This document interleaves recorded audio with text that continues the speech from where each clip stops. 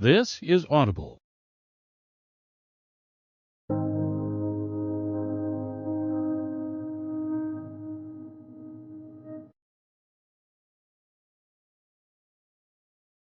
Hanover Square Press and Harper Audio present The Last Bookshop in London, a novel of World War II, by Madeline Martin. Performed by Saskia Malveld.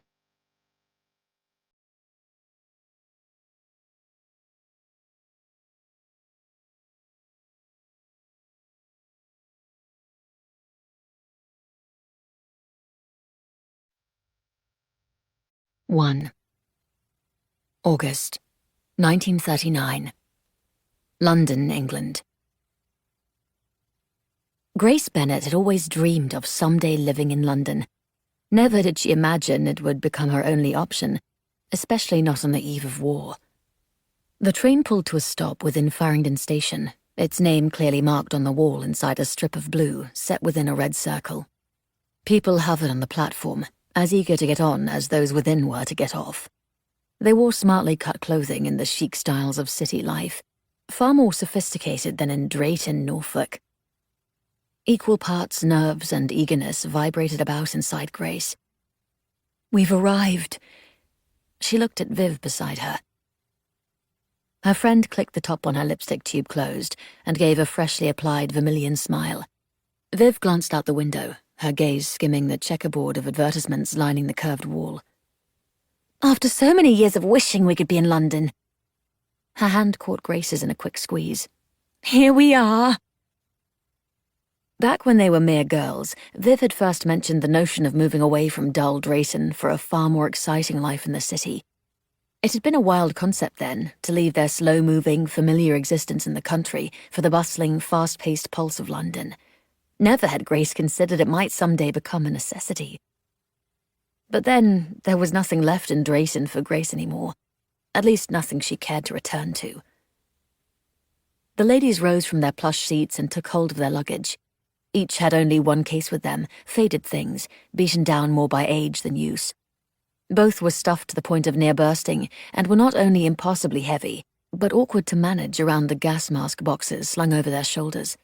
The ghastly things had to be brought with them everywhere, per the government, to ensure they'd be protected in the event of a gas attack. Lucky for them, Britain Street was only a 2-minute walk away, or so Mrs. Weatherford had said. Her mother's childhood friend had a room to let, one she'd offered a year ago when Grace's mother first passed. The terms had been generous, 2 months for free while Grace acquired a job, and even then the rent would be discounted thereafter. Despite Grace's longing to go to London, and despite Viv's enthusiastic encouragement, Grace had remained in Drayton for nearly a year after, in an attempt to pick up the pieces of her broken existence. That was before she'd learned the house she'd lived in since her birth truly belonged to her uncle, before he moved in with his overbearing wife and 5 children, before life as she knew it shattered even further apart. There was no room for Grace in her own home, a point her aunt had been eager to note often. What had once been a place of comfort and love became a place Grace felt unwelcome. When her aunt finally had the temerity to tell Grace to leave, she knew she had no other options. Writing the letter to Mrs. Weatherford the previous month to see if the opportunity still held was one of the hardest things Grace had ever done. It had been a surrender to the challenges she faced, a terrible, soul-crushing failure, a capitulation that had rendered her the greatest failure. Grace had never possessed much courage. Even now she wondered if she would have managed her way to London had Viv not insisted they go together. Trepidation knotted through her as they waited for the train's gleaming metal doors to part and unveil a whole new world. "Everything will be brilliant," Viv whispered under her breath. "It will all be so much better, Grace, I promise." The air-powered doors of the electric train hissed open, and they stepped onto the platform amid the push and pull of people coming and going all at once. Then the doors shushed closed behind them, and the gust of the train's departure tugged at their skirts and hair. An advert for Chesterfields on the far wall displayed a handsome lifeguard smoking a cigarette, while another poster beside it called on the men of London to join the service. It wasn't only a reminder of a war their country might soon face. but how living in the city presented a greater element of danger.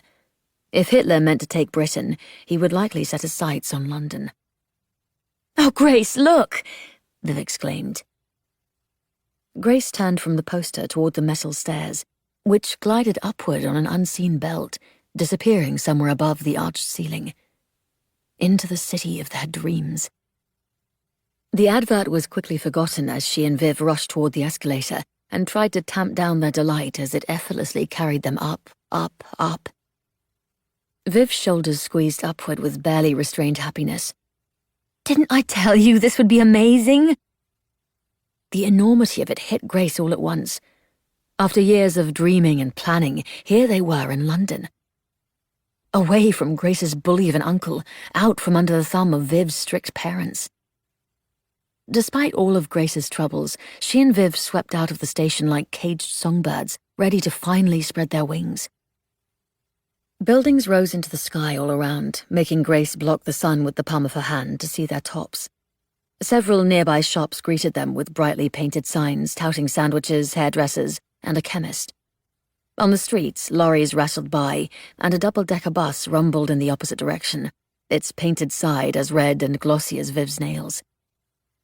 It was all Grace could do to keep from grasping her friend's arm and squealing for her to look.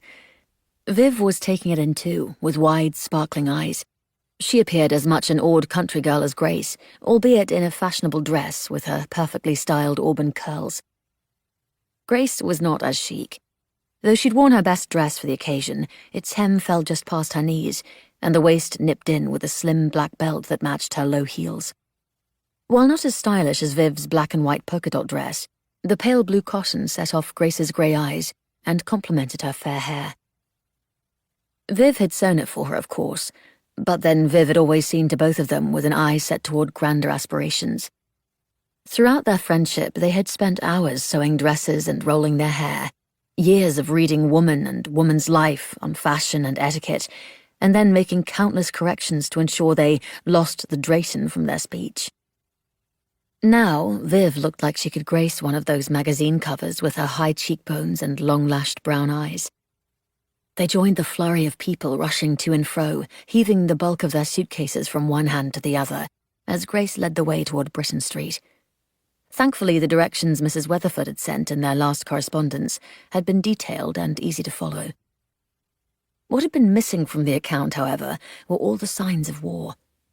More advertisements, some calling for men to do their part, with others prompting people to disregard Hitler and his threats, and still book their summer holidays. Just across the street, a wall of sandbags framed a doorway with a black and white sign, proclaiming it to be a public air raid shelter. True to Mrs. Weatherford's directions, they arrived at Britain Street within 2 short minutes and found themselves in front of a brick townhouse. It had a green door with a polished brass knocker and a flower box filled with purple and white petunias in the window. Based on what Mrs. Weatherford had written, this was unmistakably her house. And their new home. Viv charged up the stairs, her curls bouncing with each step, and rapped on the door. Grace joined her at the top, spurred on by the anticipation jolting through her. After all, this was her mum's dearest friend, the one who visited them in Drayton several times in Grace's youth. The friendship between Grace's mother and Mrs. Weatherford had begun when Mrs. Weatherford had lived in Drayton. Even after she moved, it had continued on through the Great War that took both their husbands' lives, and through the illness that had finally taken Grace's mother. The door opened, and Mrs. Weatherford, looking older than Grace remembered, appeared in the widening doorway. She'd always been pleasantly plump, with flushed apple cheeks and sparkling blue eyes. Only now she wore round spectacles, and her dark hair was laced through with strands of sparkling silver. Her gaze homed in on Grace first. She gasped softly and touched her fingers to her mouth. "Grace, you're the spitting image of your mum. Beatrice always was so pretty with those grey eyes of hers." The older woman opened the door wider, revealing her white cotton dress with blue sprigged flowers and matching blue buttons. Behind her, the entryway was small but tidy, filled almost entirely with a set of stairs that went up to another floor. "Please, do come in." Grace murmured her thanks for the compliment, downplaying exactly how much that praise tugged at the part of her that still mourned her mother. She heaved her suitcase through the doorway and into the home that held the savoury aroma of meat and vegetables in the warm air. Grace's mouth watered. She hadn't had a proper homemade meal since her mother's death. Not a good one, at least. Her aunt hadn't been much of a cook, and Grace spent too many hours running her uncle's store to prepare anything decent. A rug underfoot softened Grace's steps, cream-coloured with pastel flowers. Though clean, it appeared to be somewhat worn in patches. "Vivian," Mrs. Weatherford said as Viv joined Grace in the entryway. "All my friends call me Viv." She offered a smile at Mrs. Weatherford with her one-of-a-kind Viv charm. "What beauties you both have become. I reckon you'll set my boy blushing." Mrs. Weatherford motioned for them to rest their bags on the floor. "Colin," she called up the polished wood stairs. "See to the ladies' effects while I put the kettle on." "How is Colin?" Grace asked politely. Like her, he was an only child, left without a father after the Great War, as she had been. Though he was 2 years Grace's junior, they'd played together as children. She recalled those memories with great fondness. There had always been a gentleness to Colin, a genuine kindness behind the sharp intelligence of his eyes.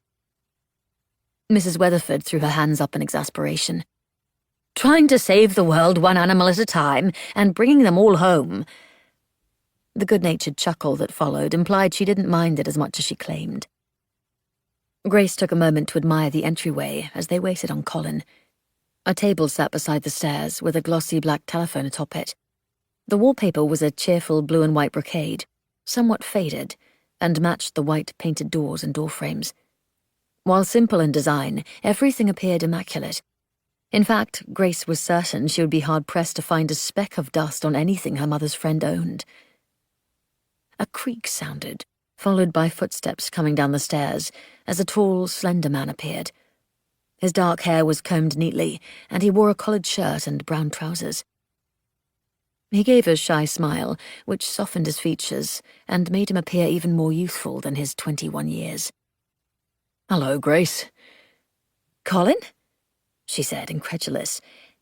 He was almost a foot taller than her, towering over her as she once had over him. He blushed. His reaction was endearing, and it warmed her to know he hadn't lost his sweetness in the years that stretched between them. Grace gazed up at him. "You've certainly grown since I saw you last."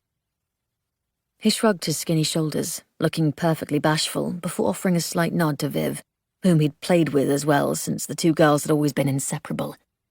"Viv, welcome to London. Mum and I have been looking forward to your arrival." He slid a grin at Grace, then bent to grasp the 2 suitcases the ladies had set aside. He hesitated. "May I take these for you?" "Please," Viv said. "Thank you, Colin." He nodded and took 1 suitcase in each of his hands, carrying them easily up the stairs. "Do you remember visiting with Colin?" Mrs. Weatherford asked. "We do," Grace said. "He seems as kind as he's always been. Only much taller," Viv added.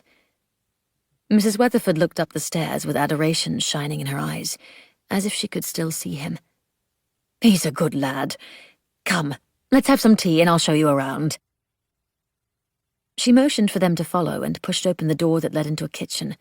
Light spilled in from the window above the sink and at the back door, filtering in through parted gauzy white curtains. Everything was as pristine in her narrow kitchen as it had been in the entryway. The sun shone off clean white countertops, and a few dishes had been neatly set in a rack to dry. Towels the colour of lemons were draped on a rack, and the scent of whatever she was cooking was even more tantalizing. She indicated the small table with 4 white chairs to Grace and Viv, and lifted the kettle from the stove. "Your uncle picked a fine time to lay claim to your home with a war soon upon us."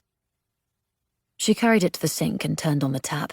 "And so very like Horace," she said with evident distaste over the rush of water. "Beatrice was worried he might attempt such a thing, but her illness was so sudden." Mrs. Weatherford flicked a glance from where she'd been watching the water level in the kettle to Grace. "I shouldn't be going on like this, what with you just getting in from travelling. I'm so pleased to see you here. I only wish it was under better circumstances." Grace bit her lower lip, uncertain what to say. "You have a lovely home, Mrs. Weatherford," Viv said quickly. Grace cast her a grateful look, which she answered with a conspiratorial wink. "Thank you." The older woman cut the tap and scanned her sunny kitchen with a smile. "My Thomas's family owned it for several generations. It's not as fine as it once was, but one makes do." Grace and Viv each slid into a chair. The lemon-printed cushion was thin enough to feel the hard wooden seat beneath. "We appreciate you allowing us to stay with you. It's very generous. Think nothing of it." Mrs. Weatherford set the kettle on the stove and spun the knob to turn the burner on. "There's not a thing I wouldn't do for the daughter of my dearest friend." "Do you think finding employment will be difficult?" Viv asked. Though she kept her tone light, Grace knew how much her friend longed to be a shop assistant. In truth, the idea was appealing to Grace as well. It seemed so glamorous to work in a department store, something fine and grand like Woolworth's, with floors of items that extended the length of an entire block. Mrs. Weatherford gave a secretive smile. "It just so happens I'm well acquainted with quite a few shop owners in London. I'm sure I can do something to help. And Colin works at Harrods. He can put in a good word as well." Viv's eyes lit up as she mouthed the store name to Grace, with barely restrained excitement.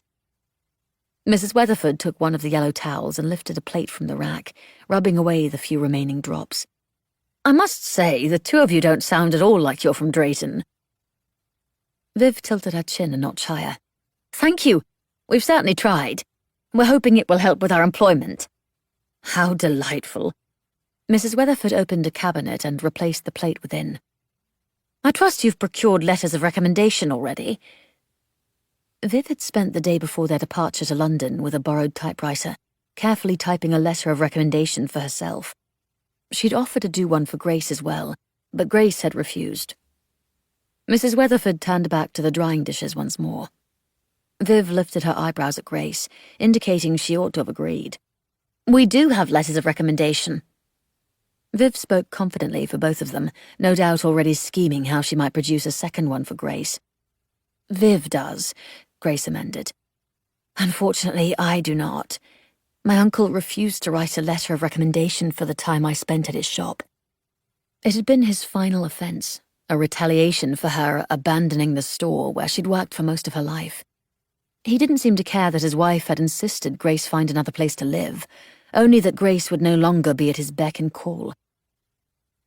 The kettle gave a shrill cry and emitted a cloud of steam from its nozzle. Mrs. Weatherford pulled it from the stove, immediately cutting short its scream, and set it on a trivet. She tisked as she scooped a spoonful of leaves into the tea ball, before adding the boiled water to the teapot. "That's a shame, a terrible shame." She muttered something under her breath about Horace, and settled the teapot on a silver tray with 3 teacups and a sugar and creamer set. She offered Grace a resigned frown. "They won't take you at a department store without one." Grace's stomach dropped to her toes. Perhaps she ought to have allowed Viv to forge her a letter after all.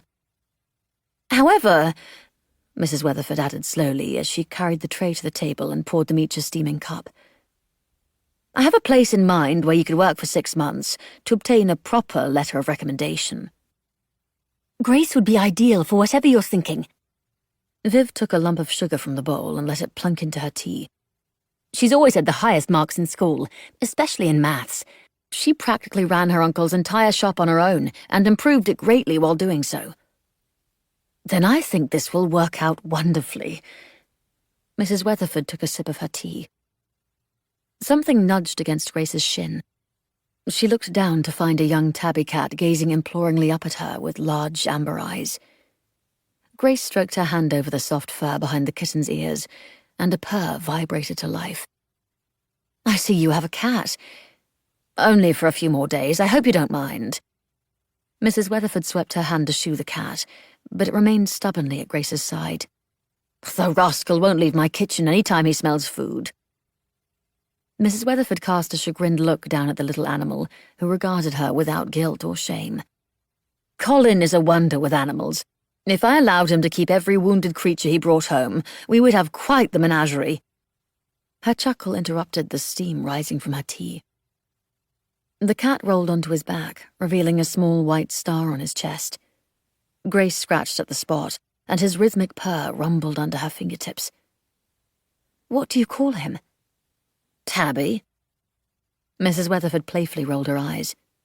"My son is far better at rescuing animals than naming them." As though summoned, Colin entered the room at that very moment. Tabby leapt to his feet and trotted over to his saviour. Colin lifted the kitten into his large hands, his touch gentle with the small creature who nuzzled affectionately against him. This time it was Colin Mrs. Weatherford shooed away. "Out of the kitchen with him! Sorry, Mum."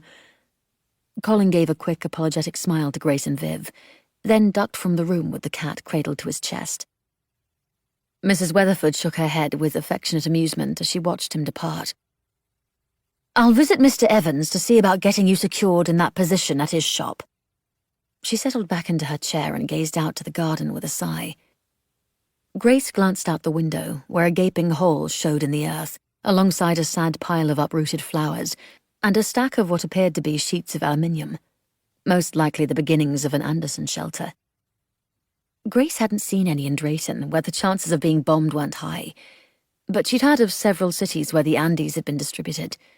The small shelters were to be buried in the garden as a refuge if Hitler attacked Britain. A tremor of unease rippled down Grace's spine. Of all the times to finally make their way to London, it was at the start of a war. Now they were in the prime target for bombings. Not that returning to Drayton was an option. She would rather face the possibility of danger where she was wanted than contend with her uncle's hostility. Viv peered out the window curiously and promptly looked away. After a lifetime of farming, she was, as she put it, jolly well done with dirt. Mrs. Weatherford sighed again and took a sip of tea. "It was a fine garden once.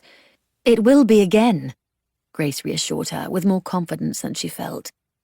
For if there were bombings, would any garden ever be the same again? Would any of them, for that matter?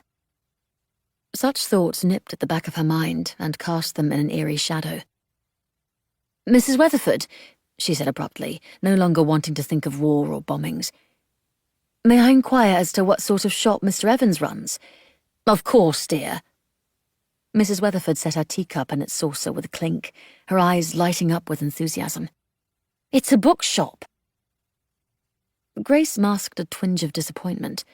After all, she knew very little about books. Any attempts at reading had been quashed by countless interruptions. She'd been far too busy at her uncle's store, trying to earn enough money for her and her mother's survival, to bother with reading. Then her mother had become ill. Uncle Horace's store had been easy enough to manage, especially as the household wares were items she personally used. Selling tea kettles, towels, vases, and other goods she was familiar with came naturally. But she knew nothing about literature. Well, that wasn't entirely true. She could still recall her mother's copy of Grimm's fairy tales, with an elegant princess painted on its front. How she'd loved letting her gaze wander over the colourful illustrations, while her mother's voice spun magic with those fanciful tales. But outside of Grimm's fairy tales, she'd never had time to read. "Brilliant!" Grace smiled brightly to hide her apprehension. After all, she would make do. Anything would be better than working at her uncle's store. But how was she possibly supposed to sell something she knew so little about? 2. Grace's first attempt with Primrose Hill Books did not go as planned. Not that she'd harbored lofty expectations for success, but she had anticipated the owner would at least be prepared for her arrival. She found the shop without issue, yet another testament to Mrs. Weatherford's fine directional abilities. The narrow shopfront was not located on Primrose Hill, as the name suggested, but rather was one of many in a line that ran along Hosier Lane, each with windows reflecting the dullness of the clouded afternoon sun. The bookshop's first 2 floors had been painted black, with a yellow stuccoed facade rising above it, cracked and faded with age. A white sign proclaimed Primrose Hill Books in a glossy black looping text. The effect was clearly meant to be elegant, but seemed to Grace as rather flat and cheerless. The sentiment was echoed in the shop's dingy windows, which were layered with lopsided strips of white scrim, rather than displaying a purposefully set, enticing display. The tape wasn't uncommon. Many had adhered it to their glass windows in shops and at home for prevention against shattering in case of a bombing. Usually, however, it was done neatly and with care. A pull of trepidation dragged at Grace once more. What if Mr. Evans asked her the last book she'd read? She drew in a deep breath to fortify herself and pushed into the shop. A little bell rang overhead, far too happy for a place so dreary. There was a mustiness in the air, mingled with a scent reminiscent of wet wool. Layers of dust on the shelves indicated most of the stock had not been touched in some time, and piles of books on the scuffed wooden floors lent it all a sense of disarray. This effect was heightened by a counter off to the right, which was cluttered with what appeared to be haphazardly stacked accounts amid a chaotic sea of pencil nubs and various other bits of rubbish. It was no wonder Mr. Evans required assistance. "Call out if you need something." The unseen voice was as dry and disused as the books. "Mr. Evans?" Grace made her way deeper into the small shop. Rows of unmarked shelves stretched high above her head, pressed so closely together she wondered how anyone might fit between them to peruse their contents.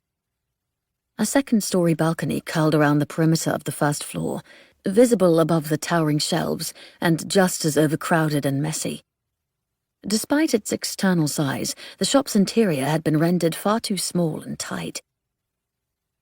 Footsteps shuffled toward her as a portly man with white hair and bushy brows squeezed from a narrow aisle with an open book framed between his hands. He lifted his head from the pages and regarded her for a long moment without speaking. "Mr. Evans?" Grace stepped carefully around a knee-high stack of books. His eyebrows crawled up over his glasses. "Who are you?" Grace wanted nothing more than to navigate her way through the forest of shelves, back to the store's exit. But she'd arrived with purpose and put an edge of steel in her spine, as her mother had always encouraged. "Good afternoon, Mr. Evans. I'm Grace Bennett. Mrs. Weatherford sent me here to speak with you about a position for a shop assistant." His blue eyes narrowed behind his spectacles. "I told that meddlesome woman I didn't need help." "I beg your pardon?" Grace asked, taken aback. He looked down at his book and turned away. "There's nothing for you here, Miss Bennett." Grace instinctively took a step toward the door. I see," she stammered. "Thank you for your time." He didn't acknowledge her as he scooted between the bookshelves once more, in a clear sign of dismissal. She stared after him in shock. If he wouldn't hire her, would there be more options without a letter of recommendation? She knew no one outside of Mrs. Weatherford, Colin, and Viv. She was in a foreign city, away from a home where she no longer felt welcome. What else was she going to do? A panicked urgency ran through her veins and left her palms prickling with heat. She should stay and fight for the job. After all, she needed it. What if she couldn't afford the reduced rent on the room in 2 months' time? Certainly she couldn't bring herself to ask Mrs. Weatherford for more assistance on top of what she had already given. Nor would Grace rely on Viv's aid. All at once, the stuffiness of the shop became stifling, the towering shelves too pressing. She should stay and fight, but her emotions were too tumultuous. God, how she missed her mother's strength, her counsel and love. Without another word, Grace found her way to the front door, around tightly packed shelves and piles of books, and left the shop. She returned to Britain Street with brisk steps, wanting nothing more than to be alone. Solitude, however, was not to be had. Viv was in the parlour with Mrs. Weatherford, cooing over Tabby. Colin, who had worked all night at the Pet Kingdom in Harrods with a new baby elephant, was crouched beside the kitten with a bit of meat at the end of a spoon.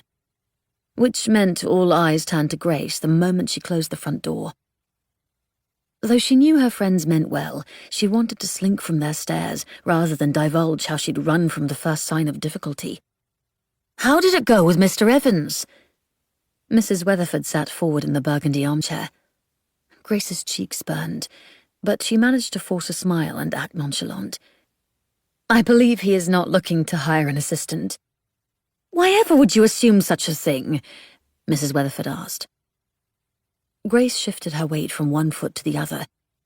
The gas mask box on its slender string bounced against her hip. "He told me as much." Mrs. Weatherford pushed upright with a harumph. "Colin, put the kettle on." He looked up at his mother from where he sat on the floor beside Tabby, with a spoon perched between his large fingers. "Will you take your tea out here?" "It's not for me." She hastened to the stairs. "It's for Grace, who is no doubt in sore need of a cuppa while I go have a word with Mr. Evans." "Wait." Viv put a hand to Colin's shoulder before he could leave. She gave Tabby a scratch on the head and popped up from where she sat on the floor beside them. "Better than tea. Let us go explore London." She fanned her hands toward Grace. "You're already dressed so nicely, and I don't have my appointment until tomorrow afternoon. Let's go have a look about the city." Viv's appointment was an interview at Harrods, secured in part by Colin, with his influence of having worked there for several years, and also by her recommendation letter. While her position was indeed enviable, Grace would never begrudge her friend's happiness. And as much as Grace didn't want to leave the cool quiet of the house, Viv's smile was so wide with excitement, Grace found she could not say no.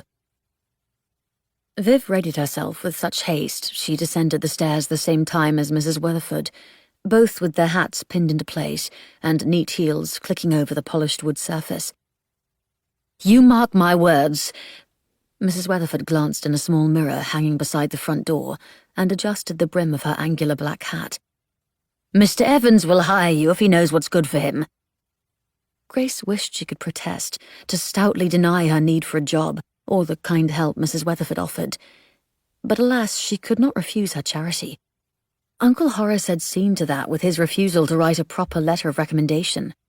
After so many years of restoring his shop, it seemed painfully unfair and cruel. Before she could even try to stop Mrs. Weatherford, the older woman disappeared out the front door, huffing with determination. Viv took Grace's hand. "Let us go see the gem that is London, darling," she said in her finest high society inflection. Grace couldn't help but smile at that, and allowed her friend to pull her off to explore, leaving Colin with Tabby. The women were soon swept up in the fast-moving city, amid tall buildings plastered with brightly coloured adverts and the rumbles and honks of traffic. They darted and dashed through it all, keeping to the quick pace of city life with each hastened step. But London was not the gem they had anticipated. Her sparkle had been dulled by the effects of an oncoming war, glued together with scrim tape and apprehension. Her shine was masked behind walls of sandbags, and her soul unearthed to make way for shelters and trenches. Such warnings were impossible to ignore. In Drayton, where an attack was less likely, some preparations had been apparent. But there, the tape lining the windows had been idle amusement, and the greatest lurking fear was rationing rather than bombing. In London, such actions were done with blood-chilling necessity. The evidence could be pushed aside temporarily, of course, like when Grace and Viv entered Harrods for the first time and encountered the elaborate scrollwork along the ceilings, the Egyptian-painted columns and exquisite fanning lights. The store went on as far as the fields in Drayton, each new department more exciting and elaborate than the last. There were silk scarves so fine it felt like Grace was touching air, and perfumes set behind glittering glass counters that scented the air with an expensive musk. The most fascinating by far was Pet Kingdom, where Colin worked. The baby elephant he'd spent the night soothing now frolicked about in a pile of clean hay, while a leopard cub raked its textured pink tongue over its pelt and watched them with curious green eyes. "Imagine," Grace said dreamily as they left the animals and drifted through the other departments. "You will soon work here as a shopper's assistant." "And you'd be with me," Viv whispered, "if you'd let me write you a letter of recommendation as well." Grace's excitement wilted somewhat at the reminder of where she'd end up instead if Mr. Evans caved to Mrs. Weatherford. He seemed a brusque man in a store filled with wares she knew little about. And yet she could not bring herself to present a false letter of recommendation. She'd never been good at lying, going all red about the face and tripping over her words. No doubt she'd fumbled falsified information just as greatly. Still, she knew Viv wouldn't let it drop unless given some sort of concession. "Perhaps if no further opportunities are presented, I may reconsider," Grace said slowly. Viv's face lit up. "Consider it done. Only if no further opportunities are presented," Grace repeated. Suddenly hopeful Mrs. Weatherford might get her way with Mr. Evans. But Viv had turned away to examine the pair of stockings and merely acknowledged Grace's careful statement with a hum. Viv set the item aside, her hand splayed over its crinkly pink package. "You know what we haven't done yet?" She spun toward Grace with such enthusiasm her green skirt flared out around her knees. "We haven't gone to Hyde Park!" Grace grinned. How many countless summer days had they lain in the sun-warmed grass, breathing in its sweet scent as they pretended to be in Hyde Park. "It's only just up the road," she said with a lift of her brows. Viv glanced around the brightly lit rows of endless elegant displays. "If we can find the way out." Grace craned her neck, searching without success. It took longer than either cared to admit, and they became lost somewhere between the bedding department and braziers. But they were finally able to locate the exit and went up the street into Hyde Park. What they'd been expecting were clusters of deck chairs filled with extravagantly dressed people, the expanse of the Serpentine catching the sunlight like winking diamonds, and a lawn of endless green grass so soft it would tempt them to remove their shoes.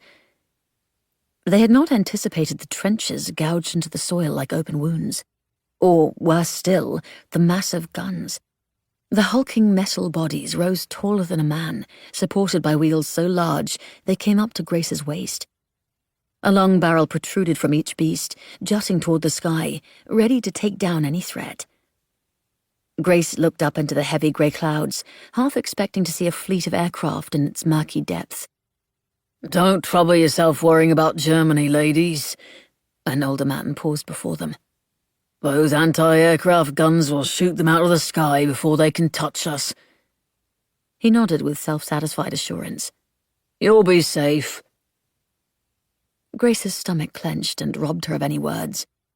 Viv seemed similarly affected and merely offered a weak smile. The man touched the brim of his hat and resumed his path across the park, with a newspaper under his elbow. "The war really is coming, isn't it?" Viv said softly. It was. They all knew as much, even if they didn't want to admit it. Already holidays had been cut short when teachers were asked to return home early to begin preparation for the likelihood of the evacuation of thousands of children from London. If they were planning to remove the children to the country, war would surely be soon upon them. Still, there was a resignation in Viv's statement that plucked at a guilty string in Grace's chest. "You don't need to be here, Viv. It isn't safe. You only came to help me, because I was too scared to come on my own. You could go back to Drayton." Viv's lips curled up with mirth. "I'd rather die than go back and bury myself up to the elbows in dirt again." "We just might, even still."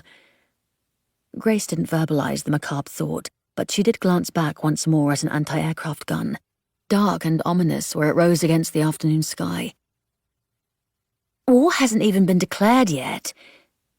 Viv adjusted the balance of her purse strap and the string of her gas mask box on her shoulder. "Come, let's return to Mrs. Weatherford's and see if she was able to talk some sense into Mr. Evans." Grace made a sour face at her friend. "He doesn't want me there any more than I want to be there. The shop is old and dusty and filled with books whose titles I've never even heard of." A sparkle lit Viv's eyes. "That's why it's perfect for you, Ducky." Grace couldn't help but smile at the endearment. Her mother had first called her that as a toddler when her blonde curls flipped out at the base of her neck. Like a little duck's tail, Mum used to say. The moniker stuck. With her mother now dead, Viv was the only one who still remembered, and used the nickname. "Your uncle's shop was a dusty bit of nothing before you stepped up." Viv put her hands on her hips. "And something tells me Mrs. Weatherford will strong-arm Mr. Evans into a letter of recommendation in 6 months if he dares to refuse." The image of Mrs. Weatherford haranguing Mr. Evans into submission was almost laughable. Now there would be a battle of wills. "I know who I'd put my money on." Viv winked. "Let's go see what she's accomplished." By the time they returned to Britain Street, Mrs. Weatherford was already in the parlour with a cup of tea, as the scent of roasting meat filled the air. Yet another delicious meal, no doubt. Mrs. Weatherford had quite the talent in the kitchen, the same as Grace's mother. Mrs. Weatherford looked up from her teacup and waved the fog of steam from her glasses. "Ah, there you are. Mr. Evans will pay you a fair wage and would like you to start tomorrow morning promptly at 8. Grace slid her low heels off and, without bothering with her slippers, padded onto the thick pile carpet in the parlour. "You mean—" A victorious smirk touched Mrs. Weatherford's lips. "Yes, dear. You are the new assistant at Primrose Hill Books." Relief wrestled with trepidation. It was a job, one that would guarantee Grace a livelihood in London. With it, perhaps she could finally put Drayton and her uncle successfully behind her. "Thank you for speaking with him, Mrs. Weatherford," Grace said gratefully. "It was so considerate of you." "It was my pleasure, dear." The slight puff to the older woman's chest indicated that it had indeed been her pleasure to do so. Grace paused. "Might I ask why it's called Primrose Hill Books, when it isn't on Primrose Hill?" Mrs. Weatherford gave a dreamy smile that told Grace the reason was a good one. "Mr. Evans and his wife, God rest her soul, met on Primrose Hill. They propped their backs against the same tree and discovered the other reading the very same book. Can you imagine?" She took a tea cake from the tray and held it pinched between her fingers. "When they opened the shop, they said it was the perfect name for a bookshop they shared. Quite romantic, isn't it?" It was almost impossible to imagine the stodgy old shop owner as a young man in love.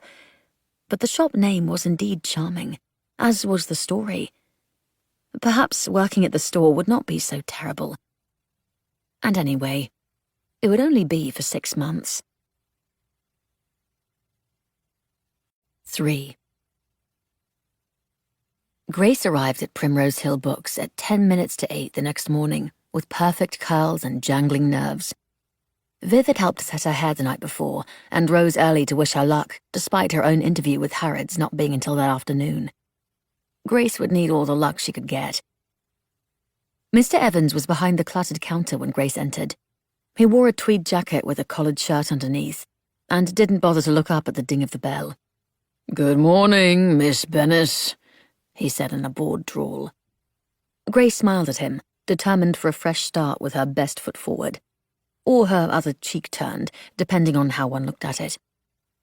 "Good morning, Mr. Evans. I truly appreciate you giving me the opportunity to work in your shop."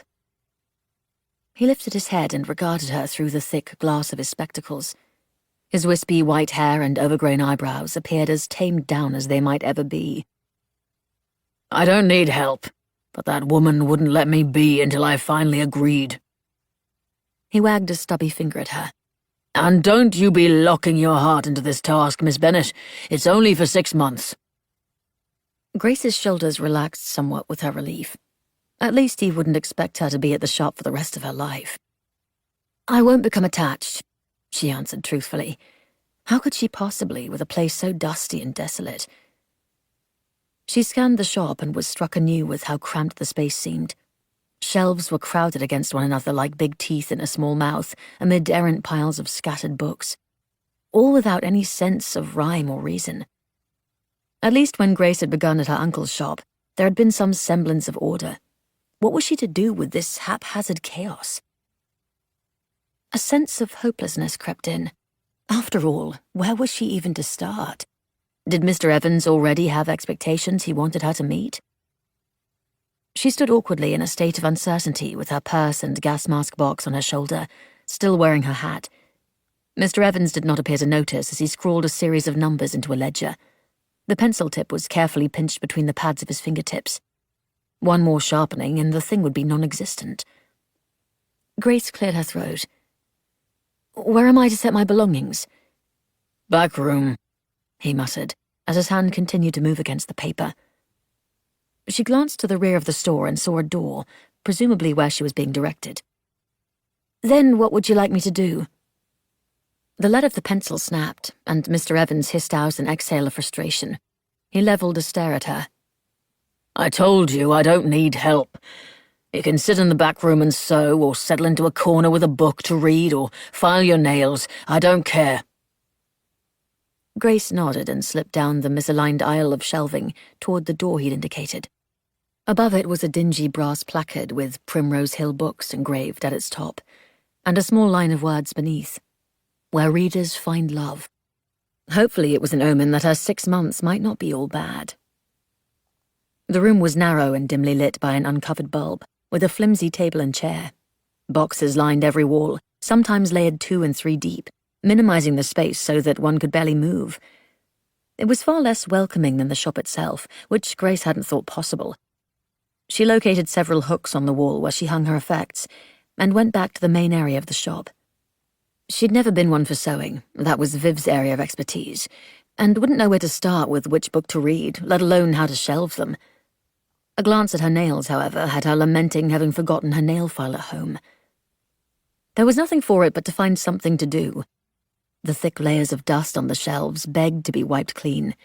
Granted, dusting the shop hadn't been on the list Mr. Evans had recommended, but the shop was in sore need.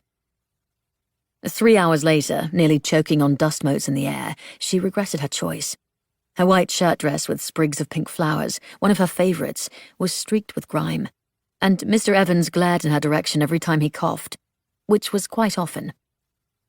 Through it all, several customers had come and gone.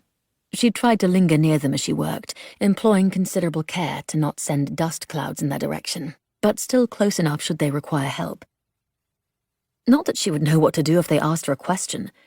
Fortunately, no one did, at least not until 5 minutes after Mr. Evans departed to a nearby cafe for tea. An older woman in a checkered pinafore house dress approached, with her gaze fixed on Grace. "Excuse me, do you have the black spectacles?" Grace smiled easily. At least this was a question she could answer. "We don't carry spectacles here. I'm terribly sorry." The woman blinked her wide blue eyes. "It's a book. By John Dickson Carr. I finished The Crooked Hinge last night and just had to find the next edition in the Gideon Falls series." If the earth were to open up at that moment and swallow Grace whole, she'd offer no protest. She had 2 book names and a series to work with, and no idea where any of them might belong. While cleaning, she'd tried to find some order to the layout of the books, to no avail. "Oh, of course." Grace waved for the woman to follow her in the hope she might somehow have the dumb luck of stumbling upon the book by happenstance, or be struck by lightning on the way. She'd accept either at that point. "Did you find The Crooked Hinge exciting?" Grace asked tentatively, in an effort to glean what type of book she was seeking. The woman pressed her palm to her chest. "Oh, it was the best kind of mystery. I locked myself in my bedroom for the last chapter so I could finish it without the children interrupting. Ah, yes, a mystery. Maybe there was some located near the back where she was currently leading the woman. I believe it will be somewhere on this wall." Grace's gaze skimmed over the spines of multiple books, none of which were in any order, not by title or name, or even colour of the book jacket. "If I may..." A masculine voice spoke from behind Grace. She leapt in surprise to find a tall man in a finely tailored grey jacket, with his black hair combed neatly to the side. She'd noticed him earlier. After all, what woman would not when he was so handsome? But it happened rather a while ago, and she'd assumed he'd already departed. "I believe it's on the shelf on the far wall." He glanced toward the opposite side of the shop. "Yes, thank you." Grace's cheeks burned. No, her whole body burned, flaming with an embarrassment made all the more scorching by the man's gaze on her. She indicated the woman follow once more. "If you'll come this way, please. If you don't mind, miss." The woman looked pointedly at the handsome man and blushed. "I'd rather he show me." His eyebrows went up with surprise, and he gave a rich chuckle. "By all means." He offered his elbow to the older woman, who took it with a beaming smile. Grace watched the two with amusement as the gentleman took down a black book with bold red type on the front. The woman thanked him and met Grace at the cash register on the cluttered counter. "What a gentleman!" The woman patted her reddened cheeks before removing the payment from her purse. "If I were as young and pretty as you, I don't think I'd let him leave without finding out his name." Grace flicked an anxious glance at the man to ensure he hadn't heard the woman's statement. He remained facing a shelf several paces away, apparently oblivious. Thank goodness. The tension in Grace's shoulders eased somewhat. She counted out the woman's change, thanked her, and handed her the purchased book. The housewife gave her a quick wink and exited the shop, sending the little bell chiming. When its ring cut off, a heavy silence filled the cramped space. While Grace had been oblivious to the man's lingering presence in the store earlier, she was keenly aware of it now. If this had been the shop in Drayton, she could offer to assist him, perhaps make a few suggestions. As it was, he appeared to know the store better than she. She discreetly brushed as much of the lingering dust from her dress as possible and vowed not to wear anything white again until the shop had been thoroughly cleaned. In the end, she opted to tidy the bits and bobs scattered over the counter as she waited for him to make his selections. She found an old cup in one of the cabinets below, where she gathered the pencil nubs, each worn nearly to its end. Next, she disposed of the scraps of rubbish, but only after confirming they were not in fact account slips, as the two often looked similar. The gentleman was standing before the partially cleared-off counter when Grace looked up. He smiled at her and met her gaze with the most striking green eyes. There was a slight cleft in his chin, which complemented the sharpness of his jaw nicely, and made him as alluring as one of the actors in a cinema production. Grace's mind tripped over itself for something fascinating to say, and quickly came up empty. "Is there something I can help you with?" He nudged the stack of books on the counter toward her, books she'd been too lost in his beautiful eyes to notice. "I'd like to purchase these, please." He put his hands casually in his pockets and settled into the wide-legged stance of a man intent on conversation. "I've never known Mr. Evans to have a shop assistant." Grace punched a button on the old National Cash Register, and its accompanying thwack resounded in the empty shop. "It's my first day." She cast him a sheepish glance as she reached for the next book. "It was kind of you to help earlier. Thank you." His smile widened and made the smooth skin around his eyes crinkle at the corners. "It's the least I could do. I've been coming regularly since I was a boy. I noticed you've cleaned the place up a bit. That's quite the task to take on." "I'm looking forward to the challenge," Grace replied, realizing the truth behind her words. If nothing else, putting the shop in order would help fill her time over the next 6 months. "It will be a challenge indeed." The man glanced behind him with an exaggerated grimace. "Especially if you're a book lover. Mysteries could easily be thrillers, classics could easily be love stories, and on with all that." "I'm not," she confessed. "A book lover, I mean. I haven't had much time for books." He drew up slightly, almost as though affronted by her admission, though his smile did not waver. "Well, if you were to start with any of them, I'd suggest The Count of Monte Cristo. It's a classic I've always enjoyed." He tilted his head. "Though it could also be a love story." "I'll take it into consideration." Grace lifted the last book to ring up. "Thank you for the recommendation." He took out his wallet and paid for the books. "May I be so bold as to ask your name?" "Miss Grace Bennet," she replied. "Miss Bennet." He nodded politely. "I'm George Anderson. I look forward to seeing what you do to the shop." She nodded mutely, and Mr. Anderson departed, walking backward as he did so, to cast her one last devastating grin. Heavens! She put her hand to her chest as though she could slow its rapid beat. Just then the chime sounded at the door once more, and Mr. Evans filled the shop with his cranky disposition. His gaze scoured the organized countertop, and his furry eyebrows wriggled with apparent consternation. "What the devil happened here? Have we been robbed?" "I tidied up," Grace replied. Mr. Evans scowled and glared around the shop. "That's why it's so dusty in here." He waved in front of him with a folded newspaper, as though the air itself issued great offense. She tensed, waiting for cutting words such as those her uncle had so often thrown at her. In all the years she'd worked for him, from the first day she'd completed the final year offered at the schoolhouse in Drayton, until when she'd left for London, he had pointed out, in great detail, all of her many failures. Her work ethic was not on par with what he expected. She wasted product that could still be used. She could have sold more items with her suggestions if she'd been smarter, more intuitive, more driven, less incompetent. She clenched her hands into fists and squeezed, bracing herself for the emotional blows on her personal deficiencies. "I suppose it does need a good scrubbing down. Mr. Evans grumbled in begrudging acquiescence. Her fists relaxed. I beg your pardon? The place is a bit dusty, and I haven't the time to muddle with it. He slapped the paper on the countertop and took the stack of receipts, ignoring several that fluttered free. I'd thank you not to go looking through my accounts. I'd never presume. Grace bent to retrieve the scraps of receipts and handed them to Mr. Evans, taking care to keep her gaze averted from the neat print. He tucked them into the pile of papers and disappeared into the little room at the back of the shop. He did not emerge for some time, and when he did, he remained at the rear, sifting through the books, more like a customer than the shop's owner. Grace spent the remainder of the afternoon finishing her dusting and polishing the counter. It was really quite nice underneath years of grime, with carved scrollwork at its corners and a lovely chestnut hue. Fortunately, no other patrons sought her help with their selections, and her only task with the customers involved gathering their payment. When at last it was time to take her leave, her announcement to Mr. Evans was met with a grunt of acknowledgement, and little else. Though dirty, exhausted, and feeling like she hadn't done nearly enough, Grace eagerly rushed home in anticipation of hearing how Viv's interview went. She flung open the front door upon her arrival.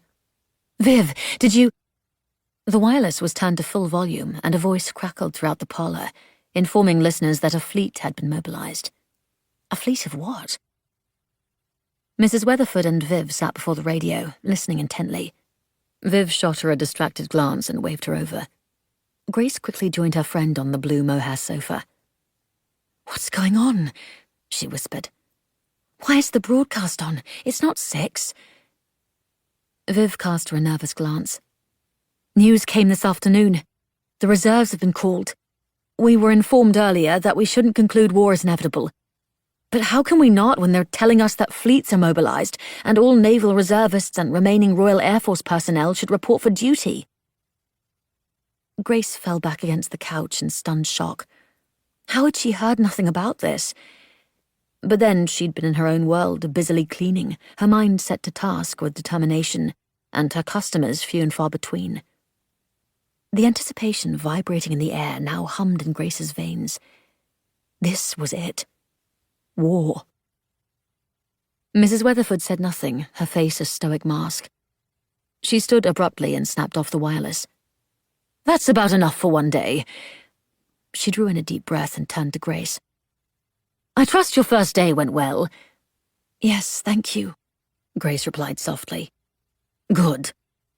Mrs. Weatherford gave a perfunctory nod. "If you'll excuse me, I have a kidney pie to prepare, or we won't have a thing for supper." Without waiting for another reply, she marched out of the room, her back unnaturally straight. Viv lowered her voice. "They're evacuating the children tomorrow, all of them to the country, at least the ones whose parents signed them up to go." The news struck Grace in the chest. Viv was right.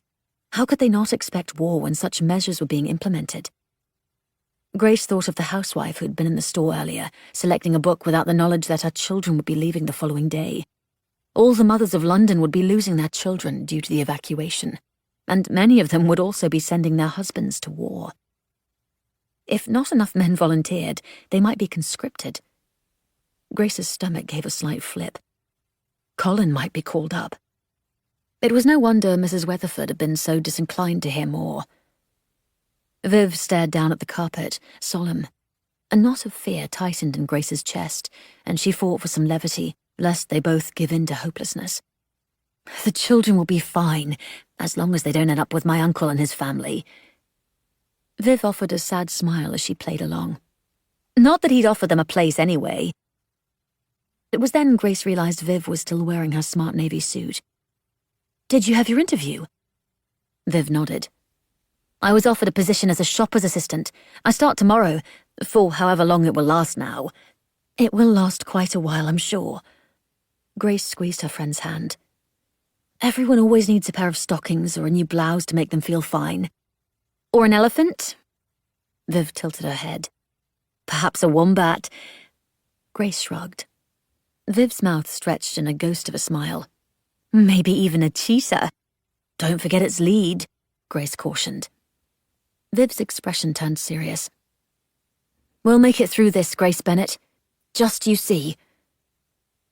She clasped her hand over Grace's, a reminder of the camaraderie they'd shared since childhood.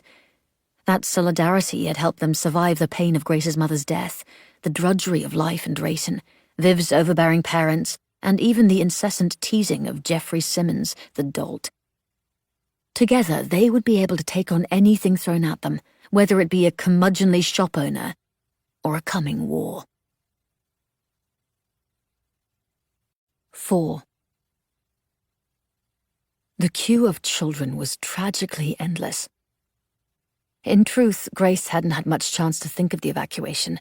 There had been too much activity the evening before as they prepared for the first night of the government-mandated blackout, while Colin put the final touches on the Anderson shelter in Mrs. Weatherford's poor torn-up garden. The ruined flower beds had been mentioned several times by Mrs. Weatherford, despite her sniffed remarks that she didn't care a whit.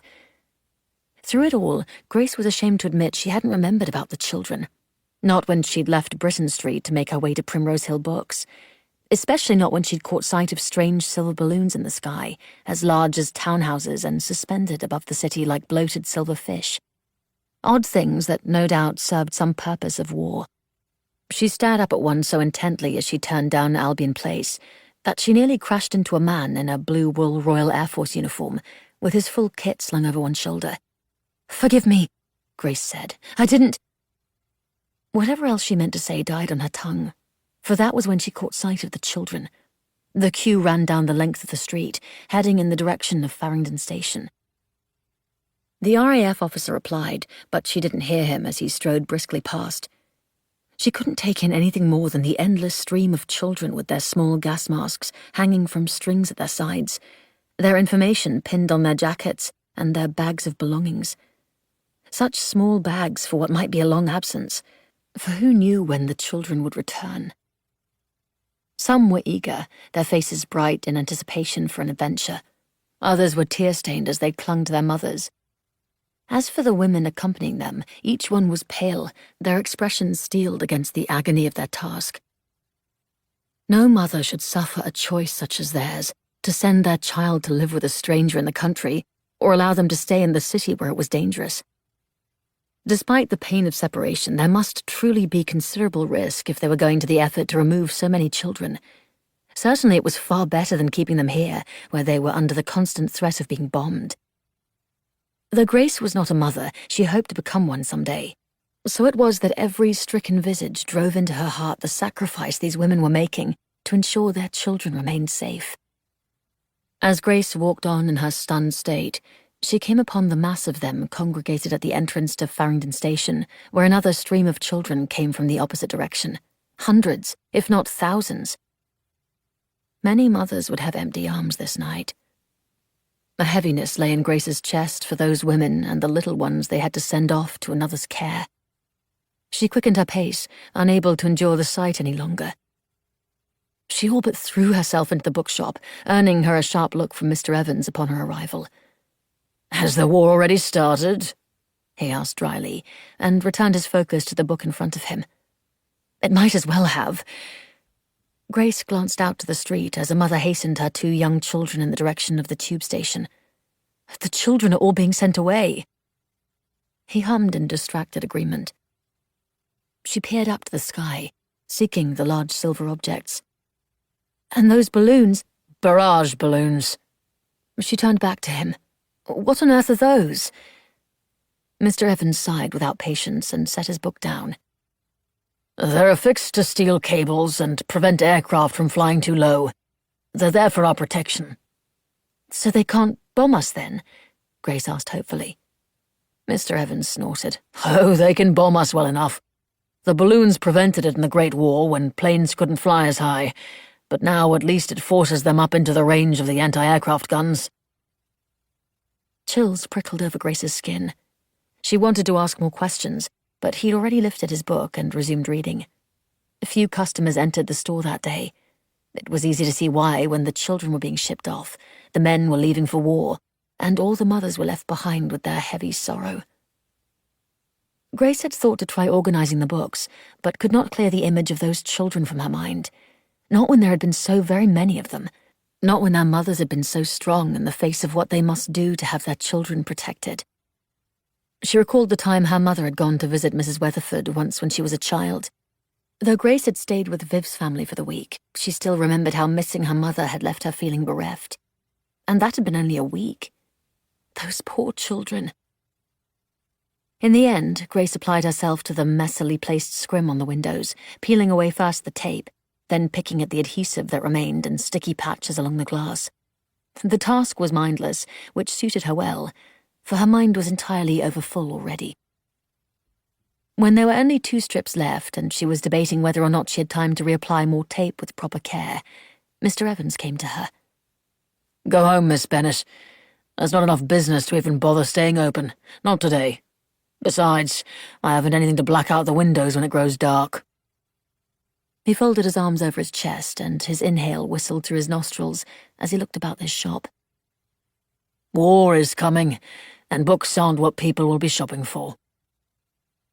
Grace gathered the discarded tape and stood. But surely they need entertainment. He nodded to the windows. I'll bring in newspaper tomorrow. Grace hid her grimace of distaste at the thought of layering the wide windows with plastered news sheets. I can make curtains.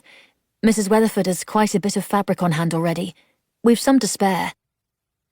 Indeed, Mrs. Weatherford had been quite elated to crow over her victory at getting so many yards of heavy black sateen at only 2 shillings a yard. Grace didn't know why she was offering to help Mr. Evans, especially when he was implying he soon may not have the business to support hiring an assistant. But they had the fabric to spare, and anything she could do to remain useful enough to glean a letter of recommendation would work in her favor. Grace quickly gathered her purse, hat, and gas mask, eager for the extra time off. Mr. Evans met her at the entrance and flipped the sign from open to closed. Good afternoon, Miss Bennet. He closed the door behind her and locked it. The children were gone from the streets by that point, almost as if their organized departure hadn't happened. On her walk home, Grace pushed her thoughts from the painful recollection and instead considered how to draw more customers into Primrose Hill Books. She'd done it with her uncle's shop. Several signs in the window and a few items placed strategically on sale had made all the difference. Soon customers had come with regularity. Of course, there were fewer patrons at Primrose Hill Books, and the ones remaining perched on tightly strung nerves. But books served a purpose. Distractions were always needed, most certainly in times of strife. If she made one store successful once, by God, she could do it again. And this time she'd jolly well make sure she received a glowing recommendation for her efforts. She met Mrs. Weatherford just outside the townhouse, the older woman's arms laden with bags. Mrs. Weatherford waved her over with half of a finger, which appeared the only appendage she had to spare. Your timing is impeccable, Grace. Come here, child. Grace rushed over and pulled several totes from Mrs. Weatherford's arm. An unexpected weight tugged at Grace's hand with such force she nearly dropped the parcel. What do you have in here? Sandbags? Mrs. Weatherford cast a conspiratorial glance around before leaning in and whispering, tea. She lifted one shoulder to heft another sack. And sugar. Now come, let's get this inside quickly. She didn't speak again until they spirited the packages into the house and safely tucked them in the kitchen. The heavy dark curtains hung from the windows in the otherwise cheerful kitchen, a reminder of the blackout starting that evening. There had been several test runs the previous month, but this time would be in earnest. Mrs. Weatherford dropped her burden with great care and issued forth a relieved sigh. Heavens, but that was heavy. This is all tea and sugar. Grace surveyed the bags, which were stuffed to the seams. Some of it is flour, too. Mrs. Weatherford wagged a finger. Don't you go looking at me like that, Grace Bennet. The war is coming, and you mark my words, there will be rationing. I had to get to these items before the hoarders. Grace regarded the trove of dry goods. The hoarders? Mrs. Weatherford set to work, unpacking her wares. Mrs. Nesbit had at least twice as much, and she's a woman on her own. Mrs. Weatherford bent over the counter to rearrange objects in the cabinet, making space for her new purchases. You know her, the proprietress of Nesbit's Fine Reads, one of the many illustrious bookshops along Paternoster Row. She glanced at Grace for confirmation. Grace shook her head. Mrs. Weatherford's brows furrowed. Surely Mr. Evans has mentioned Paternoster Row. He hasn't. Grace stacked several bags of sugar in a cleared spot in the open cabinet. Mrs. Weatherford shifted aside some boxes and replaced them with tins of tea. Well, that street is where most book lovers with good money go. I've told Mr. Evans a dozen times he should relocate. She took a step back and inspected the stacked cabinet with a satisfied nod. You should go sometime, see what a proper bookshop looks like. I can give you directions. A proper bookshop? It was exactly what Grace needed to study to see how to improve Primrose Hill books. That would be wonderful, she said. While we're on the topic, would you mind if I took some of the black sateen to make curtains for the shop? Mrs. Weatherford cast a proud smile at her, the kind her own mother once gave. It touched a wounded place inside Grace, somewhere buried deep, and soothed it in the gentlest way. Of course you may, dear, the older woman said. Mind that you do at least 3 layers or it won't block out a bit of light. I'm sure he's very appreciative of your efforts. She filled the kettle with water from the tap. Even if he doesn't say as much. Colin came into the kitchen with Tabby following at his heels, mewing insistently. Hello, Grace. His cheeks coloured with a slight blush, as always happened when he entered a room Viv or Grace were in. We received a baby cheetah this morning. There's almost nothing to him, just a bit of fluff and a fierce personality. He made the shape of a ball with his fingers to indicate the animal's size.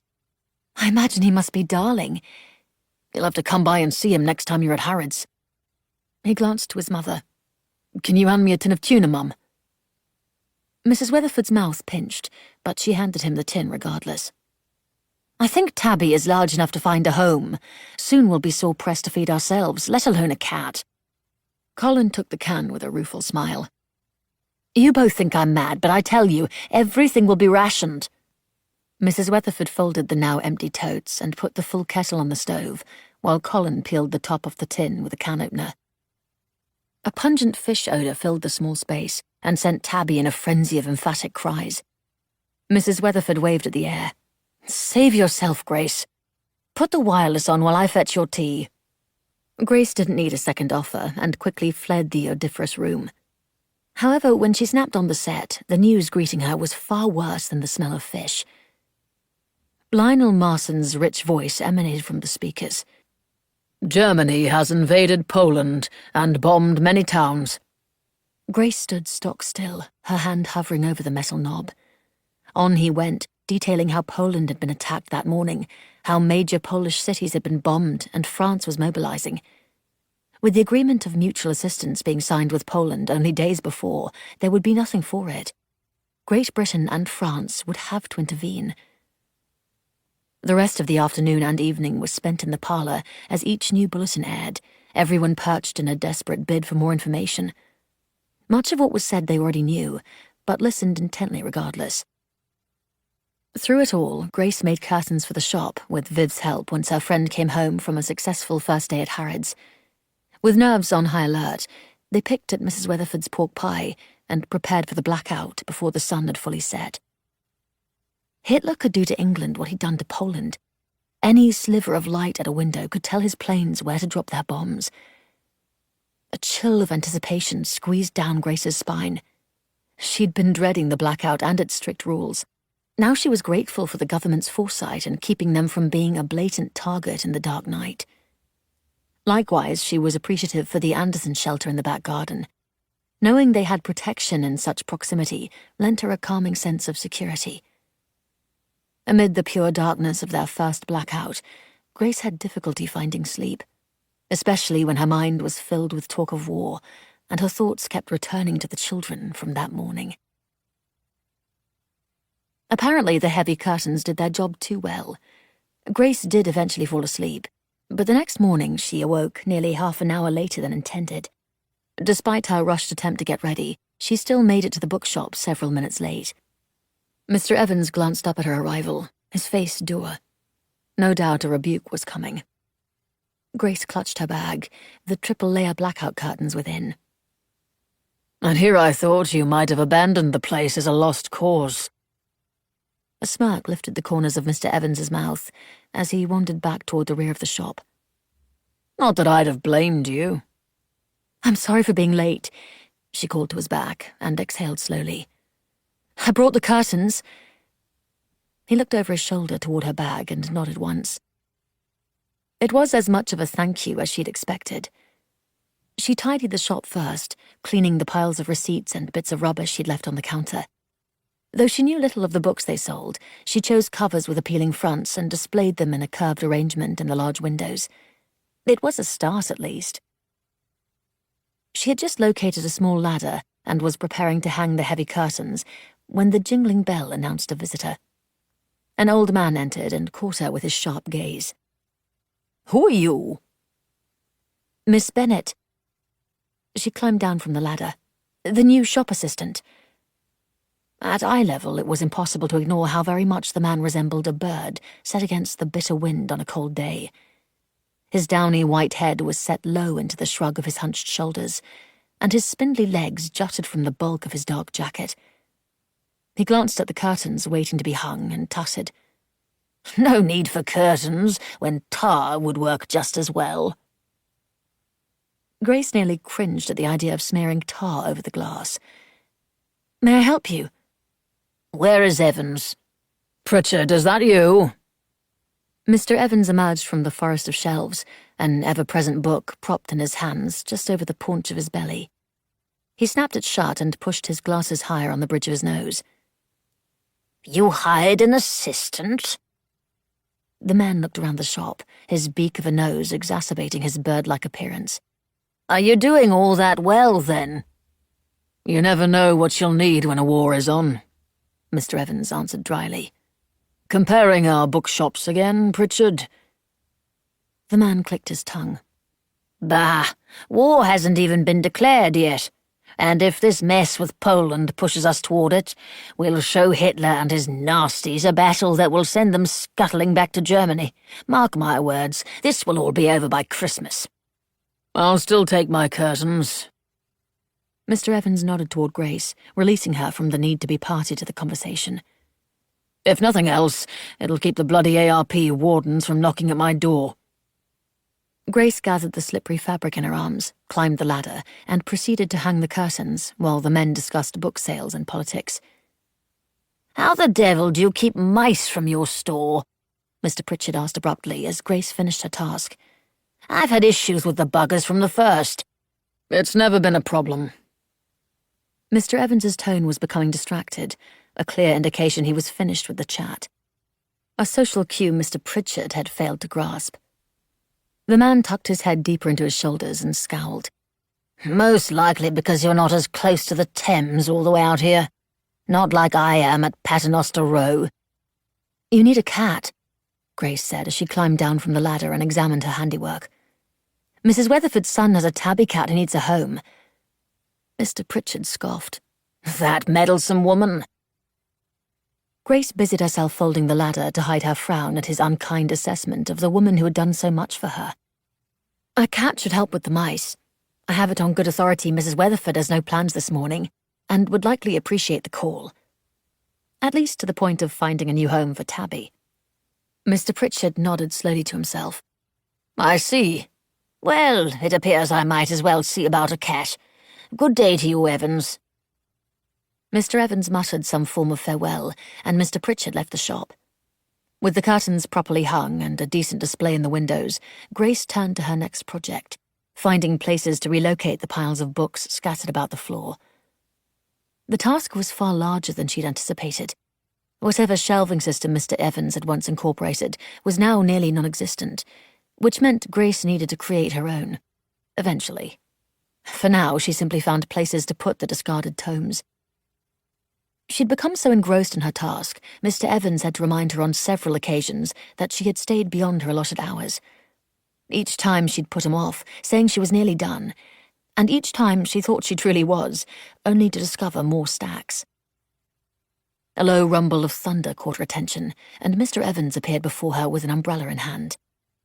Miss Bennet, go home. The shop is closing and it's begun to rain. She looked up from a row of spines pressed so tightly together no book could possibly fit between them, despite the 20 or so more she still had to put away. They weren't in any order, yet, but at least they were off the floor. She glanced toward the window and found the curtains drawn. The blackout was clearly in effect. Had it really become so late? "Stay home tomorrow," Mr. Evans said. "You've put in far too much work for one day. But yesterday you were supposed to leave this afternoon, and it is now night." Mr. Evans pressed the brolly toward her once more. "If Mrs. Weatherford calls one more time for you, she'll have my head." Ah, there it was then, Mrs. Weatherford. No doubt Grace's delay had caused her to worry. Grace accepted the umbrella and quickly gathered her things. Mr. Evans followed her to the front and opened the door. Blackness met her on the other side, as stark as it was deep, an endless sea of nothing. Grace blinked as if to clear her vision, but it did no good against the true and complete darkness. She hadn't realized the blackout would be this all-consuming. "I should walk you home," Mr. Evans said, more to himself than to her. "Think nothing of it." Grace notched her chin a little higher, the way Viv did when putting her confidence on full display. Though in Grace's case, it was mere bravado. "It will take me less than 10 minutes. We needn't both end up drenched." He frowned and opened his mouth to say something when a sharp whistle pierced the air. "Put out that light," someone called from the distance. The self-important authority to the tone suggested an air raid precautions warden, the volunteer service made up of neighbours who monitored blackout compliance. "Good night, Mr. Evans." Grace slipped out of the shop as she snapped open the brolly. Still, Mr. Evans waited, holding the door open for her. "Put it out, Mr. Evans," the ARP warden shouted again, this time closer. Finally, he let the door fall closed, and a thick blanket of darkness fell over Grace. It seemed to press against her eyes, making her strain to see something, anything, and failing miserably. Usually there were people about, cars with bright headlights slicing through the pitch black, and lampposts with a golden glow in a radius beneath. But not now. Not during a blackout. She hesitated where she stood in an attempt to gain her bearings, which didn't seem quite able to sort themselves out. Rain pattered on her umbrella while she remained in place. She would have to move based on memory in the absence of sight. It was fascinating how only a week of being in London resulted in her being able to picture the path to Britain Street with such ease. Except that had been when she could properly make out her surroundings. She took a cautious step forward, the scuff of her shoe loud in the empty street. She half expected an obstruction to trip her up. It didn't. Nor was the next step impacted, or the one after that. She continued with the strange, hesitant shuffle of her feet on pavement that rasped against the bottom of her shoes. How many steps was it to the street? Her pace faltered, and she found herself stretching her free hand in front of her, patting at air. Maybe she should go back and take Mr. Evans up on his offer to walk her home. But then, how would he return to the shop? Her nerves felt as though they were uncoiling with each blind step, her senses on wild alert. A rumbling filled the silence of night. It came with such haste, she drew back quickly, stumbling in the process. The whoosh of a car with its headlamps off sped by, dragging her skirt in a gust of powerful wind as it splashed what must have been a bucketful of puddle water on her. Her dress clung to her, ice-cold and drenched with filthy rainwater. She wrapped her arms about herself as she clutched the brolly handle. Not that it mattered if rain fell on her now. Lightning flickered overhead, casting the world in a brilliant wash of light. It was enough to make out what direction she needed to go, as well as confirm there were no more cars making their way toward her. Drenched, blind and freezing, Grace stumbled her way back to Britain Street, one careful footstep and flash of lightning at a time. The usual 10-minute journey took an eternity. Who knew how much time she'd wasted repeatedly walking past Mrs. Weatherford's townhouse in a fruitless bid to identify the right door? Finally, she managed to ascertain which was indeed the correct home, and carefully climbed up the stairs. Her shoes were so thoroughly soaked they seemed to weigh several pounds each and squished with each footfall, causing water to well up around her toes.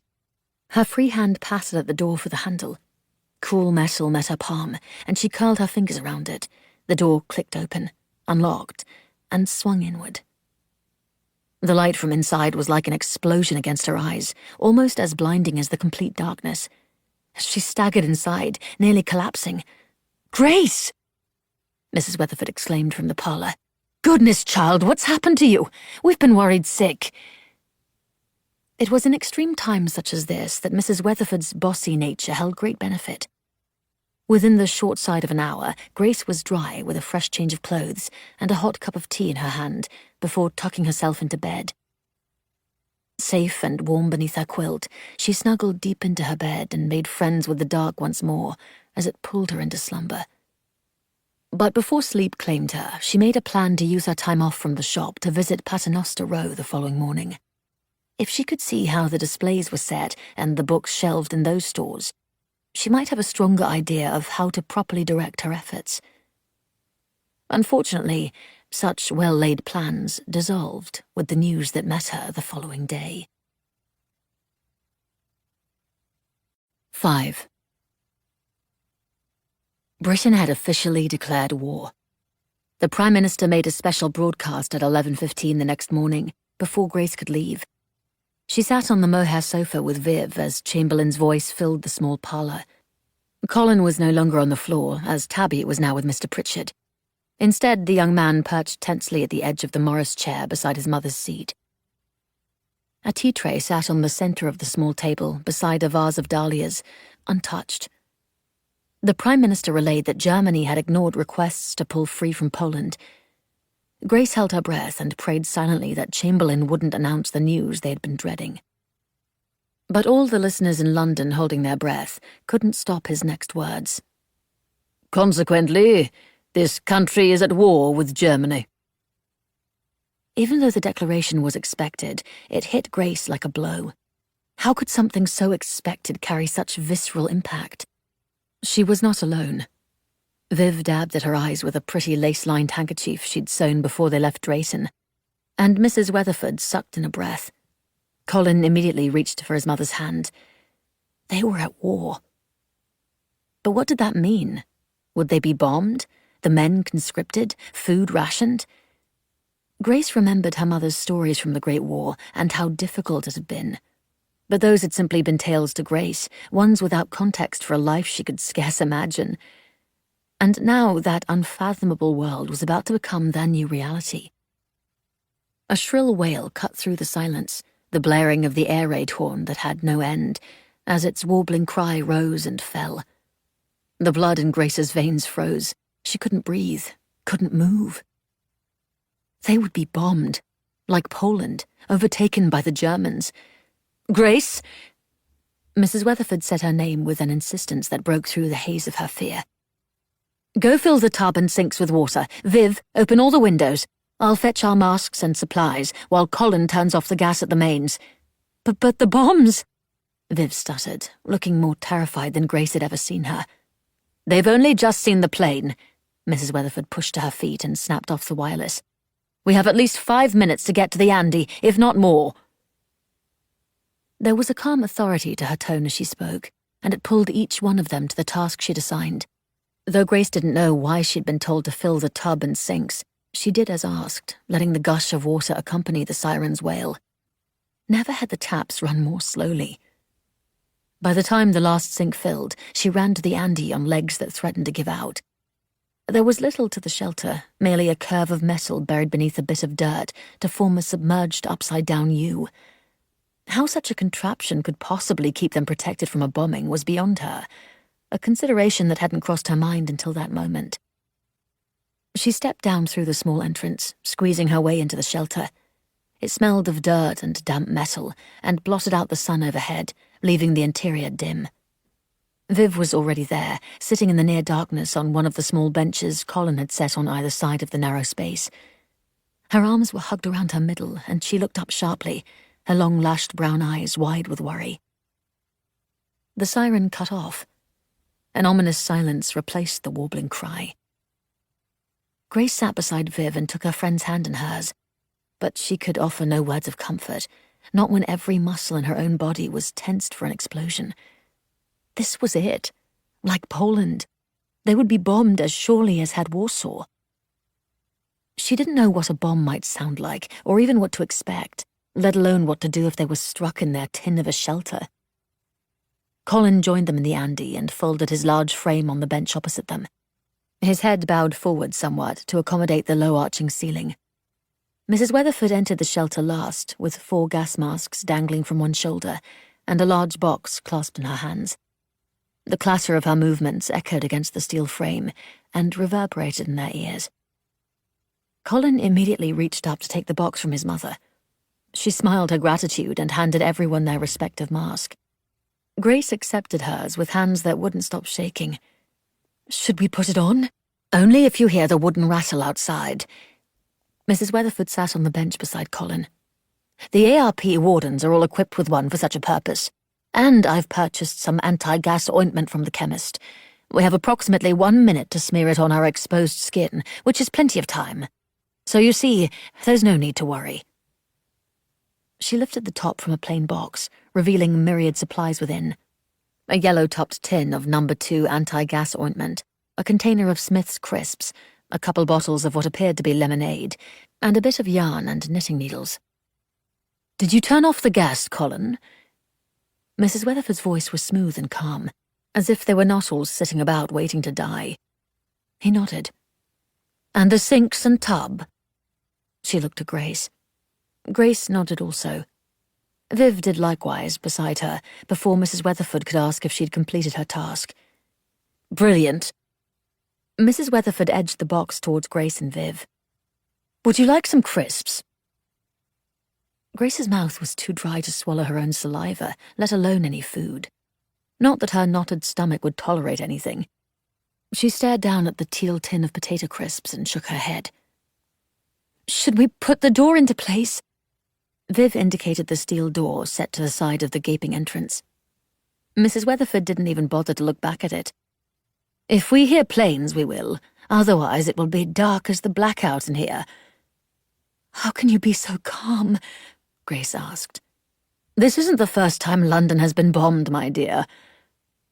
Mrs. Weatherford extended the tin to Viv and received another silent no. "Having knowledge is the best way to fight off fear. I've spent quite a bit of time bending Mr. Stokes's ear about how to properly prepare." "Mr. Stokes is our ARP warden." Colin popped the top off a bottle of lemonade and handed it to Grace, who accepted it with an automatic numbness. He did likewise for Viv and his mother, before finally taking one himself. Mrs. Weatherford settled the top back on the box and took a sip from her bottle. "We fill the tubs and sinks to have a means to put a fire out if the water lines are compromised. The windows are drawn open to ensure any fires within can be seen in the hopes they will be put out by authorities. The gas main, well, I'm quite sure that's self-explanatory." Some of Grace's tension relaxed at Mrs. Weatherford's nonchalant demeanour. Grace didn't know that she could ever be as unperturbed about bombs as her mother's friend, but at least the woman's no-nonsense approach took the edge off her panic. The bottle of lemonade was cool in Grace's hand. She put the glass to her lips and tilted her head. The sweet, tangy drink filled her mouth with a tartness that zinged at the back of her jaw.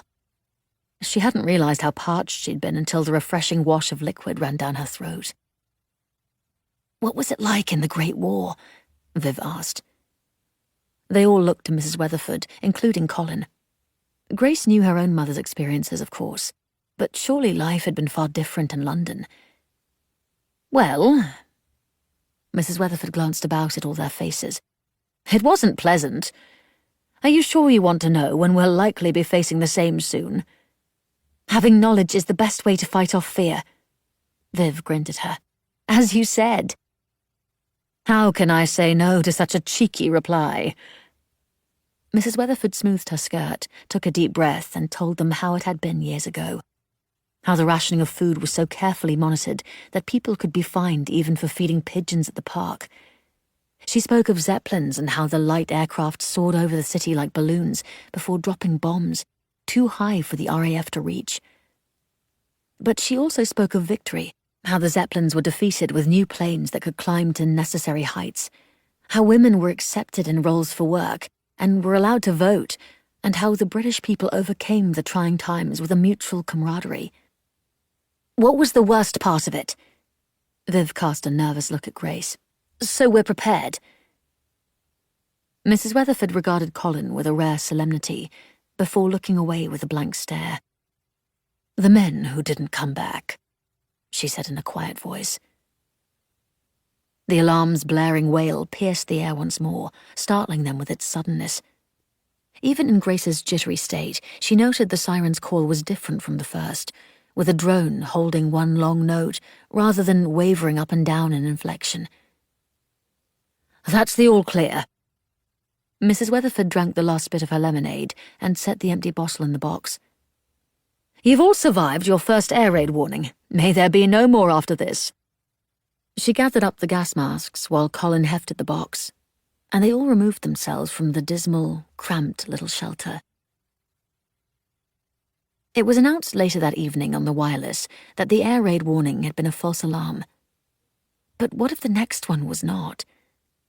Such concerns edged to the forefront of Grace's mind as she tried to sleep, the silence luring fear from its darkest corners. The unending string of news on the radio the following day didn't offer any more information before Grace had to make her way to the bookshop. Mr. Evans didn't lift his head when she entered. She knew better than to expect as much at this point. Detritus littered the countertop, the blackout curtains were still drawn tight against the daylight, and several new piles of books had sprung from the dingy floorboards like weeds. "It appears we're at war," Grace said softly. Mr. Evans looked up with an elevation of his brows. "It should be done by Christmas, according to Mr. Pritchard." "What do you think?" Grace asked.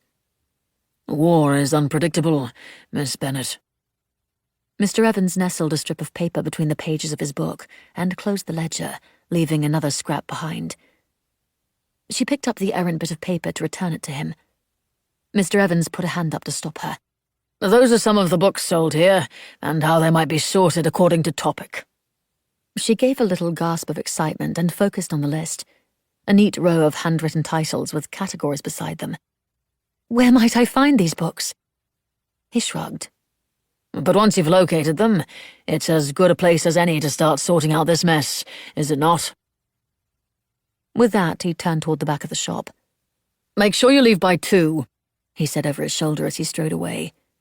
"I'll not have you staying until evening again and going home in the dark, and I'll certainly not be subjected to another call from Mrs. Weatherford on the matter." Grace winced. She could only imagine how such a discussion had gone. Rather than ponder over it and allow herself to feel bad for Mr. Evans, she put her attention to the list. There were 25 titles labelled as classic fiction at the top, followed by groups of history, philosophy, and mystery. By the afternoon, she'd managed to locate only 4 of the classic fiction when the chime of the bell interrupted her task. She pulled herself from a shelf she was examining and took her search to the front of the store to be near the customer. The patron was not just anyone, however. Mr. George Anderson greeted her with a handsome smile. "Good afternoon, Miss Bennet." Grace's pulse quickened. "Good day, Mr. Anderson. May I help you?" She almost laughed at her offer in light of how things went last time. "Or perhaps at least keep you company while I look about for titles." "Are you looking for something?" He glanced at the list in her hands. She stuffed the paper behind her, realizing he meant to help, and shook her head. "It's nothing." Those green eyes narrowed with playful suspicion, and a smile teased at his mouth. "Nothing? I think not." She opened her mouth to protest, but what was the point when he knew the store better than she? Slowly, she brought the bit of paper around. "I'm trying to organize the shop, and have been given these titles with which to start." He took the list and studied it. With his grey, well-tailored 3-piece suit and his dark hair impeccably combed, he looked like a solicitor reading over an important case rather than a customer aiding a shop's assistant with a tally of misplaced books. What did he do for employment? Grace pressed her lips together to keep from asking. "I found Wuthering Heights, Sense and Sensibility, A Tale of Two Cities, and Frankenstein," she said instead, and came around beside him to point to the titles. He smelled clean, like shaving soap and something spicy she couldn't name. It was an appealing scent. "That's a fine start." He winked at her. "Let's see what else we can locate." They scanned through the shelves together. While they did, she confessed her intent to go to Paternoster Row to see how best to help advertise Primrose Hill books. Paternoster Row is a prestigious location for publishing. His lashes lowered slightly as his gaze skimmed down the row of books before them. There are printers and bookbinders and various publishing companies. Quite a few have a slant toward religion on account of its history. What history is that? She asked. St. Paul's Cathedral is there. His index finger ran along a series of multicolored spines. It's said that ages ago the clergymen would go in procession down the street while offering the Lord's Prayer, hence the name. He paused over a book with a maroon binding and gilt lettering along the top. Sense and Sensibility, and if I may be so bold, an excellent story, a classic. But also a love story. Grace took the book in her hand and added it to the pathetically small pile she'd excavated. He gave that rich, warm chuckle she found she liked a great deal. You aren't going to make this shop as pretentious as some of the others, are you? He grimaced. I haven't seen them yet, Grace admitted. But I don't think that's possible regardless. I would like to at least make this place appear more welcoming. There's an old world feel here I've always appreciated. He lifted a shoulder.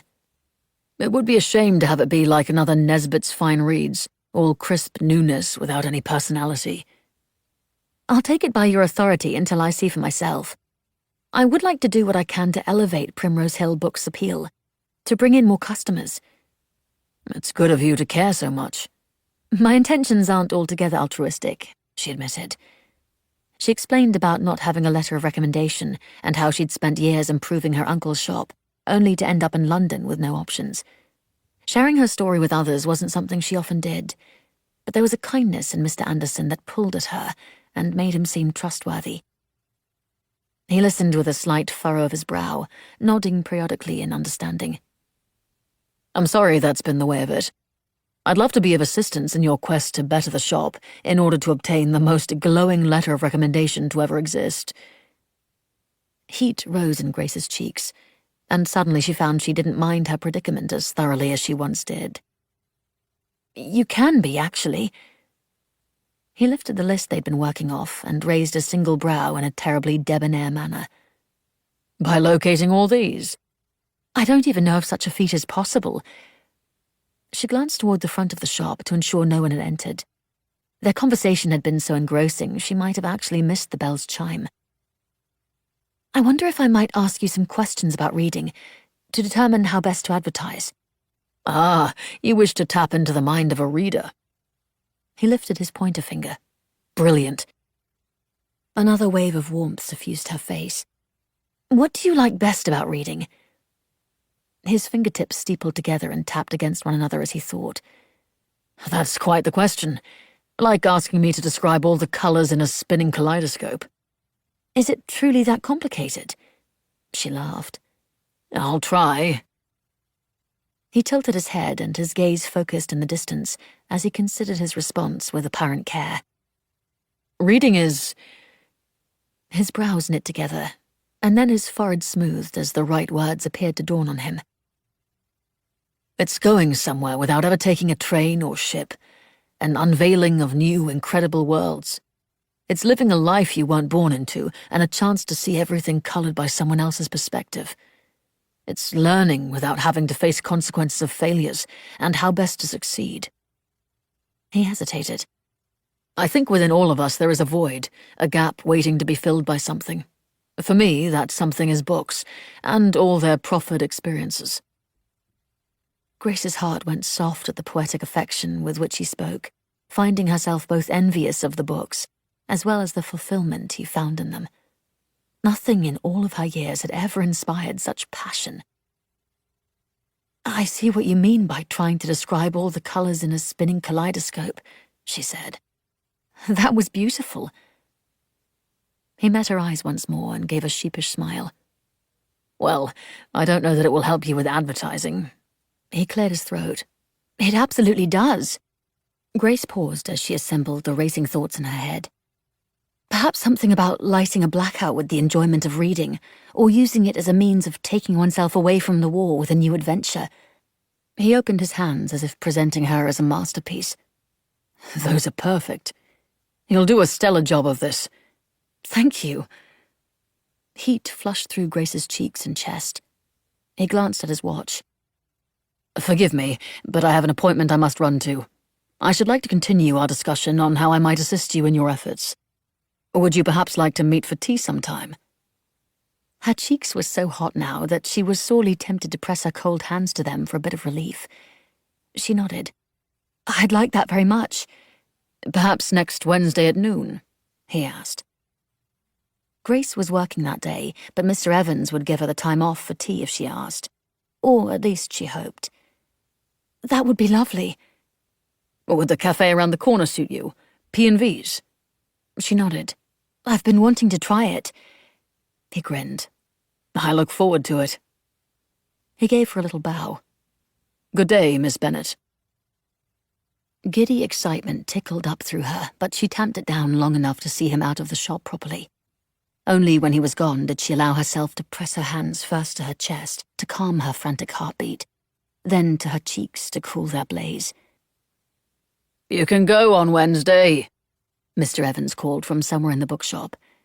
Grace froze, hands splayed on her cheeks, eyes wide. I beg your pardon, she stammered. I wasn't intending to listen, but the two of you were rather loud. Mr. Evans emerged from the other side of the shop, his arms folded over the chest of his dun-coloured pullover. She straightened quickly, dropping her hands. Mr. Evans glanced at the pile of books they'd managed to accumulate. You could do worse than the likes of George Anderson. He's an engineer and most likely won't be called up to war. But then again, he's also just the sort of bloke who would volunteer regardless. The reminder of war was jarring. For that one brief moment, she had forgotten about it, as though the world had, for the span of a blink, been once more blissfully normal. Except that it wasn't. There were barrage balloons in the air outside to ward off bombers, and children who had been carted to the country to live with strangers. Men were leaving and may never return, and at any moment, Hitler could drop his bombs. It was like waking from a dream and realizing you were in the onset of a nightmare. Somewhere outside, a cloud passed over the sun and cast a shadow of grey over the shop. I only hope you won't be foolish about this nonsense with Mr. Anderson. Mr. Evans gave her a stern look, the way one's father might. Every girl is rushing to marry before the men can be sent off to war. His mouth flattened in a chastising gesture. Keep your head about you. Grace suppressed the urge to squirm where she stood. Was he truly giving her relationship advice? I don't plan to wed anytime soon, she replied slowly. He grunted, though she couldn't tell if that meant he believed her or not, and disappeared down the aisle. As the afternoon went on, Grace found only 2 more books from the list he'd given her, a search that was decidedly less enjoyable without Mr. Anderson. When it was finally time for her to leave for the day, it wasn't Britain Street she headed for. No, this time she was determined to find her way to Paternoster Row, to see how the rest of London touted her bookshops. 6. All throughout Paternoster Row, wide windows peeked out from multiple shops, showcasing the books being sold within.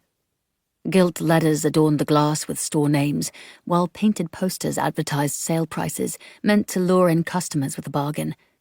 The front displays varied from those that were artfully arranged to piles of books stacked in no particular order, all but blocking the interior. If nothing else, perhaps the latter didn't require blackout curtains. After all, who needed 3 layers of fabric when one had stacks of books 5 deep?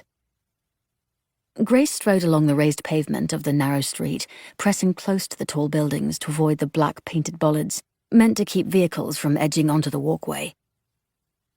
Between the shops, vendors were scattered about with their wheeled carts, selling everything from lemonade to sandwiches, and the greasy scent of fish and chips lingered in the air.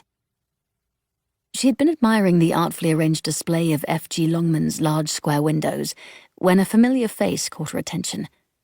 Standing in the doorway of a store on the opposite side of the street was a wide-shouldered, beak-nosed man with skinny legs and a tabby cat close at his heels. Mr. Pritchard. Before she could worry that he might spot her, he turned abruptly and disappeared inside a shop, Pritchard & Potts, pausing only to hold the door for Tabby to slip in behind him. The name of his establishment had been painted in a bold hand on the window that had nothing but blackness on the other side. Tar. Grace suddenly found herself grateful for Mrs. Weatherford's overabundance of dark fabric and the fine curtains she'd been able to make for Primrose Hill books. Lining the front of Pritchard & Potts were large bins filled with books so tossed about they weren't even in proper stacks. Grace could only imagine the interior of the shop was just as bad. Perhaps even worse than Mr. Evans's shop. She suppressed a shudder and continued down Paternoster Row. One particular storefront was painted a beautiful, eye-catching red. Its large glass windows exhibited a neat arrangement of only a few choice books. The name Nesbit's Fine Reads was proudly presented in a curling script of shimmering gold and glossy black. While Primrose Hill books may never reach the pinnacle of such grandeur, Grace was determined to glean what she could, while bearing in mind what Mr. Anderson had said of it, of course. She pushed into the store and immediately noted how easily the door gave on its well-oiled hinges. A delicate tinkle above her head welcomed her. While Nesbit's Fine Reads had several rows of shelving, there was by far more space, as well as a definitive and well-labelled order. The taller shelves sat on the outside perimeter, with tables at the room's centre, enticing readers toward brightly coloured books on small stands. A second floor above offered walls set with white embedded shelves, all filled with an array of books. Everywhere Grace looked, the store seemed clean and new. Wood was sharp-cornered and polished to a high shine, glass gleamed with a reflection of good lighting, and there wasn't a speck of dust to be found. Even the jackets of the books appeared so crisp and clean, they might have just been removed from their packing boxes moments before. Nesbit's Fine Reads was exquisite. "May I help you find something?" Grace spun around to find a woman with a sharp nose and steel-grey hair raked back into a severe bun. "I was simply looking," Grace replied. "Thank you." The woman didn't move. Her neat charcoal suit made her appear painfully slender, and her dark eyes fixed on Grace with intent. "You're one of the new tenants in Mrs. Weatherford's little run-down townhouse, are you not?" She enunciated the hard consonants as she spoke, as though biting them off along with her insult.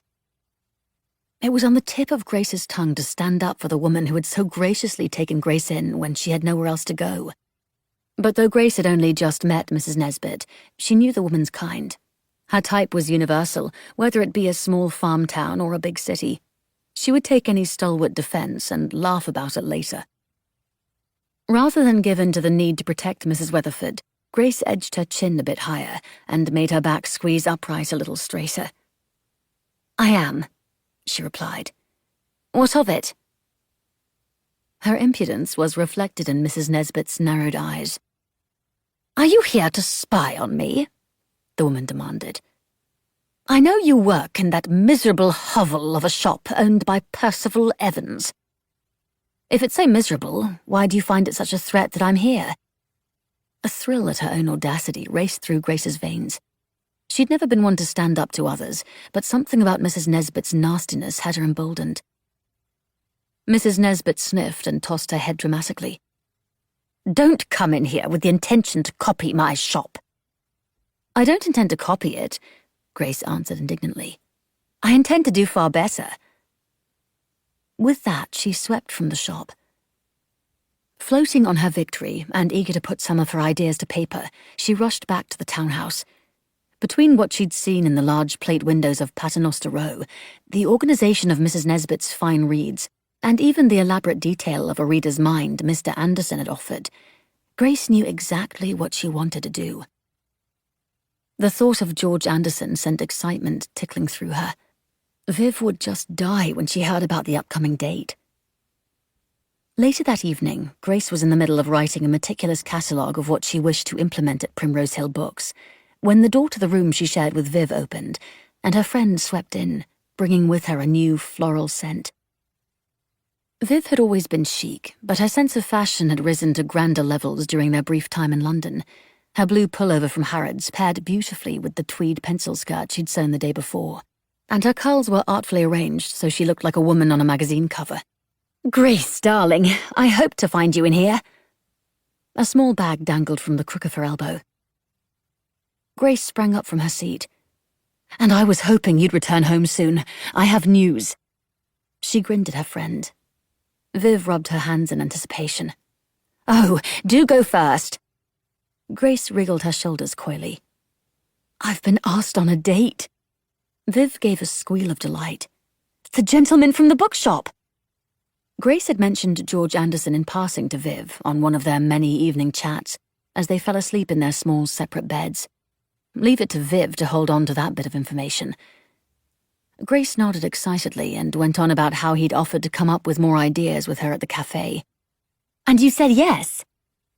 Viv folded her hands over her chest, sending the bag at her arms spinning. "Of course."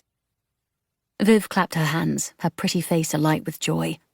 However much Grace had been looking forward to her date, she was now doubly eager after Viv's jubilant display. "And I have something for you, too." Viv pulled the bag from her arm and took out a little box. Grace accepted the parcel and drew off the top to reveal a bracelet within.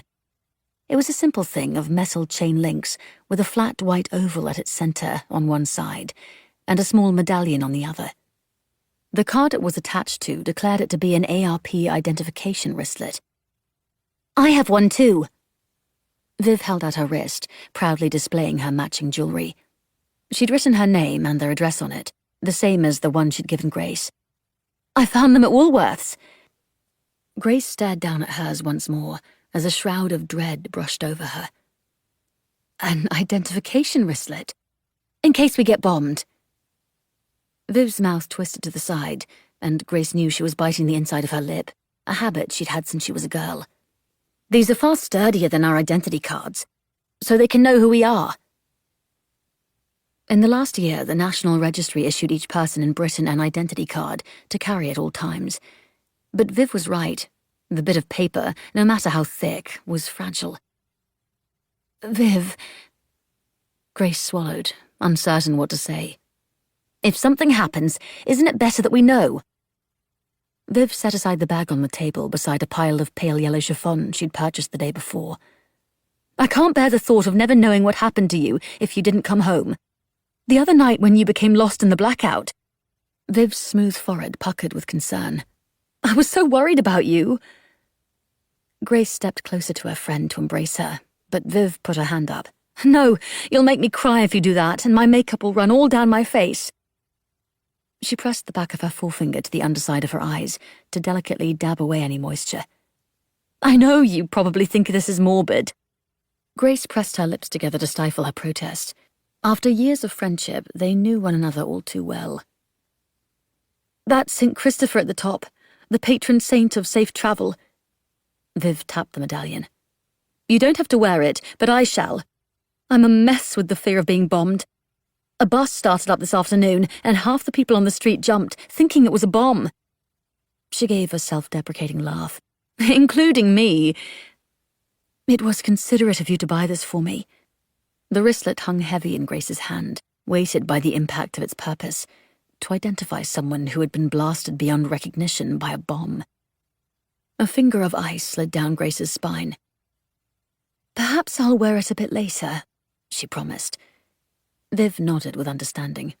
"Later." Grace put the wristlet in the drawer of the small table next to her bed. Viv sniffed at a savory aroma in the air and drifted toward the bedroom door.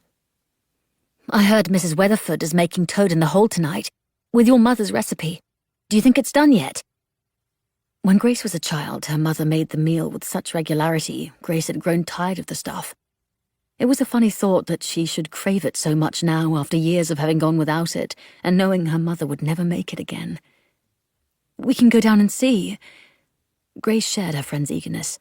"Thank you for my wristlet, and for thinking of me." Viv squeezed her arms around Grace. "Always, darling." Her stomach gave a rumble and she clapped a hand over it with a giggle. Together they left the room and descended the stairs, both breathing in the scent of Yorkshire pudding and browned sausage. Midway down, Mrs. Weatherford's hushed whisper filled the stairwell. "Good evening, Mr. Simons. It's Mrs. Weatherford." Viv stopped in front of Grace and mouthed, "Colin's boss. I want to ensure you've had success in securing Colin as an essential employee," Mrs. Weatherford said in an uncharacteristically quiet voice. Clearly she did not want Colin to hear. This was not a conversation they ought to be listening in on. Grace shook her head to Viv, indicating they should move on, but Viv simply waved off Grace's concerns with her hand and stayed put. "How long do you expect until you receive a response?" Mrs. Weatherford's question was followed by a long pause. "I see," she said at last.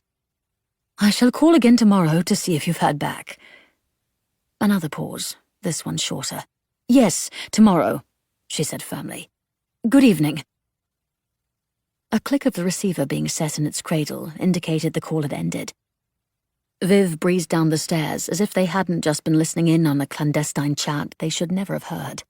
"The toad in the hole smells divine," Viv exclaimed. "Is it nearly time to eat?" "Is it 7 in the evening?" Mrs. Weatherford smoothed the apron over her lavender house dress, as cool and collected as Viv.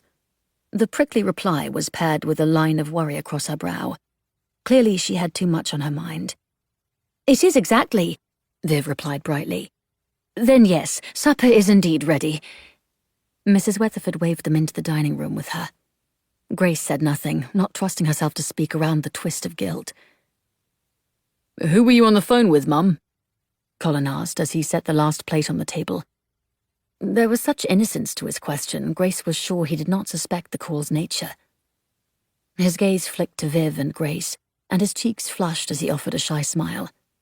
He was a quiet young man, given often to introspection that made you wonder what went on behind his sharp blue eyes. Knowing Colin, he was most likely devising a new way to feed a lion or mend a bird's broken wing. "Oh, it was just Miss Gibbons calling to complain about the grocer."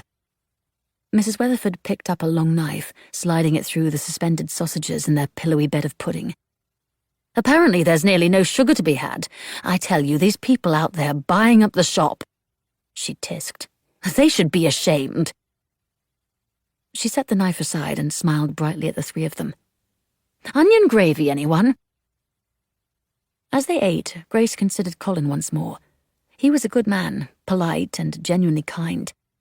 He performed all the tasks around the house, from replacing spent bulbs to doing minor repairs. Aside from caring for the animals at Harrods, his chief concern was ensuring they were all comfortable and safe. But given the chance, would he want to go to war? Most men did, it seemed. Why anyone would eagerly put themselves in a war zone where one could be shot was beyond her. But then, she'd never been brave, not like the men willing to trade their lives for the safety of those in Britain. Thoughts of such courage filled her mind as she crawled onto the brass bed that night and pulled the quilt over her shoulders amid the blackness of the room. Compared to such heroism, she was little more than a coward. It was a deficiency she ought to face head-on, as her mother had always encouraged her to do, by speaking up for herself, by not allowing others to bully her. And she meant to, eventually. Just as soon as she set Primrose Hill books to rights. The next morning she arrived at the bookshop nearly 10 minutes early, with the list of her ideas in hand. She burst through the front door, and the bell announced her arrival with its shrill cry. Mr. Evans lifted his head and gave her a frown. She winced. "Sorry, I didn't mean to open the door so abruptly." He continued to frown at her. "Truly," she said, "it's just that I'm so excited for the ideas I have." He put his hand on a brown-wrapped parcel with a note atop it and slid it toward her. "This is for you," he said solemnly. Grace glanced down at the envelope with Miss Bennet written in a scrolling hand over its cream-coloured surface. "I'm sorry." Mr. Evans shuffled away from the counter, leaving behind a few scattered bits of paper and the nub of an abandoned pencil. What could he possibly be sorry for? Grace opened the top of the envelope and reached for the note within. The paper made a gentle shushing noise in the heavy silence of the shop as she removed it. She skimmed to the bottom and saw the letter had been signed by George. Not Mr. Anderson, but George. Her pulse kicked up at the lack of formality. At least until she read the letter where he confessed to having volunteered with the RAF. She was surprised to learn he was not just an engineer, but also had considerable flight experience. He hadn't expected to be called up so quickly, but received the notice 2 days after signing. Not only did he regret having to cancel their date, he was apologetic at his inability to assist in improving the shop, though he went on to offer several suggestions for advertising slogans. That, and he left her something that he hoped to discuss next time he saw her, something that had a great impact on his own love of reading.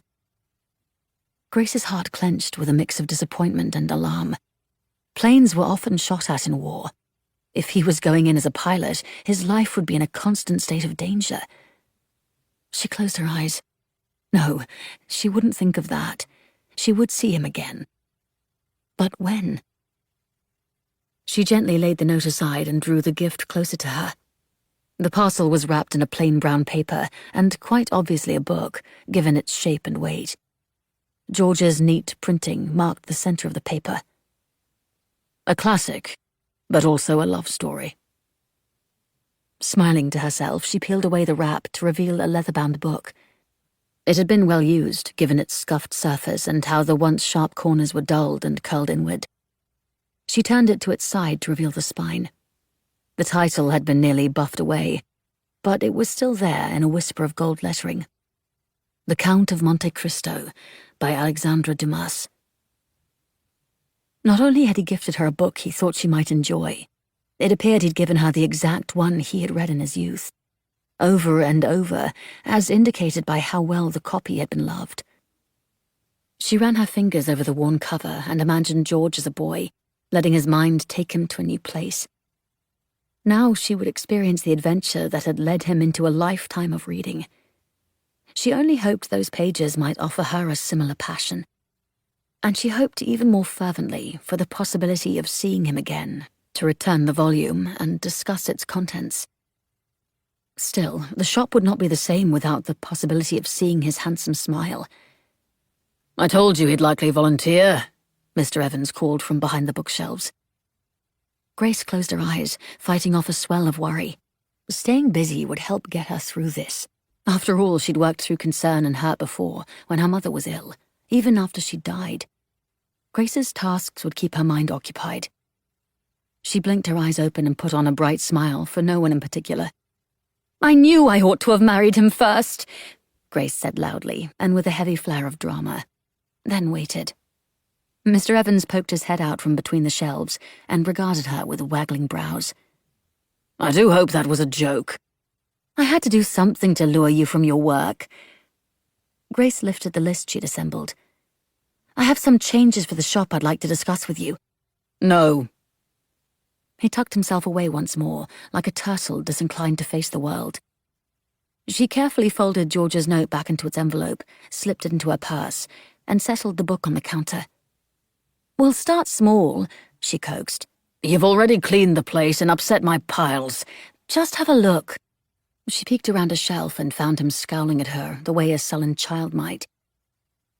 Regardless, she thrust the list at him and left him with it while she put her things in the back room. When she returned, he slid her a wary look. He set the list on top of a row of books. "You can move things about to help properly organize, but mind you're not too heavy on your advertising, and I'll not be buying back books or hawking used wares like foils." "Of course not," Grace promised. He issued a low mutter that might have been a yes. "I beg your pardon?" she asked innocently. "Was that permission to make changes to Primrose Hill Books?" He sighed. "Yes." She snapped up her list, already knowing where to start. "You shan't regret this." "I hope you're right," he grumbled, and pulled a book from the shelf into his waiting palms. Regardless of his trepidation, she was certain he would be happy with the results. Eventually. For it would all take a considerable amount of work to implement in the coming months. She only hoped it wouldn't take more than her allotted time at the bookshop, however, as she certainly had no plans to stay. 7. The next 2 months dragged on for London, with unrealized anticipation of the war. All the preparation, all the expectation and fraying nerves had been for naught. There were no more air raid warnings, no rations put into place, no gas attacks, and the news on the wireless seemed to report the same updates on a tiresome loop. Grace had not heard from George. While she didn't have an address to reach out to him, she'd hoped he might send her a letter to the shop. Nonetheless, for Grace, that time had passed in a frenzy of organizing books, shifting shelves, and more cleaning than she ever thought possible. The work had kept her so busy for so long. One day she realized somehow it had become November. Primrose Hill Books was far from perfect, but Grace still straightened with pride every time she walked into the store. Her accomplishment showed itself in the open, welcome space she'd created. New tables were set in the middle of the shop, with the books facing the entrance to greet patrons, their genres clearly marked in black print on white pasteboard. In truth, only about a quarter of the books in Primrose Hill Books were on display, for those were all she'd been able to sort through. That amount, however, was still considerable in light of Mr. Evans's massive stock. The remaining inventory was piled in the back room, making it almost impossible to move in the already cramped space, and piled along the second floor, which had been blocked off while she sorted through the mess. She carried a box down from the small spiral staircase one chilly morning, when a ding announced the new customer. Quickly, she set the box aside in an alcove at the foot of the stairs, reattached the "Do Not Enter" sign to the railing, and went to the front. Mr. Pritchard skulked around the entryway, his head tucked low in his large jacket. Behind him, as had now become usual, was Tabby, trotting at his heels. "Good day, Mr. Pritchard." Grace smiled at him. "If you're looking for Mr. Evans, he's in the back by the history section." The older man scrunched his face as he read the signs. "These are new." "I put them up a few weeks ago." Mr. Pritchard scowled. "I hope they work better for you than this cat does for me." He slid a glance toward Tabby, who was contentedly cleaning his paws. "The cat would sooner catch a nap than a mouse." In response to this, Tabby rubbed one tufted paw over his ear and face. "I'm sorry to hear that," Grace said. "But he seems quite fond of you." "Doesn't help my mouse problem," Mr. Pritchard tutted. "It appears you've been rather busy, Miss Bassett." She didn't bother to correct him on her name, as he squinted intently at a sign on the counter. It was one of the suggestions she'd made when speaking to George, stating, "Lighten your blackout with a good book." She thought of him often, usually with a twinge of guilt at not having read more of the Count of Monte Cristo.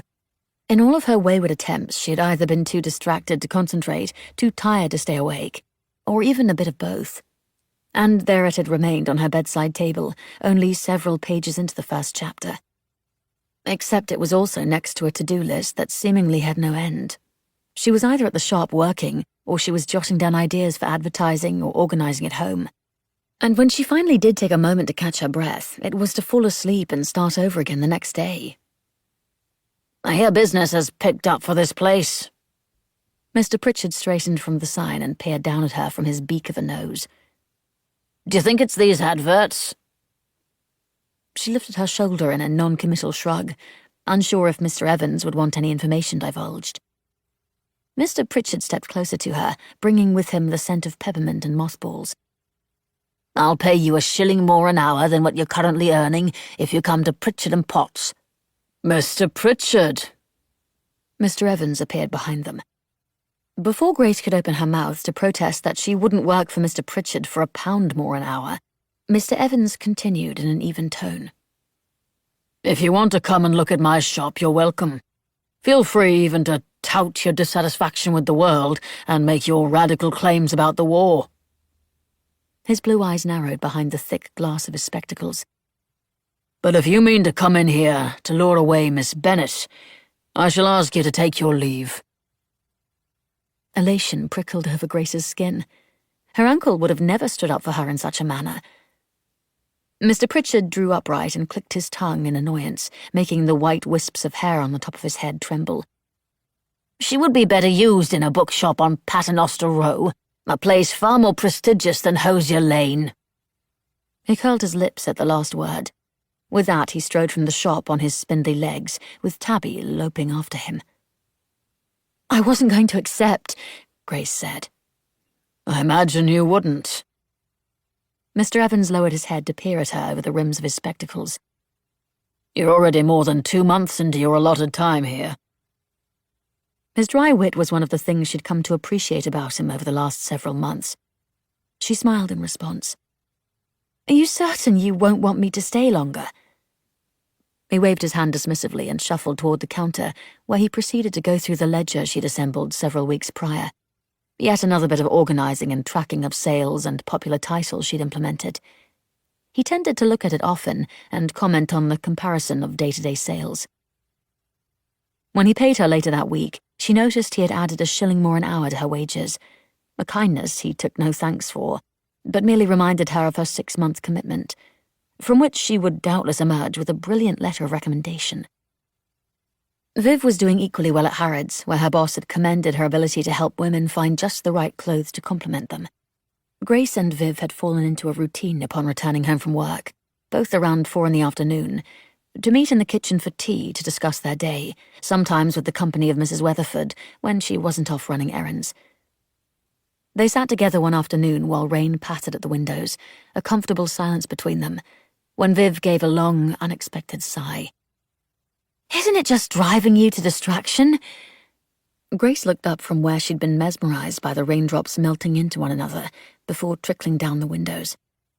"Isn't what driving me to distraction?" Viv looked longingly outside. "The boredom." Grace could have laughed. She'd been anything but bored with how busy she stayed at the shop. Viv rolled her eyes. "You're not bored, I know, but this war has been interminable." "But nothing's happening," Grace protested. After all, there hadn't been any more air raid sirens, nor had there been any attacks or rationing. There were rumours, of course, but there would always be rumours, and so far all had been unfounded. "Exactly!" Viv's eyes widened with exasperation. "I thought London would be all glitz and glam with theatre tickets and late nights out dancing. We could try to go to the cinema again," Grace offered hesitantly. Viv pinned her with a sullen stare, no doubt recalling the failure of their last attempt. The building had been black as death's cloak, and they'd nearly fallen over several times as they tripped their way down the partition that formed something of a corridor leading to the paybox. It was so dark inside, they could scarce see the coins they counted out. Then, on the way home, they'd nearly been struck by a car that was quite obviously exceeding the newly enforced speed limits. The attempt to go to a theatre had been an equal failure. They'd forgotten their gas masks, a common occurrence of late, and were turned away. While their return home had been uneventful, it had been met with a lecture from Mrs. Weatherford on the importance of gas masks and why they shouldn't have been left in the first place. Besides, Grace had had enough of venturing into the blackout. Between her terrible experience the first week, nearly being run down together after the cinema, and all the reports of muggings and assaults in the newly darkened city, they had decided against risking going out later. Still, Grace hated the idea of Viv being so painfully bored. "They've added white paints to the curbs." Viv smoothed the lapel on her suit, yet another new dress she'd sewn. There had been at least one every 2 weeks or so, not only for her, but for Grace and Mrs. Weatherford as well. "And I heard ARP wardens wear luminescent capes now." Grace stirred her tea, and the silt at the bottom kicked up into a small whirlpool. "Yes, and still over 1,000 people have been hit by cars. It's so dark at night, dockmen are falling into the water and drowning." A flicker of lightning flashed outside the windows. 2 months ago they might have both jumped for fear it was a bomb. Now they remained as they were, without even a stutter to their pulses. Viv was right. There was nothing going on with the war, or rather, as it was now being called, the Boer War. "I think—" Viv tapped a glossy red nail against the curved lip of her teacup. "I'm considering joining the ATS." Grace dropped her spoon where it clinked against the side of her cup. The Auxiliary Territorial Service was a women's branch in the British Army, one that would require Viv to attend training and most likely be assigned somewhere other than London. "Why would you do that?" "Why wouldn't I?" Viv lifted a shoulder. "The women are being used as clerks and shopkeepers from what I hear. I'd be doing something similar to what I'm doing now, but at least I'd be helping end all of this." She waved her hands in the air to imply the entirety of their current situation.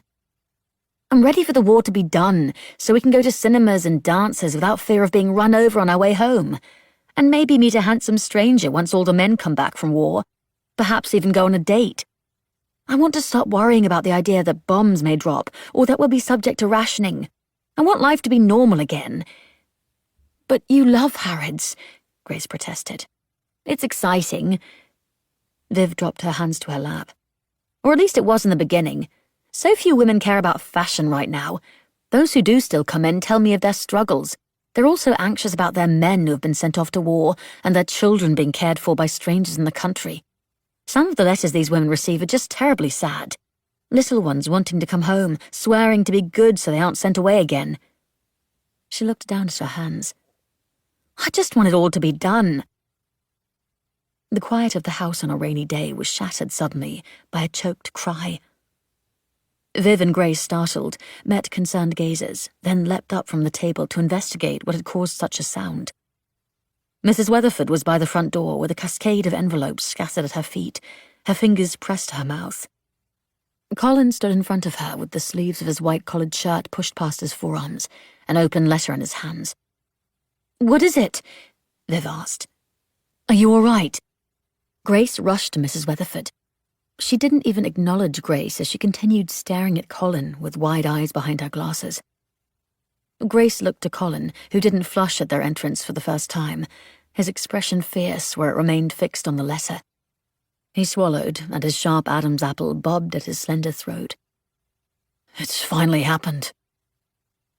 He turned the correspondence toward them, showing the bold typeface at the top displaying National Service, Armed Forces, Act, 1939, from the Ministry of Labour and National Service. Saturday, November 11th, was stamped in blue ink for him to report to the Medical Board Centre for evaluation. "I thought yours was to be deemed a reserved occupation." Mrs. Weatherford shook her head, her eyes falling on the orders with apparent disbelief. "They only said they would try, Mum," Colin replied patiently. "There was never a guarantee. I can't stay here while the other men are off fighting."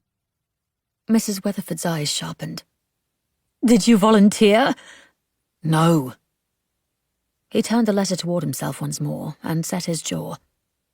"I know you don't want me to go, Mum. And I know you were trying to keep me here, but I can't ignore it. I won't." Grace studied Colin as he and his mother spoke, the paper in his large, gentle hands trembling ever so slightly, despite the way he'd squared his shoulders with determination to do what was right. And her heart broke. Men like Colin were not meant for war.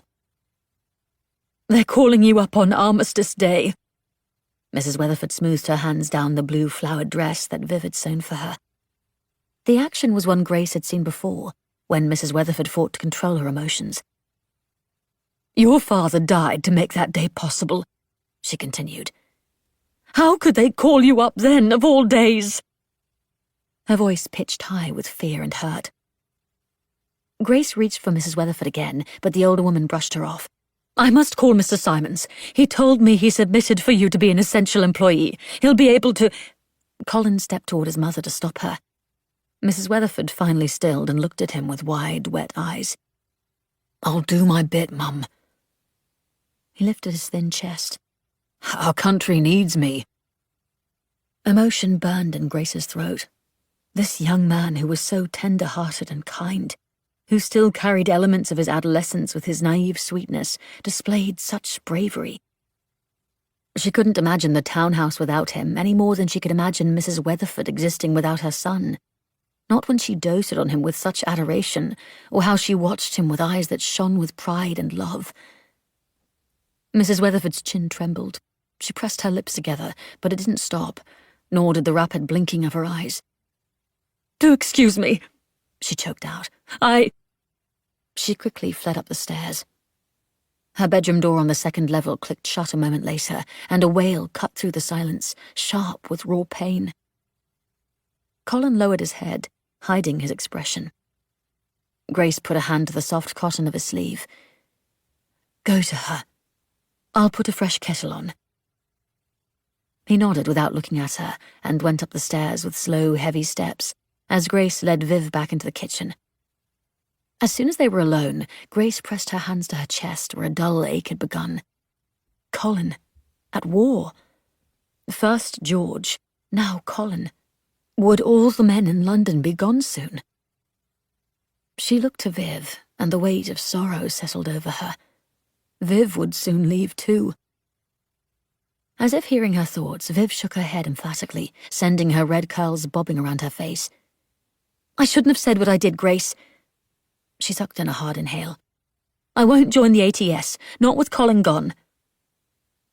Viv's arms wrapped around her, and the sweet floral perfume of Viv's latest scent, It's You, joined their embrace. "I won't leave," Viv promised.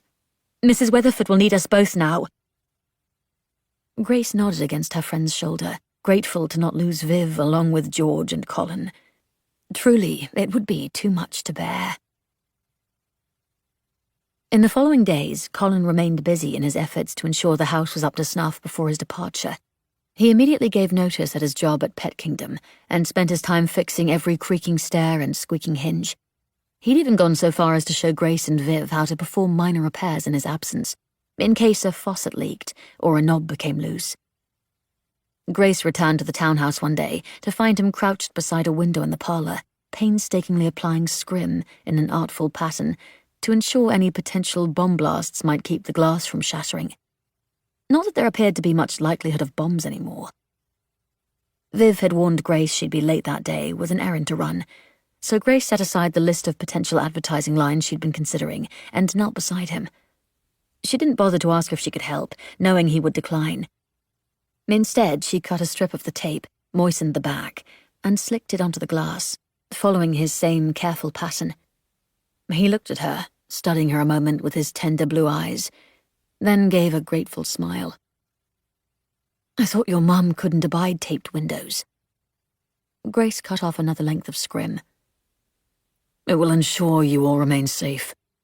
Colin smoothed his large hand over the piece Grace had attached, pressing out the tiny bubbles of air. "You should see what I've done to her remaining flowers." Grace's mouth fell open. "You don't mean you've dug for victory?" Ever since October, the government had been announcing the need for flower beds to be torn up and replaced with vegetable patches in their bid for digging for victory. Though the rationing Mrs. Weatherford had sworn would come had not been implemented as yet, the call for an abundance of homegrown vegetables was indicative of its impending announcement. That didn't mean Mrs. Weatherford was ready to have her few thriving roses and hyacinths plucked from her beloved garden. Colin nodded slowly, his gaze skimming over his handiwork. "I'm not familiar with vegetables, but I read the manual and tried as best I could." He lifted his shoulders in a helpless shrug. "You could have asked Viv," Grace said. "She lived on a farm before coming here." "That's exactly why I did it when she wasn't here." Colin got to his feet and started on the upper portion of the window. "She's always so put together. I couldn't have her out in the garden, buried in dirt and ruining her nails." Grace rose from the ground alongside Colin. Her head came only to his chest, making her far too short to reach the windows stretching high up the wall. "And you know she's too stubborn to take no for an answer." Rather than try to attach a piece herself, she cut and moistened the length before handing it to Colin. He grinned as he accepted the scrim. "You said it, not me." "Has your mother seen the garden yet?" Grace uncurled another piece of the adhesive paper from its roll. He shook his head. "She's joined the local women's voluntary service and has gone to her first meeting. No doubt we'll know when she sees it." He looked out the window, studying the street below, and the mirth faded from his expression. "She's going to need help while I'm gone, Grace." "I'll be here," she vowed. He lowered his head. "I hate that I have to leave her. What if Germany does bomb London? The three of you won't be safe." He could scarcely stop bombs from falling from the sky, but Grace didn't say as much. "We have the Andy you buried in the backyard to protect us, as well as the taped windows. You've even secured us with a garden, and you know your mother is well stocked on goods." He lifted his head and gave a small laugh. "Ah, yes, to keep the hoarders from buying it all first." He winked at Grace. "Exactly." Grace levelled a gaze at him. "We'll be fine here, Colin. You see to yourself, and we'll have the grandest welcome party you've ever seen when you return." His responding smile was so sweet, it made Grace's heart splinter. "I'd like that," he replied. The front door opened and closed, followed by the light bump and clatter of shoes being removed, and a purse and gas mask hung. Colin grimaced and glanced around the wall. "Is it your mother?" Grace mouthed. Colin nodded with a wince. "Should we tell her?" Grace asked. He shook his head so vigorously, Grace had to press her hands to her mouth to keep from laughing. A door swung open at the rear of the house and clicked closed. That was when they both realized there was no need to tell Mrs. Weatherford about the sacrifice of her flower beds. Her discovery was announced in the form of a shrill scream. The devastation of Mrs. Weatherford's flower beds and the taped windows, which she referred to as unsightly, were hardly their greatest loss. That came in the form of Colin's departure. On the morning of Armistice Day, Colin left for his medical examination. 2 days later, he had orders to report for duty. It all flew by far too quickly, and they found themselves waking to the day of Colin's departure in stunned shock. He accepted a hug from Viv first, who could scarcely summon a smile to see him off. Next, he embraced Grace. "Please take care of Mum," he whispered. Grace nodded against his chest. "I promise." When at last he said goodbye to Mrs. Weatherford, his eyes filled with tears. He blinked with a hard sniff and swiftly left the house with an unnaturally straight back. His mother had wanted to accompany him, of course, but in the end, Colin told her he needed to do it alone.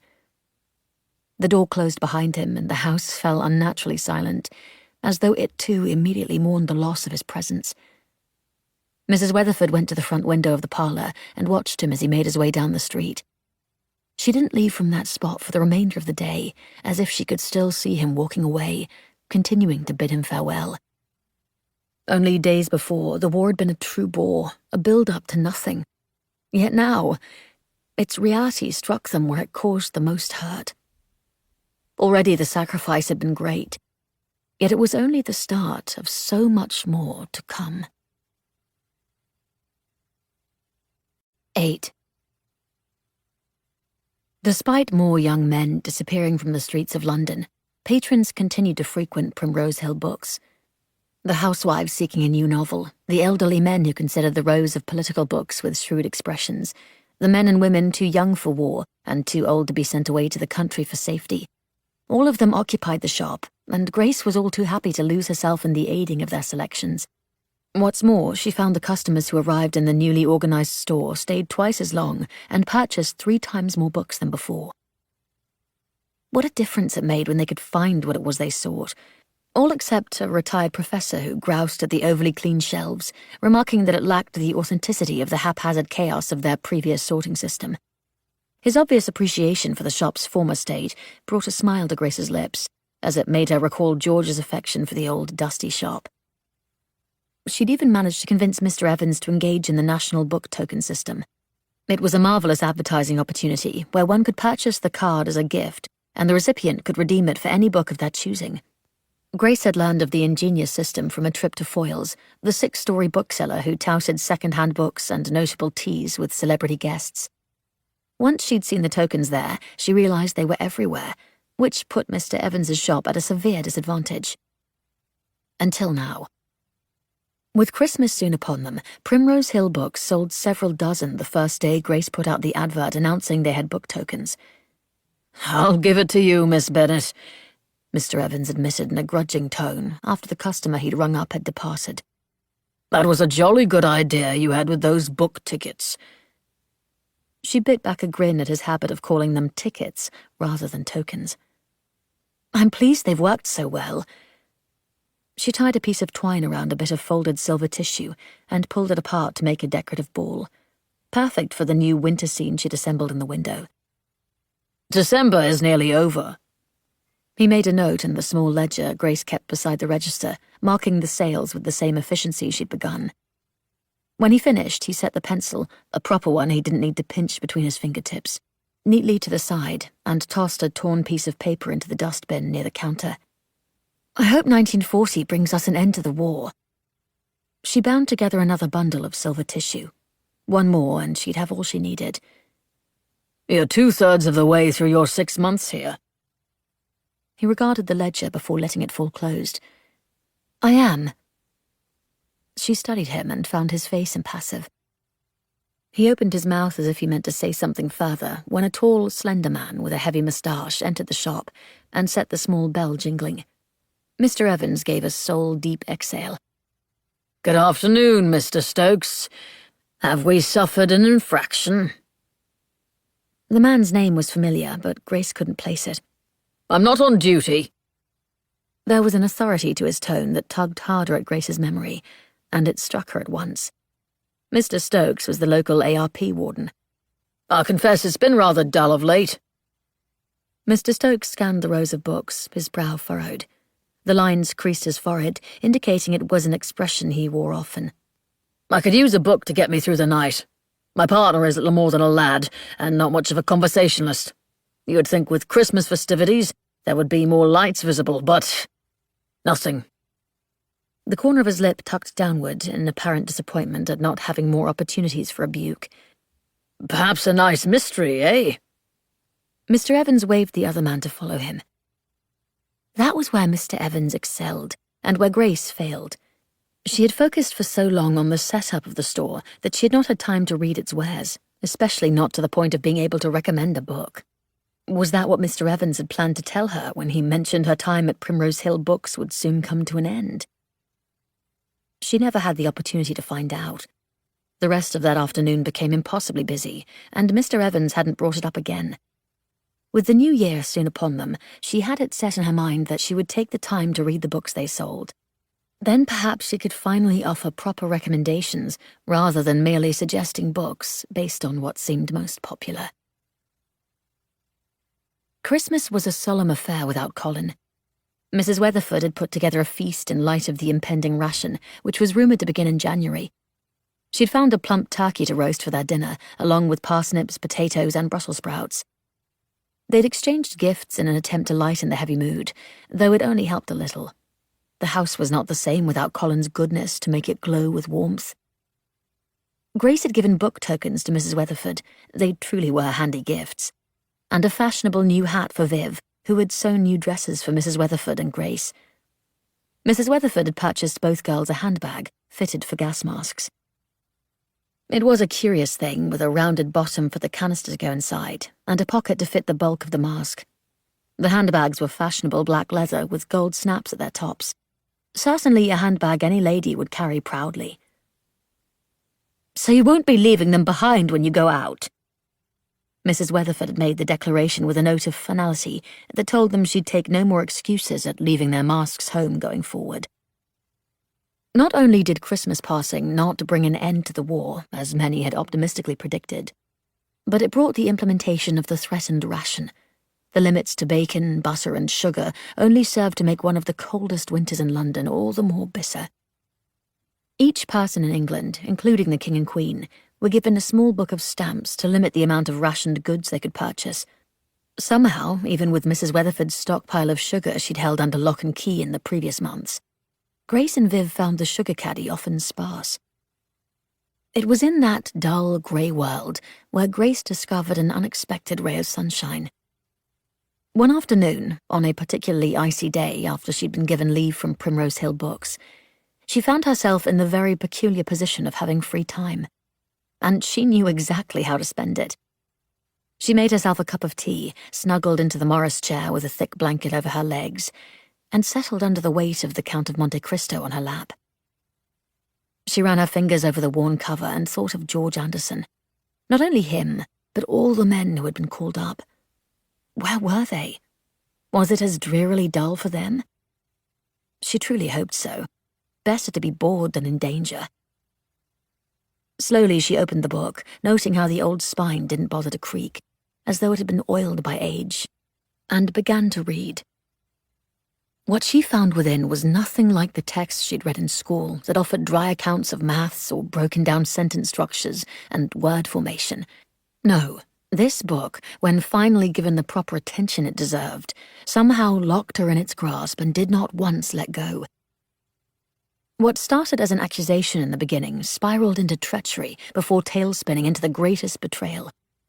Word after word, page after page, she was pulled deeper into a place she had never experienced and walked in the footsteps of a person she'd never been.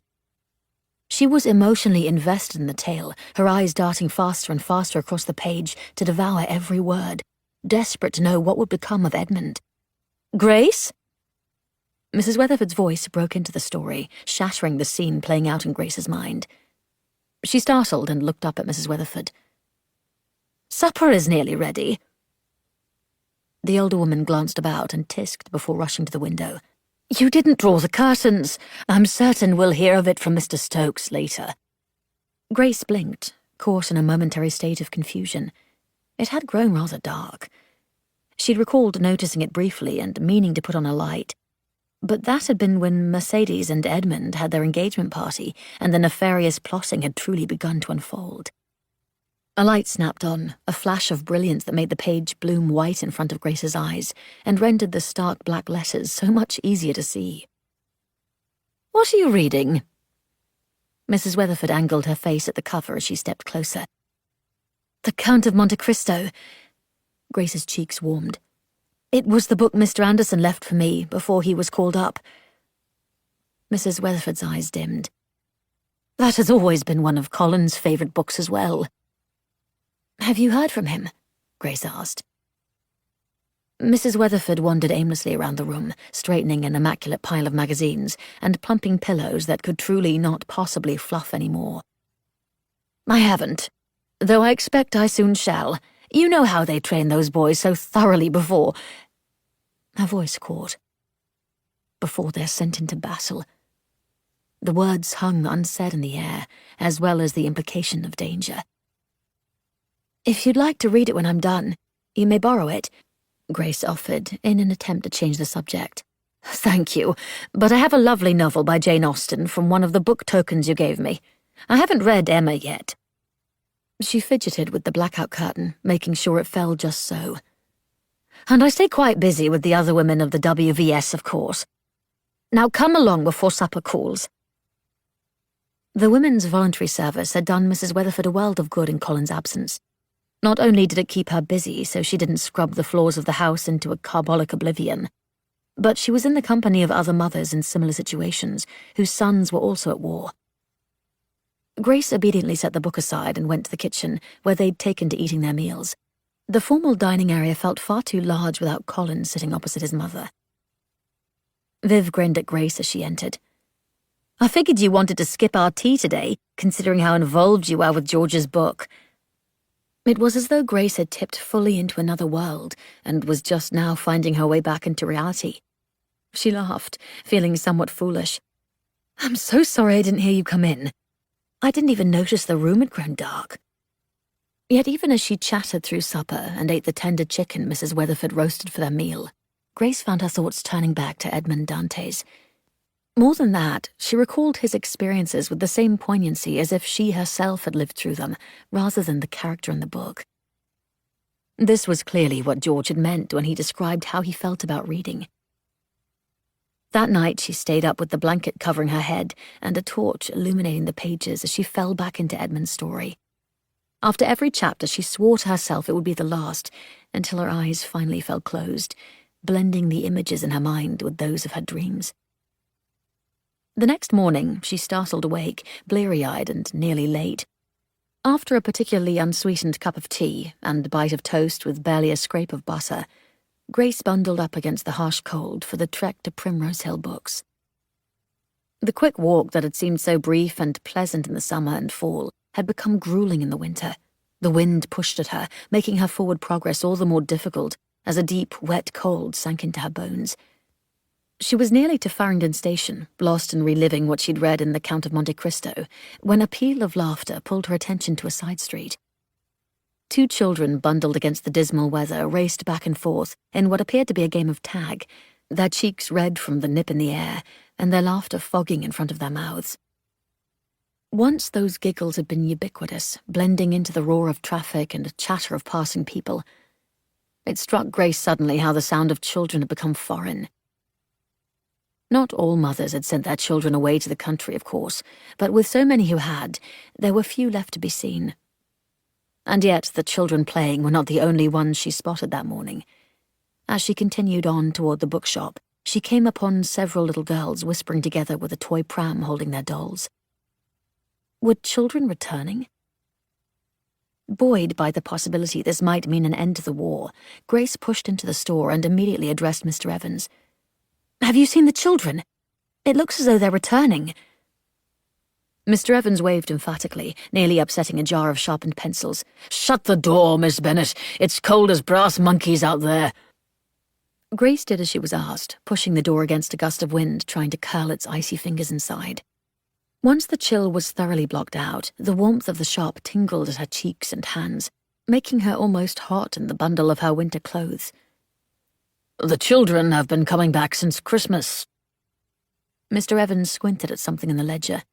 "What does this say?" He turned it toward her. She looked down at his jerky script and ignored the ache pounding in her head from lack of sleep. "It says 5 copies. He hummed in acknowledgement and wrote something beside the note. "I don't know how you've come to read my writing better than I do." "I think we ought to order children's books and create a new section." Grace set her handbag on the counter with a thunk, its weight considerable with the combination of her gas mask and book. "They'll all be sent back now that Christmas is over, I wager." Mr. Evans lifted his generous brows as he wrote, as though doing so made it easier to see. "A small section, then." Grace unbelted her coat and tugged the muffler from her neck as she scanned the shop, envisioning where a space for children's books might go. A center table had been prepared for the newest popular book, What Hitler Wants. The attention-grabbing orange-banded dust jacket promised to delve beyond Hitler's manifesto, Mein Kampf, to offer insight into what drove Hitler's decisions and what he might be motivated to do going forward. It was an atrocious publication in Grace's opinion, but the masses clearly disagreed and wanted to know more. Maybe there was something to Mrs. Weatherford's claim that having knowledge truly was the best way to fight off fear. Grace indicated the table set aside for the book on Hitler. "Here." The space would be better used for a children's section. Mr. Evans grunted, which he'd come to take as his form of agreement. Or at least it wasn't ever a no. She set to work that afternoon, putting together a list of books for Simpkin Marshalls to fill. The wholesale book distributor was located on Paternoster Row and had an uncanny knack of prompt delivery from its massively stocked warehouse. Yet through it all, she couldn't dislodge the Count of Monte Cristo from her head. Edmund had only just crawled through the tunnel toward the Abbé's prison cell. What would he find in there? What if they were caught? The very thought sent her pulse racing. After ordering new stock for the returning children, she slipped the thick book from her handbag and snuck between 2 large shelves near the rear of the store.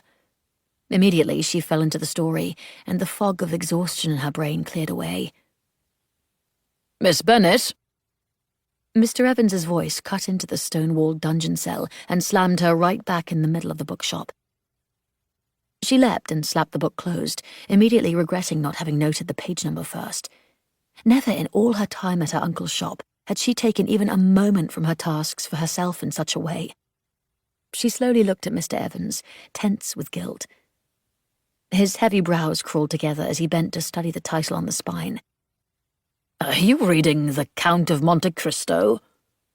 She nodded. "Yes, I—" It was on the edge of her tongue to offer a justification, but she stopped herself. Nothing could excuse what she'd done. "I'm sorry." The corners of his mouth lifted.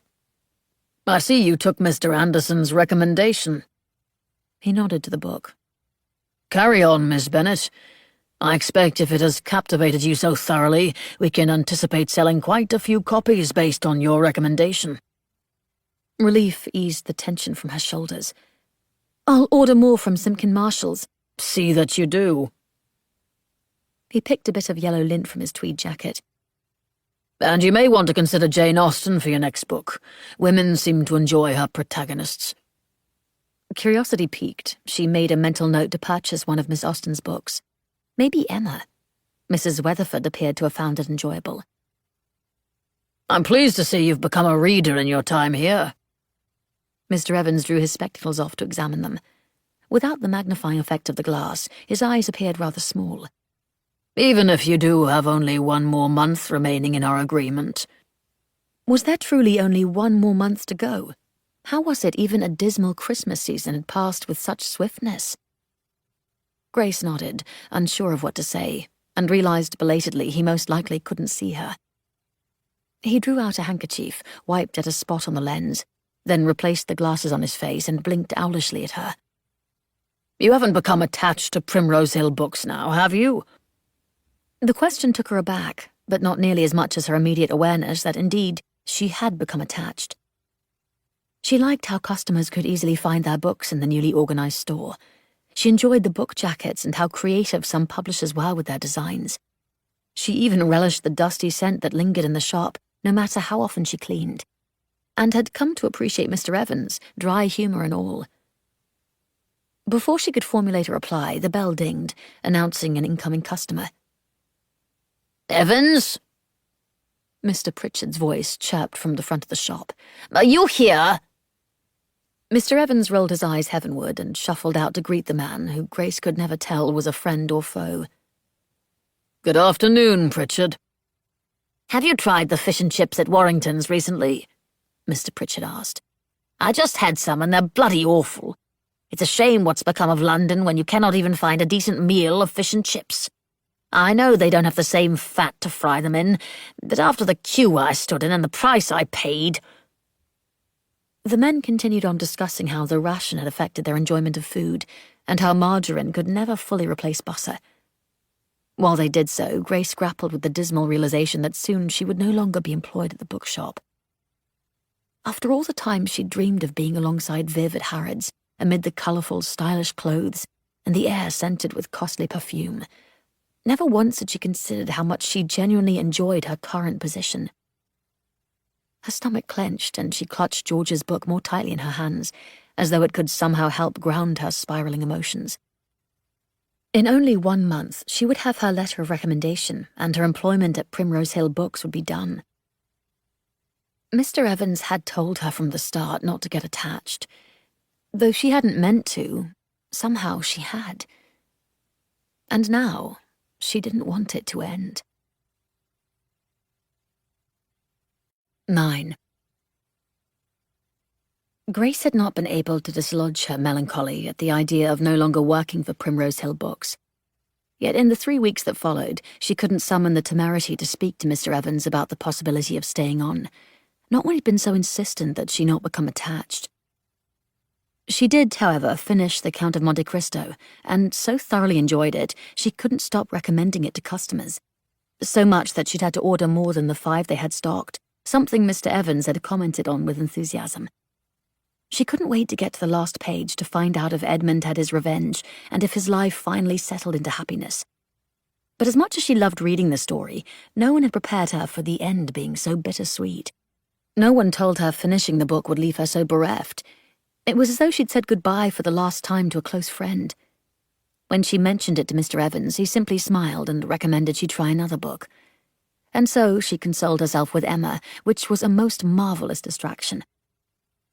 Through it all, however, Grace couldn't help but notice Viv had been rather out of sorts. It became most apparent during one of their afternoon teas in the sunny yellow and white kitchen at the townhouse. First, Viv forgot to turn the stovetop on, which left the kettle sitting cold on its surface. And then she brought the tea over without any teacups. All of it was very unlike Viv, who loved to add fanfare to any event, even something as common as afternoon tea. Grace quickly acquired 2 cups and studied her friend. "Something is weighing on you. What is it?" Viv sank into the opposite chair and sighed. Her gaze wandered to the barren garden outside, where Colin's planting efforts for Dig for Victory had been frozen over by the winter's brutality.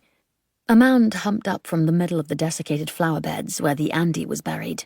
Normally a garden would have been locked in winter dormancy, but now there was only bare earth, stripped to stark desolation. "Do you ever feel like you don't do enough?"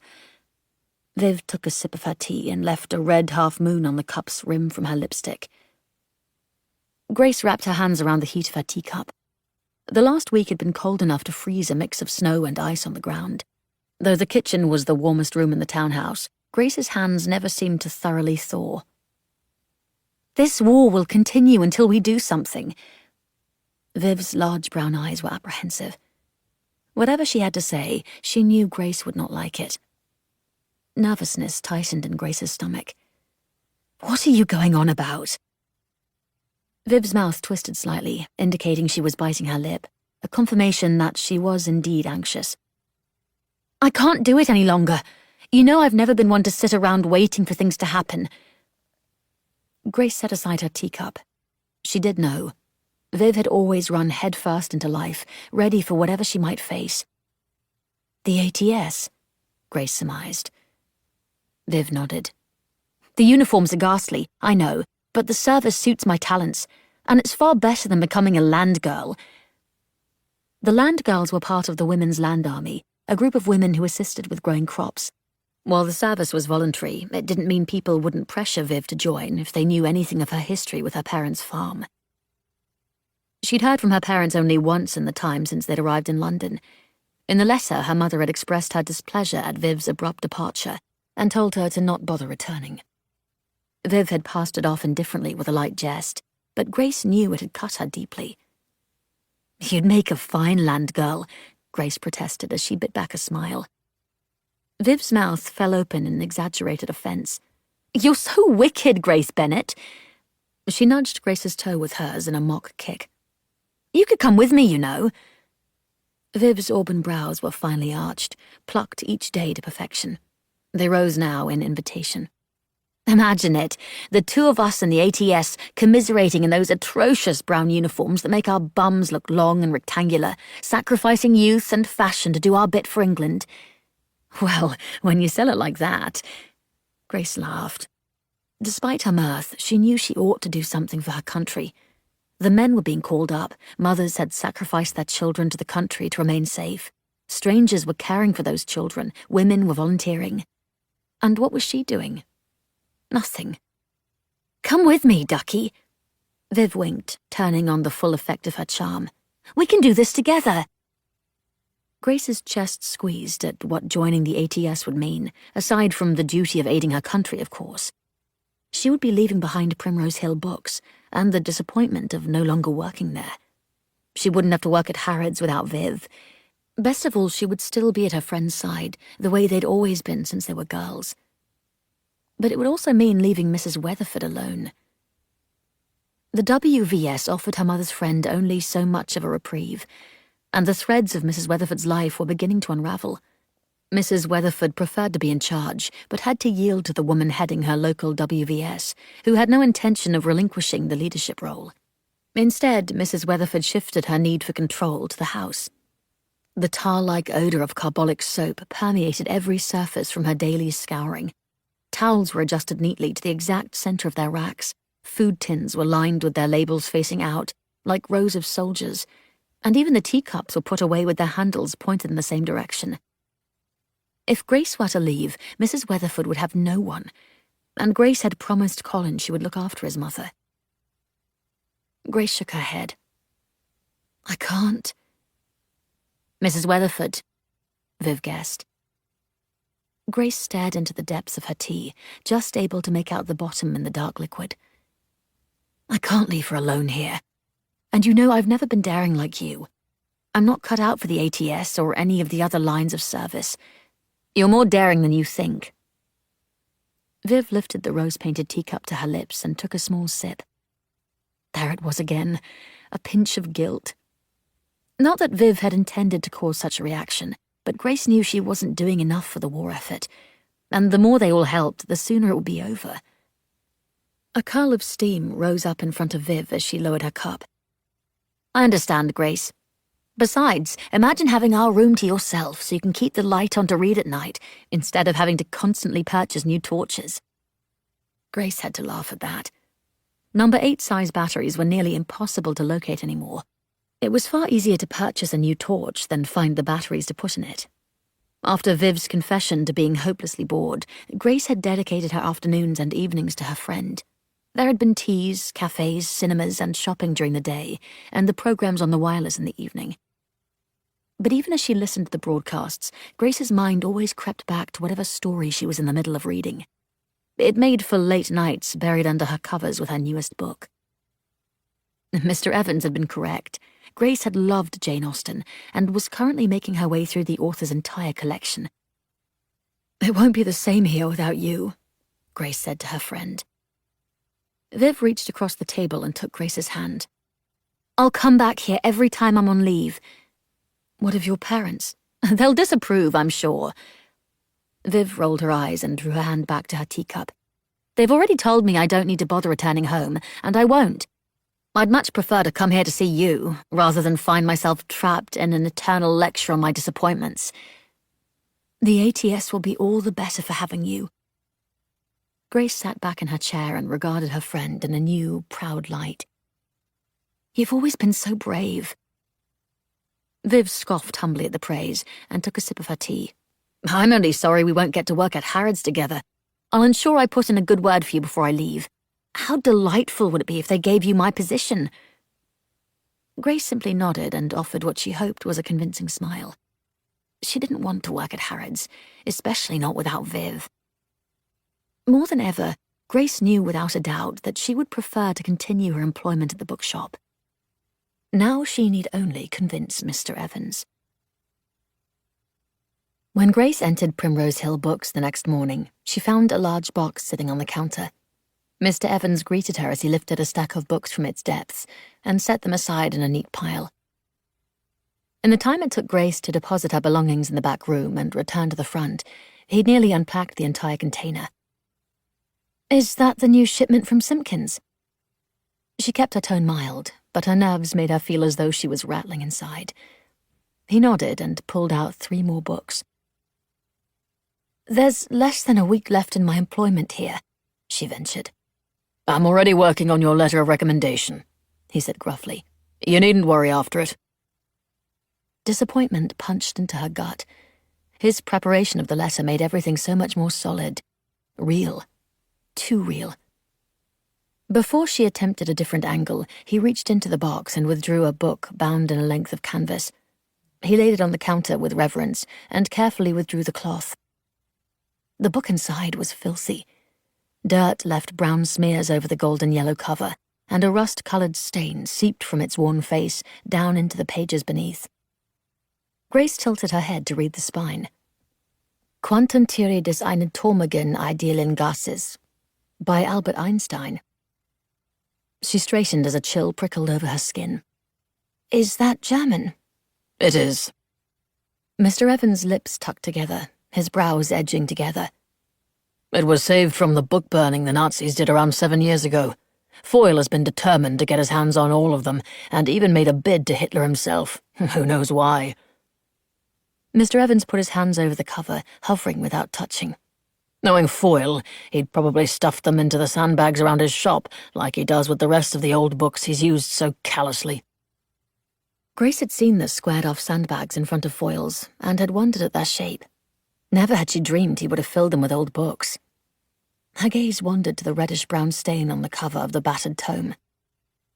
It was fascinating and yet disconcerting. "What is that?" She indicated the book. Mr. Evans drew in a long inhale and slowly let it out. "Blood." He lifted the book free of the cloth. "Old blood. Hitler didn't take kindly to the books he meant to burn being hidden." His unspoken suggestion dropped on her with horror. "Do you mean someone may have died to save it?" She followed him into the back room, where he moved around several boxes to reveal a safe embedded in the wall. She blinked in surprise, having never even known of its existence. "Most likely." He spun at the knob, ignoring the keyhole an inch below it, and the door swung open with a heavy, metallic groan. Inside were nearly a dozen more books with German titles along their spines. While not new, none were in the same poor condition as the one by Albert Einstein. "There are many voices Hitler would quiet, especially those who are Jewish." Mr. Evans slid the new book reverently beside the others. "It is the duty of the rest of the world to ensure they will never be silenced." He tapped a yellow spine with Al-Mansur in gilt at its top. "Where they burn books, they will ultimately burn people as well. Heinrich Heine isn't Jewish, but his ideals go against what Hitler believes." Mr. Evans pushed the safe door closed with an ominous bang. "This war is about far more than blackouts and food rationing, Miss Bennet." She swallowed. People were dying to save books, to prevent ideas and people from being snuffed out. Grace wasn't doing nearly enough. "I think I may join the ATS," she said abruptly. His large eyes blinked behind his spectacles. "I do not think that is a wise decision, Miss Bennet. Why not join the ARP as a warden instead?" Grace frowned at the idea of being like Mr. Stokes, noting every amount of light emanating from households and gleefully telling them to be put out. The bell at the front of the shop jangled, announcing a customer. Wordlessly, Grace left Mr. Evans with the safe as she went to the front of the store. It was no patron who awaited her, but Mrs. Nesbit. She wore a beige mackintosh belted at her narrow waist and a black hat set perfectly in the center of her hair, which was pulled back as severely as before. Her mouth was an angry slash of red in her hard-set features. "You are just the wretch I came to see," Mrs. Nesbit said, her words nipped out with arrogant precision. The aggression of her demeanor was like a slap and rendered Grace momentarily at a loss for words. I beg your pardon?" she stammered. "Don't play innocent with me, you minx." Mrs. Nesbit stormed into the shop, her hard black heels striking the floor like jackboots. "Look how organized this is, how clean, how perfectly laid out by section." She jabbed a finger at a sign marked History by way of demonstration. "And displayed." She slid a side glare at the children's table set artfully with a colourful array of books. She didn't bother to hide the accusation icing over her words. "How curious that your orders at Simpkin Marshall's are increasing as the rest of us struggle to sell our usual stock."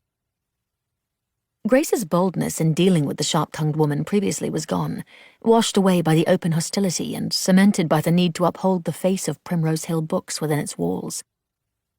Grace dug her nails into her patience and clung on. "With all due respect, Mrs. Nesbit," she replied levelly, "you are not the only shop to use displays in such a fashion, nor are you the only one to label the sections."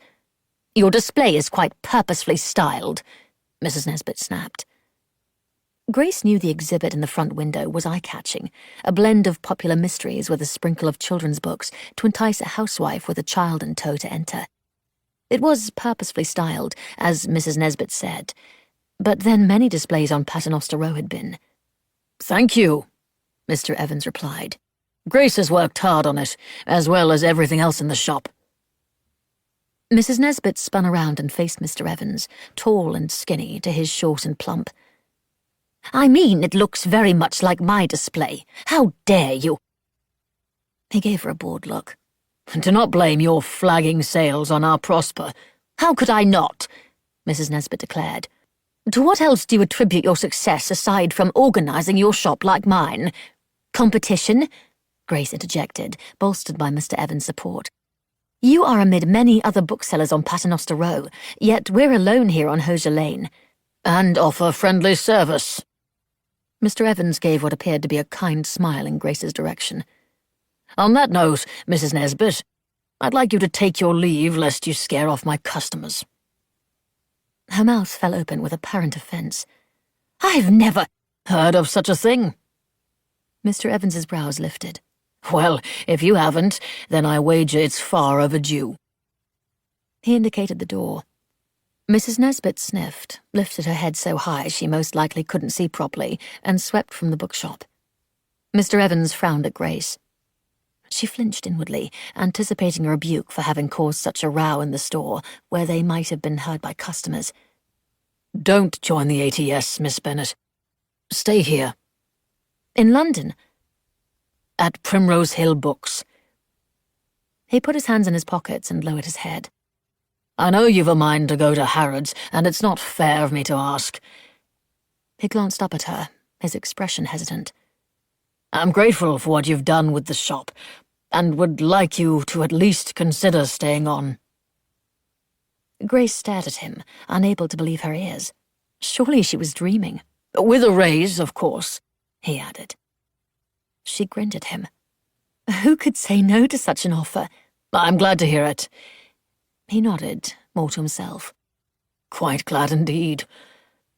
That afternoon at tea with Viv, Grace happily shared she wouldn't need the good word put in for her at Harrods after all. With Viv having gathered all the information required to begin her application for the ATS, the two had much to celebrate. As it turned out, women who volunteered for service were not sent away for training with the same haste as the men. Between the time it took Viv to finally fill out the application, complete her medical test, and wait for her paperwork informing her where she would report, January melted into late February, and the icy chill in the air softened the ground enough for a new season of planting to begin. It was a Wednesday morning when Mrs. Weatherford appeared in the sunny kitchen, wearing a baggy pair of brown trousers belted under her bosom, with the legs rolled several times to flop over her ankles. This was matched with an old moss-coloured pullover whose neckline had begun to unravel. The attire was sloppy and large, clearly belonging to Colin. It was far from Mrs. Weatherford's usually neat attire, comprised of floral, pastel prints. Both Grace and Viv paused in eating their morning meal of toast and greasy margarine, which they could never fully get used to, and gaped at Mrs. Weatherford. "Colin tore up my flowers for this garden of his, and I'm going to make certain it grows." She nodded toward the window where the earth outside was still blank and bare. "I intend to plant my own vegetables, since the ones he sowed froze over with this wretched winter." "Do you know how to plant?" Grace asked. "I know flowers." Mrs. Weatherford tugged the trousers up a little higher with a confident air.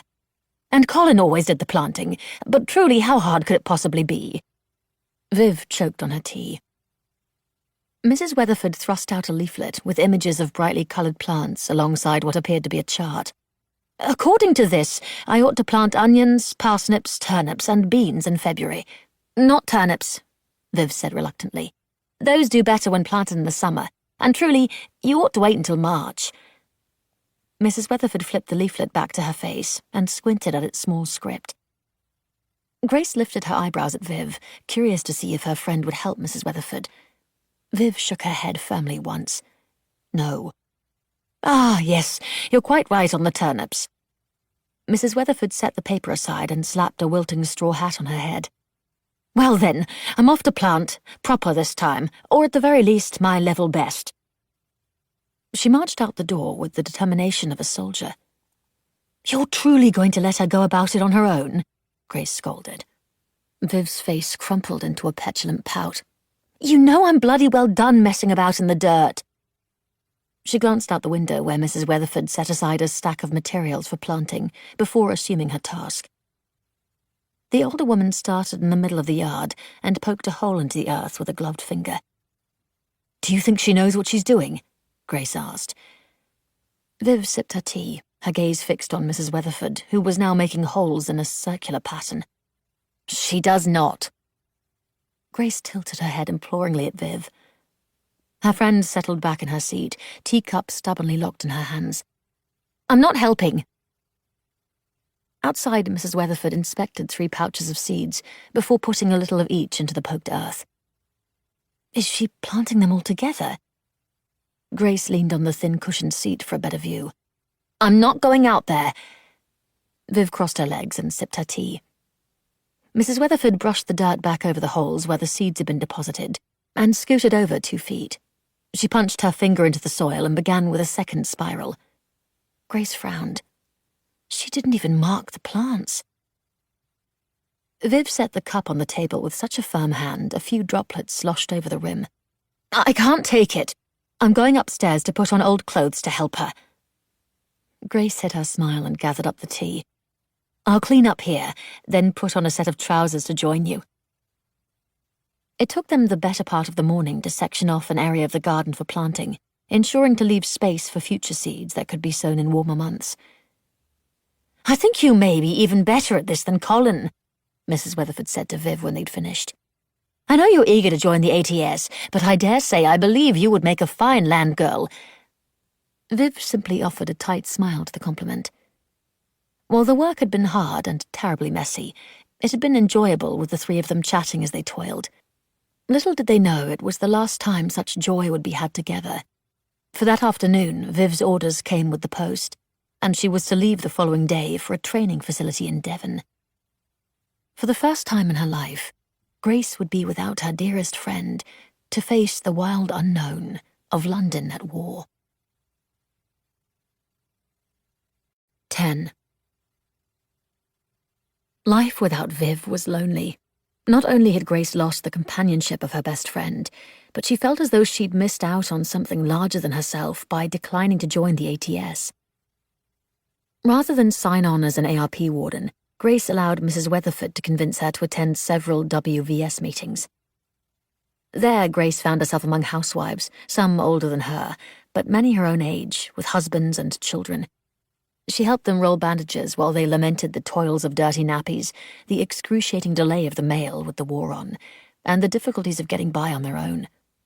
Through it all, they offered encouragement and swapped recipes to get through the ration any way they could. Especially after meat was added to the restrictions in March.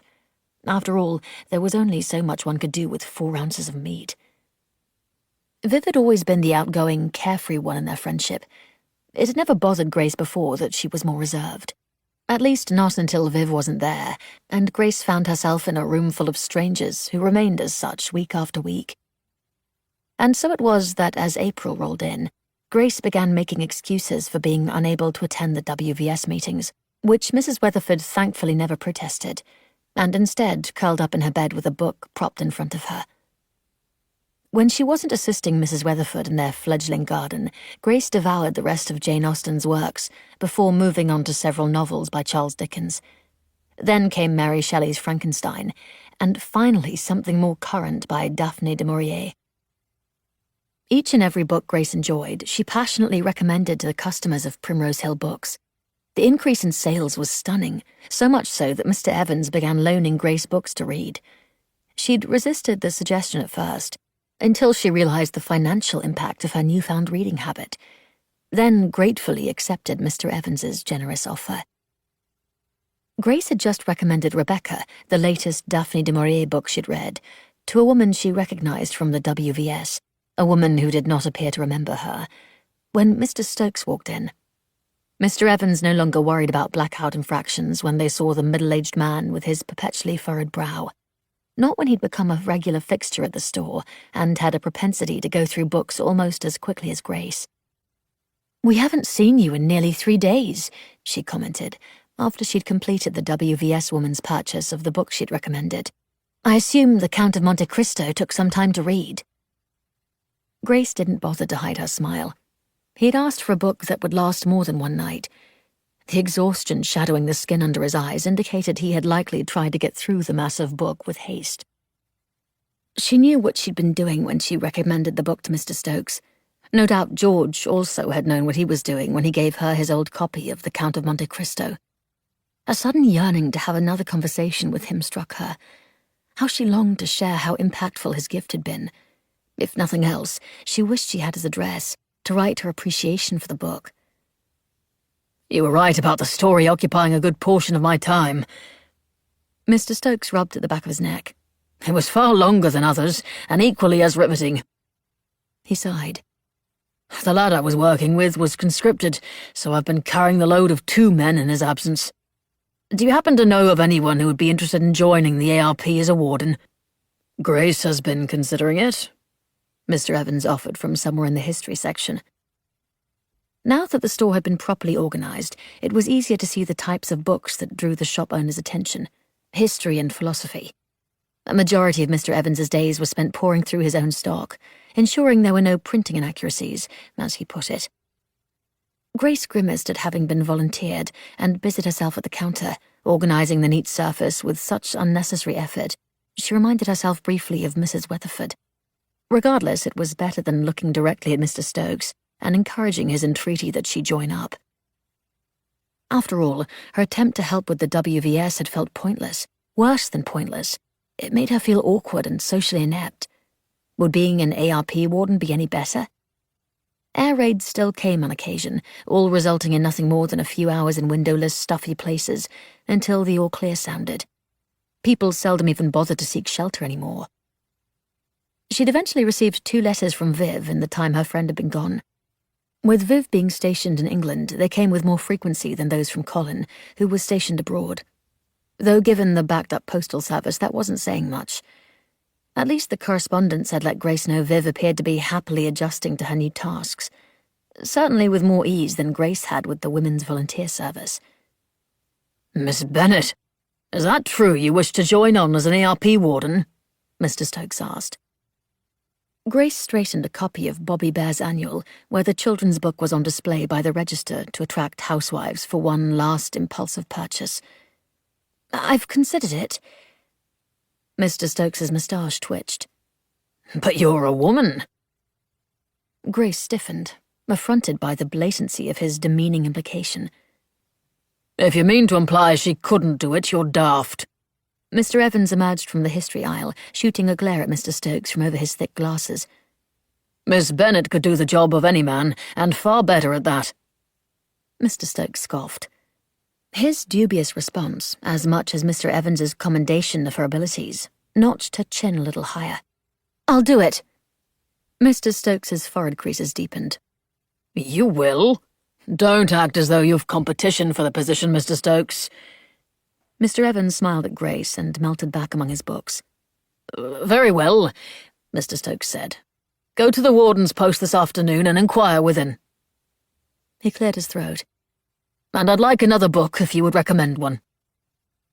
Later that day, after Grace's shift had ended, she did as Mr. Stokes said and inquired within the warden's post. Several days later, she was awarded a tin hat with a white W painted on it to denote her role as a warden, a whistle, a gas rattle to alert the public in the event of a gas attack, an orange-bound copy of the Air Raid Warden's training manual, as well as a CD mask. It was the latter that dismayed her the most, for the professional-grade gas mask was far larger than her current one, having large glass eyes and a filter that was made to accommodate a microphone. How would such a monstrosity ever fit neatly in her handbag? So it was that she ended up on her first shift 4 nights later, alongside Mr. Stokes, with her mask strung about her shoulder in its ungainly box, rather than with a smart handbag at her side. She wore a light coat against the chill April carried in, and the blasted string refused to remain set against her shoulder. If nothing else, the metal ARP badge she'd pinned to her lapel helped tether the string into place. By the time they stepped out of the immaculate office-like interior of the warden's post, the blackout was in full effect. The moon's face was nearly completely hidden, and any light it might have offered was rendered opaque with a veil of heavy clouds. It was far too dark to see anything. Grace's palms prickled with sweat, despite the night chill. Come on, then. Mr. Stokes's steps strode confidently ahead. Grace cautiously inched forward. Miss Bennet, we can't linger in front of the post all night. Impatience edged Mr. Stokes's tone. Regret lanced through her. She never ought to have signed on with the Air Raid Precautions Unit. How could she face every night in pitch darkness? She shuffled closer to the sound of Mr. Stokes's voice. His laughter rang out. You new wardens are all the same, blind as moles in the daylight. Find the white lines on the curbs, Miss Bennet. Your eyes will adjust and you can follow them with ease. The direction was given with more condescension than instruction, but still Grace did as he suggested. True to his words, her vision did adjust to identify the thickly painted lines. She and the veteran warden carefully made their way through the blackened streets of their allotted sector, once so familiar by day and completely unrecognizable in the dark. As they did so, he showed her where the shelters were located, as well as any areas that might cause public issue if bombed. As they passed people's homes, he rattled off their names. In the event of a bombing, they'd need to mark each resident down as they entered the shelters. Between names and locations, Mr. Stokes reiterated all the details that had already been presented to Grace in the Air Raid Warden's training manual, albeit the passages on the effects of gas were not as vivid, nor were the descriptions of injuries anywhere near as gratuitous with gore. If Mr. Stokes had been able to see her face, he would know his words had left her disgusted. But perhaps that was the point. She wouldn't put it past him to encourage her to quit. The tailors, he muttered with hostility under his breath. Do you see that? He asked, more loudly this time, clearly put out. Grace searched the darkness in front of them, trying to ignore how the heaviness of it seemed to press into her eyes. There in the distance, a glow of golden light framed the square of a distant window. Grace almost laughed. The light was barely visible. Surely that can't be seen by German planes. Mr. Stokes's footsteps resumed at a clipped pace. The RAF has already tested infractions such as this. and confirmed they can indeed be seen from the skies at night. The Germans invaded Norway and Denmark only yesterday. We could be next. Do you want your house bombed because the tailors didn't cover their windows properly?" The question jarred Grace. Of course not. "Missed the bus indeed," Mr. Stokes groused, referencing Chamberlain's recent claim. "If we lose this war, it's because our government is too bloody slow to act." Grace had had the broadcast as well, where Chamberlain claimed Hitler had missed the bus, in that he should have attacked earlier in the war when he was prepared and Britain was not. The boast was ill-timed when days later Hitler attacked Norway and Denmark. The latter fell in a matter of hours. All of England had soured on Chamberlain's response to the war. Mr. Stokes darted up the front stairs at a pace Grace doubted she could ever grow used to in such pitch blackness. "Mr. Taylor, put that light out. You know I told you there'd be a fine next time." Grace did her best to slink into the shadows. Certainly they felt great enough to swallow her up. She would be at the ready should they be attacked by Germany, but she refused to take such pleasure in fining the people of London for not tightly drawing their curtains. Over the next month, Grace donned her Tin Warden's hat 3 nights a week to grudgingly accompany Mr. Stokes as he terrorised the well-meaning citizens of London whose blackout efforts weren't up to snuff. In that time, Mrs. Weatherford had heard from Colin, who offered multiple assurances he was doing well and succeeding in his training. Grace had also received another letter from Viv. Her friend's exuberance poured from the page with such vivacity that Grace had the comforting sensation of her friend's voice in her head as she read. Whatever it was Viv had been assigned was noted in the letter and run through with the thick black band of a censor's blot. Regardless, everything was right and tight with Viv, and that brought Grace incredible relief. Through all the letters from Viv, Grace couldn't help but wonder about George Anderson.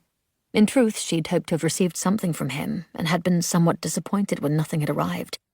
Still, she never ceased to peruse the letters received at Primrose Hill Books from the post, in the off chance that he might have written. She was going through the most recent post delivery one afternoon when Mr. Pritchard pushed into the shop with a newspaper clutched in his bony hands. Tabby wound anxious circles around his ankles as he shouted his news into the store.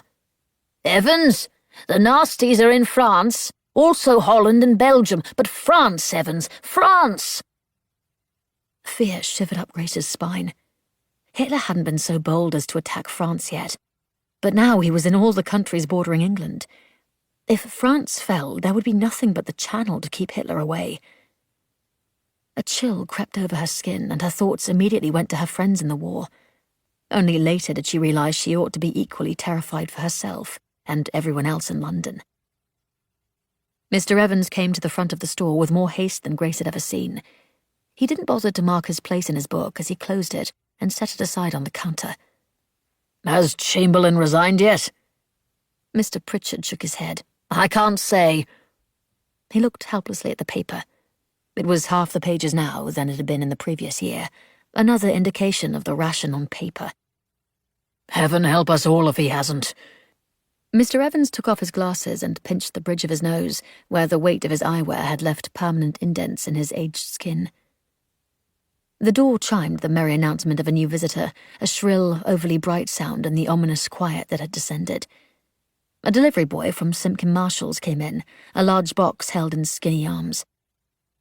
It was the recent order of Pigeon Pie, the political satire of the Boer War, by Nancy Mitford. Grace could have groaned. Such a book would be in terribly poor taste now. She'd wanted to order the book before its release several days prior, but Mr. Evans had vacillated on the idea, stating he was more of a classic bookseller than a trend follower. Finally, he'd relented, and now that risk was about to explode in Grace's face. The state of war escalated in the following days, and as expected, the book was a flop. Sales went down as people found themselves plastered to their sofas at home before their wireless sets, desperate for any news. And little of it was anything good. The only bright spot was when Chamberlain stepped down as Prime Minister, his perpetually defensive tactics tiring and now dangerous, and the First Lord of the Admiralty, Winston Churchill, assumed his place, much to the profound relief of all of Great Britain. War was on everyone's lips, weighing heavily on all their minds, consuming conversation and occupying every aspect of their lives. The details carried on the threads of such gossip were horrifying, the worst of which was the bombing of Rotterdam, Holland, which had been rumoured to have killed over 30,000 people. Mr. Stokes had informed Grace of that terrible figure with an edge of awed glee in his voice. Something was finally happening in the unending stretch of an actionless war, and it lit a fire inside him. His approach to people's misdemeanours became practically militant, and he constantly reminded Grace of her duties should they be bombed. The curious thing to all of it, however, was how delightful the weather had been. It was an odd thing to note, of course, but never had Grace seen such a beautiful May. The sun shone, the skies were clear and brilliantly blue, and the garden's sprouted shoots unfurled into healthy, broad leaves and flowers that promised vegetables soon. The sandbags bricking up public shelters and call-up adverts had long since faded into the background of her awareness. Now there was only birdsong and sunny days. It was surreal to imagine that nearby, Allied countries were under attack, with lives being lost daily to bombs and battle. But that lovely May was a mirage, a pretty, fragile shell waiting to shatter the reality of their world. Hitler's troops had torn through France and were poised on the opposite side of the Channel. Britain was next.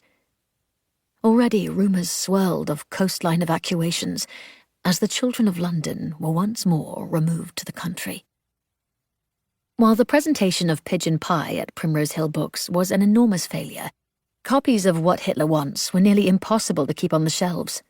But people desperate for information on Hitler's logic were not the only patrons who still managed to trickle through their belled door. Housewives came in periodically too, anxious over their husbands who fought in France, and melancholic at having to once more send their children away. They were women desperate for distraction, a way to occupy their minds so they could forget their heavy hearts. One particular woman, a young brunette around Grace's age, lingered in the shop for well over an hour. Initially she'd declined assistance, but when she remained in a corner by the classic fiction for a considerable amount of time, Grace was compelled to go to her once more. "Are you certain there's nothing I can offer assistance with?" Grace asked. The woman startled and sniffed hard, turning her head away. "I'm sorry, I shouldn't..." A sob burst from her, abrupt and unexpected. Mr. Evans, who had been in the next aisle over, scuttled quickly to the opposite side of the store, leaving Grace with the crying customer. Most of the housewives who came into Evans's seeking books were stony-faced, hiding their hurt behind a mask of decorum. None had shown their feelings so openly. It was a painful thing to behold and tugged at a deep place in Grace's chest. "Don't trouble yourself over it." She reached into her pocket and withdrew a handkerchief, which she offered to the woman. "These are hard times for us all." The brunette accepted the handkerchief with an apologetic smile, the flush of her face nearly as red as her lipstick. "Forgive me." She dabbed at her eyes. "My husband is in France and I..." She swallowed hard and pressed her lips together in an apparent effort to squelch a new wave of despair. "I sent my daughter away 2 days ago." Her large brown eyes met Grace's, her lashes spiky with tears. "Do you have children?" "No," Grace said softly. The woman looked miserably at the handkerchief, now stained with mascara, lipstick, and the dampness of her sorrow. "I didn't send her away with the first round. It was selfish, I know, but I couldn't bear to. But with what is happening with France, and Hitler being so close..." She put her hands to her chest, and her face crumpled. "I cannot stand the pain of missing her. I keep expecting to hear her little voice calling for me, or singing those silly songs she makes up. I did laundry today and made the mistake of smelling her pillow." Tears welled in her eyes. "She always has this scent about her, like powder and honey. It smelled just like that. Like her." She lowered her face to her hands, where she cradled the wadded handkerchief and wept. Grace's throat drew tight with the force of her own emotions. She was no mother, but she did know loss, how powerful and visceral it could be. Wordlessly, she embraced the woman. "I miss her so much," the woman sobbed. "I know." Grace held her gently as the woman gave in to her grief. "This will get better. You've done what is best to keep your daughter safe." The brunette nodded and straightened as she wiped at her streaked makeup. "I probably shouldn't have come out in such a state. Do forgive me." She sniffed and dabbed under her eyes where the skin had gone grey with her running mascara. "A friend recommended I get a book to lose myself in. I thought I could find one, but can scarce concentrate to even decide." Grace discreetly exhaled a relieved breath. This was her area of expertise. "Then let me help you." She led her to a shelf and withdrew Emma, whose humour made it a particular favourite of Grace's. "This will have you laughing one minute and sighing wistfully the next." The woman's hand closed around the volume. "It's a classic fiction?" "And also a romance." No sooner were the words out of Grace's mouth than George emerged in her thoughts. The housewife's thanks and further apologies were profuse as she purchased the book and quickly departed, clutching it to her like a treasured possession. Several days later, Grace noted a battered envelope addressed to her atop a pile of mail at the edge of the counter. Her pulse missed a beat. Surely it couldn't be George. She shouldn't dare to hope after all this time. Yet her hand trembled with it as she reached for the piece of mail and read the return address with Flight Lieutenant George Anderson written in neat script. She sucked in a hard gasp and opened the envelope, trying to keep from tearing it in her haste. George had written to her. After all this time, he truly had sent her a letter. Was he in France? Was he safe? When would he be home? She unfolded the correspondence and stopped. Gaps in the page showed where pieces had been cut out. What remained was a ravaged note with nearly half the text removed. The date at the top indicated the letter had been drafted back in February. The thing could scarcely be held. It had been so pruned of its contents. Grace lay the fragile paper upon the smooth countersurface to keep it intact, and read. George apologized for his delay in writing to her for a reason she couldn't read. He hoped she'd enjoyed the Count of Monte Cristo and bemoaned his lack of access to books where he was. He had a copy of something which he'd read time and again, though its name had been cut from the paper. He hoped to eventually be back in London sometime that year, and asked if she might still be free for a date. Her pulse kicked up its heels at the last bit. He hadn't even bothered to hide the invitation behind a suggestion of being available to help her with advertising the shop. A date. Grace had been on a few when she lived in Drayton, all of which had not ended well. Tom Fisher had been a terrible bore, Simon Jones had pushed too hard to kiss her, and Harry Hull was just trying to get to Viv. And not a one of them had made her heart skip like George Anderson. She floated through the rest of the day on thoughts of that shredded letter. The smile was still hovering on her lips when she entered the townhouse and found Mrs. Weatherford in the parlour amid bandages in various states of being rolled and packaged. "They're coming back home," she said excitedly from where she sat on the floor before a box of bundled bandages. Grace lifted a strip of linen and began to roll, the way she'd done with countless others at the WVS meetings. "Who is coming home?" "Our men!" Mrs. Weatherford beamed so brightly, even Mr. Stokes wouldn't have been able to dim her brilliance. "The BEF is returning home from France, and we at the WVS have been informed to prepare for their arrival. We're to offer aid where we can, and present refreshment and comfort." She huffed as though trying to catch her breath. "Grace, Colin will be coming home." If the British Expeditionary Force was returning from France already, that could mean only one of two things. Either France was victorious in ousting the Germans, or France had fallen and the British were fleeing. From the official reports Grace had heard, as well as the unofficial rumours, she was more inclined to believe the latter. She hid her distress at the news, for an uncomfortable gnawing in her gut told her the BEF's return was not a good sign. If their men were coming back to English soil, it was because they were retreating from the enemy, and that Hitler was winning. But what would that mean for Britain? 11. The confirmation of Grace's suspicion was as swift as it was bitter. But it didn't come from the BBC or any newspaper. It came from the saddest source of all, Mrs. Weatherford. The blackout curtains were closed before the elder woman finally arrived home the first night of her assistance with the WVS for the men returning from Dunkirk. Grace wished that she might have joined the ladies of the WVS, at least this once in their aid of the returning soldiers, but only those who were members were allowed to help the men.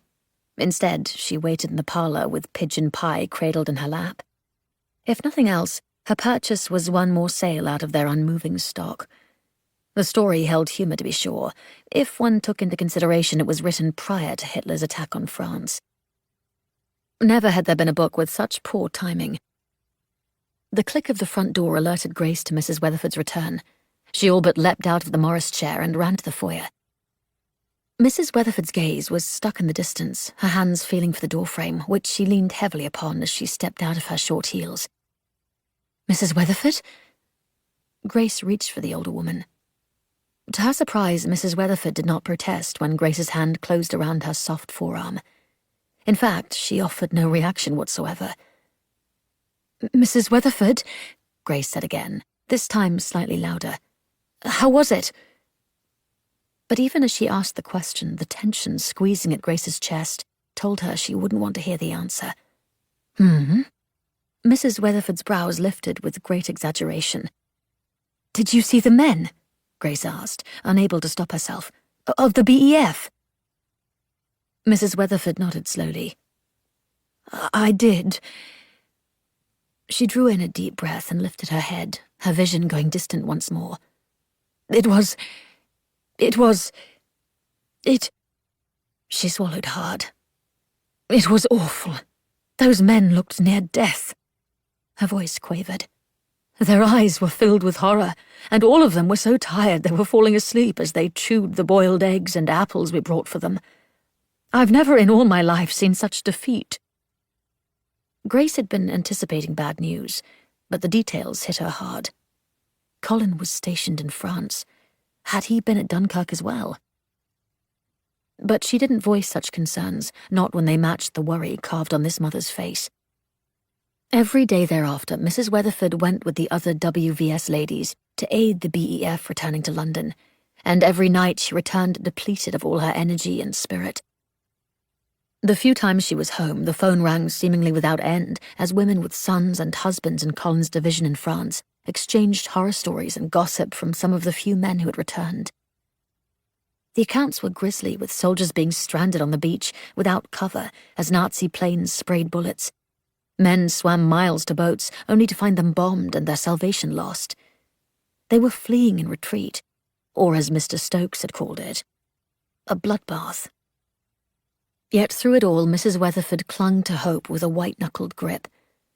Despite the other woman's forcedly happy demeanour, Grace could only guess what Mrs. Weatherford was going through when Grace herself couldn't stop imagining Colin amid such violent chaos. Gentle Colin, who wanted only to help animals, whose heart was as golden as they came. If it so happened that he had to kill someone to save himself, it would be him taking the bullet. And if a man needed help, Colin would never leave him behind.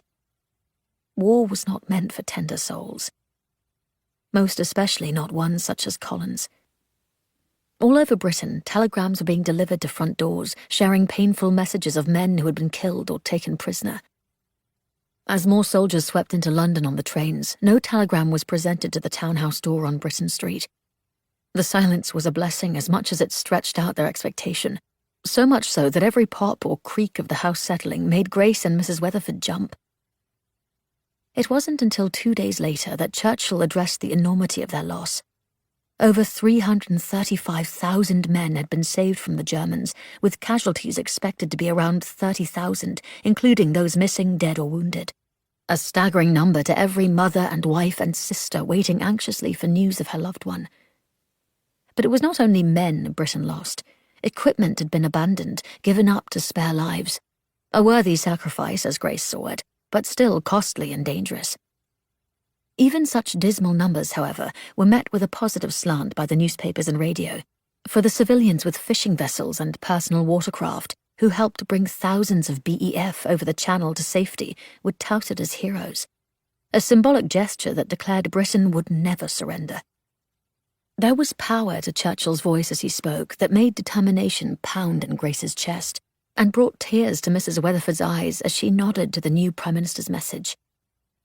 Yes, there had been a great defeat, but they would carry on. The spirit of his words charged through London like lightning, crackling with power. Days continued to tick by. It was on a rare quiet afternoon that Mrs. Weatherford appeared in the parlour where Grace was reading her latest book. Of Human Bondage, an incredible tale of a man who grew up at the mercy of life's worst cruelties.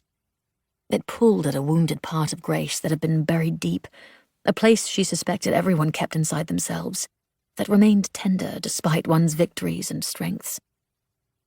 Grace looked up to find Mrs. Weatherford wearing Colin's old clothing, now dirt-stained from their many toils in the garden as they dug for victory.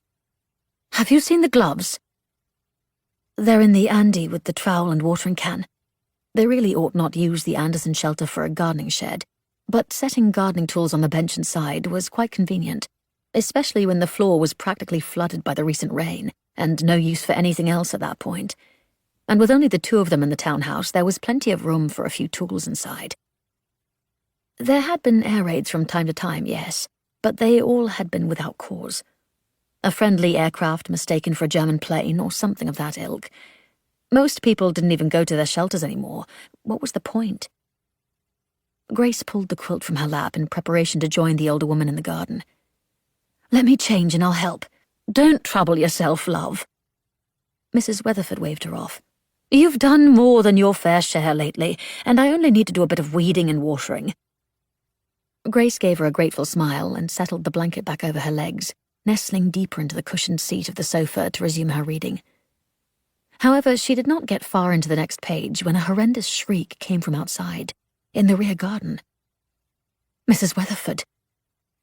Grace darted from the chair in a tangle of quilt, nearly tripping over the book she dropped in her haste, and bolted toward the kitchen's back door.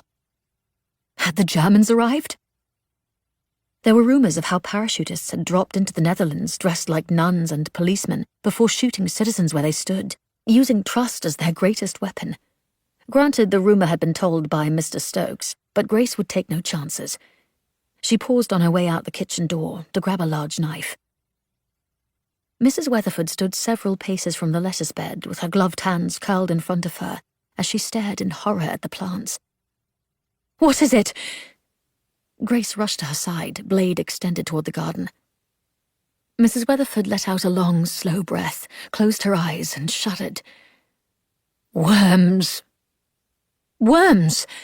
Grace asked, incredulous. She had been expecting Nazis in the garden, machine guns at the ready to do their worst to the people of London. "I went to see why the lettuce was wilting." A shiver racked through Mrs. Weatherford. "I'll go fetch the leaflet on pests," she said weakly, and turned back toward the Anderson shelter, where the public informationals to encourage Dig for Victory were neatly organized in a blue-painted tin. With great apprehension, Grace crept toward the nearest head of limp lettuce and lifted a leaf with the point of her knife. Thick brown things wriggled and coiled among the base of the plant like plump sausages, near bursting from their gluttony. An especially fat one dropped from the leaf above and landed with a plop on the flat of the blade. Grace gasped in horror and leapt backward, dropping the knife. Some hero she was. Mrs. Weatherford ducked out from the Andy with a leaflet in hand. "It's right here. They're called—" She squinted at the page. "Cutworms! Heavens, that sounds terrifying." Her gaze darted over the page. As she read, her mouth slid down her face in a disgusted grimace. "What is it?" Grace tried to peer at the leaflet. "How are we rid of them?" Mrs. Weatherford grimaced. "We're to cut them in half, squish them, or rip them apart." They both scowled in horror and turned toward the lettuce. The knife lay before the plant Grace had been inspecting, its blade glinting in the sun. "Maybe we ought to stick to beans," Grace suggested. "I've never been partial to lettuce myself," Mrs. Weatherford replied. "I'll go to the chemist to see if he can suggest something to kill those foul creatures, and we can be done with the lot of it." The chemist did indeed have something, a white, powdery substance he warned must be washed thoroughly from the leaves before consumption. Not that there was anything left of it after the cutworms finally succumbed to the poison. In the second week of June, Italy joined the war in support of Germany, and the unspent energy crackling over London found a source to exact its potency. Grace and Mr. Stokes were patrolling the darkened streets of London later that night, when an efficient clip of footsteps was heard across the street, followed by a scuffle and a cry. Adrenaline shot through her and drew her attention toward the scene. Her eyes searched the dark. She withdrew the hooded lamp from her pocket, a bell-shaped thing that cast a muted light on the ground. They didn't use it often, however, as Mr. Stokes insisted they maintain their night vision. The blackout sadly brought out the worst in people, presenting too many temptations for theft and assault by the sinister sort. Mr. Stokes put himself between Grace and the sound as they waited to see if they might be required to intervene with their limited authority and sharp whistles. During her time in the ARP, Grace had learned to read movement in the darkness by the subtle shadows cast by the moon. Though it was only a sliver that night, she could make out 2 police officers and a man with a suitcase beside a woman. It was no robbery at all, but an arrest. The man's words were spoken rapidly, not in English, but what sounded like Italian. "We don't wish to use violence," one of the officers declared in a dull tone. "Come along at once." The man turned from the woman toward the police, as if he intended to go with them. She reached for him, letting out a broken sob. "What's happened?" Grace asked. "It's none of our concern." Mr. Stokes indicated she ought to walk onward. She did not. "They are arresting him?" "Of course they are," Mr. Stokes replied with an impatient whine. "The men, at least for now. They're taking all the tallies out of England so they can't spy on us for Hitler." A crash came from down the street, followed by the tinkling of glass. Together they rushed toward the sound and found a group of more than 20 men climbing through the shattered window of an Italian cafe, shouting hostile slurs against the Italians for having sided with the Nazis. Grace was frozen in stunned shock. She had eaten at the cafe several times with Viv. The owner and his wife had always been kind, expressing their own fears for London and offering extra biscuits for their tea, even with the ration on. And now the establishment the immigrants had run for more than 20 years was being ransacked. A man exited the broken window with a chair in his hands. "A robbery!" She lifted her whistle to her lips. Mr. Stokes settled his hand over hers and pushed the metal from her mouth. "A retaliation." She jerked a sharp look at him, making out his glittering eyes in the semi-darkness. "I beg your pardon?" "Italy staked its loyalty," Mr. Stokes replied dryly. "And it was not with us." She stared at him, appalled. "These are British citizens." "They're Italians." He lifted his head higher as another man exited with a sack of what might have been flour. "Most likely spies." "These are store owners who worked hard to build a business for themselves in London, who love this city as much as we do." Grace's voice pitched higher with vehemence, even as her thoughts swirled at the madness of it all. "We must put a stop to this." She marched forward, but Mr. Stokes caught her arm again and gently pulled her back. "Miss Bennet, be sensible," he hissed. "There are more than a dozen men, and you are only one warden." She glared up at him with tears burning in her eyes. "Only one?" He slid his gaze from hers. Another crash sounded from the cafe, followed by a glow of light as a fire erupted within the building. "Cease this at once!" she shouted into the night. Her order was met with laughter and jeers. "Mind yourself, lest you be seen as a Nazi supporter." Mr. Stokes's voice was low and filled with enough caution to give her pause. She clenched her fists as tears leaked hot down her cheeks, in anger for her crippling helplessness. She shoved Mr. Stokes away from her. "How can you stand this?" "Put that light out," Mr. Stokes called to the men in a dispassionate, grating voice. "You don't want bombs dropping on us." He didn't look at her again as the fire was doused, and a startling blackness took the place of those brilliant flames, so fueled by hate. After her shift, she could not find sleep, not only in her worry over Colin, who had still not been heard from, but for her own impotence. She had joined the ARP to help, but that night she had not helped. By not being able to stop the men from looting the cafe, she had been part of the problem. She tried to read, but found that even books could not ease the burden on her soul. The following day she was off from the bookshop, and Mrs. Weatherford had remained home, as the BEF had ceased trickling in from Dunkirk. Her hope had begun to fade with the number of arrivals, especially considering how few had returned from Colin's division. Grace spent most of the morning in the garden, pulling weeds and inspecting the plants. Yellow blossoms had sprung on the tomato plants, while those of the squash had begun to swell with yellow-green orbs. She had hoped the activity with the plants and the fresh air might take her mind from things, but she found herself continuing to prod at her wounded thoughts, leaving them raw and angry. Upon completing her task, she tugged off her gloves and stepped out of her clogs, before going into the kitchen to wash the residual grit from her hands. She was just finishing when a knock at the door sounded over the gush of the tap. Her blood went cold. They were expecting no visitors. The post would be pushed through the mail slot at the door. There would be no reason for someone to be knocking unless... Grace flicked the water from her fingers and hastily dried her hands. Her pulse whooshed in her ears, but was not loud enough to quiet the sound of Mrs. Weatherford's tentative footsteps heading toward the front door. Grace pushed out of the kitchen as Mrs. Weatherford accepted something from the delivery boy in a rectangular orange envelope. A post office telegram. The breath pushed painfully from Grace's lungs. There were few reasons why Mrs. Weatherford would receive a telegram, and none were good. Mrs. Weatherford closed the door with an automatic movement, her gaze fixed on the orange envelope. Grace approached carefully, but the older woman didn't acknowledge her presence. They both waited a long moment, neither one of them speaking, neither one of them even breathing, locked in a suspended moment that might change the rest of their lives.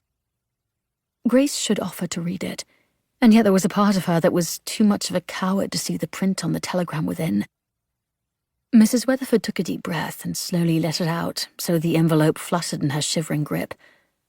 Guilt pinched at Grace, a whisper of an emotion by comparison to her fear, but enough to nudge her response. After all, to expect Mrs. Weatherford to face the task was cruel. Grace braced herself for what she was offering and whispered, "Do you want me to open it?" Mrs. Weatherford shook her head. "I should..." Her voice caught. "We have to know." Her hands quivered with such force it was a wonder she could slide a nail under the flap and draw open the envelope. Before she even realized what she was doing, Grace held on to Mrs. Weatherford's arm, clinging as the message inched out to reveal the words, "Deeply regret to inform you." Mrs. Weatherford sucked in a sharp inhale and slowly unveiled the remainder of the telegram.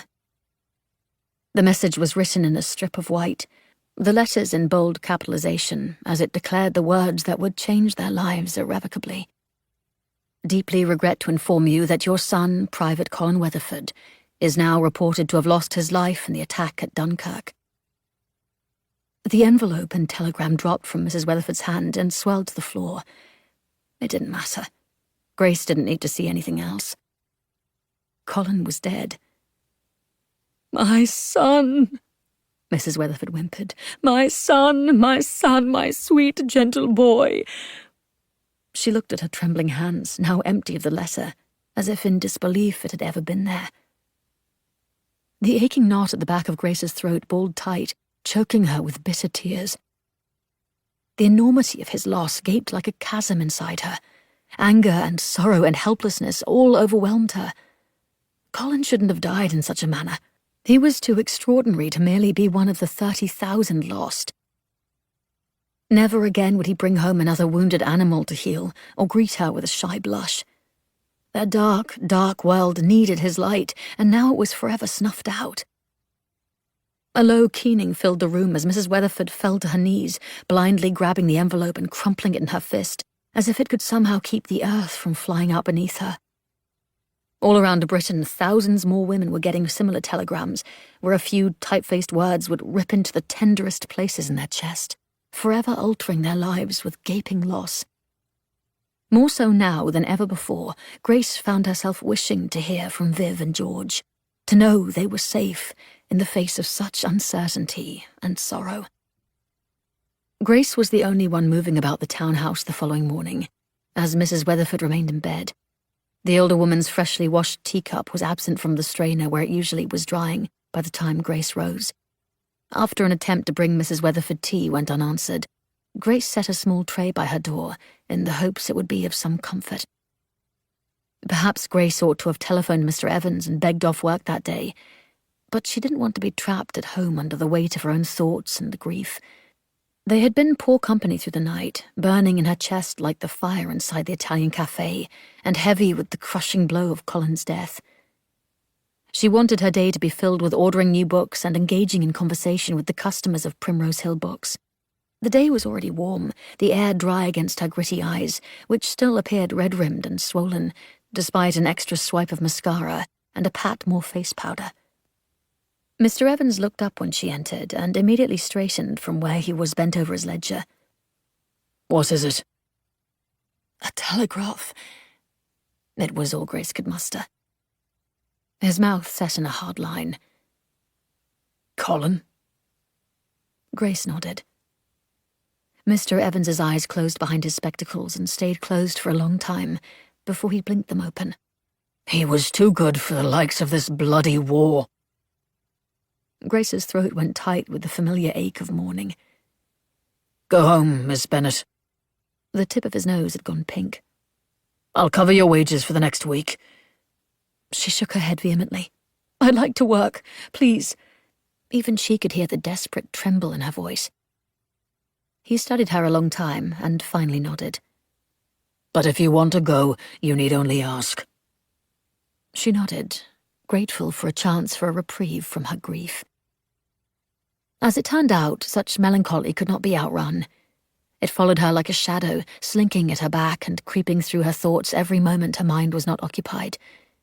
It reminded her of Colin cradling a wounded creature in his big, tender hands, and how the shattering of the Italian cafe's window had crashed through the damp night air. It had reminded her again and again how she could stop none of it, that she was utterly and helplessly ineffectual. She was in the small back room for a spell, giving in to a cry, when Mr. Evans came in. He stopped abruptly and stared at her, his eyes wide with uncertainty.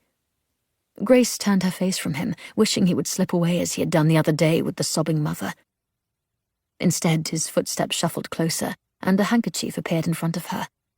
She accepted it, having already soaked through her own, and wiped at her eyes. I'm sorry. Don't apologize for feeling. He leaned against a stack of books nearest her.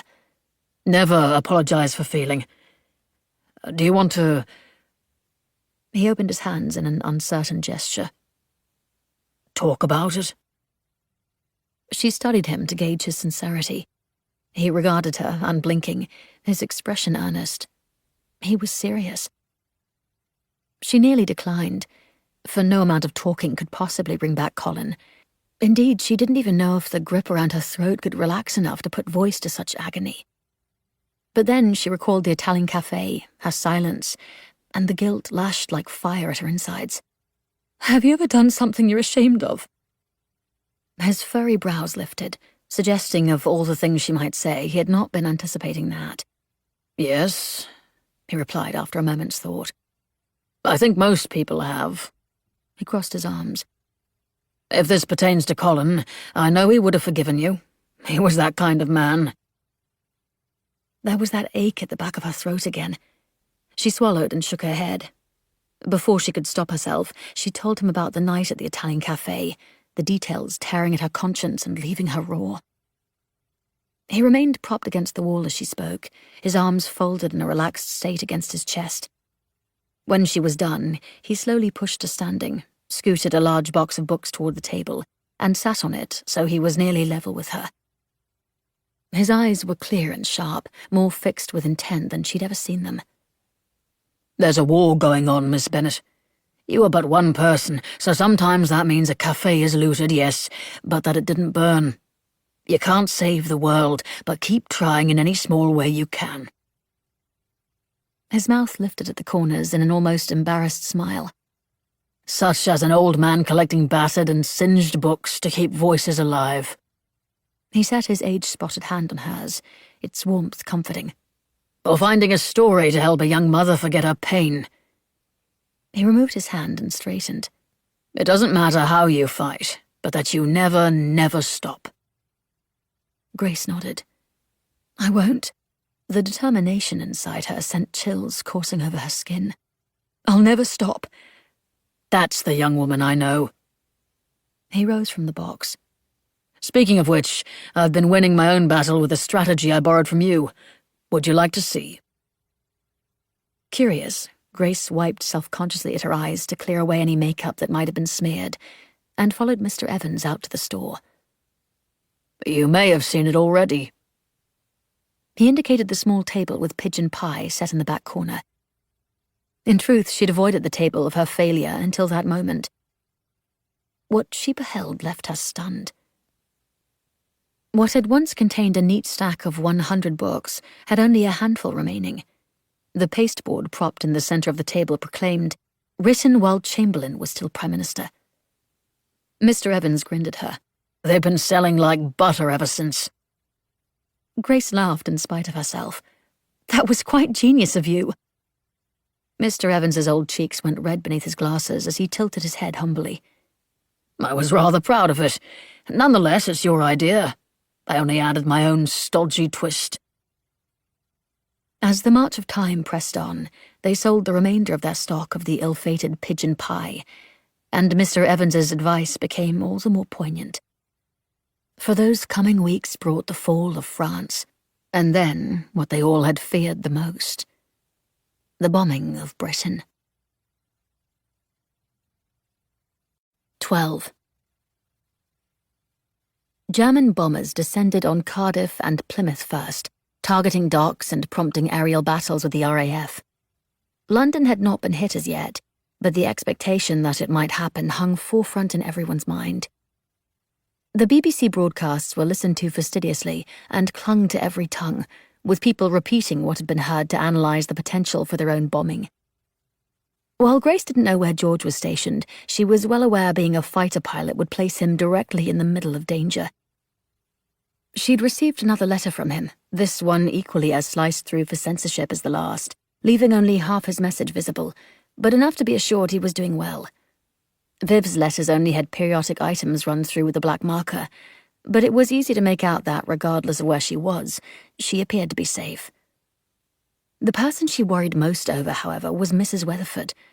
For the entire time Grace had known the older woman, she had been one to push the world into action with her immeasurable energy.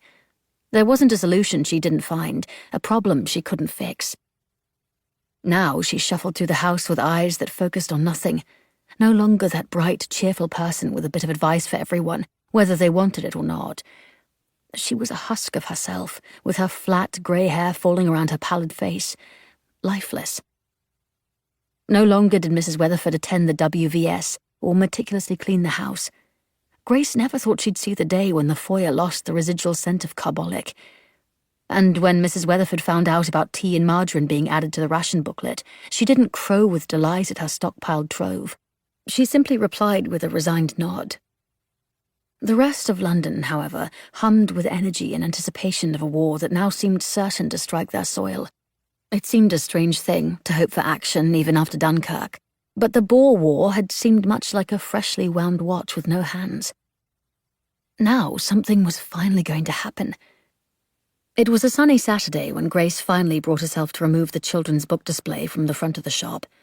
With so many little ones relocated once more to the country, the prime window location would be best spent on more enticing reads for the adults who had remained behind. After she left the shop that afternoon, however, she didn't immediately return home. Instead, she basked in the brilliant sun beaming down on her and enjoyed a seat outside at a cafe for tea and a confection. Restaurants followed different rations than the citizens of Britain and were allowed slightly more, meaning the tea was richer and sweeter, as was the pastry, nearly masking the margarine. Nearly.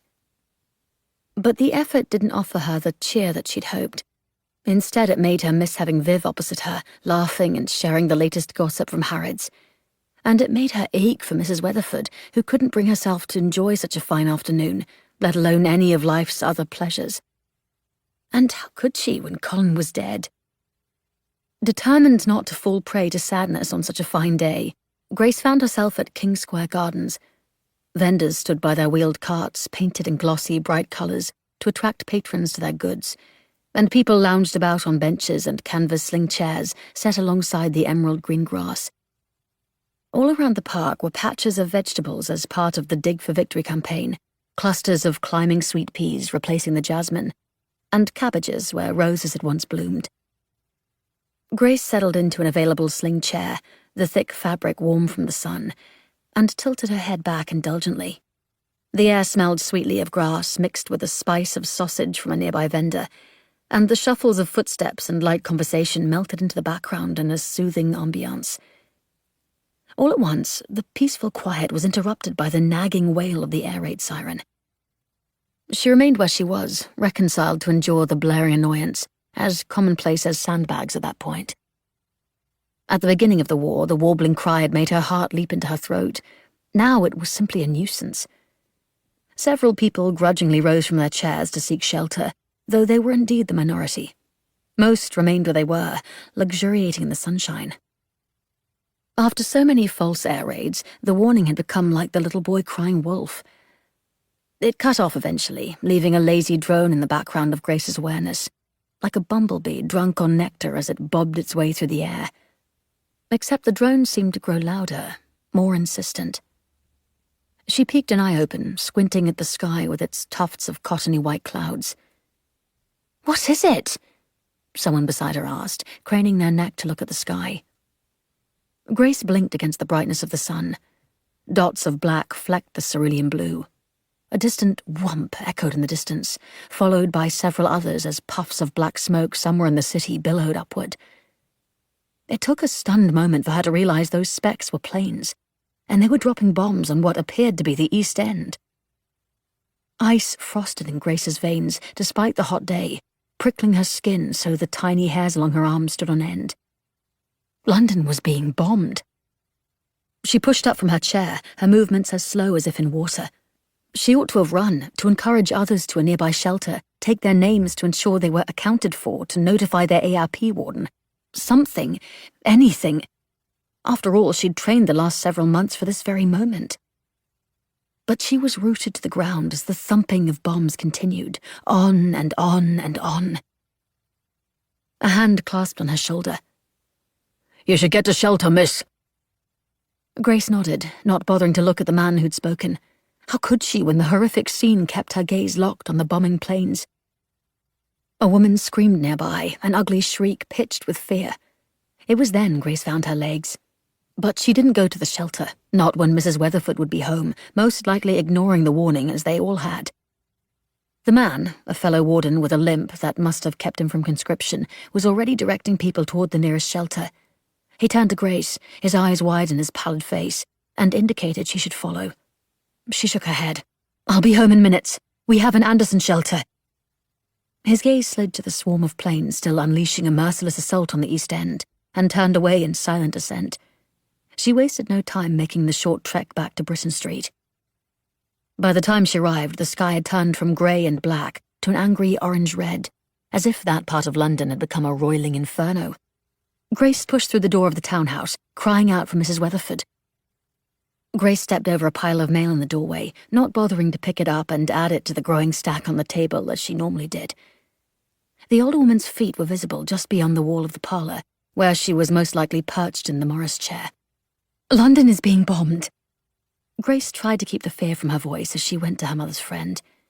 "We must go to the shelter at once." But Mrs. Weatherford wouldn't go, preferring to stay where she sat, her stare distant with despondency. After several failed attempts to nudge her to safety, Grace left her in the parlour and stood on the front steps of the townhouse, watching the German planes. If they drew closer, she would make sure Mrs. Weatherford took shelter, even if she had to drag the older woman. But the planes didn't come closer. Eventually, the residents of Britain Street joined her on their front steps, all watching in silence as the German planes continued their relentless assault through the burning sky. Through it all, Grace could not stop thinking of the people. Had the residents there avoided the shelters as so many in the rest of London had? Would shelters even protect them in the face of such an onslaught? How many would die? She shuddered to even consider the casualties. At long last, the rumble of falling bombs ceased, and the all-clear sounded. Grace turned to go into the townhouse once more, and found Mrs. Nesbit standing rigidly on the stairs next door. She lifted a brow at Grace. "Well, that's that, I suppose." Grace said nothing and went into the townhouse to find Mrs. Weatherford in the Morris chair, exactly where she had left her. That night, Grace wasn't scheduled to perform her ARP work, doing so only 3 times a week. But before she could even prepare for bed, the wail of the air raid siren came again. A spike of adrenaline shot through Grace, and this time she didn't take no for an answer from Mrs. Weatherford. After opening the windows, cutting the mains, and filling the tub, Grace forced Mrs. Weatherford down to the Andy. They stumbled in the near darkness, upsetting pots and gardening supplies on their way into the shelter. The shelter smelled of wet metal, earth, and disuse, more a shed than a place to remain for any length of time.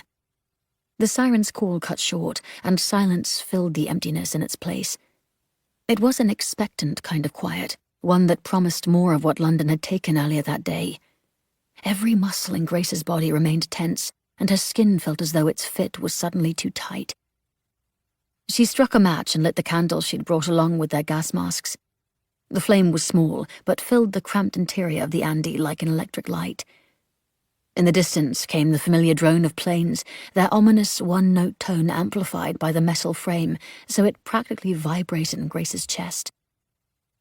Again came the thumps that meant more bombs. It was all Grace could do to keep from flinching with each distant whump.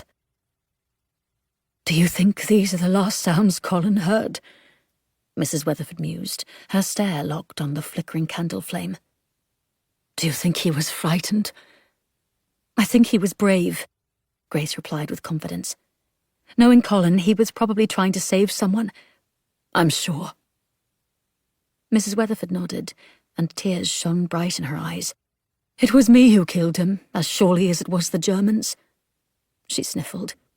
"I let him grow up to be too kind, too sweet. I never should have allowed him to be so sensitive." Grace sat up from where she leaned against the rippled metal wall. "You would have been forcing him to be someone he wasn't." "Yes," Mrs. Weatherford snapped, "but he would be alive. Not as the man we loved so dearly." "I know." Mrs. Weatherford put her face into her hands and began to softly weep. "I know." "You did right by him, Mrs. Weatherford."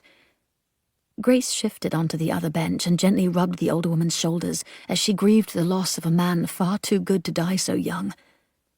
"You let him be who he wanted to be, and you supported and loved him. He would not have had it any other way."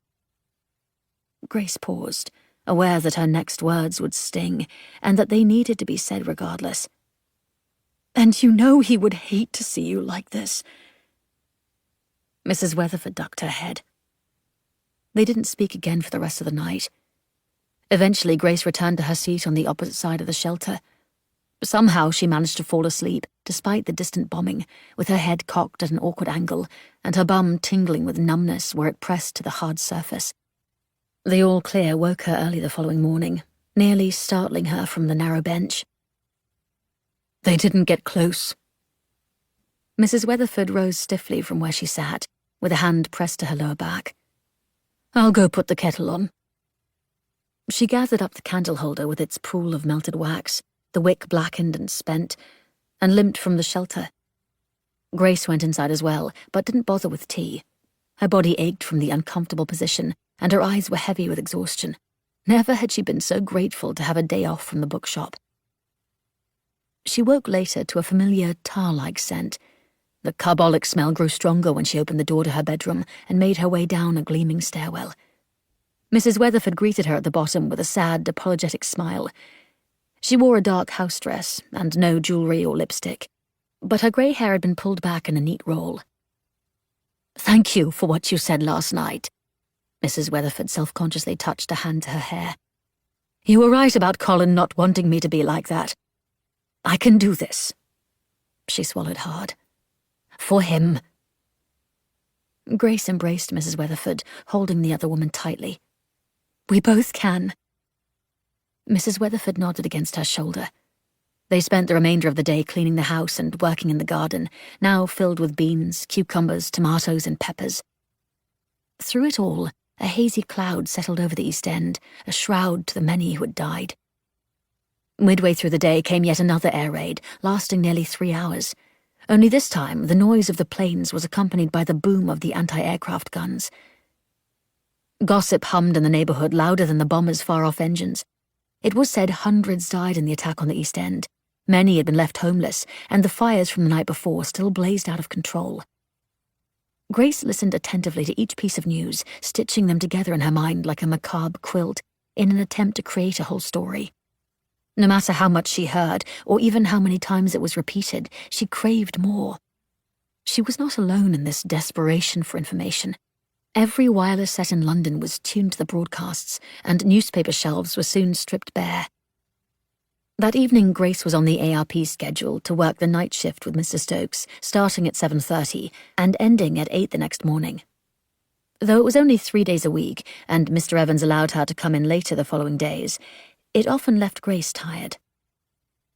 That night, however, she was beyond exhausted, her mind as gritty as her eyelids. Regardless, she would ensure she was sharp for her post. Of all nights to watch for visible lights, this would be one of the most important after what had happened to the East End. "It's still burning," Mr. Stokes said under his breath, squinting in the distance where a subtle red glow flickered. "I've a mate who works for the AFS near there. He said the scene was like something out of hell." Grace did not envy the auxiliary fire service, who had the extraordinary task of putting out such a blaze. She followed his stare. "I can't imagine how awful it must be." "Terrible," Mr. Stokes answered. "Harry said hundreds of people died, some blasted so hard by the bombs their clothes were ripped clean off." Grace stopped walking, unable to even fathom something so awful. "Pieces of bodies were all over the street." Mr. Stokes spread his hand through the air. "They had to keep stopping to clear away bloody bits from the road so they could drive on." Mr. Stokes had always been one to amplify the gory details. Only in this particular case, she didn't think he was exaggerating. And while she'd never offered much complaint before, his gratuitous attention to the gruesomeness raked over her nerves. Not noticing her silence, he continued. "My shelter was bombed too, on Columbia Road. A bomb fell straight down the ventilation shaft and—" He spread his hands slowly apart and imitated the rumble of an explosion. "Whole families killed off all at once." "Mr. Stokes," she said sharply, "how can a veteran such as yourself speak so cavalierly about the dead after the things you've no doubt seen?" He frowned and shook his head. "I'm no veteran. They wouldn't take me in the Great War." He shrugged his narrow shoulders, his moustache twitching. "Said I had a weak heart." A weak heart. If they'd bothered to look deeper, Grace was certain they'd discover he had none at all. A sharp wail cut through the air suddenly, the cry announcing yet another slew of bombers. Her blood ran cold with pure terror. In the bombing the previous night, she'd been safely tucked inside the Andy, but wardens didn't lock themselves inside when there were people to protect. No, they patrolled their designated sector, on the lookout for bombs and damage that might have been done, so they could administer first aid to those who were injured, and help locate the ones who didn't survive. She would be exposed there in the street, not even covered by the thin sheet of the Anderson shelter's crimped aluminum. Vulnerable. "Come now, don't tell me you're frightened." Mr. Stokes clapped a hand on Grace's shoulder. She shot him a hard look, but it did little to chasten him. Instead, he laughed and shook his head. "This is why women shouldn't be allowed to volunteer for a job clearly meant for men." She stiffened at the offence, a sharp retort on her tongue. But he'd already wandered off toward the stream of residents exiting their homes. He waved his arm as though directing traffic, shepherding the frightened masses from the borough of Islington toward their designated shelter. She gritted her teeth and recalled her training. She knew what to say, what to do. She need not allow the Nazis to get the best of her. The siren cut short and voices filled the air, asking any number of questions all at once. Where were they to go? How long would the raid last? Would it be quite as long as the previous night? Would they be bombed? All questions neither Grace nor Mr. Stokes could answer. But there was something about their worried faces and the way their voices trembled with panic. It reminded her of why she was there, to help the masses in their time of need, to be the example of calm when they were frightened. Soon her even-toned instructions joined those of Mr. Stokes, leading with well-trained guidance and offering support.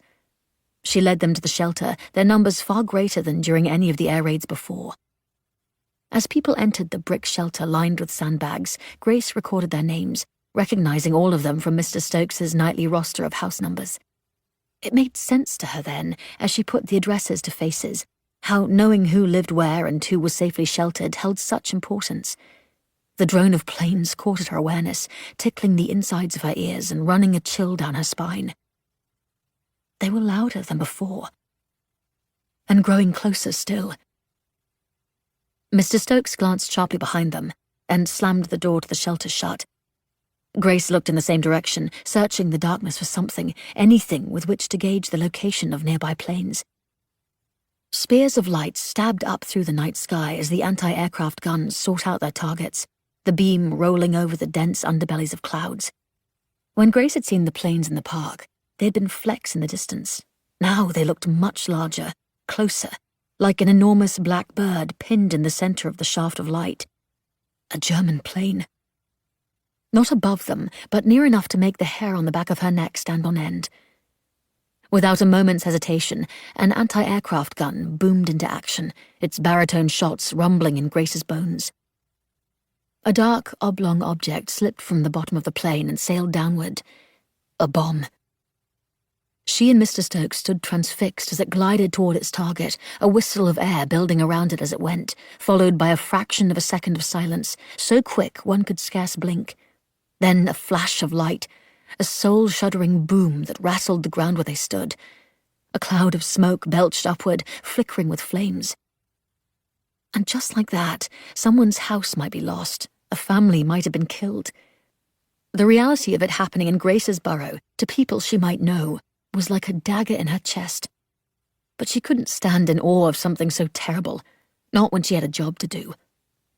It was difficult to tell from where they stood if the bomb hit within their sector. Adrenaline fired through her body. She charged through the empty street, lit by the nearby glow of a fire, as well as the rekindled flames of the East End, which had clearly been struck again. As she twisted her way through the blocks they were charged with monitoring, the sounds of war grew louder. Only this time, the rattle of the flying planes was muted by the whistling of falling bombs and the shuddering booms of their impact. All this combined with the constantly firing anti-aircraft guns, as well as the RAF overhead in aerial battle with Germany. When a lull presented itself, the ringing bells of an AFS vehicle could be heard on its way to one of the many fires raging throughout London. Grace's breath rasped in her lungs as she ran, her legs moving with such force, they felt as though they might separate from her body and go on without her. Her feet crunched over the street where millions of shards of glass littered the road, sparkling like rubies in the glowing red light of London's inferno. Every window of the houses on the left side of the street had been blown out, their shredded curtains hanging out like ragged black hair, and their doors all knocked from their hinges. The scrim tape, so carefully applied in each of those homes, had clearly done nothing. "Miss Bennet, slow down," Mr. Stokes puffed at her side. "Do remember my heart." But Grace did not slow. People who might be dying wouldn't give a fig about his heart, she thought. She rounded the corner and skidded to a halt. There, in front of her, was a massive gap in the neat row of townhouses, backlit by the flames. In its place was a smouldering pile of rubble where someone's house had been. Their sector had been bombed. And now Grace's job as an ARP warden truly began. 13. Grace drew to a stop before the bombed-out house on Clerkenwell Road, the muscles in her legs jumping from her exertion. The address was no longer visible in the rubble that had once been a home, but she could make out the two on either side well enough to identify the missing house number. For that number was tied to names in her mind, repeated by Mr. Stokes 3 times a week at several intervals on every watch. Mr. and Mrs. Hughes, an elderly couple, had lived in that house since they wed nearly 50 years prior. Mr. Stokes often mentioned Mrs. Hughes's fondness for chocolate and how she'd always carried one just for him when he'd been a boy. Mr. Stokes's footsteps slowed as he appeared beside Grace. "Mrs. Hughes," he whispered, his expression stark as he observed the ruins. "They were in the shelter." Grace recalled the names from the list she'd assembled as people entered the door. "Mr. Stokes, they're safe." "Good." He nodded. "Good. That's good." They set to work, dousing the small flames that flickered in the rubble with their stirrup pumps, and continued their watch on the rest of the sector. More bombs fell as the night went on, though no more were in their area of patrol. The better part of their night was spent sweeping up the fallen glass on the surrounding streets, where all the windows had been blown out, and at one point chasing away looters from the Hughes' property. Mr. Stokes waited for Mr. and Mrs. Hughes when the all-clear sounded, thinking it best that he be the one to share the dismal news. Their pain was difficult to witness. After all, a woman's pride was her home, and Mrs. Hughes had put a lifetime of work into the grand little townhouse where purple cabbages grew in flower boxes that once held geraniums. But in the end, it wasn't only Grace and Mr. Stokes who stayed on after the all clear to help them sort through the dusty rubble for anything salvageable. The inhabitants of the entire row of townhouses helped, as well as neighbours from other streets. They ignored their own broken windows and blown-out doors to offer aid to those whose suffering was far greater than their own. A community brought together by loss. Their close friends took the meagre pile of possessions to hold for them, while Grace directed the stunned couple to the local rest centre to be sheltered until a new home could be found. After Grace's shift ended, she made her way back to Britain Street in such a fatigued state that her feet could scarcely function and clumsily stumbled over one another. She fell into bed with her dirty clothes on and slept where she landed until she could rouse herself for her shift at the bookshop. A bath worked miracles for her, and by the time she entered Primrose Hill Books, she didn't feel nearly as exhausted as when she'd come home. Mr. Evans, however, frowned at her as she entered the store. Have you had enough sleep? He set his pencil in his ledger so it lay neatly along the seam. Have any of us? She offered a smile. He folded his arms over his brown pullover, which had become baggy as the ration whistled away at his once rather stout frame. I heard the Hughes' house was bombed on Clerkenwell Street. Were you there? Only afterward. There was something in the seriousness of his tone as he asked that made her feel like a child about to be reprimanded. You could have been there when it happened. The white tufts of his brows inched together. What would you have done if you'd been near the bomb when it fell? Grace hesitated. She hadn't thought of it, truly. After all, it was the East End that the Germans seemed to target, and the odds of her being hit by a bomb seemed far too slim to genuinely consider. I don't like it, Miss Bennet. Colour blossomed in his face.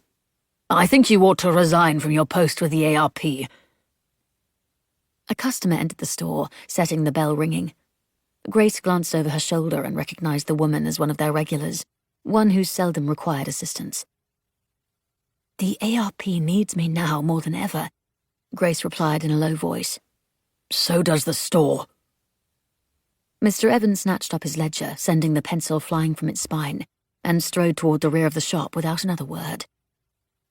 Hopelessness welled in Grace, exacerbated by the tired fog clouding her mind. Mr. Evans was evidently worried she would be sacrificing her focus on the store for her efforts with the ARP. She was determined to prove him wrong. By the time the shop was set to close that night, she'd designed several new slogans, with a couple already neatly printed on pasteboard. Liven up your shelter with a new book, and let a book keep you company during the air raids. They weren't ideal, but they were a start. Regardless, Mr. Evans had scarcely said more than 2 words to her, and merely offered a grunt at the new adverts. She had little time to worry over his demeanour, however, for when she went home she fell into a deep slumber, one that was rudely interrupted around 8 that evening by the wail of yet another air raid. She dragged herself to the shelter along with Mrs. Weatherford, where the sleep she so desperately needed eluded her. The attack continued through the night, the same as the prior evening when she'd been outside helping the people in her sector. Only this time she was locked in the darkened cocoon of the Anderson shelter, unable to see what was happening. But she could hear it. The blasts of the AK-AK guns rattled the steel frame, and bombs detonated so close the whole structure shuddered as though it was going to cave in. Once it even seemed to lift off the ground before crashing back into place. The whistles were sharp and loud just before going silent, followed by a boom so ferocious that the ground trembled. The all clear didn't come again until the following morning, and the women resolved to layer the hard benches with bedding to at least make them more comfortable for sleep. Already they'd cleared away the gardening tools to restore it to a proper shelter.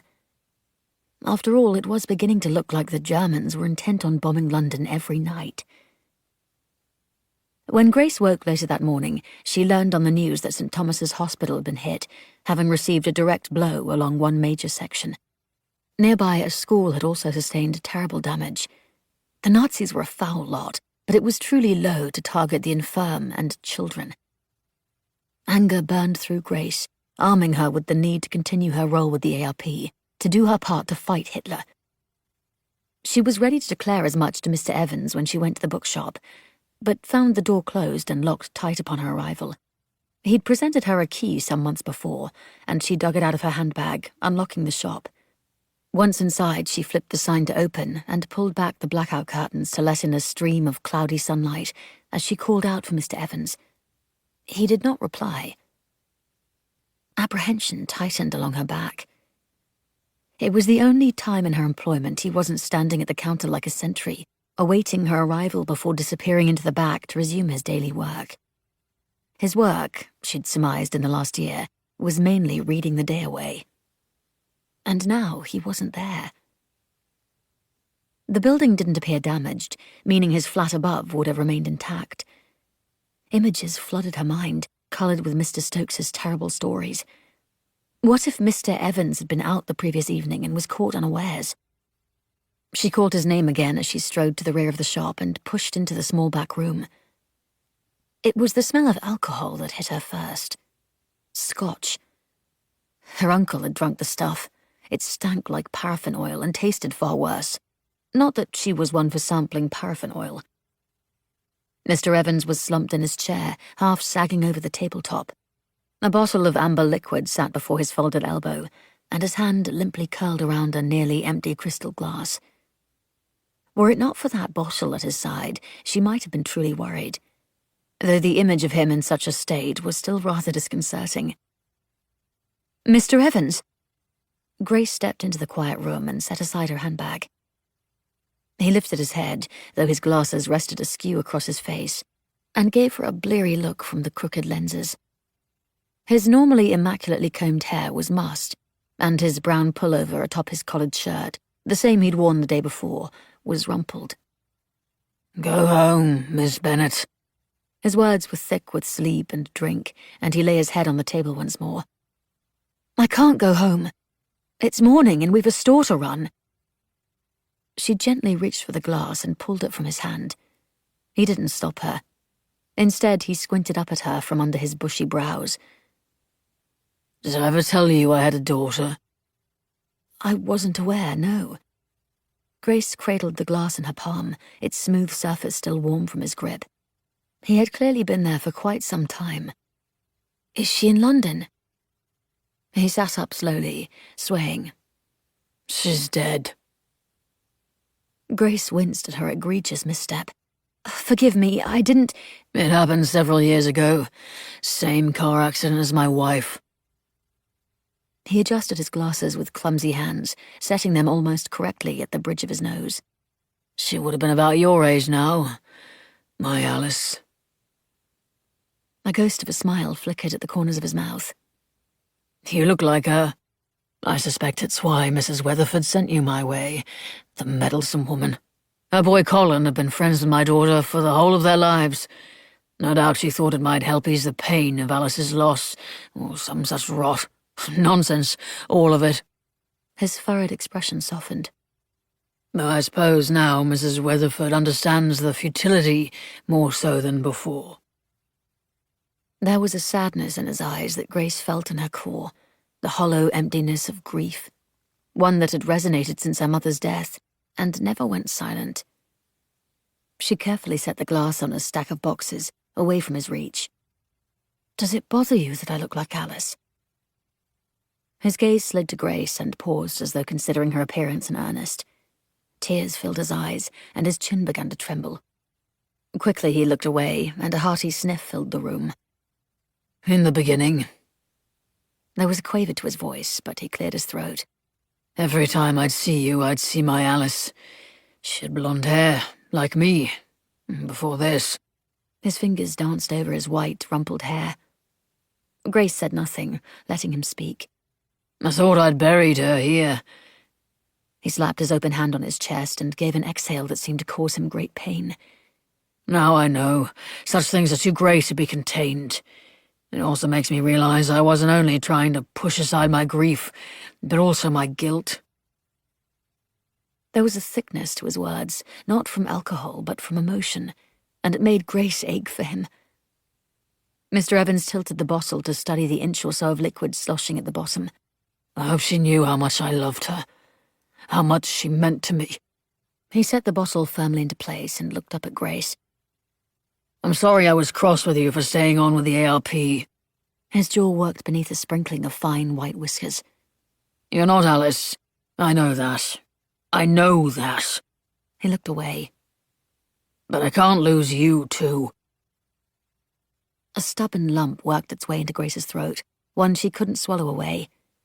She'd never had anything close to a father in her life, not when her own had been killed before she met him, and certainly not with her uncle, who saw her more as a workhorse than a niece.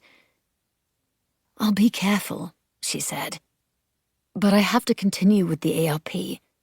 Mr. Evans, this is me never stopping, just as you said." The corner of his lip lifted in a half-smile. I give terrible advice sometimes.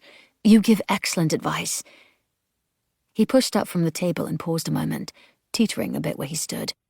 I've never told you this before, Grace, but I'm proud of you. A warmth blossomed in her chest at his praise. No one had ever said those words to her before, not like that. Mr. Evans framed his fingertips on the table. I think I should retire to bed now. "I can handle the store," she offered quickly. I know you can. He reached out and took hold of her shoulder, giving it an affectionate squeeze. Mind you look after yourself as well, eh? "I will," she promised. With that, he nodded and wandered toward the door leading to his flat above the shop, his glasses still askew.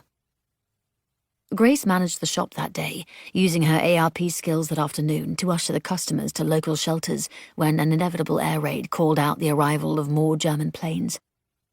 Those same sirens wailed again that night, and the following night, as well as in the afternoons. People did not ignore the sirens now, not like before, not when the damage was so considerable, the worst of which being when South Hallsville School in Canning Town was struck, killing many of the survivors of the East End who were sheltering within. It was a hard blow for all of London. Aside from the destruction of the Hughes' home, Grace's sector remained untouched during the air raids. Regardless, she and Mr. Stokes were asked to increase their night watches from 3 times a week to 5. Mr. Evans, who never again brought up their discussion about his daughter, allowed her to start a bit later each day to account for the extra ARP shifts. It was past noon several days later when she entered the bookshop and discovered a small tabby cat sleeping in a sliver of sunshine just inside the door. This discovery was followed almost immediately by the excited trill of Mr. Pritchard's voice, as he offered his ever-present opinion on the state of Britain. "Did you hear the King and Queen were bombed in Buckingham?" he said as she set her things in the back room. "The bloody King and Queen, Evans. They're just like us, they are. We're all in this together." Grace could practically see Mr. Evans wince at the other man's language when customers were present in the store. She hung her handbag and threaded through the shop, ensuring their patrons were tended to. You said a bomb was lodged in the ground before St. Paul's, Mr. Evans pressed, clearly trying to rush the other man along. "Yes," Mr. Pritchard exclaimed. "Right before the clock tower. The whole cathedral would have been blown to pieces had the thing gone off. The bomb disposal unit had to come see to it. Fascinating stuff, that." No sooner had he spoken than the air raid siren started its afternoon wail. Tabby immediately leapt to his feet and trotted over to Mr. Pritchard, who scowled at the interruption by moaning Minnie, his beady eyes bright with irritation. "Blast these nuisance raids. I think Germany wants to win by driving us all mad." Regardless of his grousing, he followed Grace out of the shop, along with the other customers and Mr. Evans. The tube stations had opened up for shelter, despite the government's initial decision to keep them closed. The repeated bombings made their use necessary, especially with so many now seeking safety. It was to Farringdon Station that Grace led them all, utilising her experience as an ARP warden, despite not being on duty. For those who preferred not to pay their 1.5 pence to enter the station, she guided them first to the brick shelter at the corner. Before the siren had quieted, she was settled against the tiled wall beside Mr. Evans and lifting the front jacket of her book. She'd only just started Middlemarch the night before and was several chapters in, her mind locked on Dorothea and the young woman's plight with her new, much older husband. The siren overhead cut off, and the shuffle and muttered conversation of dozens of people inside the tube echoed against the rounded walls. Wind billowed in from the gaping tunnels on either side of the platform, issuing a low, haunting note, and tickling Grace's hair across her cheek. She blocked all sound out, propped her open book on her knees, and began to read. Outside came the now familiar sounds of war, the booming AK-AK guns firing at enemy aircraft as the RAF dove and shot at the Germans in an effort to fend them off. Amid it all, and far less often than at night, came the distant thud of falling bombs. "What are you reading, miss?" a woman asked from beside her. Grace looked up to find the young mother she'd comforted weeks before. "Middlemarch by George Eliot." Guns pounded overhead. The woman glanced up anxiously. "What's it about?" "A woman named Dorothea," Grace replied. "She has a handsome suitor intent on marrying her, but he's not the man who draws her eye." "Why is that?" "She quite prefers an older man, a reverend." The young mother gave a nervous chuckle. "Does she?" "She does." Grace pinched her finger between the pages of the book to ensure she wouldn't lose her spot, and sat up a little straighter. "She even marries him. What was so appealing about him?" a middle-aged woman in a blue house dress asked. A low whistle sounded outside, followed by an explosion that made the ground vibrate and the lights flicker. Mr. Evans nodded encouragingly at Grace, a small smile playing on his lips. "She's pious," Grace answered, "and he is a scholar in addition to being a reverend, with intellectual pursuits she finds fascinating." "What about the handsome man?" a voice asked. Grace grinned. "He pursues her sister." Someone laughed. "Brilliant. Does it work out, then?" a burly man in a yellow pullover asked. He hardly looked the type to care with his tousled dark hair and rumpled clothes, more likely suited for a pub. "With the sister and the handsome suitor?" Grace asked. "Or Dorothea and the reverend?" The man shrugged. "Both, I suppose." The crack of the anti-aircraft guns rang out overhead as a plane swooped low enough for the hum of its engine to echo through the cavernous tube station. "I don't know." Grace glanced at the book, still pinched at her location. "I haven't read that far yet." "Well," the housewife said, "go on." Grace hesitated. "You want me to read it?" Everyone on the platform at Farringdon Station watched her expectantly. "Out loud?" The lot of them all nodded, and quite a few smiled. Suddenly she was the painfully shy girl of her youth again, in scuffed shoes that pinched at her toes, standing before the class with a bit of chalk in her hand and every set of eyes on her. Her stomach coiled itself into a knot. "Please," the young mother said. Another barrage of gunfire came, and she cowered down into herself. Mr. Evans's expressive brows crept upward in silent question. Despite every brutally shy bit of Grace's makeup screaming at her to refuse, she opened the book, licked her suddenly dry lips, and began to read. Her tongue tripped over the first couple of sentences, and she was awkwardly aware of how many people were witnessing her missteps. And when a bomb exploded somewhere far off, its thunder distracted her so thoroughly she forgot what line she'd been on. But as she continued to read, the crowd around her faded away, and her mind focused only on the story. Her world curled around Dorothea's, experiencing that miserable honeymoon in Rome with a man who hoarded his scholarly aspirations to himself. As the pages turned, they met Fred, the wastrel who had his sights set on marrying a woman in his uncle's care, while Dorothea's previous beau set his intent toward her younger sister. When the anti-aircraft guns fired, Grace raised her voice to be heard. When the lights winked in and out, she continued on as best she could, recalling from her peripheral vision what words were to come next. And when a new character spoke, she invented a voice for each and every one of them. A howling screech came overhead, followed by a boom that plunged the tube station into darkness. "Here!" There was a rustling as someone dug in a handbag, followed a moment later by the weight of a torch being nudged into Grace's hand. She flicked on the beam and continued to read, bringing the entire group with her through the story. The all clear sounded and broke through her reading, making her blink at the abrupt transition between the fictional world and reality. She returned the borrowed torch with thanks and discovered she was already several chapters into the book. "Will you be here tomorrow afternoon?" the housewife asked. "If we have an air raid." Grace tucked a scrap of paper between the pages to mark her place, and cradled its weight in her palm. "Then she will," the burly man said. The young mother, who Grace learned was called Mrs. Kittering, nodded at the book in Grace's hand with a hopeful smile. "Perhaps you can bring Middlemarch with you." After promising to resume where they'd left off, Grace and Mr. Evans returned to the bookshop. You mentioned once feeling helpless amid this war. He flipped the sign to open in the window. But down there, reading to all those frightened people, you had power. I confess I felt rather foolish reading aloud like that. Grace stacked the discarded books left on the counter during the air raid and set them aside in case the customers returned for them. He shook his head. Not foolish at all, Miss Bennet.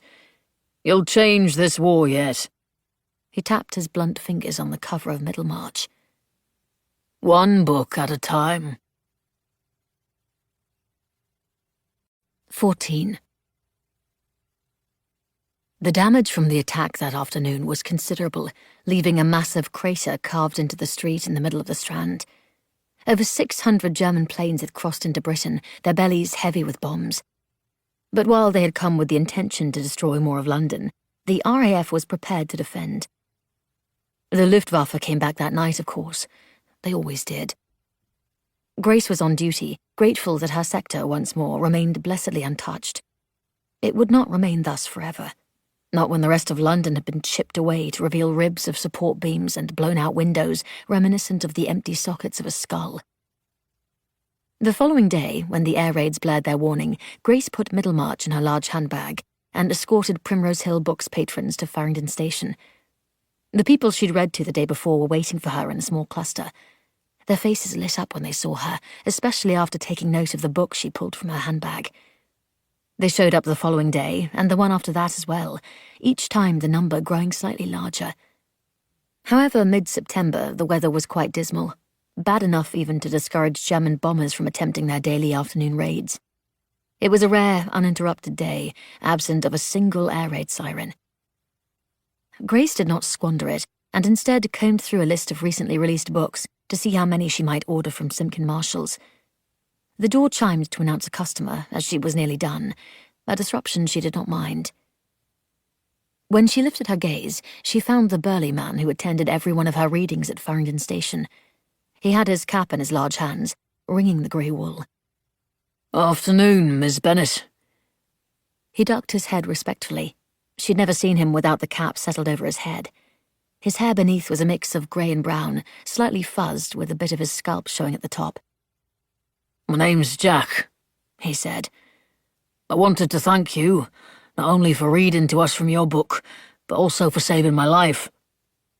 Saving your life? Grace repeated in surprise. He nodded. I was in the area the day you started reading, rather by accident. Usually I'm near Hyde Park in the afternoons, repairing some of the buildings there. He tilted his head in a humble gesture. Much as I can. But lately I've been finding jobs around here to make sure I'm in the tube to hear you read during air raids. Had I not, I'd have been in Marble Arch Station where I sheltered before. Grace put her hand to her mouth to cover her shock. 2 days before, during a particularly brutal attack that destroyed nearly all of Oxford Street, a bomb had come through the ceiling of the Marble Arch Station where people were waiting out the attack. The carnage had been considerable, as detailed by Mr. Stokes, until Grace had begged him to stop. Those who had not been killed by the bomb had been shredded by the exploding tiles. The injuries had been horrific. "I'm so—" Grace stammered, unsure what to say. "I'm so pleased you weren't there, that you've remained safe." Jack sniffed and wiped at his nose with the back of his hand, cap still clutched between his thick fingers. That's not the only reason I'm here. Oh? She smiled. Can I help you find a book? He twisted at his cap again. You hadn't finished Middlemarch.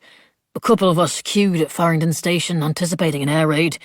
When it didn't happen, well, we were wondering what's next in the story. We? She followed his side gaze to the large plate-glass windows of Primrose Hill Books and found a crowd gathered outside the store.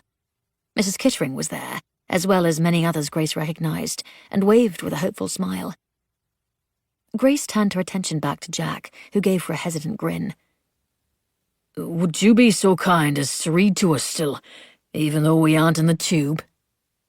She glanced to Mr. Evans, who looked at her with a paternal pride that crinkled the corners of his blue eyes as he offered her a nod of silent consent to their request. Biting her lip, Grace considered the size of the store. Last year, such a request would have been impossible, but now— "Yes," she replied. "I absolutely can." And so it was she settled on the second step of the circular metal stairs, while everyone else sat about on the floor or propped themselves against the wall to listen to her read from Middlemarch. Mr. Evans's white hair was visible along the top of a bookshelf one row over, and remained there for the duration of her reading, as though he too was listening. After that, she read every day, either in the tube or at Primrose Hill Books when there was no air raid. But while the days were filled with stories and the many people who came to listen to her, the nights were filled with bombs. It was, in a single encompassing word, wretched. The evenings when Grace didn't work alongside Mr. Stokes, she was getting only a few moments of miserable sleep in the cramped Anderson shelter buried in the backyard. One such evening, she and Mrs. Weatherford had prepared to go into the Andy with their bedding and a small box containing necessities, a candle, their gas masks, though Germany no longer seemed interested in poison, Grace's latest book, The Waves by Virginia Woolf, and a vacuum flask of tea. Rain was pouring down when the air raid siren went off, sending the women racing out into the deluge and through the muddy garden. The Andy rose in the dark like a sleeping beast, its hump wild with bristles of hair where sprigs of tomato plants sprouted from the dirt layering it. But when Grace stepped into the shelter, her foot sank up to the ankle in a pool of icy water. She cried out in surprise and leapt back out. "Is it mice?" Mrs. Weatherford asked, jerking away in horror. "It's flooded." Grace shook her damp shoe to little effect. "We'll have to go to Farringdon Station until the Andy has dried out." She made her way back to the house, 1 foot weighty and sodden from the soaking, issuing a derisive squish with every step. Mrs. Weatherford rushed behind her, but didn't set about to prepare to go to the tube station. "If we hurry, we might still manage a decent spot," Grace said, by way of politely trying to rush Mrs. Weatherford. Already it was past 8, which was usually when the Germans began their nightly raids. Most likely they had been put off by the inclement weather. But that also meant the tube station would be packed with people like sardines in a tin by now. Grace had seen it on her nights as warden. People lay side by side, wherever they might find the space to do so, strangers nestled as closely as families. Not only on the floor of the platform, but up the stairs and escalators, and even some brave souls who slept beside the tracks. Mrs. Weatherford sat at the kitchen table and poured herself a cup of tea from the thermos. "There isn't time for all that." Grace's nerves scrabbled with an anxiety she could no longer temper. "We must be going." Mrs. Weatherford offered a little sigh and set aside her cup. "I'm not going, Grace. I only go in the Andy to soothe your mind, but I confess I never seek shelter during the day when you aren't here." She blinked, slow and tired. "I'll not go to the tube station." The ire deflated from Grace, replaced instead with a heavy ache. "But it won't be safe." Her protest was weak. She already knew there was scarcely any point in arguing. Mrs. Weatherford didn't bother replying, and merely stared dejectedly at the floor. Her face was lined with anguish where she sat in the white and yellow kitchen, a place that had once felt so cheerful and now seemed dull and stark. While she had once again begun to have a care with her appearance, she wore only dark clothes in place of her floral house dresses, each one belted tighter and tighter on her frame as she lost more and more weight. There were no more WVS meetings or elaborate meals or anything to show she was doing more than simply surviving, as if life was a book full of blank pages to be turned, uneventful, holding no purpose but to get to the back cover and be done. Grace remained in the townhouse with Mrs. Weatherford that night, resolved to find some way to encourage the older woman to join her at the tube station going forward. Each attempt afterward, however, was met with the same refusal, and once a sobbing confession for a wish to join Colin. Grace could not argue against something as powerful as grief. The rest of September passed with nightly bomb raids and more afternoon attacks than not. Somehow, London adjusted. After all, no one in the world had the spirit of the British. They were fighters. They could take it. Shops began to close at 4 every afternoon to allow employees the opportunity for sleep before their night shifts began. Nearly every person had 2 jobs now. The ones they operated by day and the ones they volunteered for by night, whether putting out fires, watching for bombs, searching through the rubble for survivors, or offering medical aid in the many various places it was needed. London came to life at night to help. Grace found she now could sleep rather effectively in small moments, falling immediately into a deep, dreamless slumber in short snatches of time. Queues at tube stations and shelters began before 8, when the first sirens would inevitably begin to sound, people arriving early on to ensure they received a prime location on the floor, or in a bunk if they were truly fortunate. As a result, people grew used to sleeping fully clothed. Some even confessed to bathing in their knickers, far too frightened to be caught unawares and be found dead in the bath. Yet even with the upheaval and uncertainty, letters continued to pour into the postal service despite the bombings and damaged buildings, operated by way of candlelight with signs declaring they were still open. It was a sad sight to behold, however, when a postman stood before a home reduced to a pile of rubble with a letter held in his hand. Whatever had stifled the Royal Mail Service in the beginning of the war had begun to ease somewhat, and Grace received letters from Viv and George with more regularity. It was ironic that their correspondence expressed as much concern for Grace's safety now as hers did for them. George had suggested a new book, South Riding by Winifred Holtby, after she'd told him she'd begun reading in the tube station. A copy had been delivered to her at the store just that morning from Simpkin Marshall's, its dust jacket crisp and glossy with newness. The day held a chill from the previously sodden weather, but a beam of light streamed in through the window. No customers had entered the shop yet, and Mr. Evans was busy with his work in the history section, so she found herself sitting in a little nook by the window. A sliver of sunlight broke through the clouds and shone on her with a gentle warmth. Grace paused for a moment and ran her fingers over the book cover, savouring the quiet peace, relishing the joy of reading. The jacket was smooth, the print black against a yellow background, dotted with small red houses. She slid her fingertip under the lip and drew it open. The spine, not yet stretched, creaked open like an ancient door preparing to unveil a secret world. She turned the pages to the first chapter, the sound a quiet, whispered shush in the empty shop. There was a special scent to paper and ink, indescribable and unknown to anyone but a true reader. She brought the book to her face, closed her eyes, and breathed in that wonderful smell. It was startling to think a year prior to this she hadn't been able to appreciate such small moments. But in a world as damaged and grey as theirs was now, she would take every speck of pleasure where it could be found. And much pleasure was to be had in reading. Grace cherished the adventure she went on through those pages, an escape from exhaustion and bombs and rationing. Deeper still was the profound understanding for mankind as she lived in the minds of the characters. Over time, she had found such perspectives made her a more patient person, more accepting of others. If everyone had such an appreciation for their fellow man, perhaps things such as war would not exist. Such considerations were easy to muse over there in a rare beam of sunlight, but far more difficult to hold tight to in the blacked-out streets of London with Mr. Stokes. The improved weather brought with it an influx of bombers who sailed easily through the clear skies to unload their destruction. It was on one such night that Grace found herself on duty when the familiar droning of planes announced their unwanted arrival. They flew like a murder of crows in the blackened sky, their presence evident in the scrolling beam of a searchlight. In previous raids, they would have opened their bellies by now.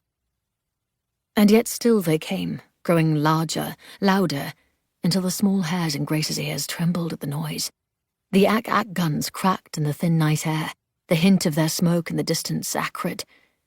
She craned her head back to stare up at the formation above her head. A searchlight passed over a plane just in time to see as its bottom split open, and a large, pipe-like shape slid free into the sky. A bomb. Above her. She watched, transfixed. Her mind screamed, "Run, run, run," but her legs wouldn't listen. The bomb whistled a note that pitched higher as it gained speed, as it came closer. That shrill note called her to her senses, and she turned from it, grabbing Mr. Stokes's arm as she did so, pulling them back behind a wall framed with sandbags. The whistle became a shriek, and her entire body went cold with fear. The sound stopped abruptly, and her heart with it. That was the worst moment, when it fell in the split second before it detonated, when you didn't know where it had gone. The explosion was an immediate burst of brilliant light and a powerful bang that made the world go eerily silent. A flash blew hot as an open oven at her back. The force of it shoved Grace and sent her sprawling forward several feet. Her body smacked hard into the ground, knocking the wind from her lungs. She blinked, stunned, as a pitched whine rang one lofty note in her ears, tuning out any other sound. Her cheek ached where it had struck the pavement, her chin tender where the leather strap of her hat had kept it on her head as she landed. She huffed out a breath, and a cloud of dust billowed up in front of her face. Slowly the world came back to her, starting with the booming anti-aircraft guns, odd and distant like an underwater echo. She lay a moment more, taking in the broken bits of rubble around them, waiting for a rush of pain to announce a missing limb or a fatal wound. Her chest throbbed where she'd landed, but nothing more. She pushed herself to sitting with arms that almost seemed too weak to lift her. With shaking hands, she patted her jacket, pressing over the thick, gritty layer of dust for any indication of injury. There was none. She looked to her left and found Mr. Stokes sitting beside her in a similarly dazed fashion. They had survived, but others might not have. All at once, sound rushed back at her, not just the ack-ack guns, but the whistles of bombs and the explosions. So many explosions. She and Mr. Stokes appeared to recover their senses simultaneously. They looked to one another and immediately jumped to their feet. The wall they'd been standing behind had a hole at its center, the sandbags ripped to shreds. Had they not been behind it, those shreds of fabric might have instead been their bodies. It was a realization Grace couldn't allow herself to process at that moment. She tucked it into a neat box, locked tight in her thoughts, and set it to a dark, dark corner of her mind. Several homes had been obliterated to rubble before them, and the glow of fire pulsed like wounded hearts within. Quickly, Grace assessed the numbers on the homes, and deduced that 3 of the ruined dwellings had inhabitants she'd seen to the shelter herself. However, the one to the left, which was still standing, belonged to Mrs. Driscoll, the middle-aged widow who had stopped coming to the shelters a fortnight ago. Grace pointed to the home. "Mrs. Driscoll!" She needn't have said more. Mr. Stokes broke into a run toward the standing townhouse and continued through the gaping entryway, its door having been blown off. Grace followed and waited for him to go in and return, as he'd always instructed her to do. Except he did not re-emerge. Grace cautiously entered behind him to find Mr. Stokes standing in the parlor, staring at something. "Mr. Stokes?" He said nothing. She came to his side and followed his stony gaze. It took a moment to realize that what she was looking at had once been a person, had once been Mrs. Driscoll. Grace's stomach roiled, but she gripped her hand into a fist to hold herself together as she added this sight into the neat little box in her mind, along with her fears of what could happen to Mrs. Weatherford in such a circumstance. "Mr. Stokes," Grace said. He didn't look at her. "Mr. Stokes," she said sharply. He turned his head to her slowly, his gaze wide and distant, in a dreamlike state. A single silent tear spilled over his lower lash line and crawled down his cheek. He blinked, as though startled to see her standing there. "We can't do anything for her now," Grace said in a matter-of-fact tone she didn't know she could possess in such circumstances. "We need to see if there are survivors we can help. I'll go next door to Mr. Sanford's." She nodded to the wall to indicate the townhouse standing on the other side of Mrs. Driscoll's, and hoped the elderly man hadn't suffered the same fate. He had stopped going to the shelter as well. There were too many who had. They wanted a night of sleep in their own beds. They wanted normalcy. But one couldn't wish the world into its previous state, not when it was rife with dangers. "Will you go around to the townhouse beside Mr. Sanford's?" Grace asked of her partner. Mr. Stokes nodded and shuffled outside. She followed behind him, pausing only to ensure the mains had all been cut off, to prevent an explosion. She did not turn to look back at Mrs. Driscoll again as she left.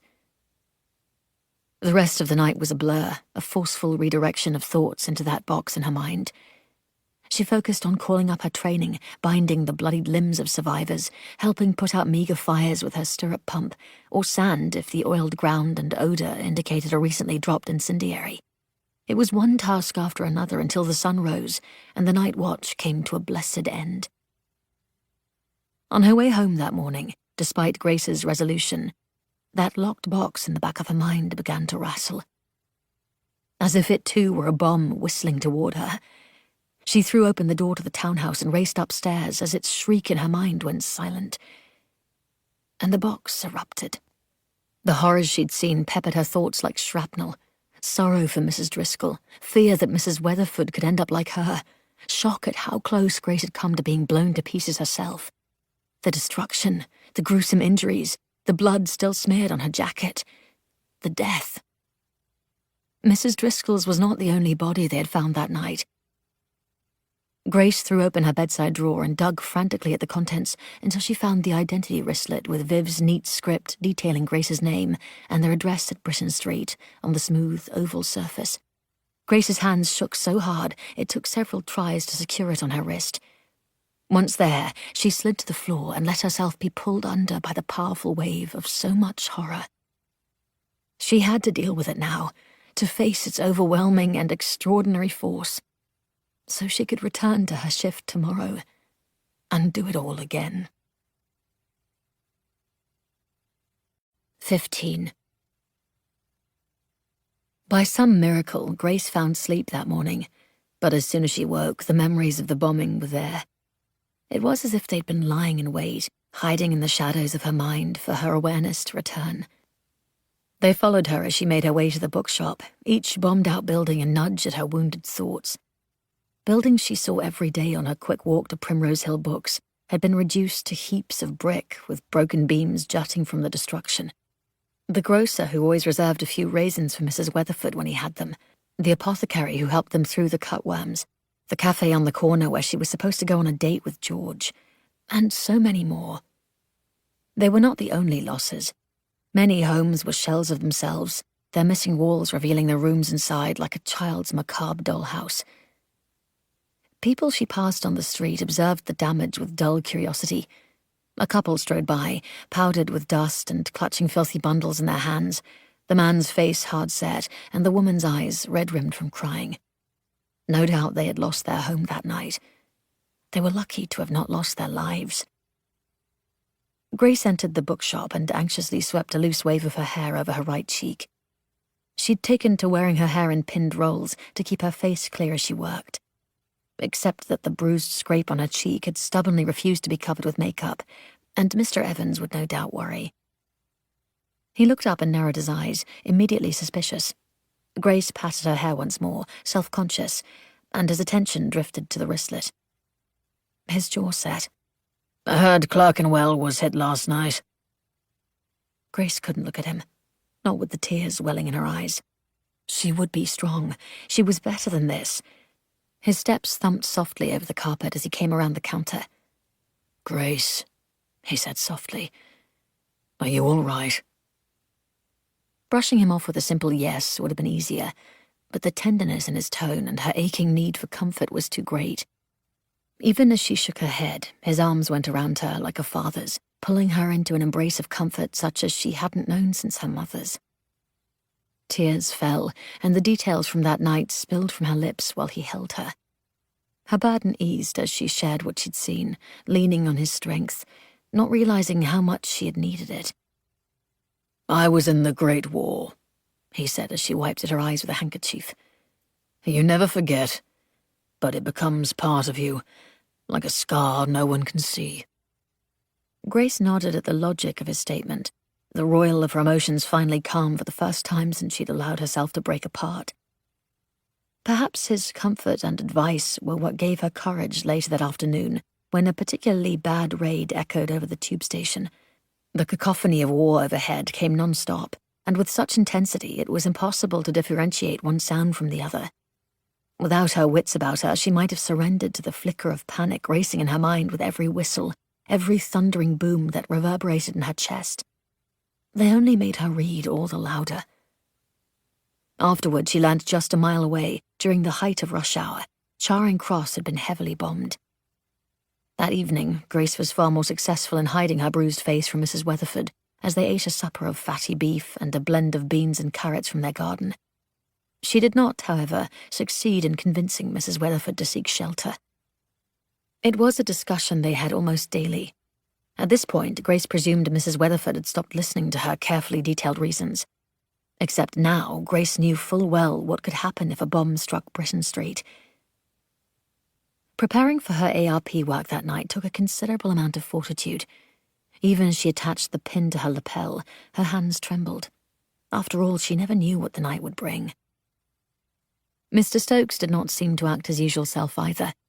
He didn't bother to lord his knowledge over her, nor did he make any mention of the bombing of Charing Cross, which no doubt would have had gory details to regurgitate. For once, he was quiet. And as much as Grace thought such a thing would be a blessing, she discovered his silence dug at an uncomfortable place inside her, until she recognized it as worry. For Mr. Stokes, of all people.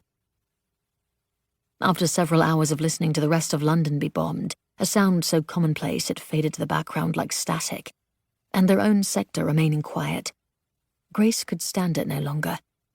"I presume you heard about Charing Cross," she said finally. He pressed his lips against one another in the moonlight.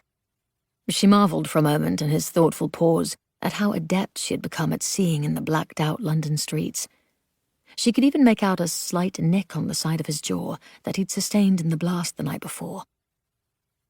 "I heard," he said, his voice gravelly and hoarse. He swallowed. "Those poor people." And that was it. No terrible details of dismemberment or smoke-belching destruction. No destroyed homes and victims blasted to gruesome states. They didn't speak again for a long time, not until they strode past Mrs. Driscoll's townhouse. The widow's remains had already been seen to by one of the rescue services and removed. Mr. Stokes stopped in front of the still-standing townhouse and looked at it for rather a long while, his hands thrust in his pockets. "I didn't thank you, Miss Bennet." He lowered his head. "For last night, I nearly forgot myself, and you reminded me what we were there for." His humility struck Grace even more fully than had his silence earlier. "We're partners." "You kept a level head, and people are alive because of you." His gaze shifted toward Grace. "I admire your ability to stay so focused." "I suspect," she said slowly, unable to help herself, "it's because I'm a woman." A slow smile crept over his mouth. He gave a mirthless laugh. "I am a louse, aren't I?" She tilted her head, declining to speak when he already knew the answer.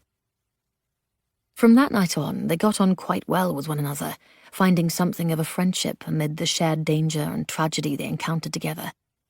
And they had need of it, for just a week later, on a night heavy with fog and anticipation, more bombs fell in their sector. The damage was great, the casualties high. On and on the Germans dropped their explosives into the early morning hours. As slivers of sunlight jabbed through the smoky air, the all-clear sounded. Grace paced before a fallen home, knowing the occupants had sought shelter in a basement beneath. There was a chance, however small, that they might still be alive. The men of heavy rescue pulled up in a battered lorry, though most vehicles were battered these days, and approached her with grim faces. Those men saw the worst the bombing had to offer. They were large, all of them, their bodies bulky from the weeks of shifting rubble, their eyes as hollow and empty as the gaping windows of blasted homes. She directed them where to dig and helped where she might, calling out the names of people she hoped to one day see again. "Miss Bennet!" A shrill voice cried out to her. She straightened from a pile of bricks to find a young man running down the path to her. "I'm glad I found you," he said, gasping for breath from his haste. "There's been a bomb at Mrs. Weatherford's." Grace's blood chilled. Mrs. Weatherford. She turned from the boy and the men and the rubble, sprinting down the streets toward the townhouse with an impossible speed. When she arrived, she found its face intact, but she knew better than to trust such things. One need only open a door sometimes to discover nothing there. She raced up the steps and wasted not a moment as she threw open the door and froze with shock. Everything was exactly as she had left it. The wooden floors gleaming beneath the fading carpet, the door to the kitchen propped open, revealing the cheerful yellow and white room. She shouted for Mrs. Weatherford as she stumbled into the parlour, finding it empty. She darted to the kitchen with another ready breath sucked in to call out once more, and nearly ran headlong into none other than Mrs. Weatherford. "I was told there was a bomb!" Grace cried out. Mrs. Weatherford gave a tired smile. "There is, love, but it's not gone off, you see." She pointed from the kitchen window, where a massive bomb had landed directly on their Anderson shelter, crunching in its centre. It was an ugly thing, nearly as long as Grace was tall, with a fin jutting from its back and a layer of grit over its dull metal body. Within that body, however, were enough explosives to reduce homes to ruin and chew through tender skin. Another shiver rattled down Grace's spine. Had it gone off, Mrs. Weatherford would have been killed, ripped to pieces, and Grace would have been the one to come upon her. "I've already notified the ARP post so a bomb disposal unit could be sent around." Mrs. Weatherford spoke in a flat tone, as if she hadn't a care, as if she didn't acknowledge the danger. Grace shook her head. "You could have been killed. If it had gone off, if it does go off, the explosion would have leveled the house and you would be—" "But that didn't happen, dear." Mrs. Weatherford motioned Grace to the table and poured her a cup of tea. The small chain bracelet Grace had given her recently hung from her limp wrist, the flat oval at its centre printed neatly with her name and address. But even if she was wearing the wristlet, Grace wouldn't be put off so easily. She pulled at Mrs. Weatherford, drawing her from the kitchen. "You could have been—" Grace's voice faltered. "You could have been hurt, like Mrs. Driscoll." "But I'm not." Mrs. Weatherford sighed, almost appearing saddened by it. Regardless, she offered no protest as Grace nudged her out the front door. "You could have been." Grace blew her whistle to the ARP wardens just coming onto their shift and directed them to clear out the area before the bomb removal unit arrived. When at last they were several streets away, with a cup of lukewarm tea from a WVS-sponsored canteen, Grace managed to quell her panic and levelled a gaze at Mrs. Weatherford. "I know life has been difficult." Mrs. Weatherford closed her eyes in a slow, painful blink. "Please," Grace pleaded, her voice thick. "I have seen some terrible sights. I've witnessed what these bombs can do to people." Mrs. Weatherford's stare drifted to Grace's coat, now exposed in the daylight to reveal the grit and blood. Things Mrs. Weatherford had never noticed before. Several other people lingering near the mobile canteen unit appeared in a similar state, volunteers as well as bomb victims. "Do you know what it would do to me to find you in such a state?" Grace's voice was hoarse with the strain of her whisper. "I can't—" Tears stung her eyes. Mrs. Weatherford touched a hand to her mouth. "Oh, Grace. Dear, I'm so sorry." They said nothing else in the hours that dragged on before the disposal unit could come to take the unexploded bomb safely away. That night, however, when Grace had a night off from her ARP shift and was readying herself to join the queue at Farringdon Station's entrance, Mrs. Weatherford wordlessly joined her with a small bundle of belongings packed at her side. From that night on, Mrs. Weatherford slept in the tube station without argument. As the month of October went on, the bombings continued, peaking mid-month when the moon was full and bright. A bomber's moon, they called it, and aptly so. By the brilliant lunar aura, the Thames was lit like a silver ribbon curling through London's blackout, and the Germans could clearly make out their targets. Hundreds were killed, far more injured, thousands were left homeless, and so many fires raged within London that the ARP wardens were deployed to assist the firemen in their seemingly endless fight. Despite London's flesh being peeled back night after night to reveal more of her skeleton beneath, Churchill still sought to keep as much information from Germany as possible. This meant the casualty numbers listed on the broadcasts in the evening weren't given a location. It meant stores that had been bombed could reopen in a new area, but not state where their previous location had been. Worse still, it meant the dead could not receive a proper obituary in a timely manner, but were listed at a delay, and with simply the month of their death. Through it all, life in the battered city went on, its people taking whatever pleasure wherever they could and trying to savour the final vestiges of fine weather before the ice and snow swept in, especially if the upcoming months were to be as frigid as the winter before. So it was that sometime past the middle of October, on a particularly lovely day, with almost no clouds or rain, Grace found herself longing to forgo an extra wink of sleep for a chance to walk in the vestiges of a sunny day. An order from Simpkin Marshall's failed to arrive that afternoon, and she found her opportunity. When she'd suggested to Mr. Evans that she go by and check, he'd smiled with understanding and told her to take her time. And take her time she did. Grace strolled to Paternoster Row, making the short walk last a few extra minutes more than necessary. There was a nip in the air, yes, but nothing the sunshine couldn't warm away. Grace had been back to Paternoster Row many times after that fateful first visit. The bustle of foot traffic hadn't diminished since the start of the war. If anything, it was busier, with more people seeking books to entertain them through the long nights in their shelters. The glossy red buses, once so prevalent, had suffered heavy losses due to the frequent bombings. She'd witnessed far too many on the sides of bombed roads, crumpled like discarded children's toys. One was still visible from time to time, amid the green, blue, brown, and white coaches sent to replace the ruined public transportation. The vendors along the pavement still sold their fare, made with recipes altered to accommodate the ration. And though patrons complained the food was never quite up to snuff, they still queued to buy. She knew all the vendors by now, as well as the shop owners and publishers. She entered the shops at a leisurely pace, greeting the owners by name and perusing their new arrivals, not as a competitor, but as a reader. It was a glorious thing to walk down a street devoted to books, where lovers of literature could congregate and indulge in their passion with like-minded souls.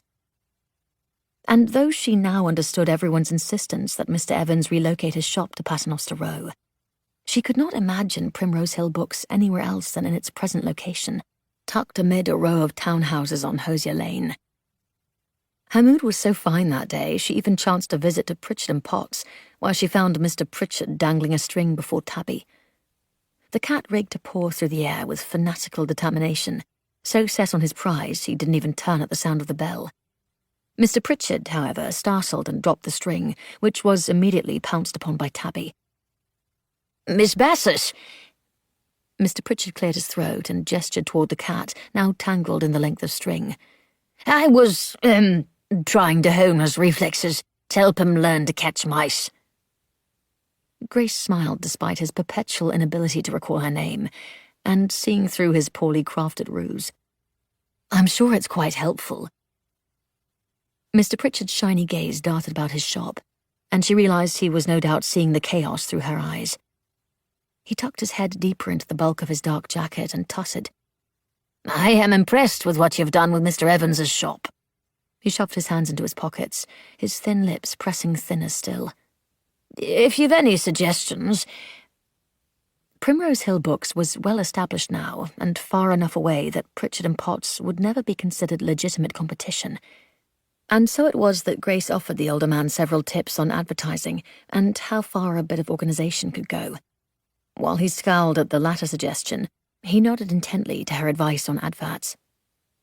She spent far longer at Pritchard and Potts than she'd intended, indeed far longer than she'd ever thought she could endure. On her way rushing home afterward, however, she was not in too great a hurry to miss the large pasteboard in the window of Nesbitt's Fine Reads, touting live readings every afternoon. Just like the ones Grace had continued to do. She bit back a laugh at such a blatant copy from her austere neighbour. Truly, she wasn't even cross about it. After all, if it offered more people books to bring joy in such dark times, who was she to be offended? Certainly, Mrs. Nesbitt's afternoon reading did nothing to decrease the crowds in Primrose Hill Books. During bomb raids, Farringdon Station's platform was nearly spilling over with people. Those whose jobs didn't allow them the ability to come to the shop during afternoons without air raids quickly asked others what they'd missed, as everyone pressed in close to hear her over the sounds of war. They had finished Middlemarch, of course, then had moved on to several other classics, including A Tale of Two Cities and Emma. The latter had been at Mrs. Kittering's insistence. The afternoons when sheltering wasn't necessary were Grace's favourite. Mr. Evans had procured a thick pillow for her to use as she sat upon the second step of the winding stairs, and she never once had to compete with a whistling bomb. It was on one such quiet, rainy afternoon she first saw the boy in the back as she read South Riding. The book had resonated with her after she'd read it on George's recommendation. "It is through books that we can find the greatest hope," he had written in his tight, neat script, words the censor had no cause to cut away. "You remain ever in my thoughts." The letter, as all the ones he'd sent before, were precious to her. But those 2 lines specifically scored themselves on her mind, repeated multiple times a day. And truly, South Riding was a book of great inspiration, set after the Great War as communities came together and the headmistress inspired hope in a place where there was little to be had. It was an empowering tale about people who could overcome whatever life threw at them, the same as the British did now. The boy who attended the reading was tall and slim, with a cap shoved low over his musk-dark hair. He wore a men's jacket that hung on his skinny adolescent shoulders and pants that swung about his ankles, all of which were filthy. He slipped into the reading after it had started, sitting in the shadows of a towering bookshelf. His attempts to not be seen, however, only made him more noticeable. Grace was keenly aware of him, how he'd tucked those long legs beneath him and raised his cap to reveal his dirty, gaunt face while listening intently. He remained where he was all the way up to the last word of the story, then departed as quickly and quietly as he'd arrived, once more tugging his cap low. It was not the only time Grace had seen him. He showed up every day after, wearing the same ill-fitting attire, just as grimy, just as determined to remain unseen. But how could one not see a child in such sore need? She left small gifts of food where he sat, an apple or a bit of bread, but he never so much as looked at it, clearly assuming it belonged to someone else. He required help, and she knew just the one to give it. She waited until she and Mrs. Weatherford sat down at the kitchen table that evening for a bit of Waltham pie, a vegetable concoction with a potato pastry crust. Mrs. Weatherford had made the meal several times, and she'd heard the recipe on the kitchen front, which she listened to religiously every morning after the 8 o'clock news on the BBC. Grace poured a bit more gravy on the tasteless crust, and decided then was as good a time as any to broach the topic. "I wonder if you've thought about doing more work with the WVS?" Mrs. Weatherford touched the napkin to her lips. "I haven't." There was a crispness to her tone Grace had expected. "I cannot say I could do anyone a bit of good in my state." "You do a considerable amount for me." Grace took an appreciative bite of the pie. Mrs. Weatherford gave a purse of her lips that almost resembled a smile. "Well, you do enough for the 2 of us. You must keep your strength up." "What if someone needed you?" "Nobody needs me." "I do," Grace protested. "And there's a boy who could use some help." "A boy?" Mrs. Weatherford regarded Grace with tired, barely tethered patience. Grace explained how he'd come to listen to her read and the state he was in. "I don't believe he has parents to care for him, and he's too old to go to an orphanage." Mrs. Weatherford sat back in her chair. "The poor dear." Sadly, many children were in such a state. Although orphanages were filling up with those who actually went, it wasn't uncommon for the older kids to take their chances on the streets instead. They didn't need anyone, or so they thought. The state of them suggested otherwise, with their tattered clothing and hollowed cheeks. Mrs. Weatherford shook her head. "But what can I possibly do?" Grace lifted a shoulder. "I hoped you'd know. I haven't a thought how I can help, but I feel like someone must do something before he wastes away. There are too many other people in need for anyone to care for the likes of him." Mrs. Weatherford went silent at that, but Grace saw her eyes narrow, flickering with a hint of the spark that once gleamed there. Though the older woman carried on with disinterest, her mind was clearly winding through possible solutions. The ARP shift that night was difficult. There were so many bombs, one Grace and Mr. Stokes had narrowly avoided, and far too much death. The Germans had begun implementing the use of landmine bombs, which floated down on parachutes and whose explosions caused damage that could spread as far as 2 miles. No matter how many victims Grace saw to, she still found herself affected by every one. Each name scored on her heart, each memory burned into her brain. She was not alone in how death had affected her. The heavy rescue service, the men who dug through rubble for bodies, or whatever was left, passed a flask around as they worked, unable to perform their grisly tasks without the aid of spirits. They too never would grow used to what they witnessed.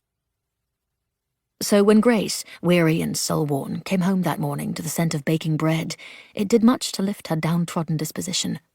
Especially when it had been half an age since Mrs. Weatherford had baked, putting to use the secret bags of flour. It was a good thing she had so frugally tucked them away. The months had shown them that just because something was not rationed did not mean it was any easier to come by. And Grace thought she knew who would receive that coveted loaf. In the afternoon, Mrs. Weatherford arrived just before Grace's reading, her gaze sharp as she scanned the surrounding faces. The boy arrived just before Grace began and settled in to listen. As she finished the last passage, the boy rose, and so too did Mrs. Weatherford. Grace gave part of her attention to the paragraph in front of her as she watched Mrs. Weatherford out of the corner of her eye. The older woman approached the boy in his secluded corner. He stiffened and regarded her quietly with his large eyes as she offered the bread. He stared at it for so long that Grace thought he might decline. Mrs. Weatherford nodded, saying something Grace couldn't hear. Then, quick as a bullet, he grabbed the loaf, tucked it under his jacket, and skittered out of the shop. Mrs. Weatherford met Grace's gaze and offered a proud nod. She had done it. If nothing else, the boy would have food for one day. Except Grace knew Mrs. Weatherford better than that. There would be many more days after this one. At the townhouse that afternoon, the mail wasn't on the floor where it usually remained after being pushed through the slot by the postman. It had been added to the stack near the door, which appeared noticeably smaller, as though it had finally been sorted. At the top was a letter addressed to Grace from Viv, and beneath that one, another from George. Such a double blessing was indeed good fortune, for when Grace opened them, she found they both contained a similar message that sent her squealing with girlish delight. Both Viv and George would be returning to London for Christmas. 16. It had been the end of October when Grace received the letters from Viv and George, stating they'd be visiting in time for the festivities. A week later, London experienced its first night without a single bombing. The weather had been terrible. Rain lashed sideways, thunder growled like a beast, and lightning streaked the cloudy sky. Grace had been on duty with Mrs. Stokes, both anticipating the air raid that blessedly never came. The hours of that shift had stretched on for an eternity, boredom after so much excitement and an unending assault of blistering rain. The next morning, those who had sheltered in the tube station emerged with bright eyes and well-rested smiles. It had been hard not to envy their night of solid rest and dry clothing. But the following evening, when Grace was off from her ARP work, she had her turn. It was a beautiful thing to sleep the night through, without the all-too-present cry of the air raid siren. It wasn't to last, of course, but the bombings did become more sporadic. If nothing else, the rare nights offered a chance to rest and a welcome relief after weeks of onslaught. Farringdon Station had no doubt saved the lives of the many people who slept safely tucked underground beneath its fortified ceiling, but it was not ideal lodging. The floor was hard, the tea sold below was twice the cost of what a cafe would charge outside, and the sounds of so many people shifting, talking, coughing, and snoring echoed around at all hours, not to mention the smells, which were best left without elaboration. While it wasn't the luxury of sinking into the softness of one's own bed, sleeping a night without the interruptions of a wailing siren, even on the floor of a tube station, was better than nothing. As the season changed, the weather in England turned abysmal, and never had Londoners been gladder for it. Fog, rain, and high winds kept the Germans grounded often. Unfortunately, that only made the nights of attacks all the more brutal.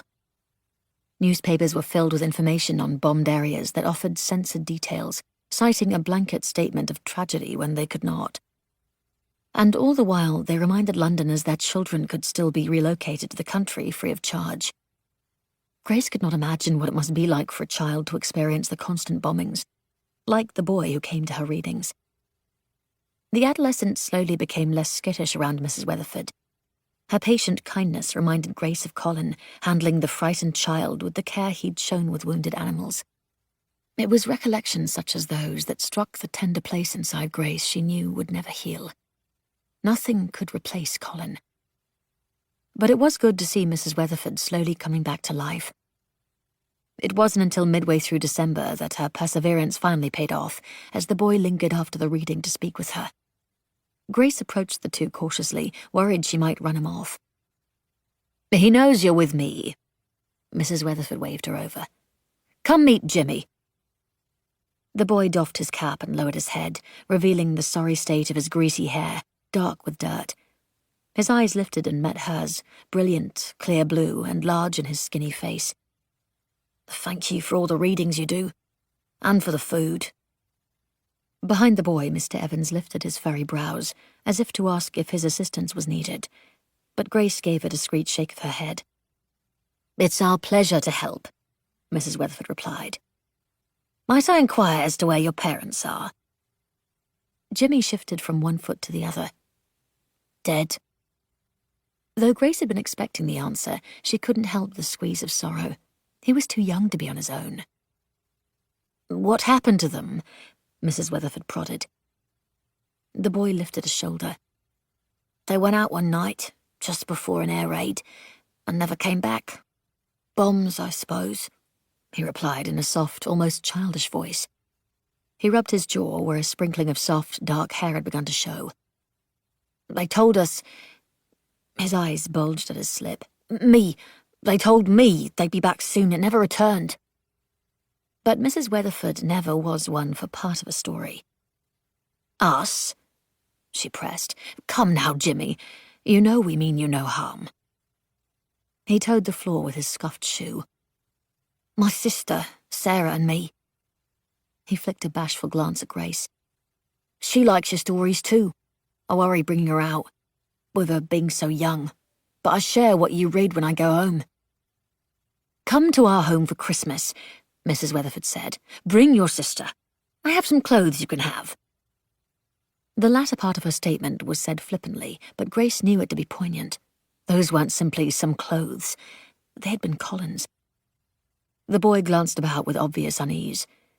"I'll think on it." "Please do," Mrs. Weatherford said, and gave the address. "We'll have a lovely Christmas pudding and maybe some treacle tart." Jimmy swallowed, as though he could already taste the sweetness. He nodded, murmured his thanks, and quickly dashed from the store. "You must join us too, Mr. Evans," Mrs. Weatherford called. "Better to be with us on Christmas than to be alone." Mr. Evans stuck his head out from a shelf he'd sequestered himself behind. "Are you being meddlesome, woman? Are you being a curmudgeon?" She pursed her lips and studied him expectantly. He scoffed in reply. "Arrive at 2, then?" she asked in a light tone, her eyes sparkling in a way Grace loved to see. Mr. Evans disappeared behind a shelf. "Fine. 2. Several days later, Grace was off from the bookshop and curled up on the sofa as she read A Christmas Carol by Charles Dickens. She'd read several of his works, but had specifically saved that one for Christmas. The townhouse parlour had been decorated, but not in the usual fashion. The ornaments on the tree had lost their sparkle since the lights were required to be off during blackouts, and rather than boughs of fresh evergreen, they had to make do with painted newspaper garland. The festive cards had also been affected by the paper ration and wilted on the mantel, smaller than before and too thin to be properly propped upright. It wasn't the kind of Christmas she'd had as a girl with her mother, but then no one had that kind of celebration anymore. Most people weren't even in London for the holiday, not with the war on. Anyone with relatives in the country found excuses to go see them. Well, anyone but her. She was interrupted in the beginning pages of her book when a rattle sounded at the door before it swung open. Mrs. Weatherford was already home, in the kitchen, preparing supper, working miracles with the things that passed as sausage these days, which meant it could only be the one other person who had a key to the townhouse. Viv. Grace squealed with delight and bolted from the chair. Viv dropped her kit and responded in kind, bright vermilion lips parted in a wide smile. Still lovely as ever, with her red hair in rolled curlers under her service cap, She managed to look far more chic in the khaki uniform than others did in their most stylish outfits. "Grace!" Viv threw her arms around her. The embrace was still scented with a sweet perfume, though no longer as strong as it had once been, and now harbouring traces of damp wool and the nip from the air outside. Grace squeezed her arms around her dearest friend. "It is so good to see you. It's been far, far too long." Viv put her icy hands to Grace's cheeks. "How I've missed you, ducky!" "Viv?" Mrs. Weatherford pushed through the kitchen door and stared for a moment with tears gathering in her eyes. "Oh, it's so good to see you, love." Viv grinned. "It's good to see you too." She went to Mrs. Weatherford and enfolded her arms around the older woman for a long moment. It reiterated her shared pain at Colin's death in a way that couldn't be conveyed in letters alone. The agonized expression on Mrs. Weatherford's face against Viv's shoulder said she understood exactly. The older woman pushed back and dabbed at the corners of her eyes with a handkerchief. "You go get settled now, and I'll put the kettle on. You can stay—" She swallowed. "You can stay in whatever room you like." She rushed out before explaining what she meant, but then no explanation was truly necessary. Colin's room. "I'd still like to share our room." Viv pulled off her service cap and set it on the hat shelf by the door.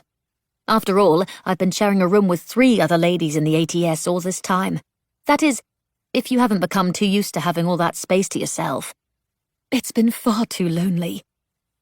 Grace picked up Viv's kit before her friend could grab it and carried it up the stairs. Once in their shared room, Grace set her bag on the metal rail bed Viv slept before, still immaculately made since its first washing after her departure. While Viv unpacked, the two picked up right where they had left off, as if the gap of time between them had never passed. Grace told her about gardening and their experience with cutworms, which made Viv laugh. She told Viv about Mrs. Weatherford and Colin and Jimmy, which made Viv cry. And she told her about the ARP warden position and working with Mr. Stokes. Grace admitted, however, the dangers of the job and the horrible sights she'd witnessed. Not that it mattered when Viv knew her so well. After she'd finished sharing how things had gone on in London, Viv approached and gently touched the wristlet on Grace's arm. "It's worse here than I thought," she said softly. "You can try to mask it, but I know what the ARP wardens do. I know your job has great dangers." "We all do our bit," Grace said, not wishing to delve into such matters on so happy an occasion as finally seeing her friend safely returned. "What of you? Everything you try to say gets blotted out by censors, so I'm left to supply my own details." Viv's smile returned. "Oh? Then pray tell what it is I do in the war." "You're a spy," Grace said. "You went to France and rescued several boats full of men during Dunkirk, then flew over to Germany in a mink stole to personally pry the secrets from Hitler himself. You did such a fine job of it, we have all the intelligence we need, and the war will soon be over." Viv laughed. "Oh, if only that were the case. I've actually been working as a radar operator, if you believe it." She folded a pink cardigan and tucked it into a drawer. "As it turns out, I'm better at maths than I realized." "I'm not surprised," Grace said earnestly. Her friend had always underestimated her own intelligence. "How is it working with radars?" Viv sat back on her heels in front of the chest of drawers. "It's exciting, but it's also sad. We see the men off as they go to Germany to bomb. Some of the women are married to the men who fly out." Her mouth twisted as she appeared to bite the inside of her lip. A lot went unspoken in this war. Far too much was easily assumed in the silence. Grace had seen enough German planes shot down to know that whatever Britain gave to the Nazi bombers, they received right back. Not all of those men came home. "The dance halls have been divine, though." Viv got to her feet and pulled a bottle of red nail lacquer from her bedside table drawer, where she'd left it before departing for the ATS. "The men there practically line up to dance the night away, and dawn arrives before you know it." She unscrewed the top, and the familiar sharp odour filled the room. It smelled like late nights at the farmhouse in Drayton, summer afternoons in a field, picking flecks of floating seed from the glossy polished surface, and talks of someday going to London. Grace smiled softly at the memories. Never would they have thought they'd be here, her working as an ARP warden as well as at a bookshop, and Viv performing the task of radar operation with the ATS. "Men have always lined up to dance with you," Grace teased. "Not like this." Viv ran the brush over her thumbnail, leaving a cherry-red streak down its centre. "Do you ever go to the West End?" The West End of London, where hotels opened their basements as dance halls through the duration of the long nights. It was easy to get there, but not to return home since the tube stations closed at night for shelters, and so many taxis refused to run amid the bombs. As a result, most people going to the dance halls would bring a fresh change of clothes and paid a fee that covered their entrance to the hall, a night in a room, and a quick breakfast the following morning. "I think you know me better than that." Grace settled onto her bed with her legs tucked underneath her. Viv inspected a freshly painted nail, then slid her gaze to Grace and laughed. "We must go. Everyone talks about what a lark the West End in London is at night. Trust me, you'll love it." On her own, Grace would have hated it, she knew without a doubt. Not that she'd had the nights to spare anyway.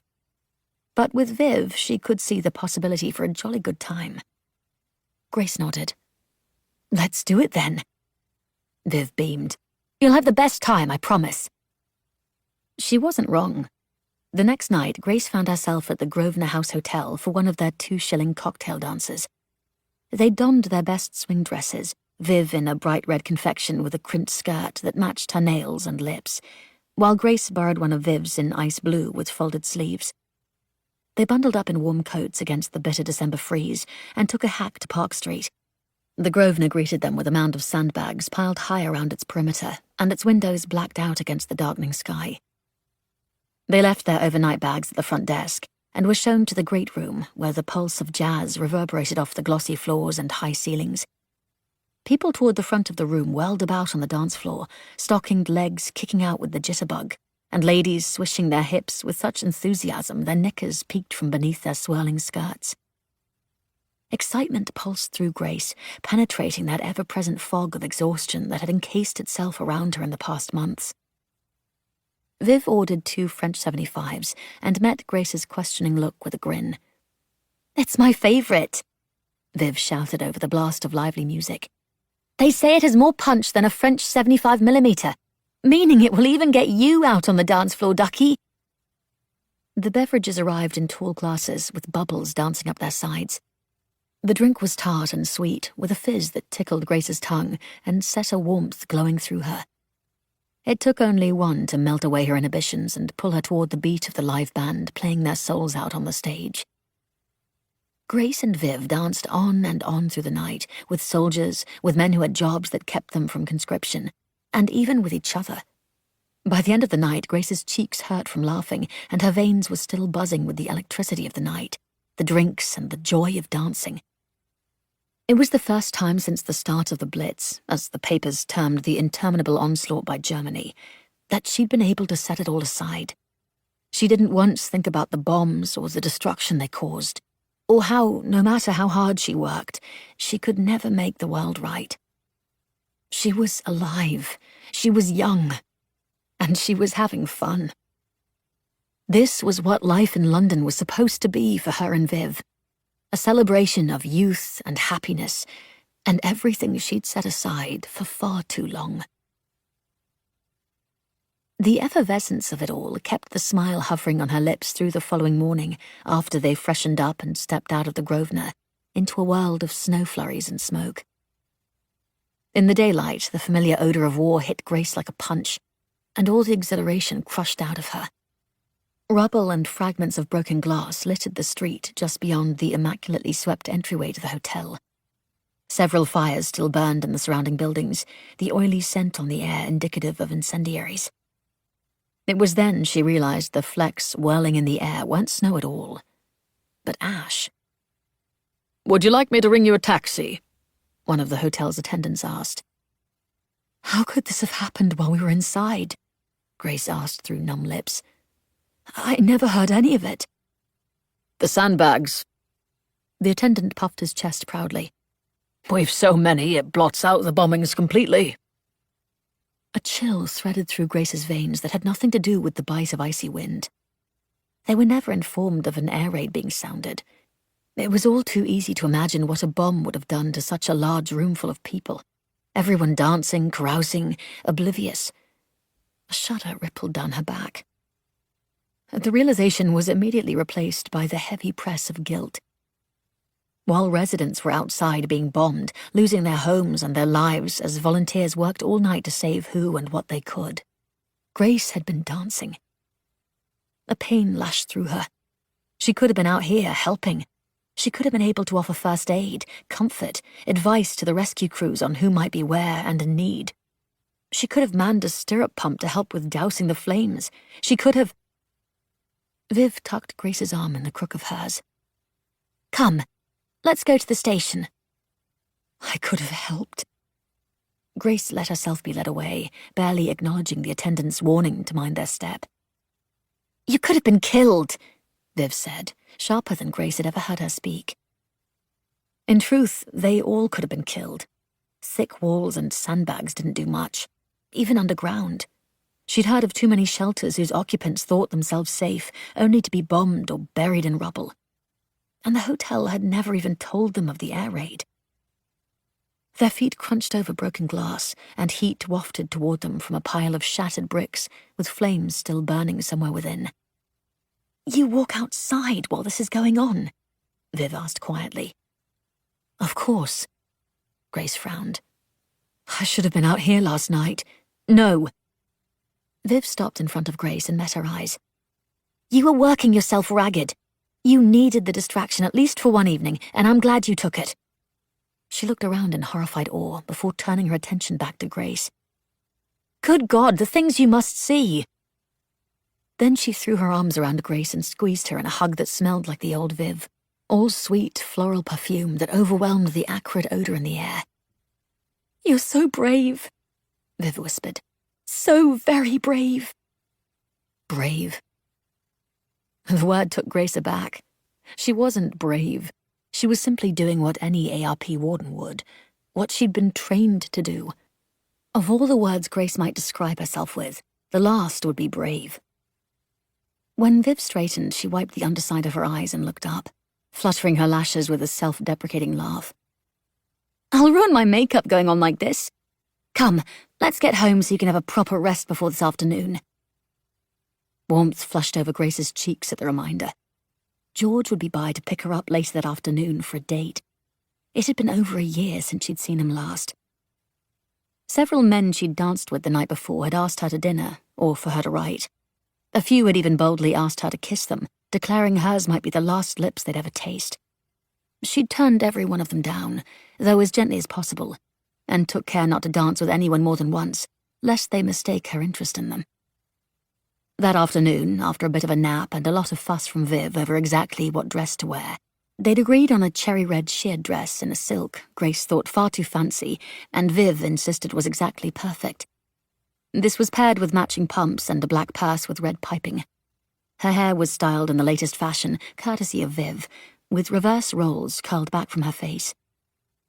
Viv even managed to talk Grace into a bit of red lipstick, which admittedly did look becoming with the dress. It was the boldest outfit Grace had ever worn, and it made her feel as smooth as the silk of her last pair of new stockings. "I think he may fall over when he sees you," Viv said, with a rise of her perfectly plucked brows. Grace's cheeks flushed at her reflection. "Especially if you blush like that." Viv clapped her hands with delight, and they made their way downstairs. Mrs. Weatherford, who was waiting in the entryway for them, put a palm to her chest. "Oh, Grace." Grace went hot all over, nervous that Mrs. Weatherford might declare it all too much. Certainly it was far more than Grace had ever done, with so much red, and in silk, no less. "You're so very beautiful, my dear." Mrs. Weatherford shook her head and breathed out a long exhale. "If only your mum could see you now." Before Grace could reply, the doorbell chimed, and she nearly stumbled off the last step. She and George had agreed on an early dinner to ensure they couldn't be interrupted by air raids, and so she could still resume her shift that night as warden. A glance at her watch confirmed he was a minute early. Mrs. Weatherford's mouth formed an O of anticipation, and she scooted back from the door so Grace could draw it open. It was all Grace could do not to yank the handle, and instead pulled it far slower than she truly wanted. On the other side was George, the man to whom she'd written letters for months detailing every bit of her life, with whom she had shared her innermost thoughts, the man who had introduced her to the world of reading.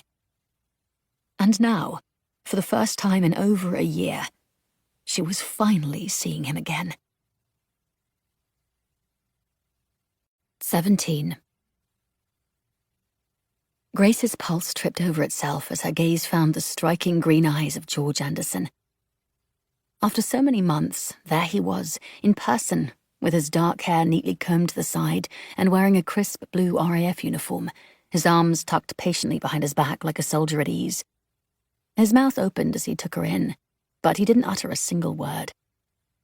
He swallowed and cleared his throat, then said, "Miss Bennet, Grace, you look—" He shook his head as though trying to find the right word.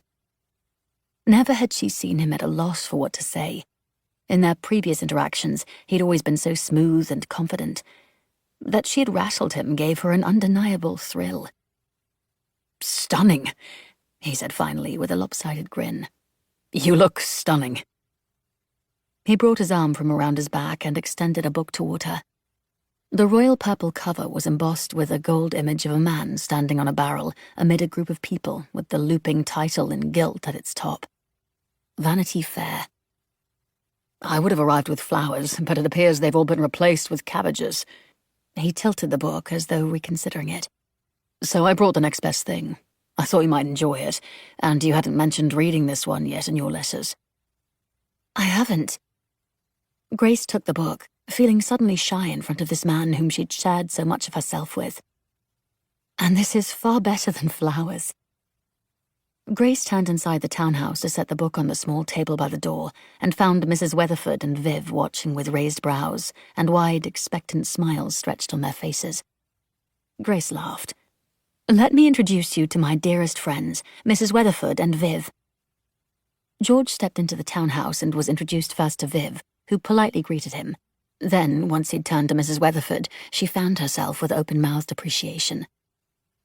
For her part, Mrs. Weatherford tittered on with flushed eagerness as she chatted with him about his return to London and asked after his family who lived in Kent.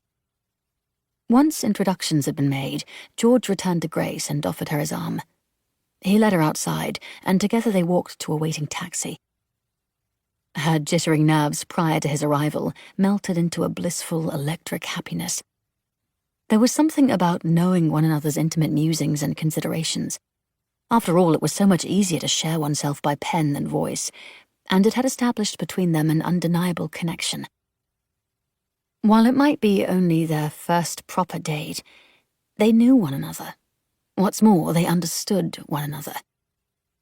He opened the door for her to let her in before joining her in the close quarters of the cab. The scent of his shaving soap filled the small space, a familiar smell she recalled from their earlier interactions in the bookshop so long ago. "I want to hear all about how your book readings are going," he prompted. Grace told him of the people who came and the stories she read as he listened with a smile hovering on his lips. All the while the taxi sailed through the streets, weaving through the occasional diversion signs to avoid craters from bombs. She'd expected they might dine at a small eatery, something like the Cardoma Cafe, whose layers of sandbags rendered it safe enough to double as an air raid shelter. So when they stopped before the multiple-arched entryway of the Ritz, her mouth went dry with shock. Never had she been to a place so fine, exploring any possibility only in her imagination on late-night chats with Viv, while they were still locked in a doldrum life at Drayton. "I thought," Grace stammered, "I thought we were going to a cafe." George grinned at her. "If I only have the opportunity to take you out once during my 3-day pass home, I want to make it count." He exited the hack, then offered her his hand. "If that's all right." She put her fingers to his warm palm and allowed him to help her from the taxi. "Quite." He tucked her hand into the crook of his arm as attendants opened the doors to welcome them into the splendor of the Ritz. They were led into the dining area where many tables were set for two, with fresh linens and plush chairs. As grand as she had anticipated it might be, it was far, far grander. There wasn't simply one chandelier, but several. They were all linked throughout the oval-shaped ceiling by garlands and seemed to drip down like jewels from a fine necklace. Every inch of the place was resplendent with opulence, from the scrollwork-patterned rug thick underfoot to the painted walls and ceilings. It was as though they'd stepped into a pocket of London where the war didn't exist, where people wore clothes that weren't sensible for running to a bomb shelter or stumbling over rubble-strewn streets, where the scent of food in the air held luxuries like sugar and quality meat.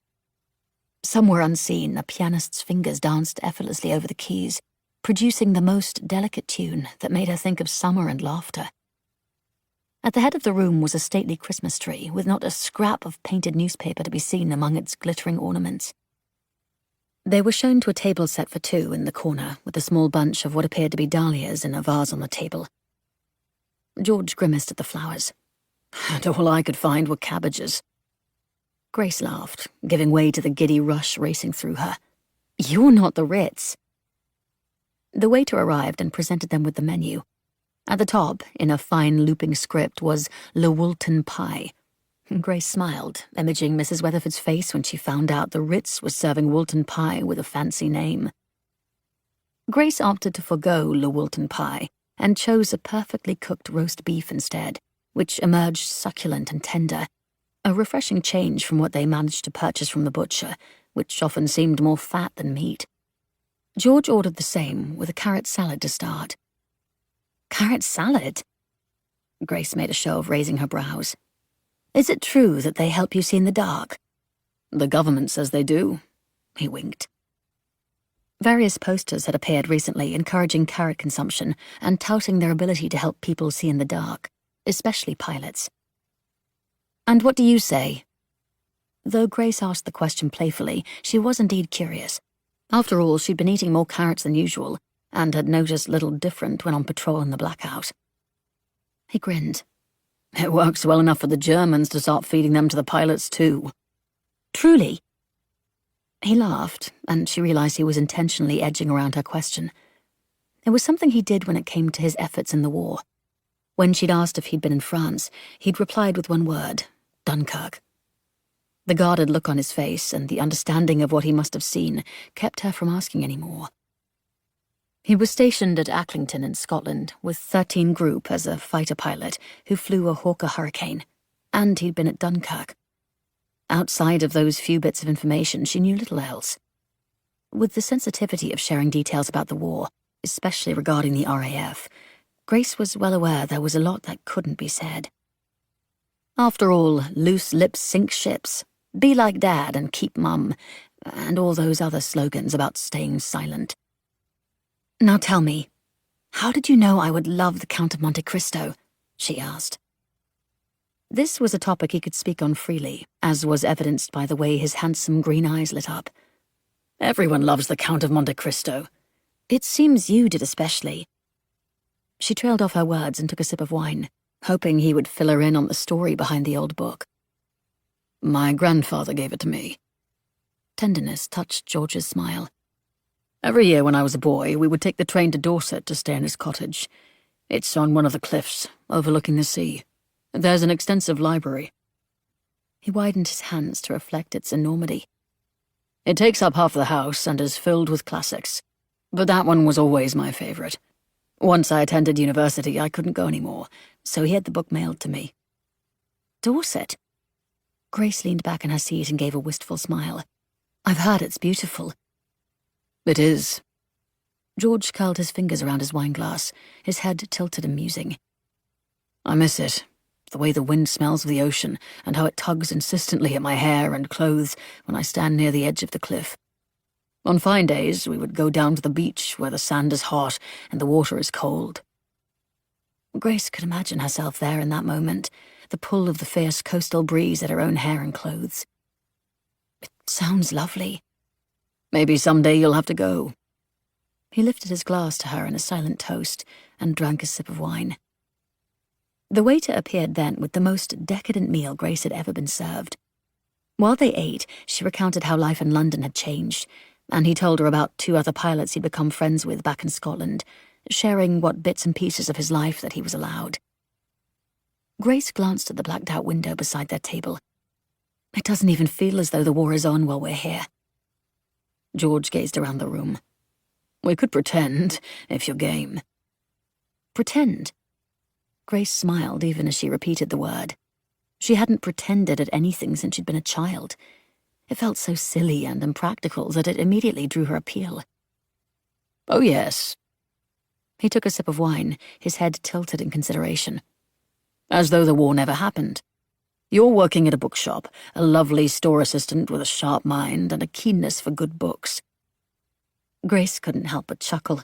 And you're a charming engineer with an affinity for literature and a wonderful sense of humor who always knows how to say the right things.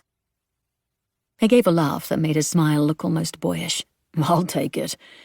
Tomorrow we'll have plans to walk through the streets as snow sifts around us like down feathers, listening to the carolers singing at Hyde Park. I'll have a handful of flowers for you.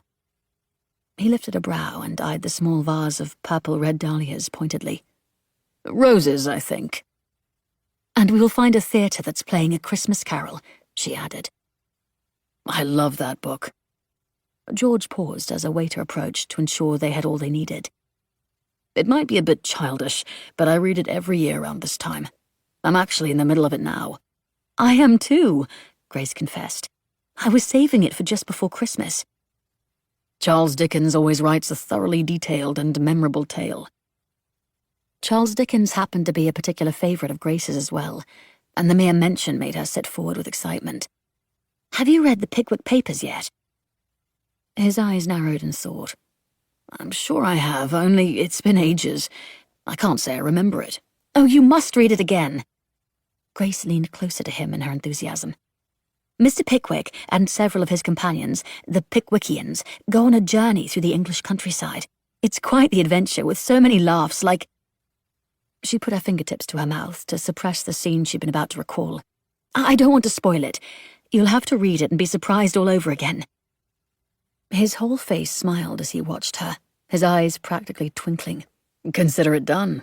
I'll be sure to let you know some of my favourite scenes in my next letter. On and on their conversation went, lush with descriptions of books they'd read and recalling things they had shared with one another in their letters, expanding on details that were too lengthy to write.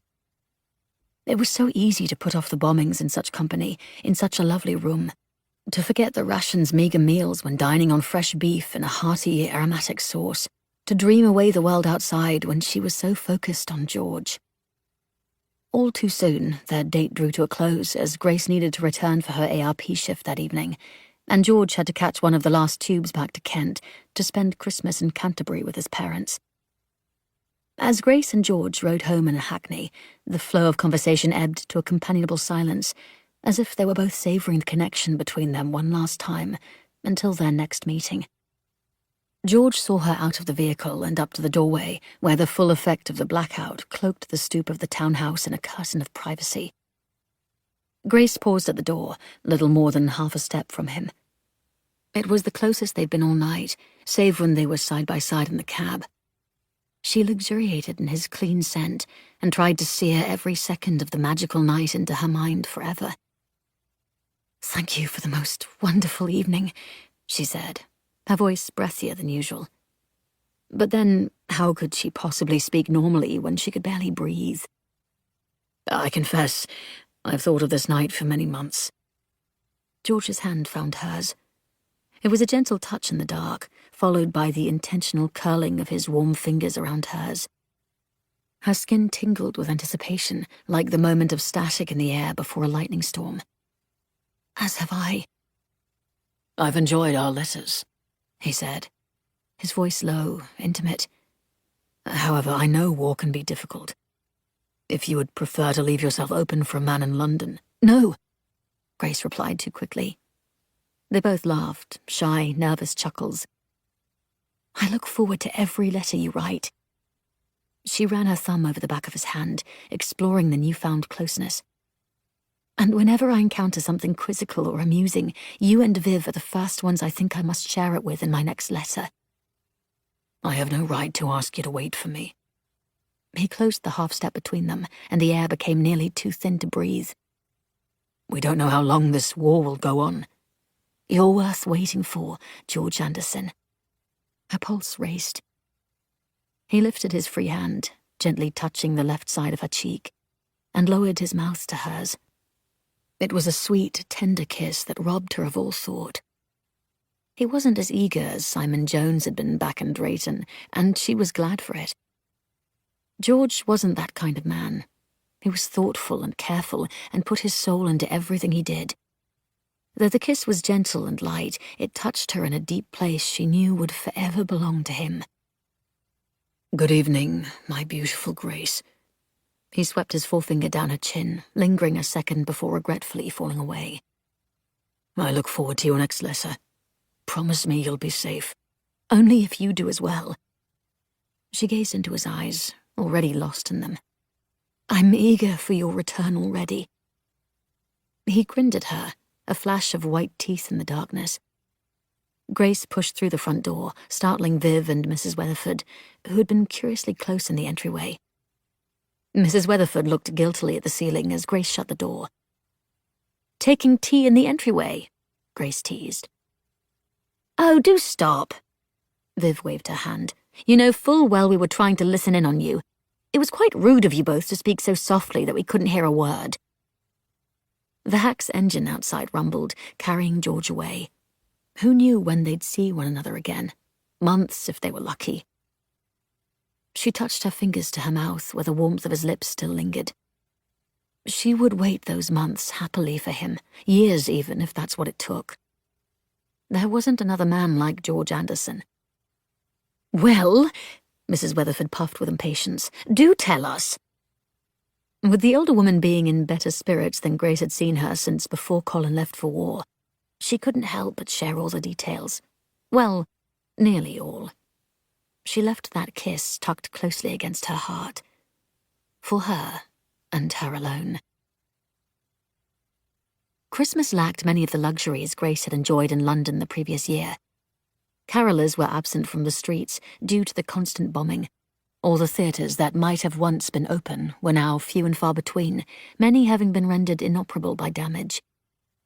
But by some miracle, Grace and Viv managed to squeeze into a show for a pantomime on Christmas Eve, a festive play that recalled them back to their childhood, though the production was far better than what they'd had in Drayton. On Christmas Day, Mrs. Weatherford, as always, followed the rules to conserve fuel by cramming the oven full of crockery in an attempt to cook all their food at once, which was quite the accomplishment in light of the feast she'd prepared. As everything Mrs. Weatherford did when it came to rationing in the kitchen, she made it work beautifully. The government had doubled their tea and sugar rations in preparation for Christmas, and Mrs. Weatherford put those to good use as well, in addition to her secreted stores. There was treacle tart and figgy pudding and Christmas cake, though the latter was missing most of the dried fruit usually prevalent through the confection. All of it was adorned with frosted bits of holly, made by soaking the waxy green leaves in Epsom salts, a festive suggestion from the Ministry of Food. Though Mrs. Weatherford remained seemingly in high spirits, Grace could see the cracks in her forced joviality. It came in the moment she thought no one was looking, when the smile wilted from her lips and a pained look pinched at her features in a sudden onset of agony. Grace knew that hurt. Loss. For Colin. His absence was felt like a missing limb. No, a missing heart. His smile, his kindness, his light. No Christmas would ever be the same without him, and no amount of frosted holly leaves or painted newspaper garland could make that go away. Though they'd agreed to no presents that year in light of conserving for the war efforts, they all had a little something for each other. Mrs. Weatherford had procured scented soaps for both Grace and Viv. Viv had knit them both thick mufflers, and Grace had managed to get Mrs. Weatherford and Viv a bit of chocolate. It was wrapped in wax paper, as the foil was now needed for materials, and the chocolate was crumblier and less sweet than it was before. But seeing them beam with delight upon opening their gifts told Grace that chocolate would still always be chocolate, no matter how it came. Dinner was as delicious as it was lovely, the addition of sugar a magical touch in such restrictive times. Mr. Evans came with a bottle of wine he'd been saving for just such an occasion, and he and Mrs. Weatherford spent a good part of the afternoon bickering with each other like siblings, each with a good-natured twinkle in their eye. Jimmy and his sister, however, did not join them, and their absence was very much felt, most especially by Mrs. Weatherford.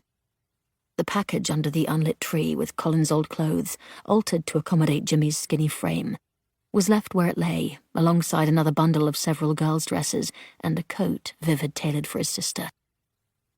Viv had to return to Caister the following day. It was a sad realization that sifted like ash over the fleeting joy Christmas had brought, and left the townhouse feeling darker and more alone than ever. Mrs. Weatherford, especially, was affected by Viv's departure, as though she were losing Colin all over again. The only time she managed to rouse herself from the house was the day after Boxing Day, when she went to Grace's afternoon reading at Primrose Hill Books, with a great box of leftover Christmas cake, several rolls, and the children's presents. Jimmy arrived, albeit shamefaced when he saw Mrs. Weatherford, but didn't run from her and Grace after the reading. "They were feeding us at the rest centre." He took his cap off, his expression heavy with remorse. "I didn't want to take your rations." The boy's consideration, in a devastated world when he had nothing and they had so much by comparison, needled into Grace's chest. "You needn't ever worry about us," she said. "We had far more than we could possibly eat." Mrs. Weatherford set the box before him and lifted the top.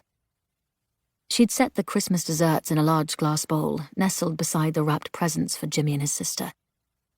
He looked up in surprise. "You're sharing too much." Mrs. Weatherford waved him off. "I made it for you both, and you weren't there to eat it." "Open the larger package," Grace urged, knowing what it would mean to Mrs. Weatherford to see him unwrap the gift. Jimmy hesitated only a moment before drawing the parcel from the box. He didn't rip into the package as children often do. Instead, he untied the string holding the parcel together, wound it around his hand into a neat bundle, and set it inside the box. Only then did he gingerly fold back the paper so as not to cause a single tear. It was the care of someone who had nothing, someone who knew they might have need of such materials later.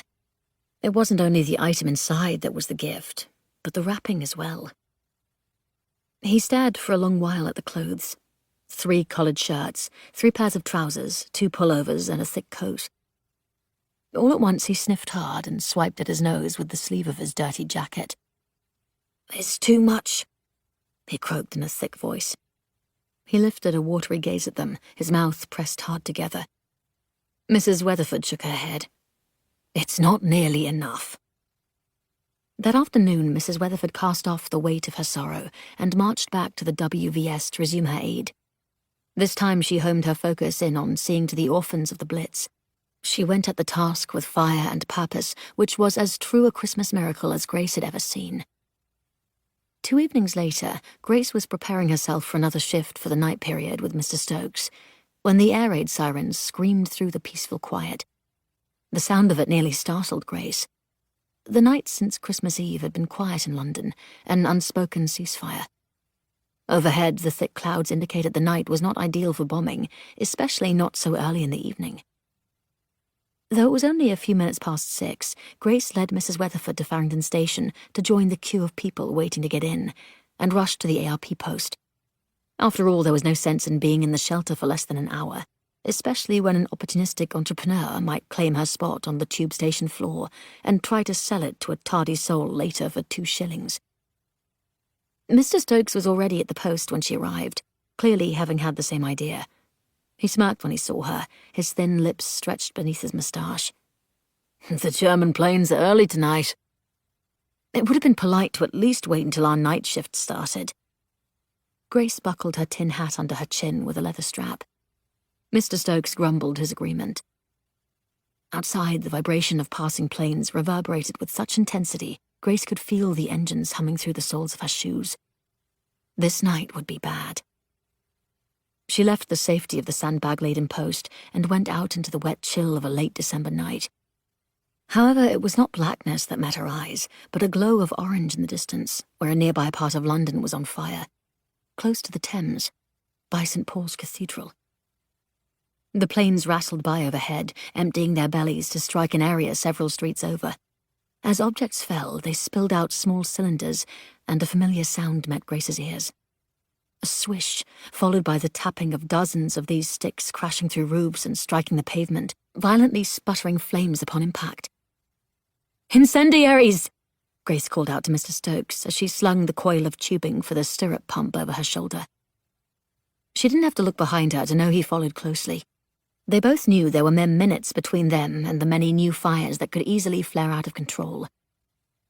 2 streets over, they found the first incendiary, sparkling with white splinters of light as it furiously expelled its magnesium innards.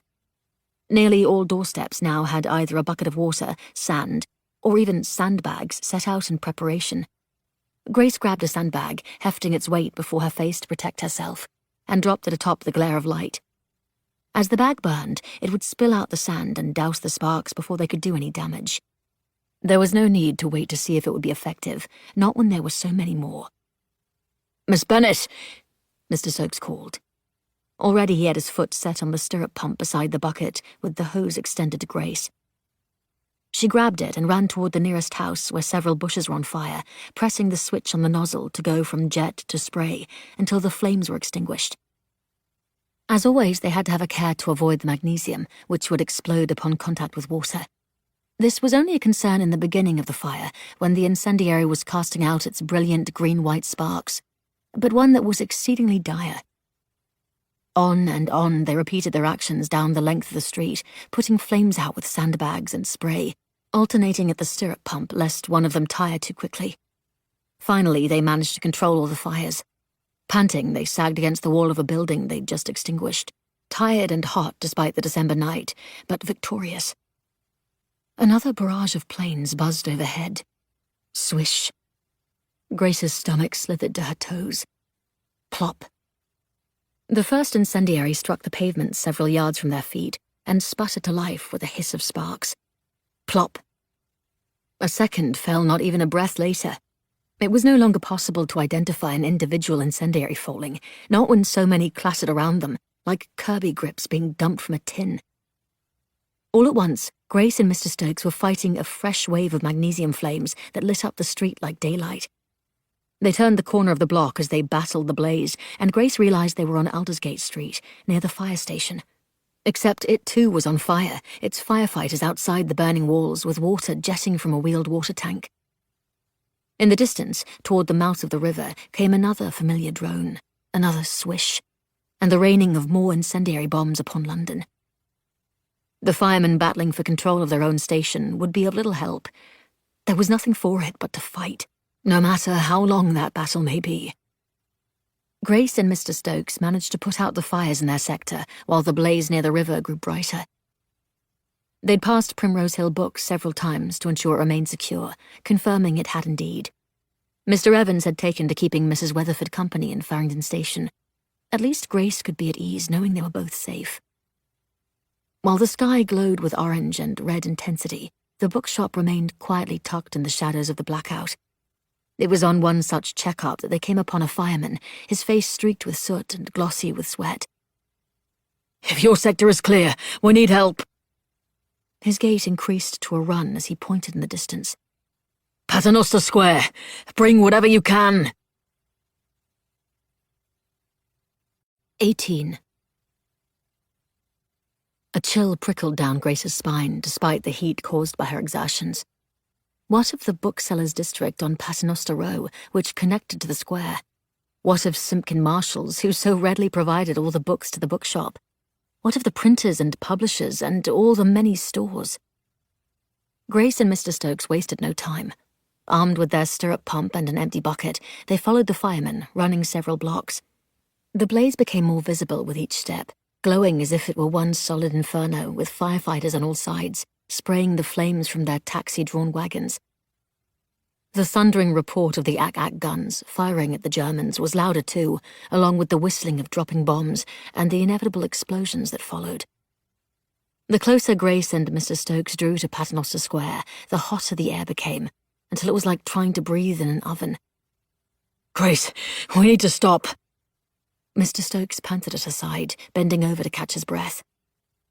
He said something else, but a bomb whistled nearby, went silent for a breath of a moment, then detonated with a deafening explosion that set the ground underfoot rumbling.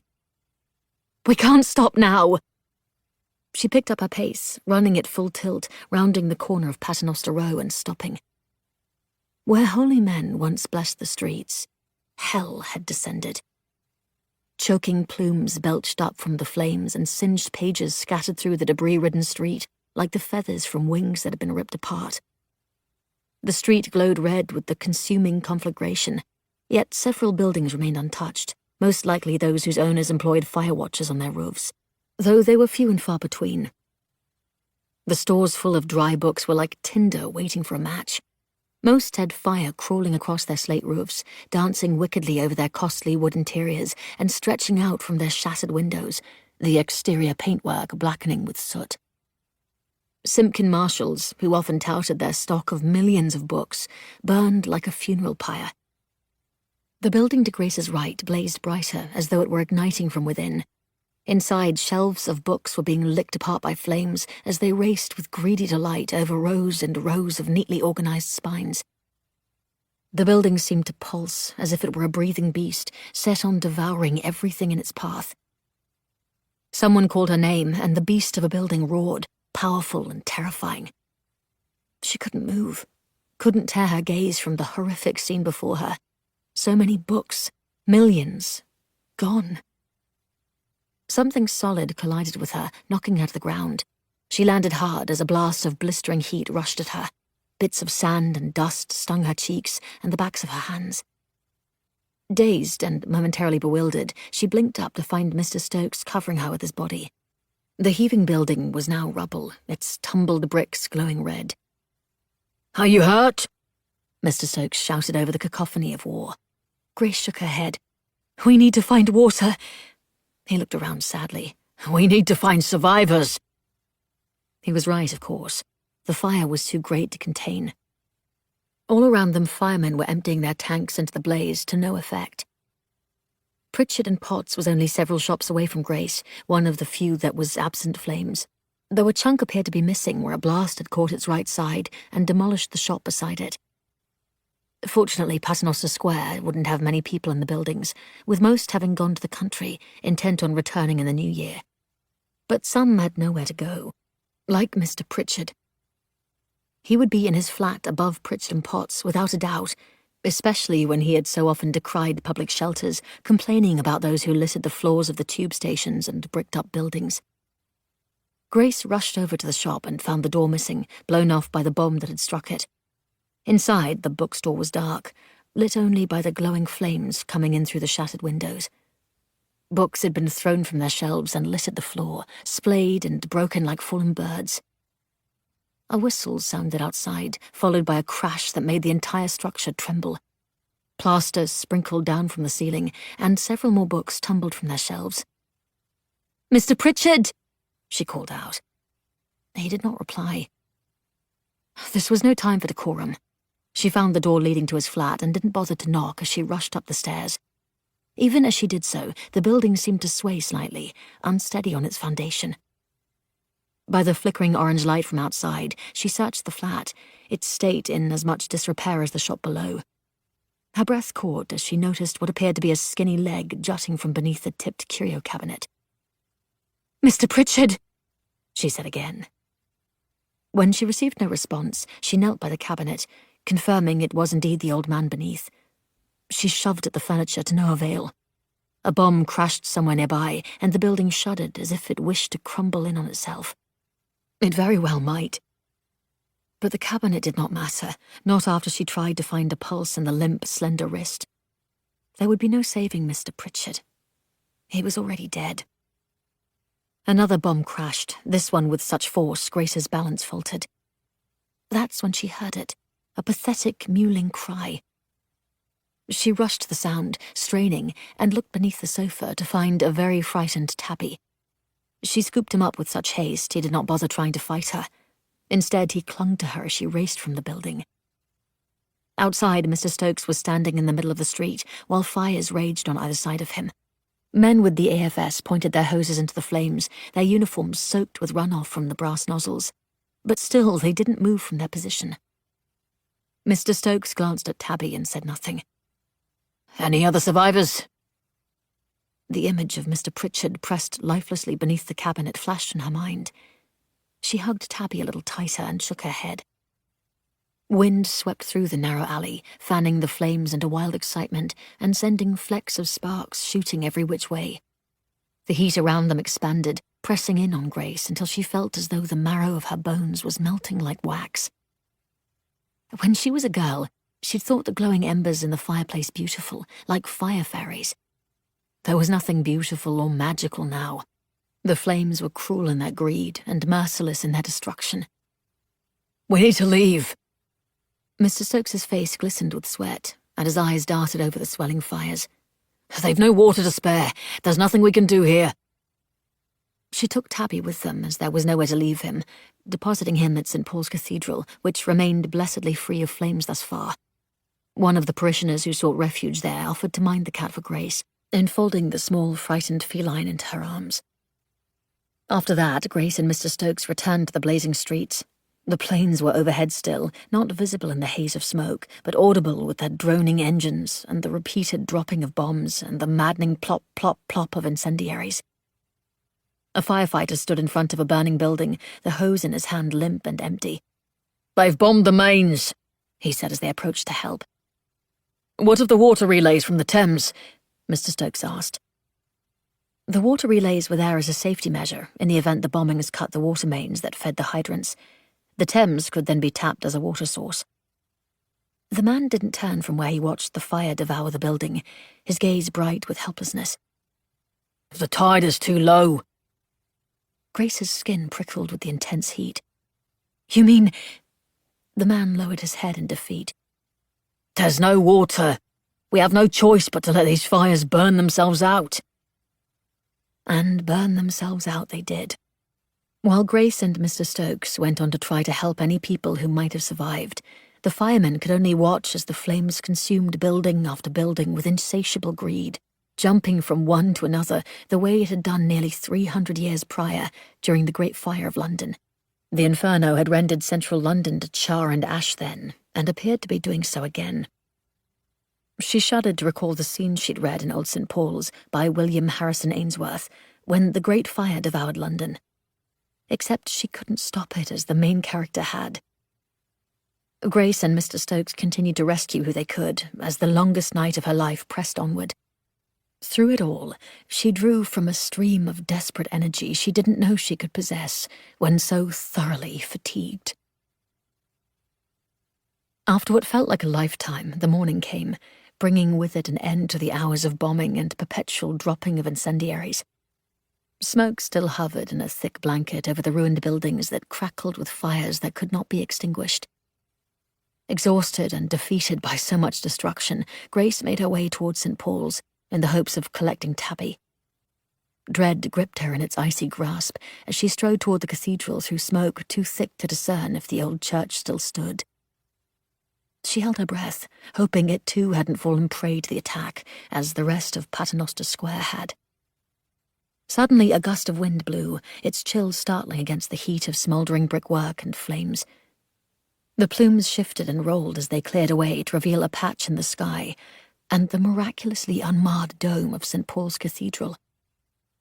During the first Great Fire, the cathedral continued to stand for 3 days before finally falling. It had been rebuilt and still stood now. But it was so much more than simply a building. It was a place of worship, of succor for lost souls. It was a symbol that in the middle of hell, good had still prevailed. It was a mark of the British spirit that even in the face of such annihilation and loss, they too had kept standing. "London can take it," Mr. Stokes said in a gravelly voice from beside Grace. The ethereal sight had clearly moved him with the same flood of patriotism as he echoed the slogan the government had encouraged since the start of the Blitz. Even more astonishing, Tabby had remained put, now wrapped in a thin blanket and contentedly sleeping at the end of a pew. Grace lifted the pale blue bundle with her soot-blackened hands, and Tabby blinked awake with his amber eyes. No sooner had she lifted the small cat against her than he nestled close, clinging with gentle claws. Cat properly in hand, Grace allowed Mr. Stokes to walk her back to the townhouse on Britain Street, too tired to argue that he needed to be home in bed as much as she. Regardless of their exhaustion, and though it was never discussed, They took the longer path to curl around the front of Primrose Hill Books, where it still sat as snug and safe as it had ever been. She appreciated that the shop remained unharmed, especially when so many had experienced such loss. Mr. Evans was no doubt back in his flat above the shop after the all clear had sounded early that morning. Not all homes or people were as lucky. In their sector in Islington, many homes had roof damage from the incendiaries, and a number of properties had been bombed. However, the destruction was nowhere near the devastation of Paternoster Row. Now, away from such a blazing inferno, the air was colder, and a shiver ran down Grace's back. Mr. Stokes simply nodded at her when they arrived at her townhouse, before he turned to stagger slowly in the direction of his own home on Clerkenwell Street. Mrs. Weatherford pulled the door open before Grace had finished climbing the stairs. "Grace!" Mrs. Weatherford put her hand to her neck as if she were struggling to breathe. "Oh, thank God you're safe, my girl. Come in, come in." Grace was too tired to do much more than trudge up the remaining steps and into the townhouse. Her throat burned from hours of breathing in the hot air, and her chest felt as though it was clogged with soot. "I heard it was awful." Mrs. Weatherford closed the door and fluttered anxiously around Grace. "Was it? No, don't answer that. I can see it on you that it was. My poor dear, thank God you're safe. You're home. Do you want a spot of tea? Some food? Can I get you anything at all?" She paused in her worried onslaught and looked at the bundle Grace carried. The weather was so cold outside that the heavy fog seemed laced with shards of ice. Once they were away from the inferno of London's centre, Grace had covered Tabby with the blanket to ensure he'd remain warm. Now she peeled the thin layer of cloth back, revealing a sleepy-eyed cat who had experienced just as terrible a night as them all. Mrs. Weatherford put her fingers over her lips. Is that... "Tabby," Grace croaked through her raw throat. Mrs. Weatherford touched a hand to Grace's cheek in silent emotion, then let it come to rest on Tabby's head. "You were the last..." Her voice caught. "You were the last wounded creature Colin saved." Suddenly remembering herself, she looked up sharply at Grace. "Mr. Pritchard." Grace shook her head. She'd made sure the rescue crews knew his location so that his remains would be seen to properly. "I hoped you would keep Tabby," Grace said hoarsely. "He's very frightened, I believe, and could use someone to love." Mrs. Weatherford gave a shuddering exhale. "I feel very much the same, little Tabby." She lifted the cat from Grace's arms, bundle of cloth and all. Grace bathed after that, leaving smears of black soot in the small bathroom, but too exhausted to care. She'd meant to clean it when she woke, but found it already done later, practically gleaming with the telltale scent of a good carbolic cleanse. Downstairs she found Mrs. Weatherford, who waved off her thanks while cooing over Tabby. For the cat's part, he appeared to be just as besotted with Mrs. Weatherford as he stretched up to rub his face against hers, much to her delight. After the quick meal of vegetable and rabbit stew, Grace left the townhouse to make her way to the bookshop. After all, life went on, and she still had a job to do. There was a bite in the damp air that made her suck in her breath as soon as it hit her. The odour of burning hung acrid on the wind and recalled everything from the night before. "It's you!" A curt voice came from the other stoop next door. Grace blinked against the cold to find Mrs. Nesbit standing stiffly at the railing of her townhouse. Soot was smeared over her otherwise neat mackintosh, and her eyes were red-rimmed. She elevated her head to tilt her glare over her sharp nose. "I've just been to my shop, or what's left of it." Such a sight surely must have been devastating. Grace turned fully to Mrs. Nesbit, genuine in her empathy. "I'm terribly sorry." "You should be," the other woman hissed. Grace ought to be used to Mrs. Nesbit's stinging rebukes, but those barbs never failed to strike their mark.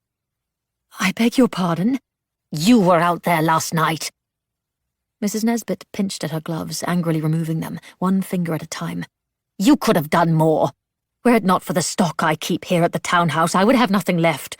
Nothing." She jerked the gloves from her hands and slapped them onto one bare palm. "There is no excuse for so many businesses to have burned like that. None." It was on the tip of Grace's tongue to defend her actions and those of the many volunteers who had fought last night. There had been too many incendiaries dropped. The mains had been hit, and the Thames had its lowest tide of the year at that exact time. But she owed no justification to this woman, not when she and everyone else had given it their all. Anger singed away the chill in the air. The report on the wireless that morning had stated over a dozen firefighters had been killed, and over 200 were injured. Brave men whose families would never welcome them home again, tell them they loved them again. "How fortunate for you that several people lost their lives fighting the fires last night," Grace said in a hard tone. "There are now openings for you to fill, as the rest of us are clearly so inept." Mrs. Nesbit's cheeks went red. "You impudent—" But Grace was already jogging down the remainder of the stairs, not bothering to listen anymore. Not when it was too tempting to march up to the other woman and slap her bony face. Steam huffed from Grace's lips in white puffs, and she walked so fast that the muscles in her legs burned with the effort. Primrose Hill books appeared before her without her realizing how quickly she'd gone. She shoved in the door harder than she meant to. Mr. Evans snapped his head up. "Miss Bennet." "That woman!" Grace declared with all the vehemence she'd been swallowing. "That horrid woman!" "There's no one in the store at the moment." He came around the counter, folded his hands, and rested them where the swell of his belly had once jutted. "Tell me what's happened." Grace told him what Mrs. Nesbit had said, and relayed what had happened the night before, faltering when she shared Mr. Pritchard's passing. Mr. Evans exhaled thickly through his nose, his gaze distant. "He never did see the point in going to a shelter. It's a pity how many share that opinion." He shook his head slowly. "The poor bloke. Thank you for caring for Tabby." "I think Mrs. Weatherford is glad to have him." Mr. Evans gave a ghost of a smile. "He'll do her good, I think. And as for Mrs. Nesbit—" The mere mention of the woman's name caused Grace to simmer anew with rage. "I think," he said slowly, "Mrs. Nesbit is so wounded by what's happened to her shop that she's lashing out at the first person she can." Mr. Evans tilted his head in apology. "And that happened to be you." "She didn't have to be so cruel." Grace was being petulant, she knew, but the woman was truly odious. Mr. Evans adjusted his thick glasses. "You recently read A Christmas Carol, as I recall." Grace nodded. "You saw how Ebenezer's unhappy childhood made him who he was. Imagine how he might feel if his business burned to the ground." It was an apt comparison between Ebenezer Scrooge and Mrs. Nesbit, to be sure. One Grace had never thought to put together before that moment. But it was true how anger could be used to mask hurt, especially when hurt was such a very vulnerable emotion. Even Mr. Evans had used his gruffness to mask his memories of his daughter when Grace had first started to work at the bookshop. Who knew what Mrs. Nesbit had experienced in her life to make her so hard and bitter? It was a fresh understanding Grace had never stopped to examine before. "Thank you," she said. "I never thought to consider it in that fashion." Mr. Evans patted her cheek affectionately, the way a father might do. "You've a good soul, Grace Bennet. And you're an excellent teacher." She thought about that conversation through the day as she worked. It made her reevaluate even her own uncle. Ugliness in a person was not born but created. Perhaps he had endured a hardship that had made him so cruel. Suddenly she regarded him in a different light, not with anger but compassion, and with the knowledge that his mistreatment had nothing to do with her and everything to do with him. She mulled over all of this as she stared at the empty shelf in front of her, which had been cleared out the day before to make way for a new order expected to come in from Simkin Marshall's, an order that would now no longer be fulfilled. An idea struck.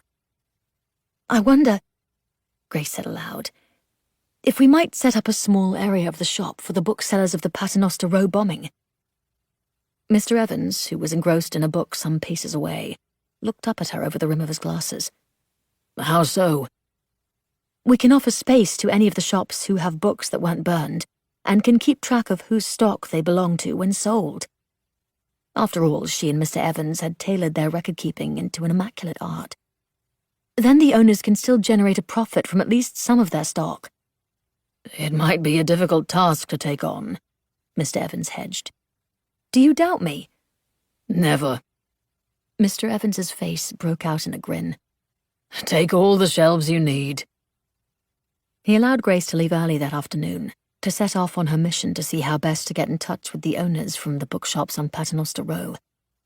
It would be Grace's first time seeing the bookseller's hub since the fires the night before, and her trepidation grew with every demolished building she passed.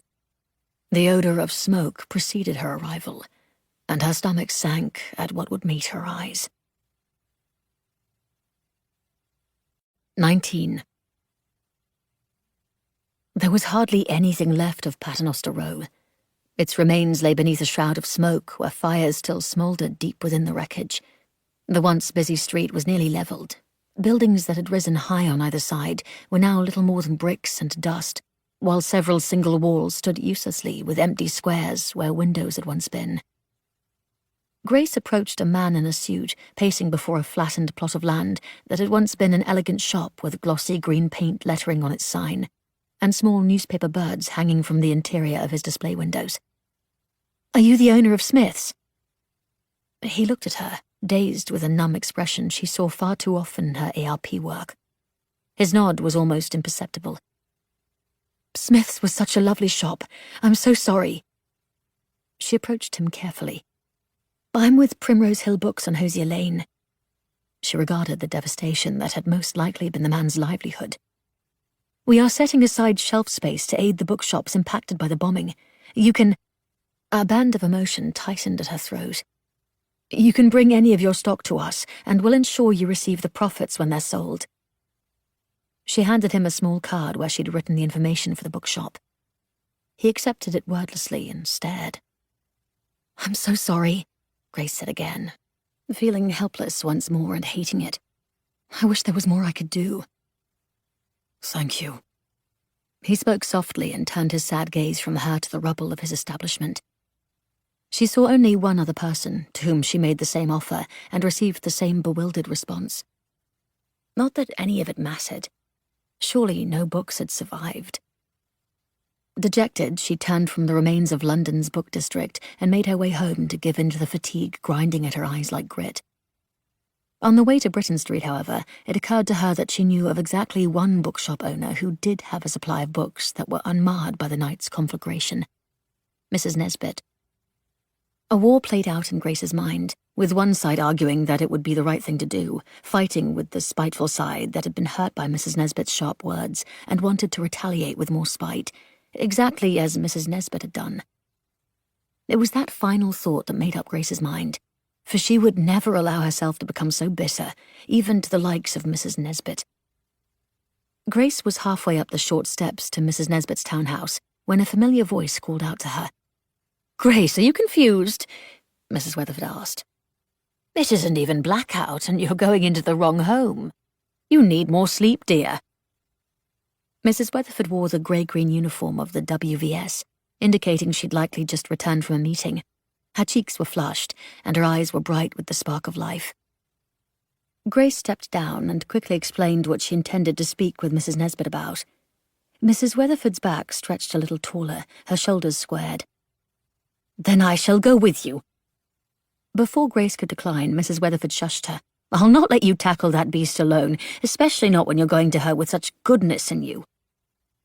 And so it was that Grace and Mrs. Weatherford rapped upon the brass knocker of Mrs. Nesbit's door. The woman greeted them with a look about as warm as the frosty day. "Your home is next door." She lifted one sharply arched brow. "Or have you forgotten?" "We're here to see you," Grace said. "And could use a bit of tea." Mrs. Weatherford rubbed her cold hands together, not so subtly reminding Mrs. Nesbit of her manners to guests. "We're likely to get chilblains out here." Mrs. Nesbit sighed and opened her door. "Do come in. I'll put the kettle on." She showed them to the parlour where the plushness of the blue velvet sofa felt as though it had just been purchased. There was an austere beauty to the room, like a museum full of fragile items you weren't allowed to touch. Everything was neat and orderly, from the freshly polished end table to the many various figurines and scattered pictures of what appeared to be Mrs. Nesbit as a young woman. Grace and Mrs. Weatherford both perched awkwardly at the edge of the cushioned sofa, afraid to lean back and leave an imprint in the brushed velvet. Mrs. Nesbit arrived several minutes later with a tea tray and presented teacups made of a fine bone china so thin Grace could see the light of the back window through it. "What can I do for you?" Mrs. Nesbit asked, "aside from deplete my tea and sugar rations in a bid to be hospitable." Grace detoured the path of her hand from the sugar bowl to her cup, opting to drink her tea plain. "We'd like to offer a space for you at Primrose Hill Books to sell your books. You'll receive your profit from them, of course, and will ensure people know they are books from your store." Mrs. Nesbit's brow crinkled upward. "Are you in earnest?" "Yes." Grace sipped her tea. It was weak, of course. Most likely the leaves had already been steeped a time or two. Nothing but the best for her unwanted visitors. To her great surprise, Mrs. Nesbit's eyes filled with tears, and she looked away. "This is what I deserve for never loving Mr. Nesbit." She dabbed her eyes with a lace handkerchief meant more for decoration than actual purpose.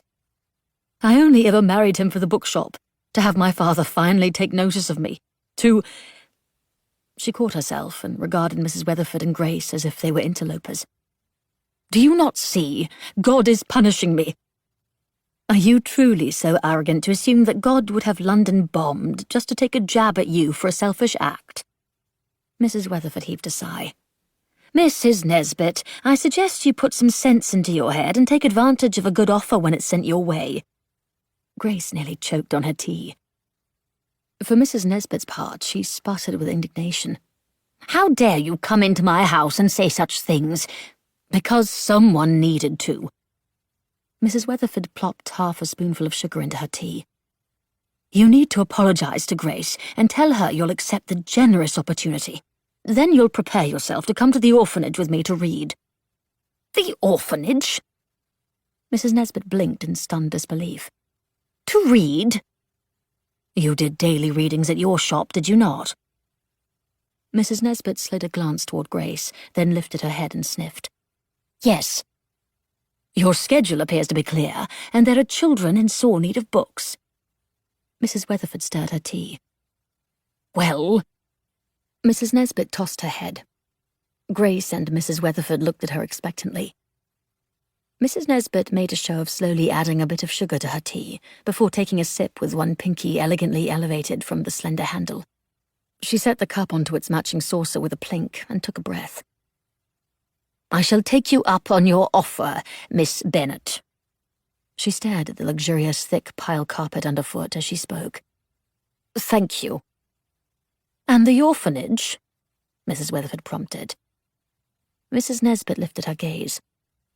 "I'll prepare to leave once we finish our tea." Mrs. Weatherford gave a triumphant smile. "Smashing." 1940 passed into 1941 without much fanfare on Mrs. Weatherford and Grace's parts. There was far too much to do otherwise. Over the next month, Mrs. Weatherford had to persuade Mrs. Nesbit to join her at the orphanage less and less, as she began to go of her own choosing. The shelf designated for Nesbit's fine reads received much attention, which pleased Mrs. Nesbit greatly. She was not the only shopkeeper to have taken Primrose Hill Books up on their beneficence. With so few open buildings available in the bombed-out city, word spread among the booksellers of Paternoster Row, and 5 additional sellers had a shelf devoted to their store, including Smith's. Grace fashioned small newspaper birds to adorn their designated space, and rotated books from each seller along with Primrose Hill Books' own stock for her afternoon readings. Soon the customers in the shop were not only those they knew from their own store, but from the other booksellers as well. Jimmy attended her readings still, the orphan well-fed now and with properly fitting, clean clothes, with little Sarah in tow, which made Mrs. Weatherford enormously happy.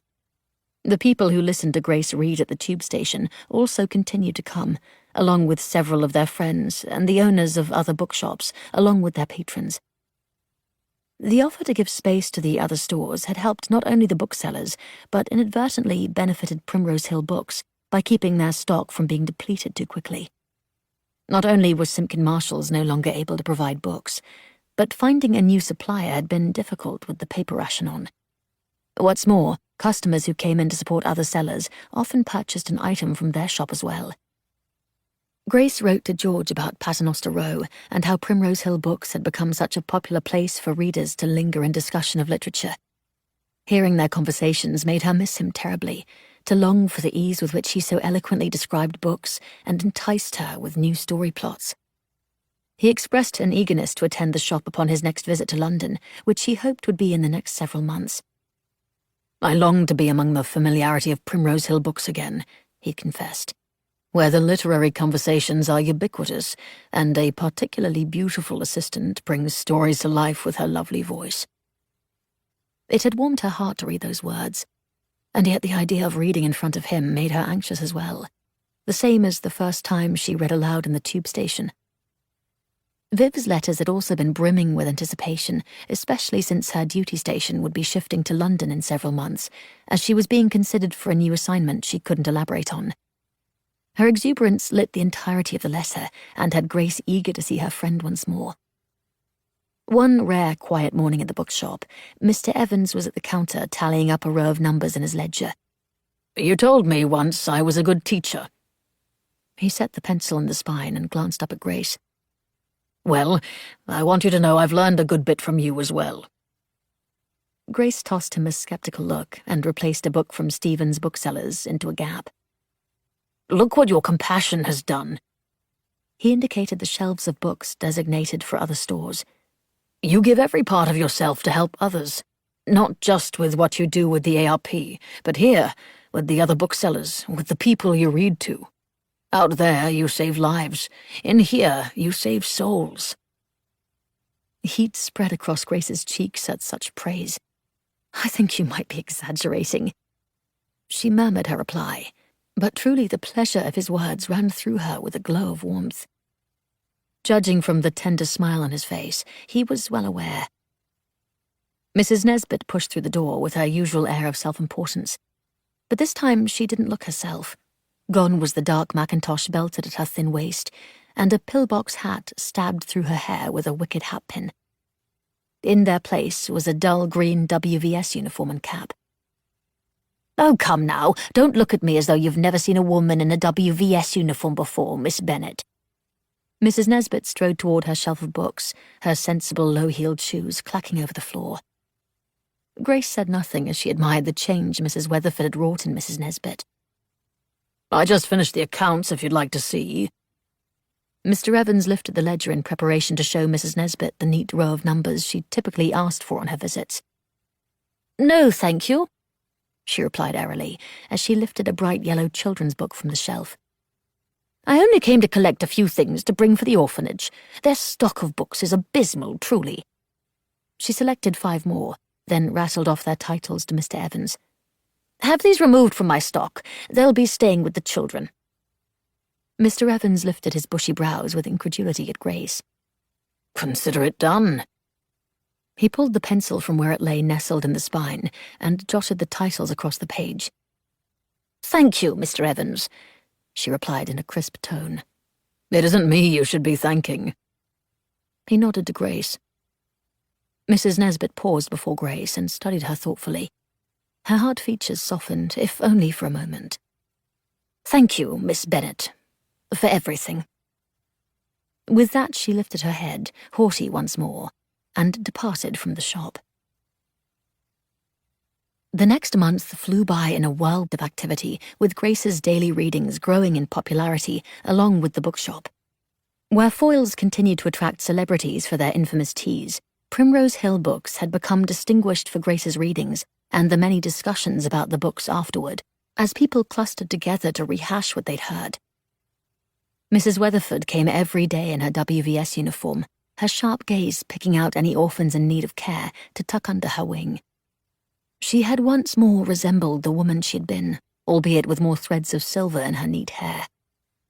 The only time Grace had seen Mrs. Weatherford truly upset was when March rolled in with a new item on the ration list, jam. To which she woefully replied, "What's next? Cheese?" The bombings continued with such regularity that London no longer resembled her former glory. But even exhausted and war-torn, she continued to shelter her people night after night, day after day.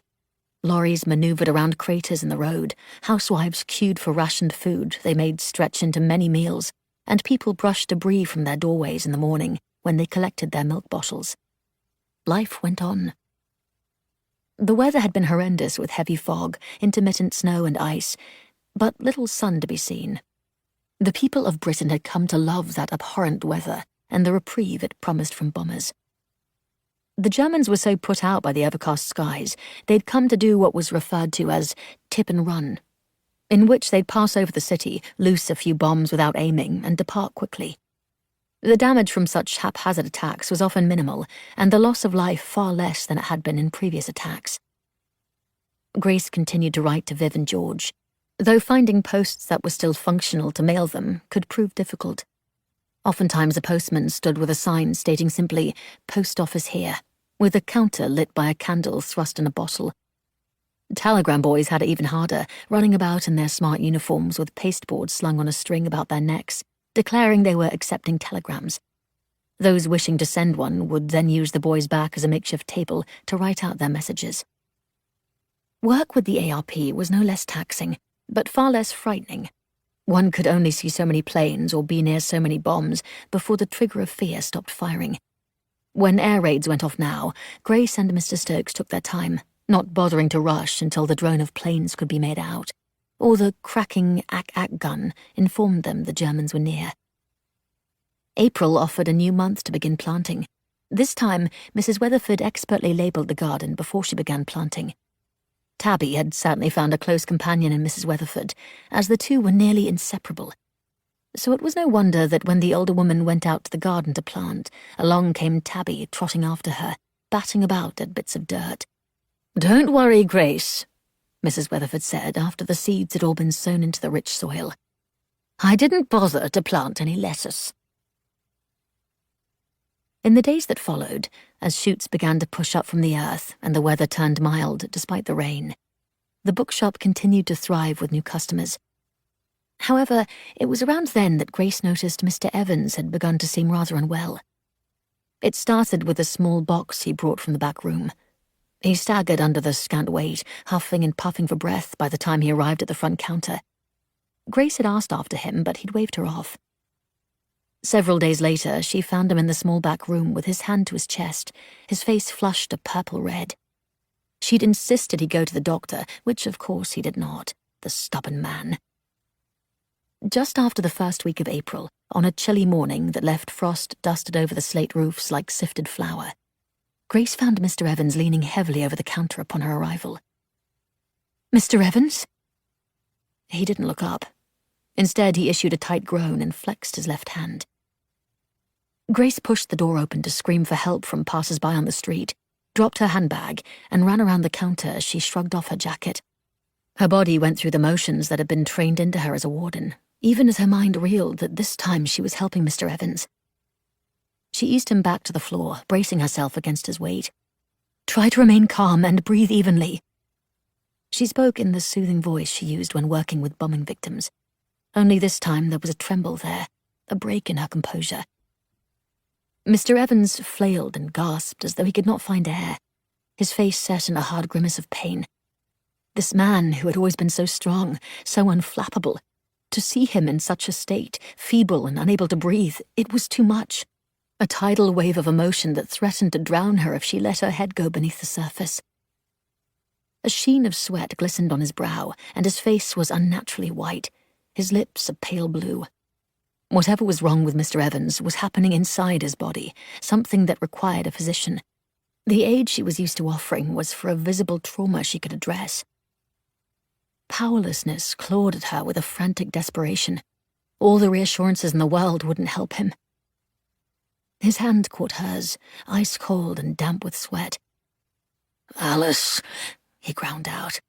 "You'll be fine," Grace said firmly. But he wouldn't be. She knew that and had no idea what to do to make it better. He stiffened suddenly and his eyes went wide, practically bulging from his face as though he'd been given a great surprise. "Someone will be here to help soon." Grace's voice broke on the words. "Someone will be here soon." There was a light in everyone, one that dimmed when death took them, like a torch whose battery ran down. Grace had seen it once before in an old woman crushed by a collapsed building as she'd tried to cling to life. That light in Mr. Evans's eyes, the one that shone with intelligence, kindness, and dry humor, that light that had been so bright and so alive, went out. No. Grace shook her head as a knot lodged in her chest and ached in the back of her throat. She put her fingers to his wrist but felt no pulse. No! Gingerly, she turned him onto his stomach and bent his arms so the backs of his hands braced his forehead on the carpet.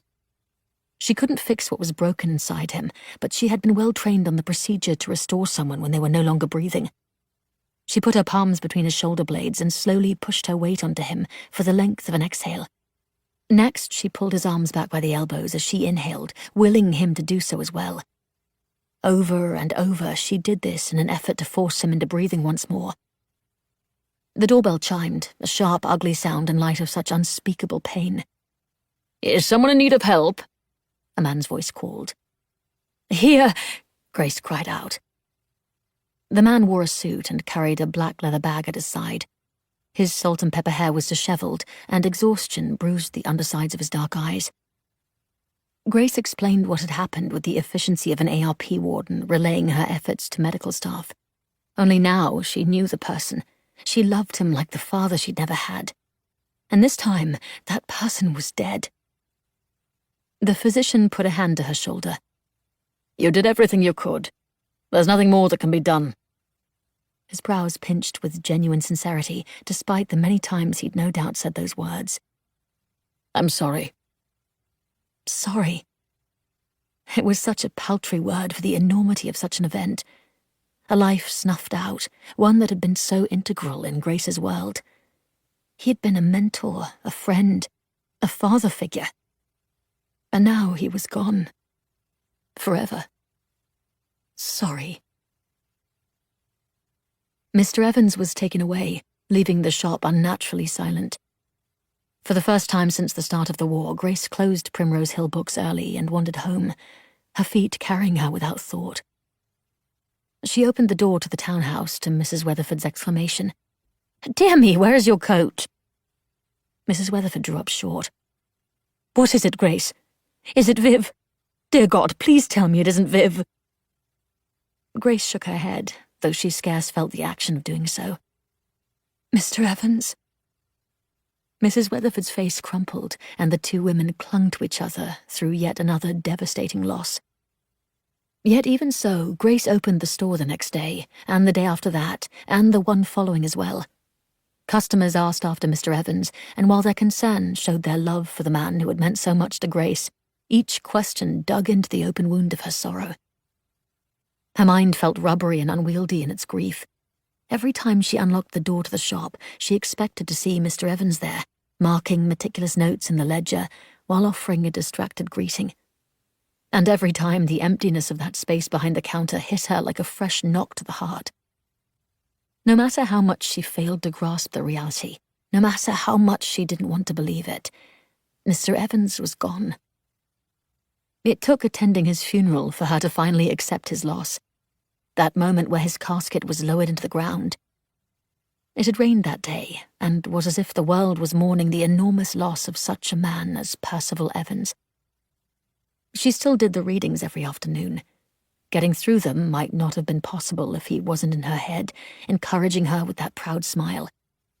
Each night she closed, she put the money in a lockbox in the back room, the way she always did, not sure what would happen to it. She wasn't even sure what would happen to the shop. Perhaps a cousin in the country he had never mentioned. It wasn't until nearly a week later that she had her answer. After her reading one bleak afternoon, an older gentleman approached her. It wasn't uncommon. Many new listeners liked to speak with her about the book, or see what others she might suggest. Usually she would welcome such discussions, but not today. Not when her chest threatened to cave in. "Miss Grace Bennet?" the man asked. "May I help you?" "I'm Henry Spencer, solicitor with Spencer & Clark." He smiled at her. "I'd like to have a word with you, if I may." Grace looked to Mrs. Weatherford, who was standing near enough to have overheard. The older woman made a shooing motion with her hands, indicating Grace should go with the man. Grace waved him to follow her to the back room and apologized for the cramped space. Not being able to order from Simpkin Marshalls meant they were finally using their stockpile of books. Though many of the boxes had been cleared out, the tidy space was still rather small. "I generally do not come to the establishment of my clients," Mr. Spencer said. "However, Mr. Evans was a friend.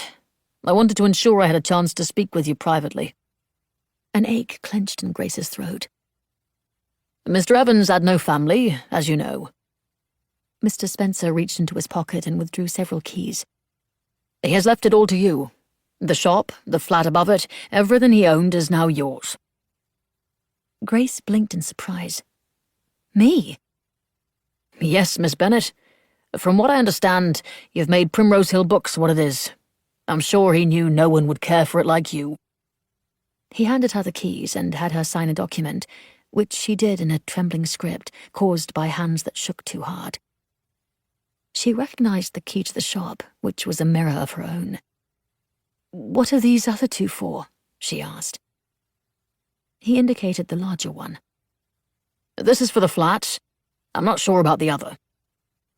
No sooner had he said it than Grace realized she knew exactly what it was for. Mr. Evans' safe. She could recall the day he'd shown her those precious books that had been salvaged from Nazi flames. It had been months ago. It felt like it had been a lifetime.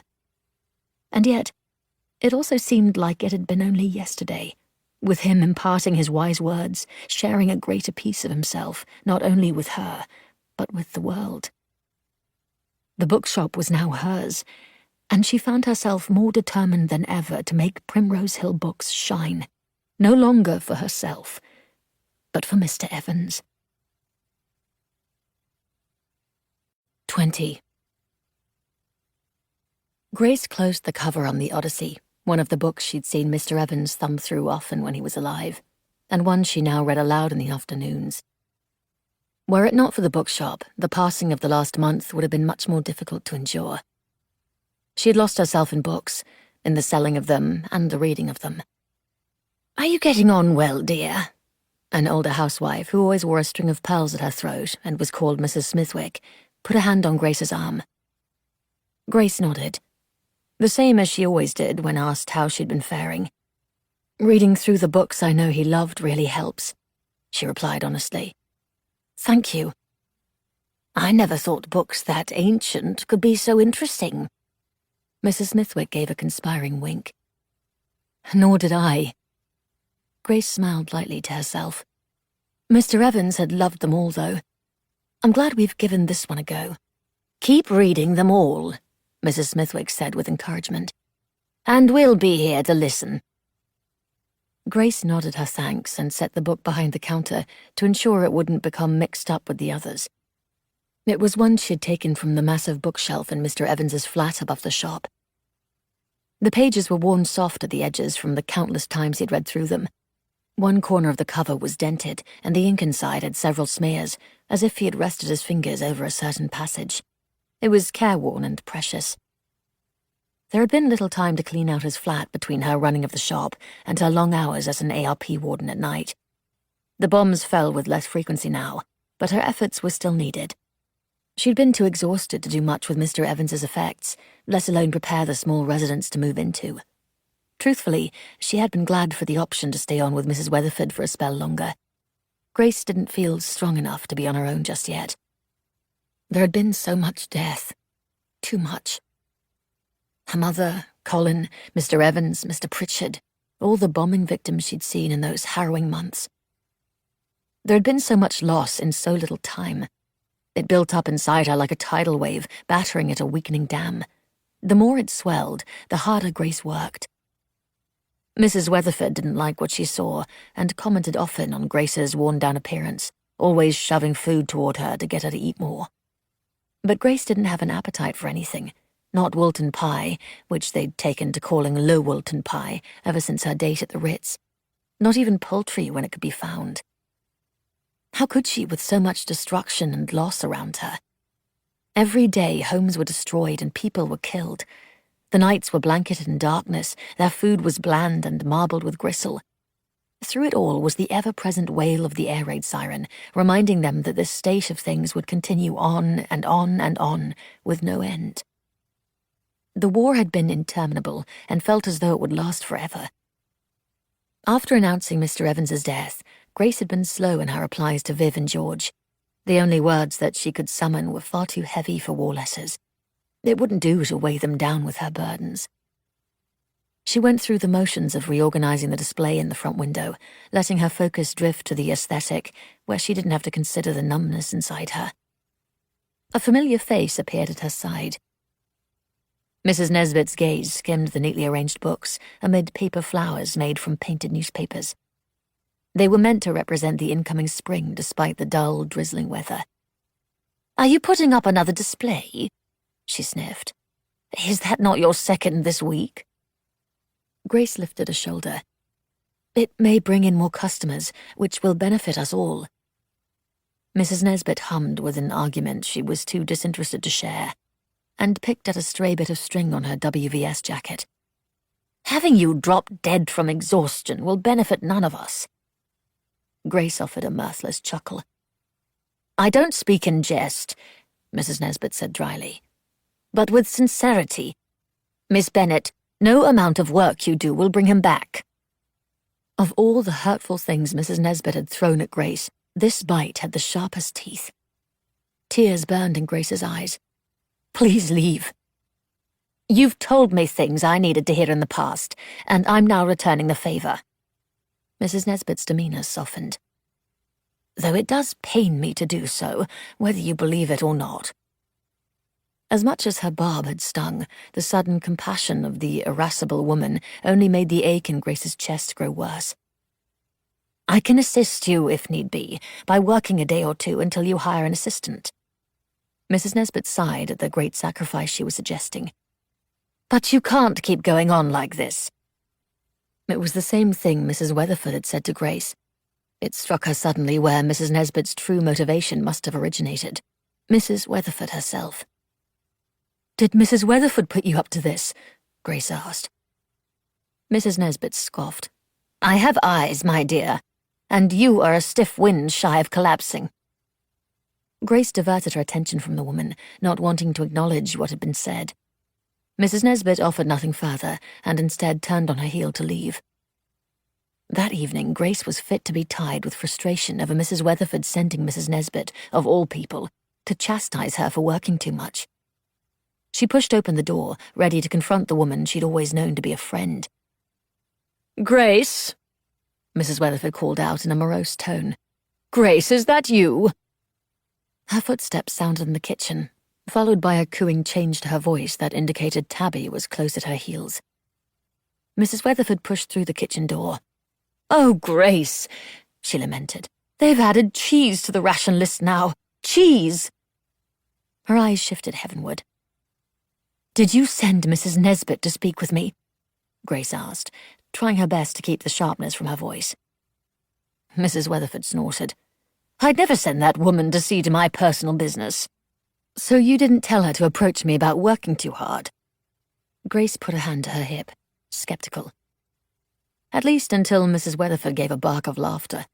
"As though you'd listen. But I'll keep saying it, and you'll keep ignoring me up until the day you understand why I'd been warning you." Mrs. Weatherford lifted Tabby into her arms. The cat nuzzled her chin, and she spoke around his head-butting affection. "I assure you, I'd never send someone on my behalf when I'm more than capable of haranguing you on my own." She hesitated. "Though I did wish to speak to you on another matter." Grace braced herself for something awful, as it seemed most news was these days. "I've considered going through the necessary channels to adopt Jimmy and Sarah." Mrs. Weatherford set Tabby down amid a puff of dispelled cat hair. "I wanted to see where your thoughts might lie on the matter of them living with us." The children had been doing so well, their progress noticeable with each week that passed. Not only did they both attend the readings now, but they were often at Mrs. Weatherford's townhouse, either for supper or to help out in the garden. They brought laughter back into a house that had gone far too silent, and the idea of having them there permanently left a smile tugging at the corners of Grace's mouth. "That's how I thought you might feel," Mrs. Weatherford said with a grin. I'll speak with them tomorrow to see if the idea would be amenable to them as well." Grace nodded in reply and went up the stairs to her room. Fatigue had her in a tight grip, exactly the way she liked it. There would be no painful memories shuffling about her mind when she tried to find sleep, leaving her restless and tossing back and forth. It would be a sweet surrender to darkness later that night. She opened her wardrobe to hang her coat and caught sight of her ARP uniform. They'd recently been given the new blue serge attire, with men in battle dress and women in tunics with skirts. She wouldn't have need of it this night when she was off duty. Grace forced herself to stay awake and take supper with Mrs. Weatherford, who used the ration and guilt to encourage Grace to eat. Any meal made with bacon, butter, a sprinkle of cheese, or a decent cut of meat was too precious to waste. Once their meal was done, and the dishes washed and put up, they prepared for a night at Farringdon Station. Though the air raids were less frequent, it was still preferable to spend the night in the tube station as a precaution. Waiting for an air raid siren to go down to the tube would mean no available space on the crowded station floor, so they went out into the dusk with their bundles of blankets in preparation to queue, when Grace noticed the overcast sky had begun to clear. A shiver prickled over her skin, leaving the small hairs along her arms standing on end. There would be a bomber's moon that night. They would need all the cloud cover they could get, especially with the Thames at low tide. Apprehension tingled in the back of her mind, exacerbated, no doubt, by her weariness. They made their way into the underground, stepping over people who had already set up their place to rest for the night, and locating a spot where they might settle down together. But no matter how tired Grace was, peace would not find her. Usually she could sleep through the talking and snoring around her, so weary she'd be in a dreamless state within minutes. That evening, however, her slumber was repeatedly broken with haunting memories clattering about her mind like a pocketful of pebbles. The air raid cried its wailing tune sometime after 11 that night, muffled by the layers of earth and pavement overhead. The subsequent bombing, however, was not so easily muted. The screeching bombs, the pounding fire of the AK-AK guns, the thundering boom of explosives obliterating everything in its path wherever they descended. Plaster sifted from the ceiling in chunks and chalky dust. The lights flickered, going out completely for spells at a time. They were used to these sounds, yes, but whatever went on overhead was far worse than ordinary bombing nights. The apprehension lodged in Grace's chest amplified. Mrs. Weatherford clutched her large green bag to her, part of one hand thrust inside where Grace knew she was stroking Tabby. They weren't supposed to bring pets down with them, but Mrs. Weatherford refused to leave the small cat, and he had the good sense to stay quiet in his sack until they could return home in the morning. As the night crept on, the sounds continued with 1 hour banging into another until dawn, when the onslaught finally came to an end. The foreboding rattling inside Grace crystallized into something cold and sharp, insistent. Something was not right. She could feel it. Like an ant tickling over one's skin, or the pregnant moisture in the air before a deluge, something was not right. The all-clear finally issued its one-note call, and those who'd sought shelter in Farringdon Station queued for departure. It was an agonizing wait that clawed at Grace's patchwork patience. She could scarce stand in place, shifting from one foot to the other. People slowed as they exited, and Grace saw why when she emerged from the station. The sky was alight with fire, clouded by great billows of black smoke. Homes were cracked and sagging, some gone entirely, knocked from the rows of townhouses like a missing tooth in a jagged grin. Grace's pulse raced at an unnatural pace. Sweat prickled at her palms. "Oh, Grace," Mrs. Weatherford gasped. "It's awful." Grace quickened her pace toward the townhouse. She was nearly out of breath when she rounded the corner, anxious over what she might find.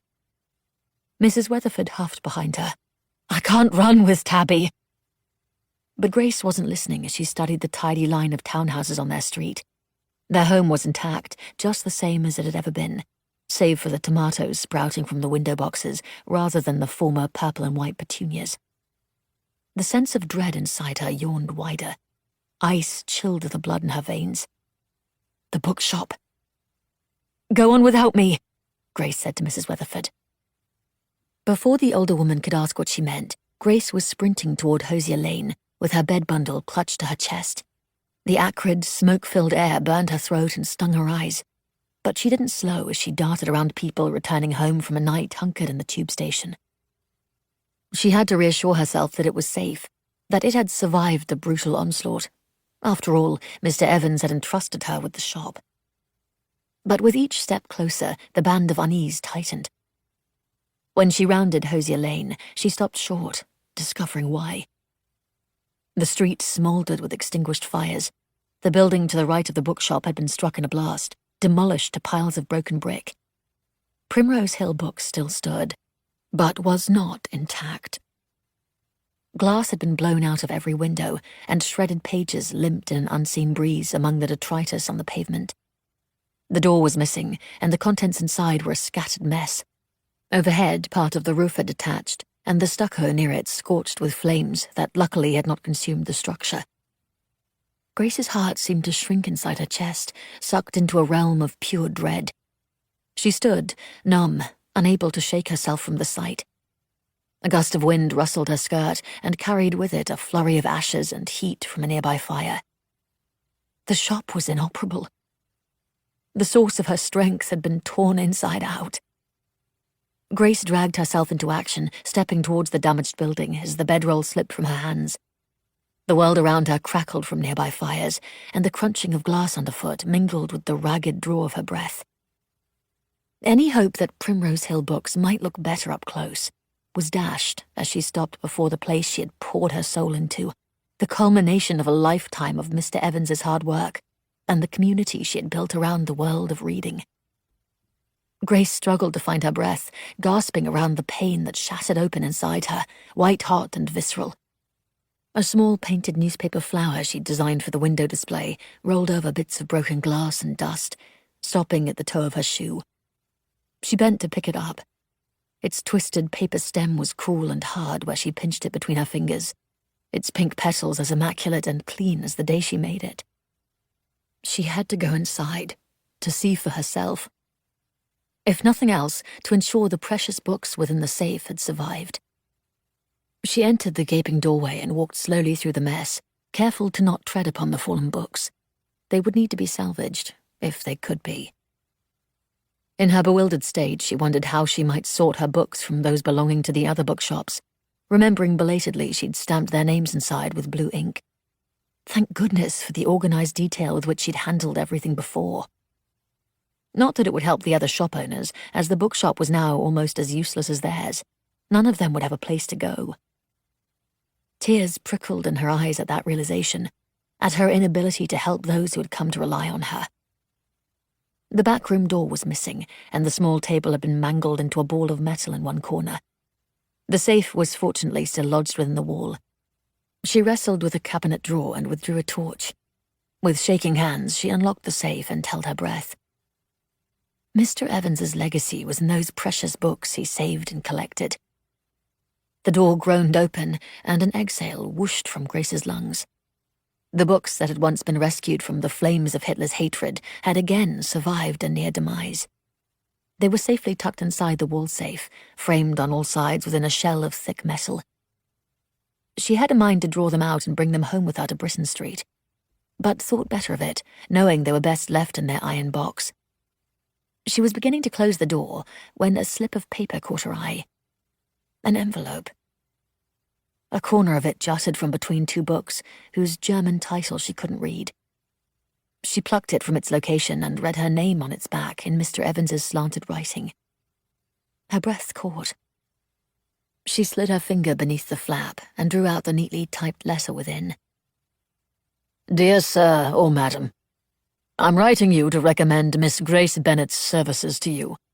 She has been employed at my shop, Primrose Hill Books, for the last 6 months. In that time, she has taken my cluttered shop and turned it into something quite elegant, thereby increasing its popularity and sales tremendously. Miss Bennet is a polite young woman with immeasurable compassion and a keen intelligence. She's rather brilliant, actually. If you don't hire her, you're a fool, and I'm a greater fool for letting her go. My bookshop has never been in better hands, my own included. Sincerely, Mr. Percival Evans. Grace could hear his voice in her head, his tone growing more vehement toward the end.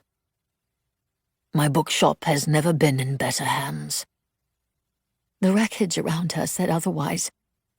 Carefully, she folded the letter back into the envelope and locked it back in the safe.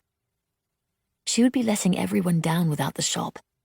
The people who relied on her to sell their wares, her customers who came seeking the distraction of books, not to mention herself, Mr. Evans. She had lost everything.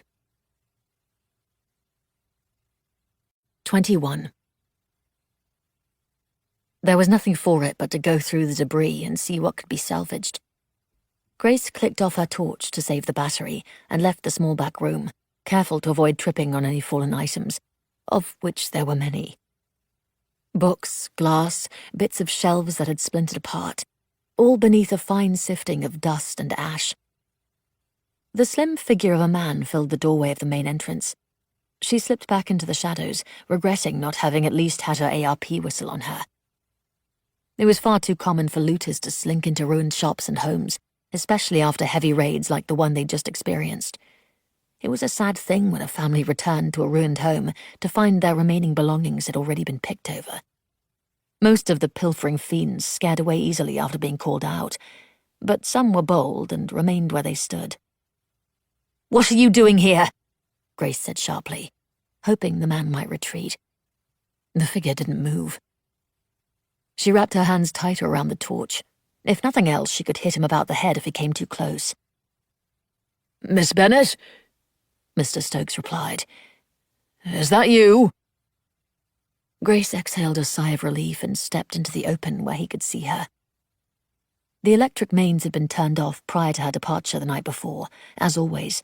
And good thing, too, else the shop might have gone up in flames when it caught fire. She would have to assess the damage to the lights before turning them back on. Mr. Stokes walked into the shop, wearing a jacket and trousers, tiptoeing about to avoid stepping on books as he made his way toward her. They told me the bookshop had been struck. He looked around and frowned. I'm so sorry. Is your home safe? Grace asked. He nodded. Many didn't fare as well. It was one of the worst nights we've had. They estimate the attack on London last night left over 1,000 dead, God save their souls. Double that are injured, and blazes still being put out. He glanced up, squinting with assessment as his eyes adjusted to the darkness. It's a good thing this place is standing at all. Some of it might still be saved. There was a hopefulness to his tone Grace didn't share. Thank you for coming by to check on the shop, Mr. Stokes. She looked gratefully at him, realizing that he had unexpectedly become something of a friend in the last few months. They'd been through bombings together, seen death together, saved lives together. She bent to retrieve a book at her feet, its cover splayed open and its pages bent. Before straightening, she collected 3 more books, pausing to shake a tinkling of shattered glass from them first. When she stood, he arched a brow. You don't truly intend to handle this all on your own, do you? Grace regarded the mess in front of her. Books were torn and battered, shelves were in pieces. The history section pasteboard dangled by only one corner and was covered in a smattering of dirt.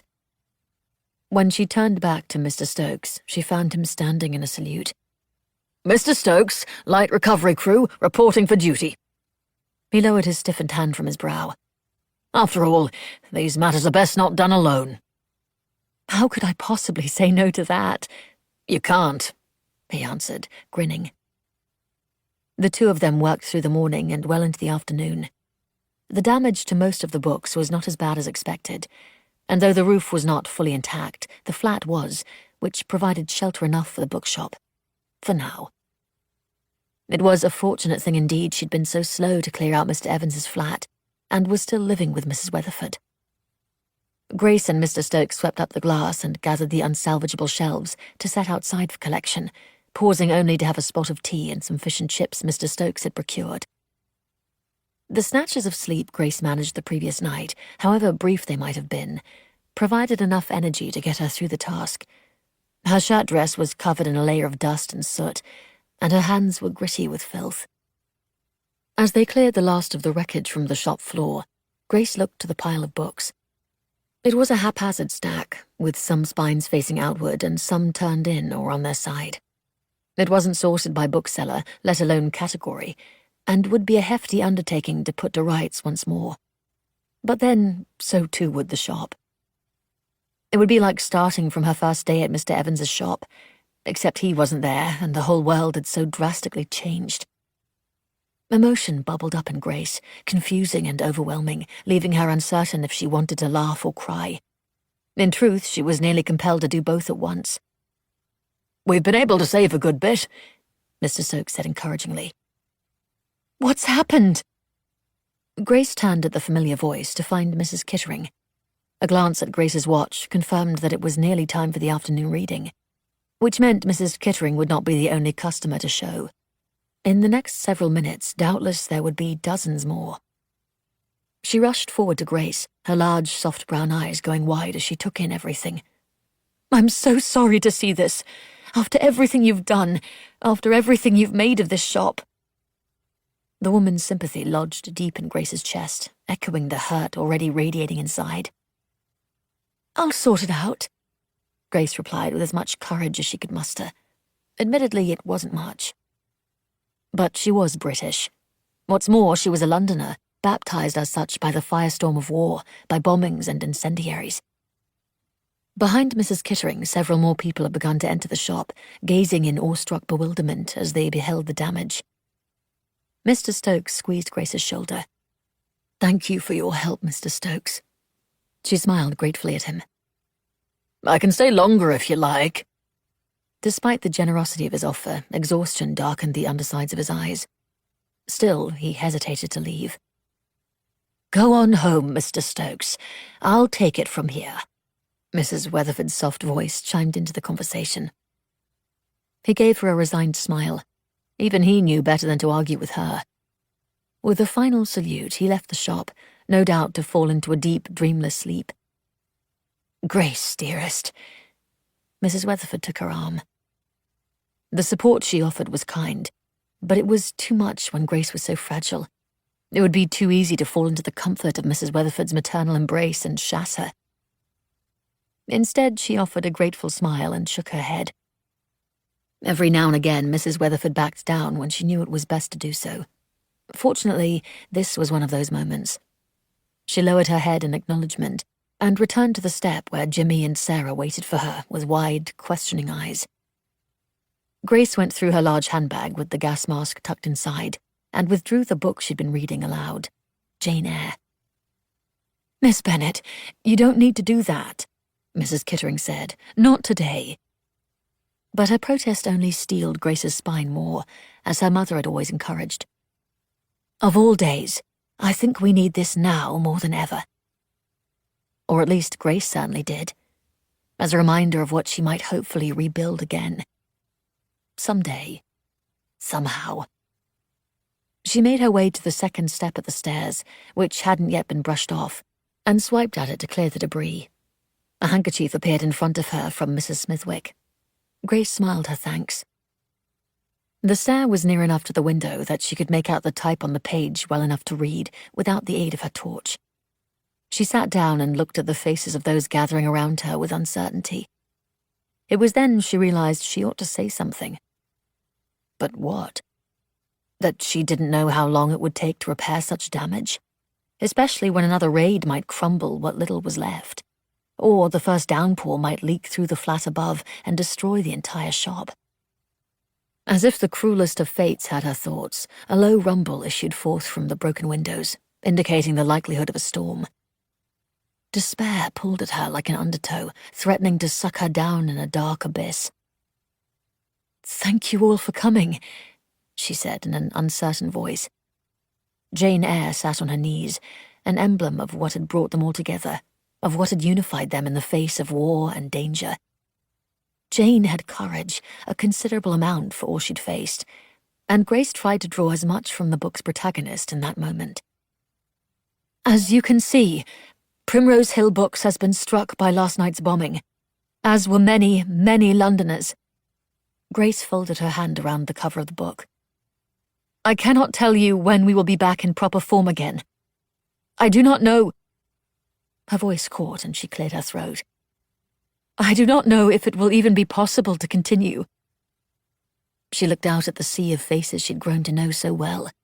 The professors who loved to gather in their philosophical debates, the housewives like Mrs. Kittering, who found refuge from their empty homes between the covers of books, men from the heavy rescue who sometimes needed more than what could be found in a flask to make them forget what they'd seen. And even Jimmy, who sat with Sarah tucked protectively against him, both under the watchful gaze of Mrs. Weatherford. The older woman's worried expression told Grace exactly how bad the shop truly looked. She nodded at Grace with the same kind of silent encouragement Mr. Evans once offered. "I appreciate what all of you have helped Primrose Hill Books become," Grace continued. "Books are what have brought us together. A love of the stories within, the adventures they take us on, their glorious distraction in a time of strife, and a reminder that we always have hope." Thunder grumbled once more in the distance, louder this time. Several people glanced up with concern showing on their faces. With part of the roof missing, the upper floor would only block out the water for so long. Jack, the rough-looking man who had been there from her first reading, turned his head and spoke to two others beside him. They glanced up at the ceiling with a frown, clearly of a similar mind. "Even if we don't have Primrose Hill Books," Grace cradled Jane Eyre to her chest, "remember that we will always have books, and therefore we will always have courage and optimism." The faces looking back at her were solemn as mourners at a funeral. A woman nearby pulled a handkerchief from her handbag and dabbed at her eyes. No doubt they suspected the shop could not continue, and they were probably right. Jack and the two men with him quietly left the shop as another crash of thunder echoed overhead. "I'll continue our readings until Jane Eyre is finished." She indicated the book where the scrap of paper she'd tucked between the pages, a place marker, closer to the back cover than the front. "And after that, please don't stop your readings," someone called from the back. "You're the last bookshop in London," another youthful voice cried out. "Jimmy." Mrs. Weatherford put a hand on his shoulder and pressed her lips together, appearing very near tears. Grace shook her head. "I'm certainly not the last." After all, she imagined Foyle's would undoubtedly be around forever. Its owner was rumoured to have lined his roof with copies of Mein Kampf, in an effort to keep all 6 stories of discounted books safe from the Germans. It worked, although Foyle's did have a near miss at one point that left a massive crater in front of the bookshop that they continued to operate around. They all made do in such times. "Though certainly there will never be another bookshop like ours." The sentiment clogged in her throat, and she opened the book to remove the scrap of paper. If she didn't start reading soon, she might lose her courage. "And we still have a few more chapters yet." Before she knew it, she lost herself to Jane's story, feeling the character's suffering, but reveling in her strength and bravery. All at once, the 2 chapters Grace had meant to read became 3, and she knew she must stop. But she didn't want to. She wanted to continue reading. Jane's messel in the face of homelessness and starvation after leaving Thornfield in Jane Eyre was far easier for Grace to lose herself in than facing her own hardships. But people had to return to their obligations, and so must she. It was with much regret that she lowered the book to find it had begun to rain outside. Surely it would not take much before water would seep into the walls and the damage became irreparable. Then Primrose Hill Books would be no more, and everything she'd worked for would truly be gone. Several men had arrived outside the broken shop windows with Jack in the lead. He entered the store, his cap clutched in his large hands. "I'm sorry I missed your reading." The other men came in behind him, shining torches along the walls and ceiling as they spoke together in low murmurs. They couldn't be there to... "I had to get my crew," Jack said, "so we can fix the shop for you." "I beg your pardon," she whispered, unable to believe her ears. Surely she hadn't heard him properly. Surely he didn't mean...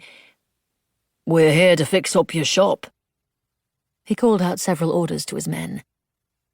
One of the men layered a sheet of waxed linen on the inside of a blown-out display window and nailed it to the frame. The room darkened somewhat at the blocked light. "We'll fix up the shop.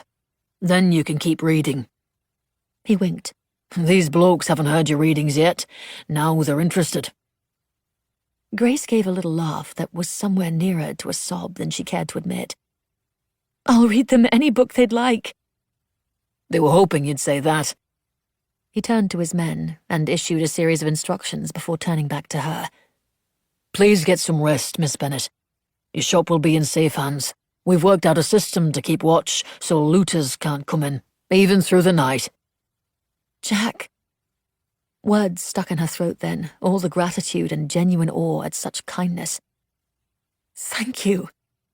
It was all she could manage of the welling praise and appreciation she wished to say instead. Mrs. Weatherford approached and put an arm around Grace's shoulders, gently guiding her home, where she gave Grace a warm meal and saw her safely tucked into bed. Mind reeling at the twists and turns of that day, Grace gave in fully to the weariness that felt as though it was leeching her bones. She woke to the grey glow of a rainy day, limning the blackout curtains. Her mouth was dry as wartime cake, and her brain was fogged over with blurred memories. The severity of her fatigue had left her more addled than the French 75 she'd had with Viv at Grosvenor House Hotel months ago. Suddenly she remembered everything. The bombed bookshop, Mr. Stokes helping her clean and salvage, reading amid the ruination, and Jack bringing his crew to help. She leapt from the bed then, rushing to dress and go see what they'd managed to accomplish in the afternoon. If nothing else, hopefully they would have the tarpaulin on the roof to prevent any more leaking into Mr. Evans's flat. She freshened up and went downstairs, where Mrs. Weatherford was sitting in the parlour with Tabby nestled comfortably in her lap. "I wondered when you might finally wake." She chuckled and scratched the little cat behind his ears. He leaned into her ministrations as his eyes lazily closed. "I'm glad we were able to make it through the night without a single air raid." "The night?" Grace asked, startled. "Yes, dear. You've been asleep since we came home yesterday afternoon." Mrs. Weatherford looked up. "And a good thing, too. You've been in dire need of rest. Jack said it was for the best. He's a lovely man, isn't he? He said to assure you that the bookshop." Grace hastened to the front door. "Do eat something before you go," Mrs. Weatherford called. But Grace was already rushing out the front door, practically running to Primrose Hill Books. Once more her feet skidded to a halt before the shop in shock. She'd hoped for a top on the roof, and saw now there was none. There was slate. Mismatched and oddly shaped bits that came together to form a solid roof. The windows were covered in waxed linen, stretched taut in their frames like drumskins. Even the soot streaking the stucco from the fires had been painted over. It was all as if it had never happened. Grace strode toward the door. The door! Its trim suggested it might have been cut down from a larger size, but a fresh coating of black paint gave it a fine look. She put her hand to the dented brass knob and entered the shop. A familiar ding cheerfully welcomed her, along with an extraordinary sight. Shelves of various heights and colours, pieced from odds and ends of repurposed wood, once more offered an array of books lining the walls, and the shelves stacked at the shop's centre had been dusted and filled as well. Pasteboard signs in a neat script hung once more where they ought to, and even several advertising displays had been replaced. It was too much in the most wonderful way, an absolute miracle. And many of the faces she recognized from her book readings were there, watching her with tired, bright smiles. Grace's words caught. "You did all of this?" "We worked through the night and most of the day," Mrs. Kittering said. "Lucky for us there wasn't a single air raid." "It isn't all organized yet," Mrs. Smithwick said apologetically, fingering the pearls at her neck. "But we're working on it." "You've done a fine job, Mrs. Smithwick," Jack said to her with a nod. She beamed broadly, the wrinkles at the corners of her eyes crinkling. "This is incredible," Grace breathed. If she looked for hours on end, she still might not believe that her shop was back in working condition. "We had to use scraps to put it all together." Jack glanced about, his eyes squinted in assessment. "But it's a sound shop, so long as the Germans don't try bombing it again." "I don't know how I can ever repay you." Grace put her hand to her chest. Her heart felt too large to fit within its confines.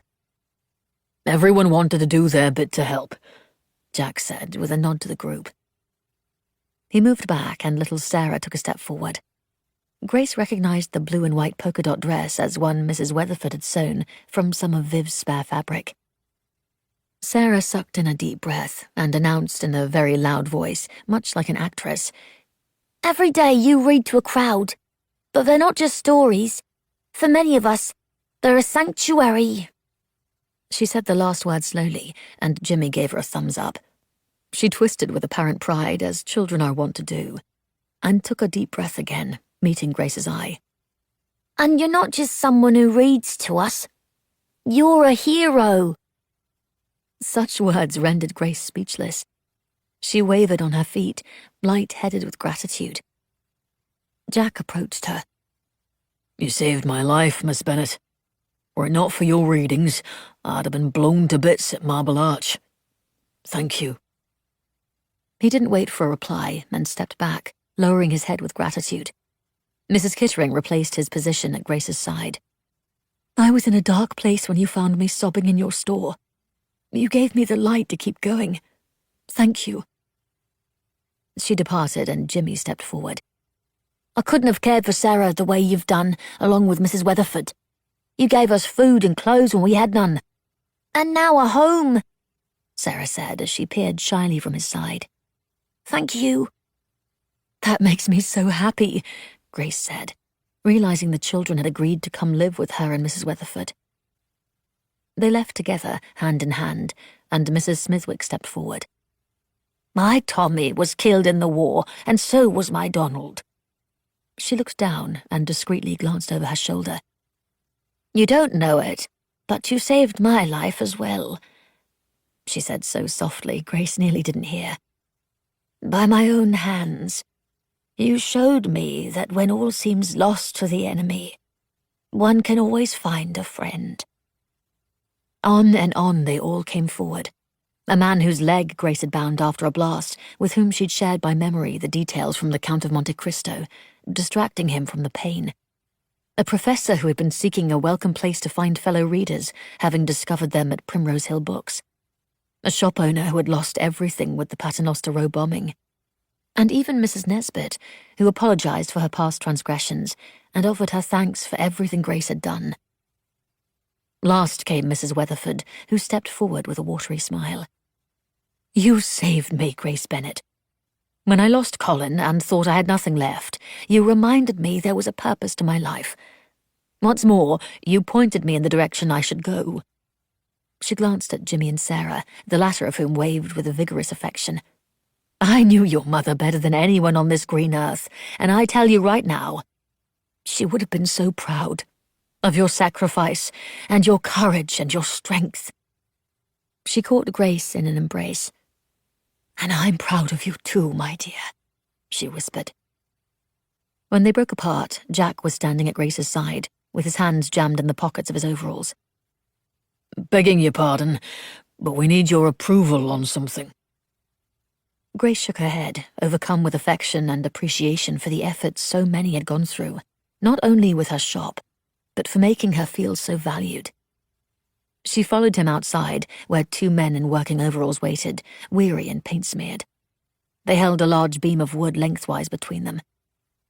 We know the bookshop is Primrose Hill Books, Jack said, but we all thought this seemed more appropriate for the time being, given the circumstances. He nodded, and the men flipped over the board, revealing a painted sign, reading, The Last Bookshop in London. Grace laughed, giddy with love and friendship and joy. It was indeed a perfect name, and she knew Mr. Evans would agree if he was still alive. It's brilliant, she said. With one small modification, if I may. Jack lifted his brows in amusement, and Mrs. Kittering brought over a pot of paint and a brush. Grace wrote in a small, cursive script beneath the beautiful title, All Welcome. Well done, Grace. Mrs. Weatherford clapped her hands. Wait, one more thing. Before anyone could stop him, Jimmy ran forward and plucked the brush from the pot. He turned around, blocking what he'd written, and stepped aside with a cheeky grin. Below Grace's welcome to all was a roughly scrawled statement defiantly proclaiming, "Accept Hitler."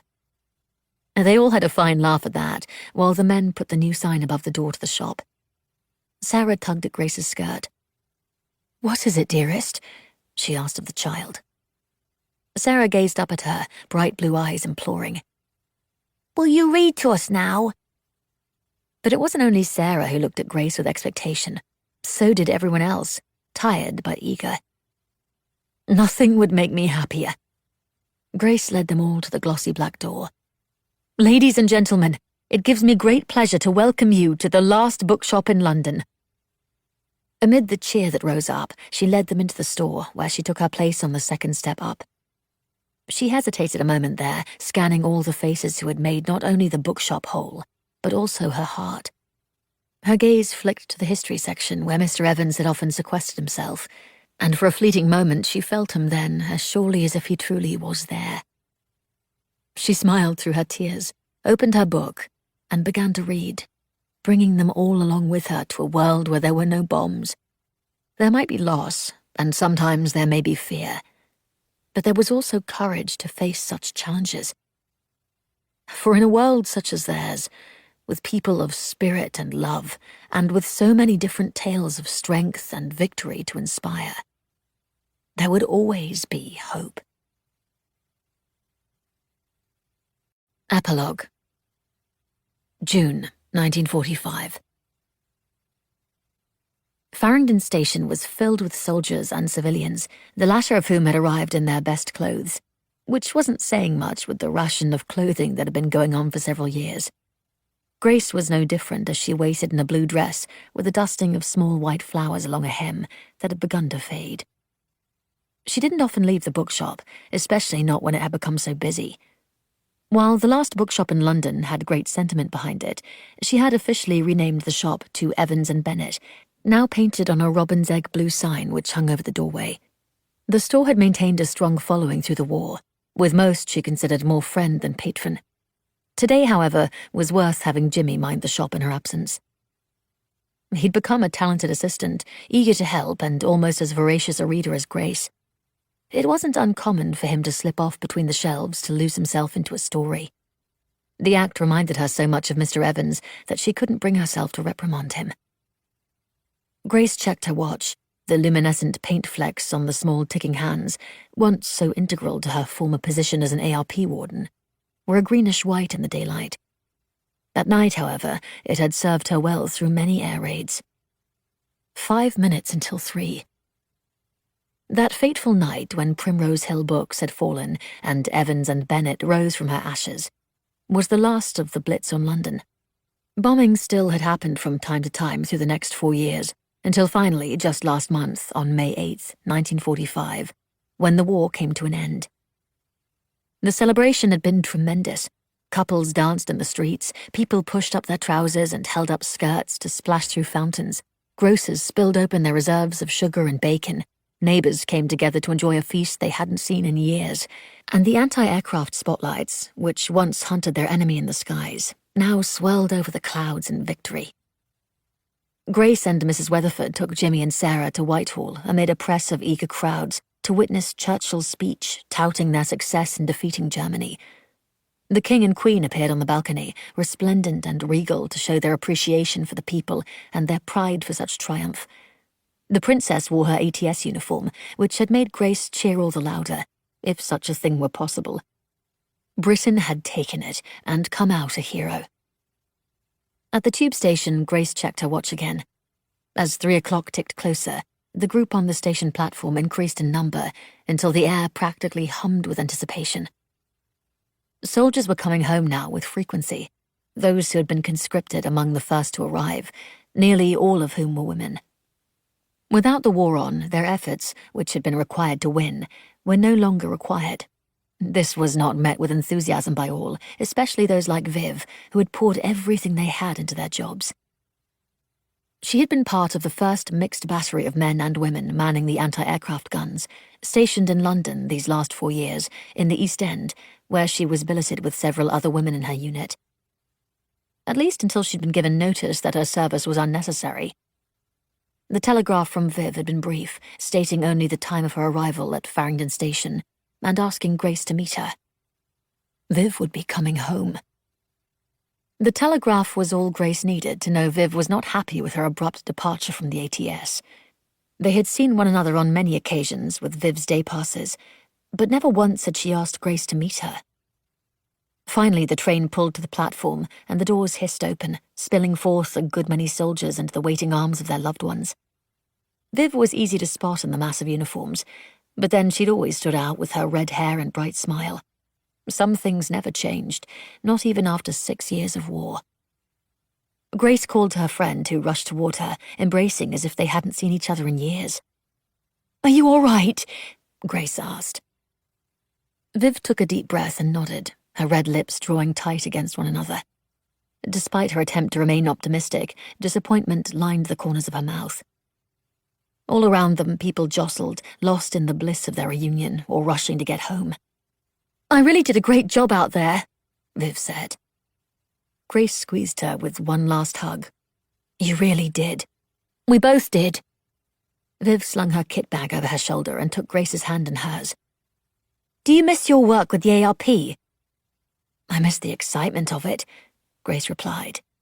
And she did. Of course, it was preferable to be in a time of peace. But there had been a thrill that hung in the air in the past years, an appreciation every morning you woke up alive, the kind that came from a perpetual press of danger. She hadn't been aware of it then, but now she felt of its absence. "Mr. Stokes comes to the shop so often, I haven't had the chance to miss him," Grace said with an endearing smile. "However, I am grateful for extra nights of sleep." "We'll have new adventures anyway," Viv said, falling back on her old habit of looking for new horizons when she was downtrodden. And right now her attention was fixed on a soldier striding past them with broad shoulders and an array of pins sparkling on his chest. With handsome husbands, perhaps. And shops to run. Grace squeezed her hand, earning a laugh from her friend. "How is your wonderful bookshop?" Grace's thoughts turned to the store, polished and clean, organized by subject, its shelves still mismatched wood from when they'd been rebuilt with scraps, the readings she'd continued as the war raged on, and all the people she considered close friends. The booksellers she'd helped after the Blitz destroyed their establishments had found their own shops in time, each with a shelf designated for the Last Bookshop in London, out of appreciation. She loved every bit of Evans and Bennett. "Like that, then?" Viv asked with a smile. "Enough to transform your entire face with happiness?" Grace nudged her toward the escalators. "Like that." As they rode up the metal stairs, it was all too easy to recall another time when she and Viv were at Farringdon Station together, when they'd left their home in Drayton before the war had begun, and they'd never dreamed they'd be surrounded by bombs or manning an anti-aircraft gun, before Grace had ever found a love for books. It was surreal to think such a bland, colourless life had been lived by either of them. Grace had reached out to her Uncle Horace in the days following the war's end to confirm their safety and offer her love. Once upon a time, she might have felt doing so was turning the other cheek. Now she knew it to be compassion. And he had replied, his manner still gruff, as he assured her that they were well and offering an invitation for her to visit should she fancy a jaunt in the country. In truth, it was more than she'd ever expected from him. She owed the fragile repair of that relationship to Mr. Evans. Well, that and so much more. Grace and Viv chatted on their way toward Mrs. Weatherford's townhouse, where Viv was staying in the room she and Grace had once shared. Grace now lived in the flat above Evans and Bennett, which was far too small to accommodate 2 beds comfortably. As they neared Britton Street, Viv clasped Grace's hand, and her smile resumed its sparkle. They rounded the corner and both broke into a run, like children, rushing up the steps to the green door with the brass knocker. Viv pushed inside and was met with a cheer of excitement from Mrs. Weatherford and Sarah, who made quite the welcoming committee with streamers of painted newspaper and a cake Mrs. Weatherford had been setting aside sugar and flour to make. In the weeks that followed, Grace and Viv picked up where their friendship had left off, filling their newfound free time without the ATS and ARP with cinemas and cafes and nights out at the theatre, and, of course, jazz clubs and dancing. Through it all, there was the bookshop for Grace. As children returned from the country and soldiers from war, the familiar faces who had become friends now began to show up with their loved ones. She met husbands and wives and children. Jimmy enjoyed reading aloud as well, and took it upon himself to do a children's book hour every Saturday afternoon. On one particular afternoon, Mrs. Kittering arrived with her daughter, a pretty brown-haired girl with proper manners and wide doe eyes like her mother. Never had Grace seen Mrs. Kittering smile as much as she did with her daughter, doting on her every move and word with the eternal love of a mother. And eagerly awaiting her husband, who would undoubtedly be released from his service soon. It was on one such afternoon, on a sunny Saturday in August, that Grace found herself with a moment's respite. With the customers all occupied, she made her way to the sunlit window with a copy of Forever Amber, leaned against the wall, and opened the book. The familiar scent of paper and ink drew her in as she fell head over heels into a new story. She was so lost in the literary world being spun within her mind, she missed the bell chime at the front door.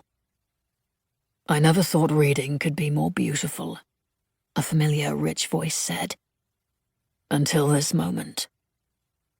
Grace's head snapped up and the book fell from her hands. "George!" He stood several paces away from her, handsome as ever in his neatly pressed RAF uniform, holding a head of purple cabbage. "It appears cabbages are still all the rage in place of flowers." "Only because you're not the Ritz." She ran to him and threw herself into his arms as the cabbage head tumbled to the floor with a soft thump. They'd grown far closer in the years of war, with letters unveiling deep parts of their souls, and all the time they could squeeze in together on the rare moments of leave he was afforded. "Are you home for good now?"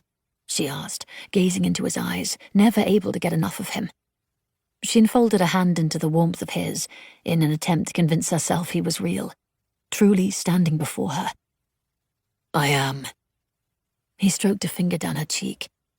"For good." She closed her eyes and leaned her head against his chest, breathing in his clean, wonderful smell and savoring the rasp of his wool uniform against her cheek that had grown so familiar. "Do you really not plan to ask if I brought you anything at all?" His voice rumbled under her cheek.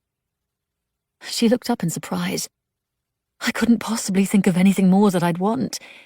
"Couldn't you?" He grinned and reached into the pocket of his jacket. "Not even a book?" His hand hovered, his brows lifted with expectation. She straightened and clapped in delight. It had become tradition, after all, for them to exchange books with one another. His often were battered, well-read copies that had been shared between countless soldiers, but the stories within were always captivating. "I couldn't possibly return to you empty-handed." He withdrew a rectangular green book. It was an oddly shaped thing, scarcely bigger than her hand. "They're made in America, specifically for soldiers to carry about in their uniform pockets," he said, answering her question before she could even ask it. "It's quite brilliant, actually." "It is." She turned it over in her hand to study it before reading the bold yellow title aloud. "The Great Gatsby." In the far left corner was a black circle declaring the book to be an Armed Services edition. "All the Americans are raving about it." "You haven't read it?" she asked in surprise. "I'm rather keen on the idea of having it read to me from the infamous shop owner of Evans and Bennett." He put his large, warm hand over hers, so they held the book together. "I'm sure I can arrange that." Grace's smile grew even wider. "I don't know if I ever thanked you." He lifted a brow, making him look as dashing as Cary Grant. "What would you have to thank me for?" "For teaching me how to love books." She regarded the bookshop with fondness. He furrowed his brows with a genuine expression. "You did that, Grace. Not me. That passion was something you found inside of you." Her chest swelled with his words. Deep down, she knew part of her newfound passion had started with him, with that old, battered copy of the Count of Monte Cristo he'd given her. Part of it had been Mr. Evans and everything the bookshop stood for. Still another part was the people she read to, the dark times those stories had guided them through, with distraction and love and laughter. It was even the war itself, the desperation to have a means to escape, a longing to feel something other than loss and fear. It was everything and everyone coming together as a community, drawn by the power of literature, that truly made her love of books complete, and what put the heart into Evans and Bennett. Or as some of her long-time patrons still referred to it, the Last Bookshop in London.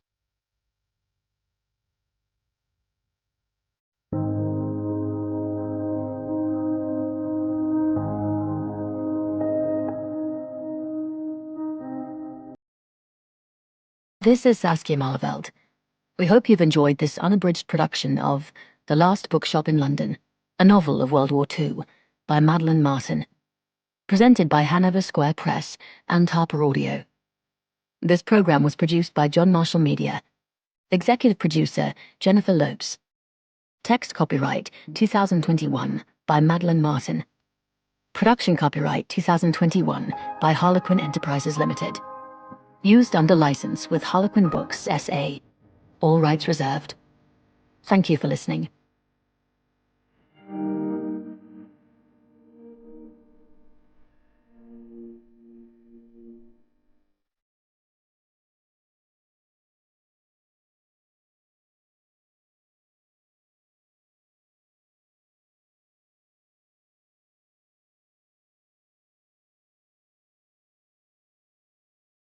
Audible hopes you have enjoyed this program.